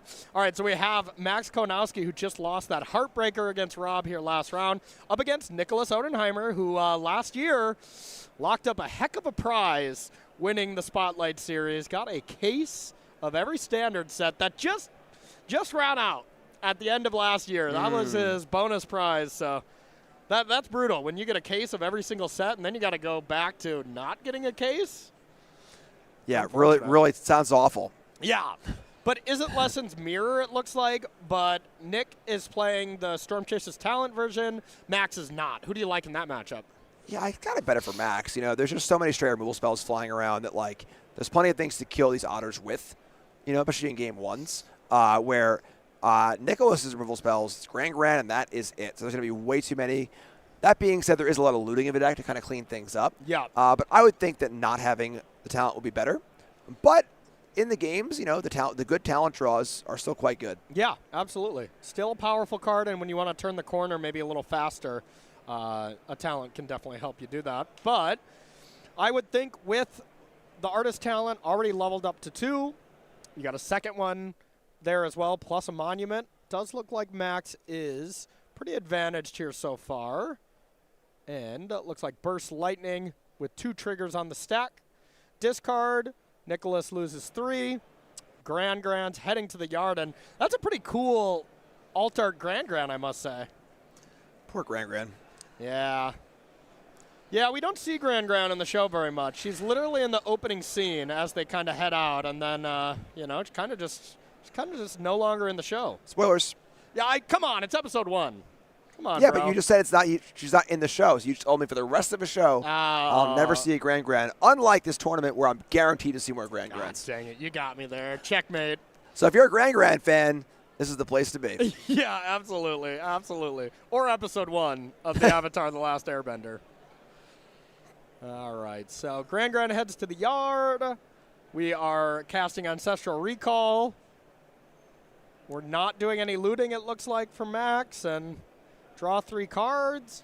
And got to think, like, this is game 1. I bet this is a grindy matchup that they could easily be worried about the clock a little bit. Yeah, both players taking a lot of game actions also. Yeah, the most game actions. Looks like they are debating something like, wow, did you draw all 4 recalls, Max? Must be nice. I bet that's what Nicholas is talking about. And all right, hey, second monument coming down. A little bit of looting, no value. But does still have that treasure available. I knew this monument card was going to go somewhere. Yeah. When you read the card, you know, during Aether Drift preview season, it's like, this card just got some pretty potent text box on there. Yeah, I remember for that Pro Tour, Matt Nass tried Monument. It just wasn't quite good enough, so he played this other Domain deck where he just, ended up winning the Pro Tour, so not so bad, but then got to redeem himself and play Monument at Worlds and created that deck that Seth ended up winning with. So go, Matt Nass. All right, there's your stab. Oh, Gene Pollinator gets stabbed here. Cecil coming down. Have you ever seen Cecil flip? Like once in your life? Yeah. Oh. Feel like I haven't. For sure. Okay. Looks like another stab off the top. Maybe we should leave him alone, let him do his thing instead of killing him. I guess so. I'm a Cecil hater. So I like this from Mason. Shockland on turn 1 on tap. Mason plays the Pollinator instead of a Llanowar. Yep. That eats the stab. Now double Llanowar on turn 2. Yep. Llanowar itself, a lot better, where if you go Llanowar, get stabbed, and then you play Gene Pollinator and Llanowar, you stab the other Llanowar, and now this Gene Pollinator kind of does nothing. So you always want to be starting with the Gene Pollinator. 90% of the time. In the face of a stab. Yes. Oh, stab number 2. All right. All right. You know, I think that the amount of stabs that that Robert draws is going to be very, very important to winning this match. Yeah, and we don't have that many more stabs here left on the deck, so looking really good. And here is just a Bossing Sang. Yeah, wait, what? You can't, you can't do that. Yep. So Sorcerer Speed on the Bossing Say, and the Llanowar also is tapped in the upkeep. Yep. And it also would have Earthbended 2, right? Not 1. But that's pretty telling that Mason does not have anything to play this turn. Oh, my. Yeah. That is devastating. Yeah, I know Mason has Multiversal Passage and a Forest and one other card in hand, so Mason's draw this game might not be so great, even if those Llanowar and Gene Pollinators were to be alive. Yeah, this is about as perfect as you can get from Rob's side, too. You know, 2 cheap threats, you know, killing a dork or 2, tapping a dork with Drowner's great. Yeah, no kidding. Bunch of knives and some solid creatures. All right, there is Ouroboroid, so not so bad. And Paw Patch formation here to probably just draw a card and get a food. Yeah. But now Ouroboroid is online. Potentially online. Potentially. It is able to be cast. Yeah, Rob's got a lot of mana up and a lot of potential waste through that. Even something as simple as Tidebindering it, totally fine. Yeah.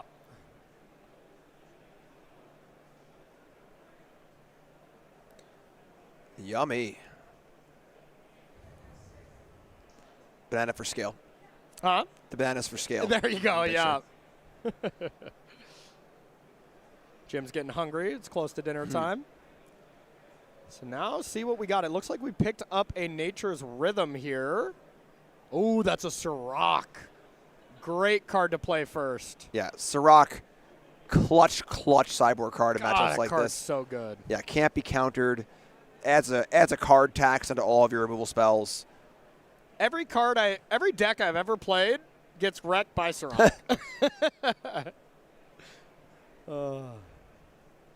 Looks like in hand we have Into the Floodmaw, Bitter Triumph, and Fabloon Trick.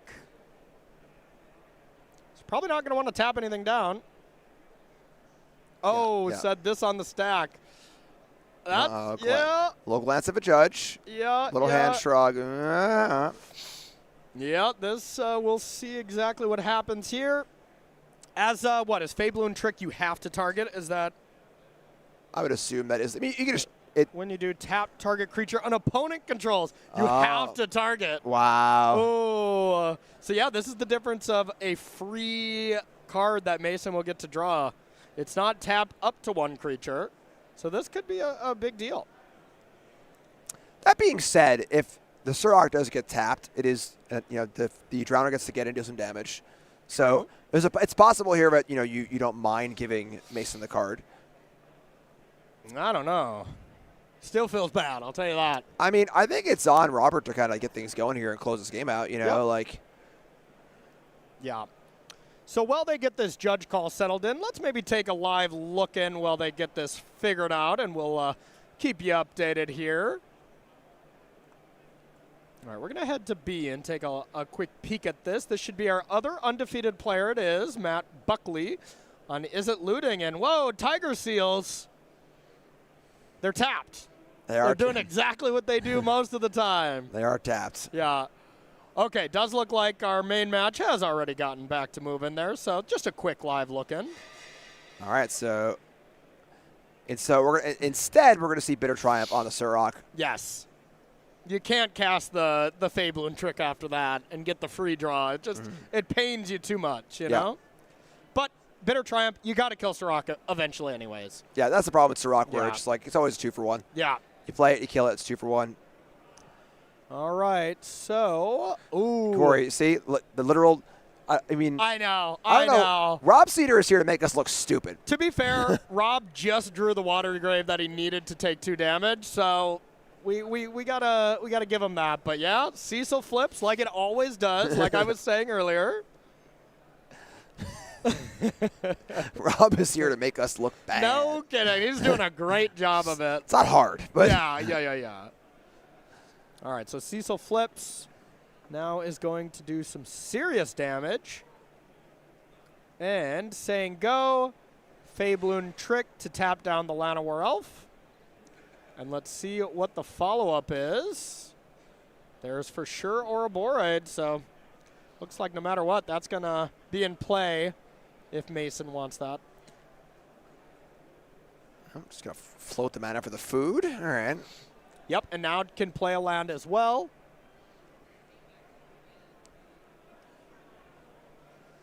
Yeah, the naked Ouroboroid is is getting flood mod.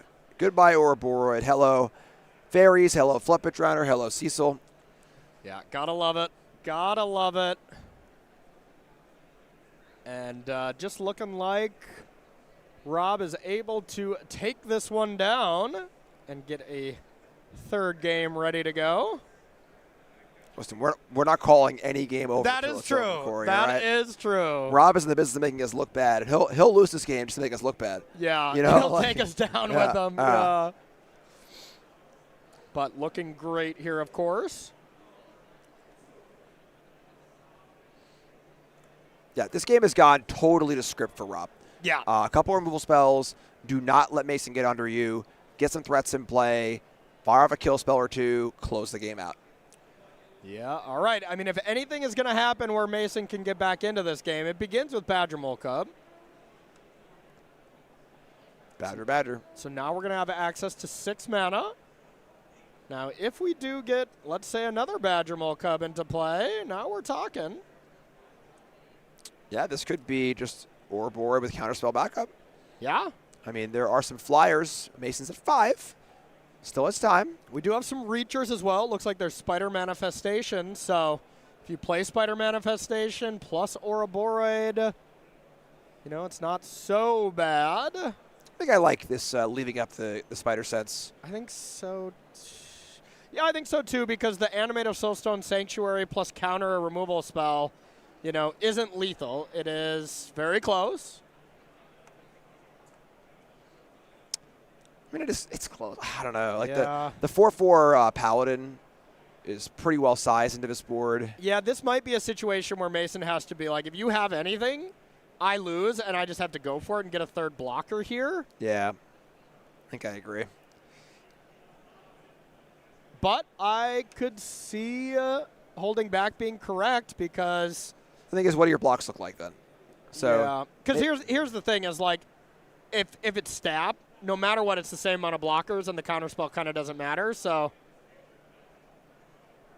ooh, that's a tough one. You can Spider Sense the ability. You can. Yeah. Ooh, oh, look at this! You can web sling the Llanowar to get another blocker. Sick. I assume this is on the end step, right? No, this is in combat. Oh, sure, okay. Yeah, this is in combat. So. Wow. So yeah, counter should be on. Llanowar should not get a. Oh, this was before combat. That must have been how Mason or how Rob said it. That's really, really weird, because I don't really see the reason to tap before the end step. No, agreed. None of his creatures are getting into combat. Yeah, you just let the counters go, and end step you Drowner here. Then you counter the Spider Sensibility, and then there's only 2 blockers. So I think that was a big misstep there from Rob. Yeah. It's kind of spot where, like, you know, typically you're used to casting Drowner in combat. Just, combat, tap your guy, sure. But in this case, you want Mason to attack. Yeah, attack. I'm at 13. Go ahead, attack. I'll tap something else, you know? Yeah. And now Animate, but that is 3 blockers. This is still only 4. And now, as far as I can see, we're going to have an Ouroboroid that's untapped and a Badger Mole Cub that can probably live through combat. Because, I mean, Ouroboroid can get in front of the 3/3. Llanowar chumps the Cecil, and Cub blocks Drowner. I think that's your forced blocks here, essentially. Yeah.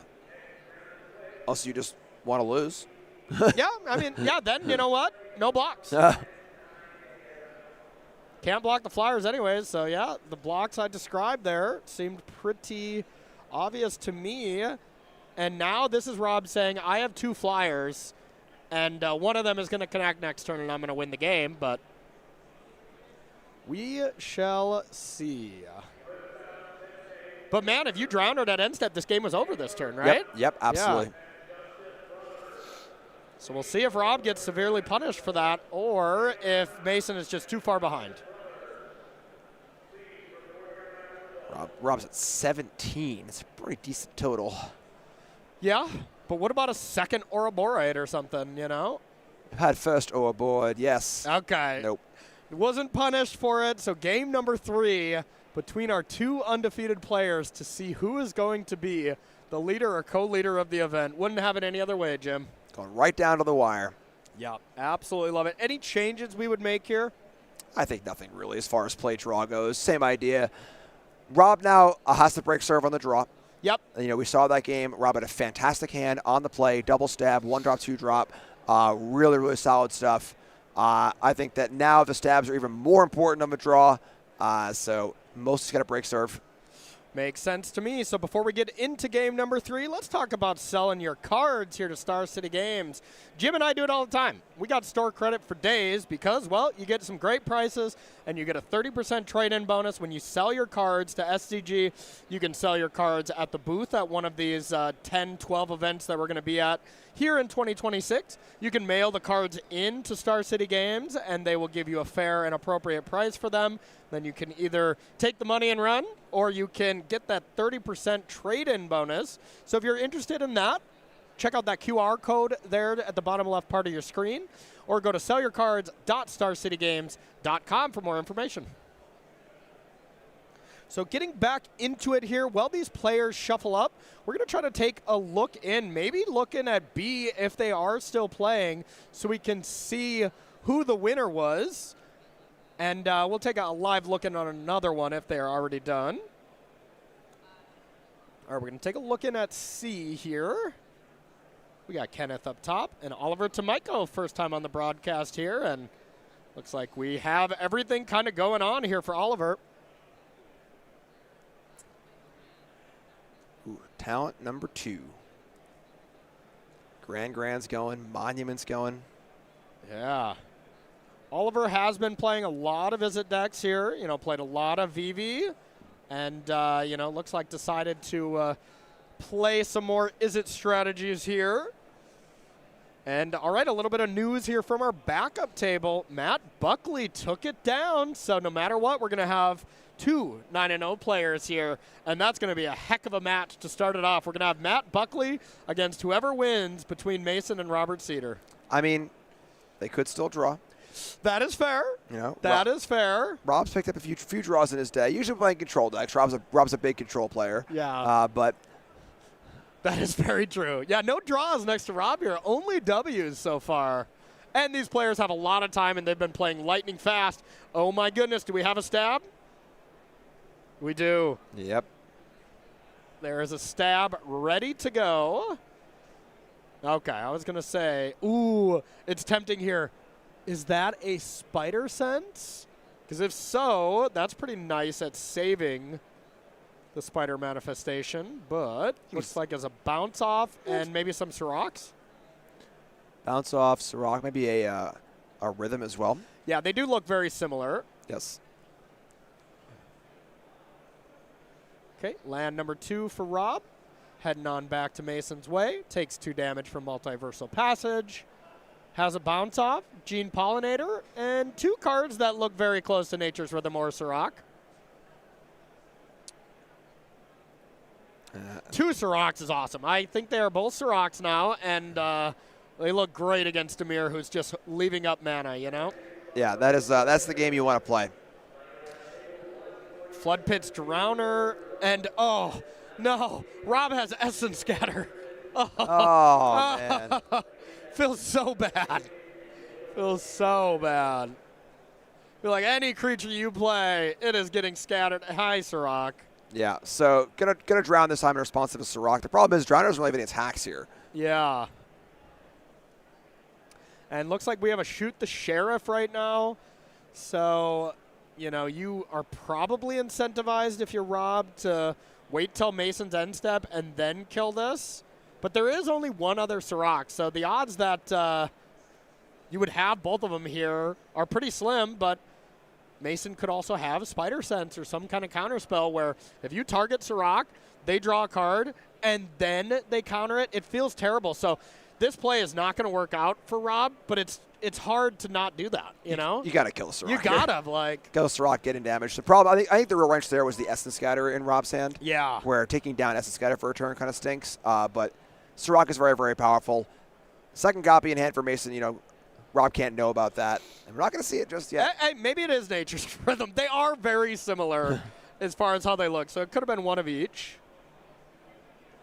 And that would make sense. Otherwise, you just drop another Siroc, you would think, right? Maybe not. Seems pretty nice. If you do this play, you do get to get some mana creatures, and you get to hold up Bounce Off to save Siroc next turn, so that could be nice as well.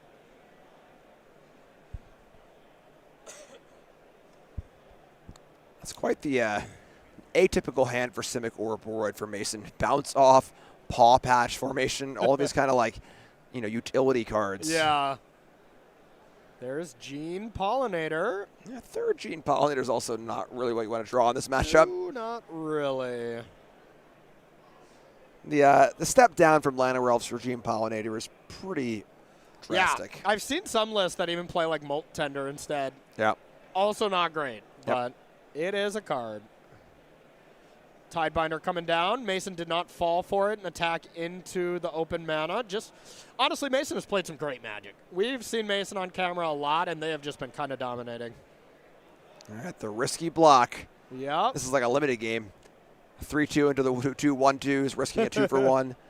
Has bounce off, so it could in theory bounce the Tidebinder, I suppose. Yeah, it doesn't feel great. It does not feel awesome.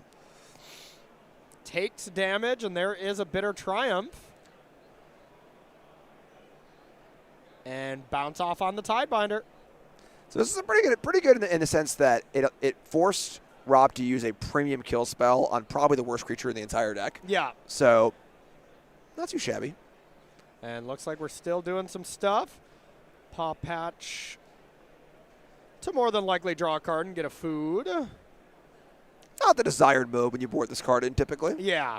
But Mason just playing clean Magic there. Could have drawn a Spider Sense there in response, so might as well give yourself an out to do so. Mason needs some gas. Yeah. All right. If Mason wants to be 9-0 of his tournament, I think they got to be Quantum Riddler time. It's got to be Nature's Rhythm, right? Because Sirach, you just would have been jamming. Oh, for sure. Yeah, so now it's the turn. Is it time for Nature's Rhythm for 4? Okay. This is for 4. This could be for Simic or Ouroboroid. Nice Essence Scatter, Rob. Yes. Oh, my God. Ouroboroid looks like it's going to hit the battlefield. I think it's Enduring Curiosity again. Oh, you might be right. I think Curiosity just looks so phenomenal. It does look better right now. We don't know if there's a removal spell in hand, but Curiosity does look incredible on this battlefield. You might be right. The thing is, it's kind of similar where, there's just a bunch of little guys in play, kind of like Rob often has. And then once they become Ophidians, things can dramatically change. Yeah, no kidding. Let's put Ophidian up on the screen for anyone not born in the 90s. I was born in the 80s, thank you very much. Oh, sorry. 90s kids. Man. How are your knees? Rough shape? They exist. Okay. I'm better than mine. They're working. Yeah, I guess that's true, right? Enduring Curiosity is the pick, and it looks awesome. Now, the one thing that Rob does have going for him is if we can kill the Curiosity, you can Tidebinder the trigger to come back. That is true, and that is definitely probably why Mason thought so long there, is because 5 mana is the exact amount to do that. Yeah. Fire removal spell on the Curiosity, Tidebind the return trigger. But I don't think we have it. Pay 0, draw a card. That'd be pretty good underneath a cauldron, huh? Yeah, scroll. I don't know how that works anymore, I'll tell you that. Yeah, I would imagine it would have all the text and therefore just be the same thing. But it does work more better than Scroll Thief does, I suppose. So. Yeah. All right, let's see what we got here. We could just see a flashback on this rhythm, right? Using the 4 power of the Curiosity. Yeah, looks like what we're seeing here, and this would be a rhythm for 5. Corey. Riddle me this. You know what that? Oh, no, never mind. Sorry. I mean, what that would mean is this poor Essence Scatter has just been devastated all day, all game. Should have played Flash Freeze. Looks like we're attacking first. Just getting in some good old honest chip shot damage. So I'm going to say, hey, do you want to play that Tidebinder as a blocker? Yeah. And so I can go use a triggered ability off one of these creatures. Oh, this is a cheeky little play, and I don't know. It's very interesting. It's really hard to take 2 here and let your opponent draw 2 cards. Yeah, I think I'm flashing in a Tidebinder. Could also Tidebinder the draw ability of the Curiosity. So draw 1 card, turn off Curiosity, and then maybe you can kill it later. There are a lot of variables here and a lot of possible options. Oh, because it is still, you counter the ability, it would shut off the Curiosity. Correct. So that if it was killed, it would just die. Okay. Okay. But instead, curiosity on curiosity. Okay. This game getting interesting. This is getting interesting. So one draw here from Mason. And now, I mean, Mason knew that something like this was possible. The Tidebinder was face up, so clearly they have a plan. Was Badger Mole drawn? I mean, that'd be pretty good. Is it Cub time? It's always Cub time. I mean, we could have Cub into Rhythm for Riddler. Has a pretty good turn. That would be strong, but no, looks like we are just going for good old Quantum Riddler. I like it because the train wreck scenario of Rob having a stab and all of a sudden you don't get to Rhythm for Riddler versus you do here, and there's no way Rob is leaving in a Spell Pierce. So it's not worth the risk. Even if you're only drawing one card, getting the body in play and then playing the Cub next turn or whatever looks so much better, so much safer. It's a nice disciplined play from Mason. Riddler's also just really big. That's true. It's a good card. Having a blocker for Enduring Curiosity is quite nice as well. 2 Tidebinders, Essence Scatter, and a land in hand for Robert Cedar, which does not look good and line up against this battlefield right now for Mason. Yeah.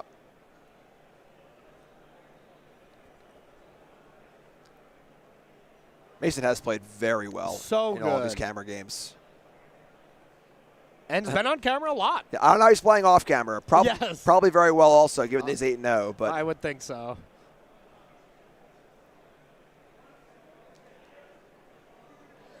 Oof. Tough. It is indeed tough. We're going to head back, see what the follow-up is here for Mason. Going to begin with a Cub, and hey, at least, I mean, you're snapping this Tidebinder off when you have 2 of them. Or Essence, of course, yes. I've been holding this the entire time. I can use this card in my hand? Yes. Yes, please. Here comes Riddler. Attack for 4. Looks like just draw 1. But nope, Tidebinder comes down, counters the Curiosity ability, and shuts it off. Yeah, so Curiosity is now a vanilla 4/3, and if it would be killed, it'd be gone forever. Yep. So looks like this is Tidebinder resolving and countering the ability, just playing a tap land and shipping it back. So, okay. Yeah. Mason. That's still fine. Mason kind of needed a follow-up there. Really needed a follow-up, yeah. But I think does have, does look like 2 cards there. I was going to say is drawing 2 in the draw step with Riddler. But now, I mean, if Rob gets busy with the Curiosity, you don't want to block with your Curiosity that is now a vanilla 4/3. That's tough, because the problem is with the Curiosity play like we saw earlier, you just kind of have to block. You just can't just take it and give your opponent cards, you know? Yeah. Especially in a game that's this tight. Wow. Okay, but Rob is at 6, so, I mean, just the whole you could be dead type play. Now, how does it work if you block the Tidebinder? What do you mean? Well, like, will it lose the ability and still come back? Probably not, right? I would assume they would both die at the same time. I would think so, too, but I am not 100%.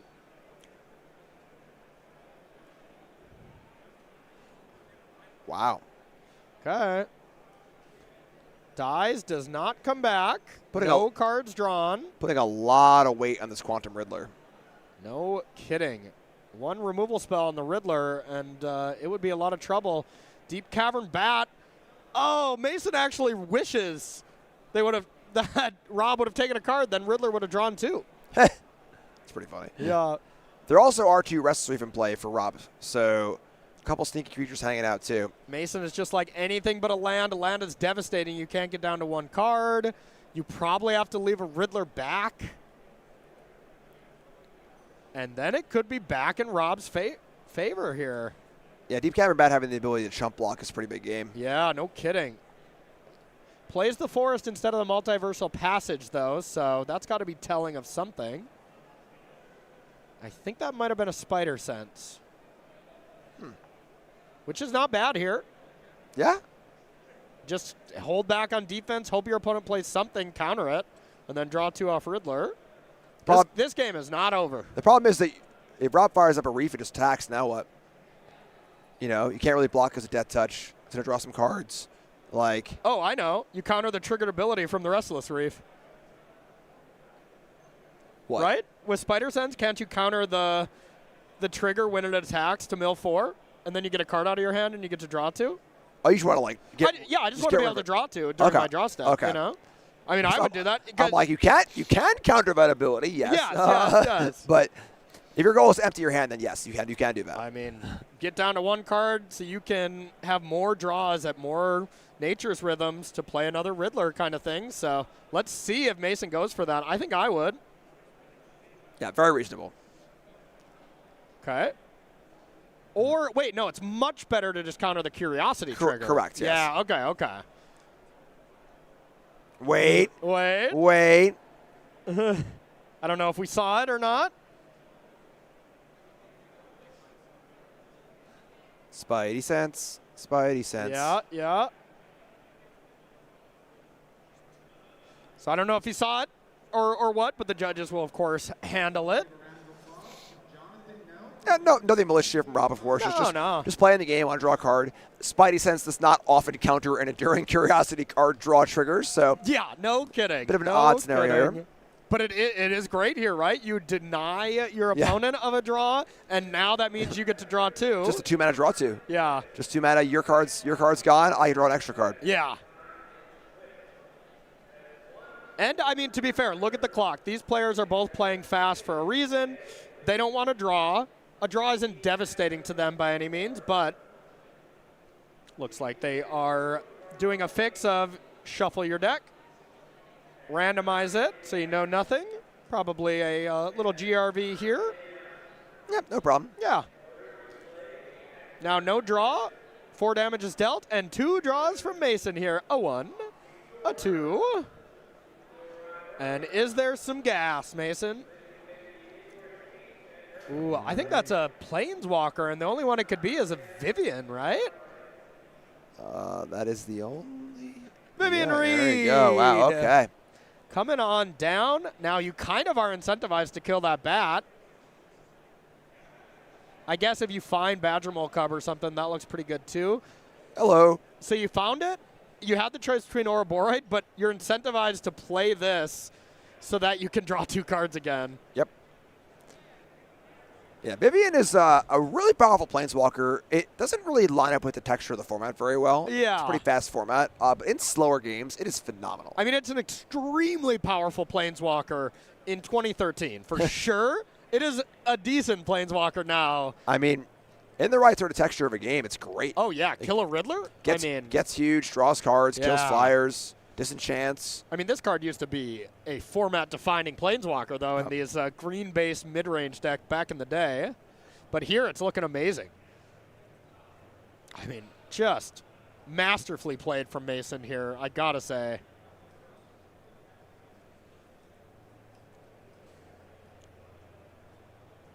All right, there's a bat. We knew the card in hand. And just a pass of the turn. Quantum Riddler gets to draw 2 more cards. I'm surprised not to see another Reef attack. Yeah. You know, like, there aren't really any good blocks for it. Get in, deal 4, draw a card. Yeah, clearly we have something to play here. Maybe, I think it's still a second Tidebinder. I don't think we've seen both so far. So maybe Tidebinder to counter a Vivian Reed activation. Or counter this. Resolve on the Forest. That is a fight. Yep, gain 1 life. Up to 7. Turning off the old Vivian. Okay. Yep. And does turn it off full stop, right? I believe so, yes. Yeah. Quite good. And now I bet we see a Reef attack if there's nothing impressive. But, I mean, right now, Rob has had a Quantum Riddler problem. That is what needs to die. And there's not even that many removal spells from Rob to be able to actually deal with it. What a match this has turned out to be. Yeah, really, really great match to end the day on. These players are earning their dinner. Yeah, no kidding. Okay, 4 mana. Is it Reef time? Let's go. Attack. Milling Rob. Yeah, Rob milling himself, more so because he wants to not mill any more copies of Nature's Rhythm. Yeah. a 1 card, a 2 card. Quantum Riddler has drawn a full grip of, 7 cards so far. There's Badger Mole Cub, and I believe we did also see Nature's Rhythm off the top here. So Mason is doing it. I could be wrong. Maybe I didn't see that, but it looked like it. And I mean, if it is, you just kind of start with it for 2 and get a cub and then try to play the big bad. Nope, guess not. That's 8 mana.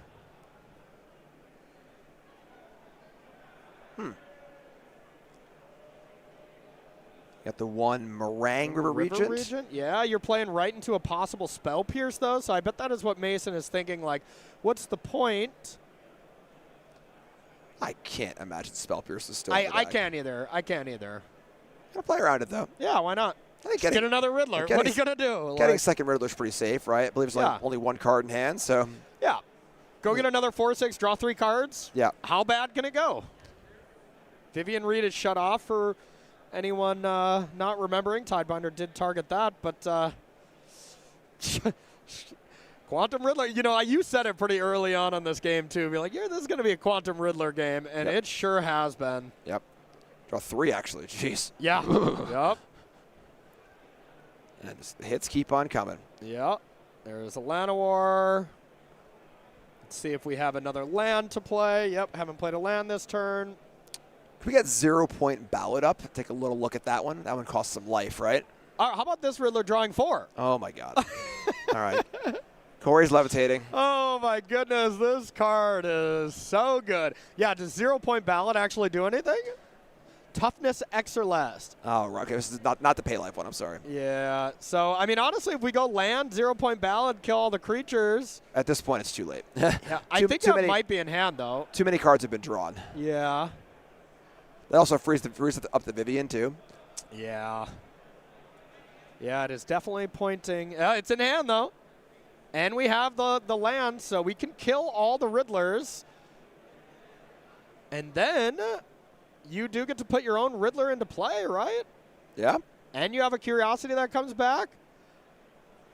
I think this is an attack first. Oh, you don't want to attack with that Curiosity, though, right? Why not? Because if it... Oh, it's going to die regardless. Right, yeah, never mind. Okay. You get a little lifelink in. Curiosity doesn't die. And then 0 Point Ballad. Rob's going to lose 6 life. Going to get a Quantum Riddler back. I'll take that. Thank you very much. Of course, the issue is that there's like 6 new cards in hand for Mason. Oh, yeah. And the Vivian can even kill the Quantum Riddler.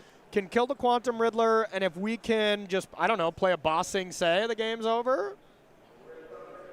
Or, Nature's Rhythm for some hasty threat. There's a plethora of things that can happen to win the game straight up. Cub number 1, flashback the Rhythm, Earthbend on the land once again, and then Vivian negative to Quantum Riddler should mean Mason is going to be advancing to 9-0.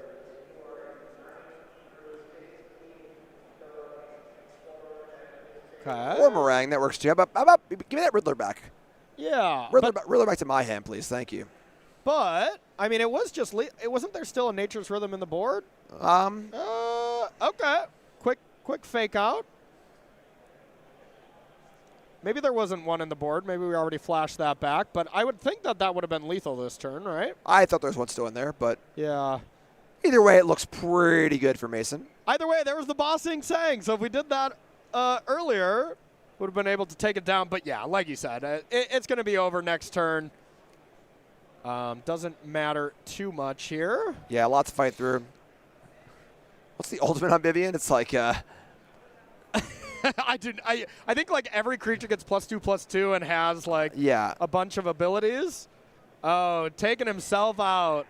And that's it. Mason is going to take this down and is going to advance to 9-0 over Robert Cedar there. Impressive stuff. Mason played out of his mind. And Rob also played some really great Magic. What a day one this has been. Yeah, great match to cap things off. Yeah. I really like this Simic Ouroboroid list that we're seeing. Yeah. There's a lot of customization with like these tutor targets. You know, seeing Nature's Rhythm as an engine piece to do your thing, cool. Yeah. Seeing it as an engine piece to do your thing that can also be super flexible in a lot of these different games and different scenarios. Yeah. Awesome. It does really seem like Mason's version of Simic Ouroboroid is that level 2 of the deck. We saw the level 1 that was kind of all these stock 4-ofs, and it's an incredible deck. But someone who puts in the time with the incredible deck to push it over the edge just a little bit more, it seems what Mason has done and granted them a 9-0 start. And they're going to be playing against the other 9-0 early in the morning to play some Isn't Looting there. So that's going to be an incredible match. Jim, this was a great day. You got any final words before we say goodbye? I'm just stoked to see an awesome format. You know, Yes. Standard's been a little rough in the last year, of course. There have been some formats where, you know, BB and friends, there have been some tough ones, but great to see coming out here into a really, really open field with a bunch of different archetypes and decks doing well. Great match to end up on, and it's great to finish with a match like that. And great to start tomorrow with a match for Undefeated.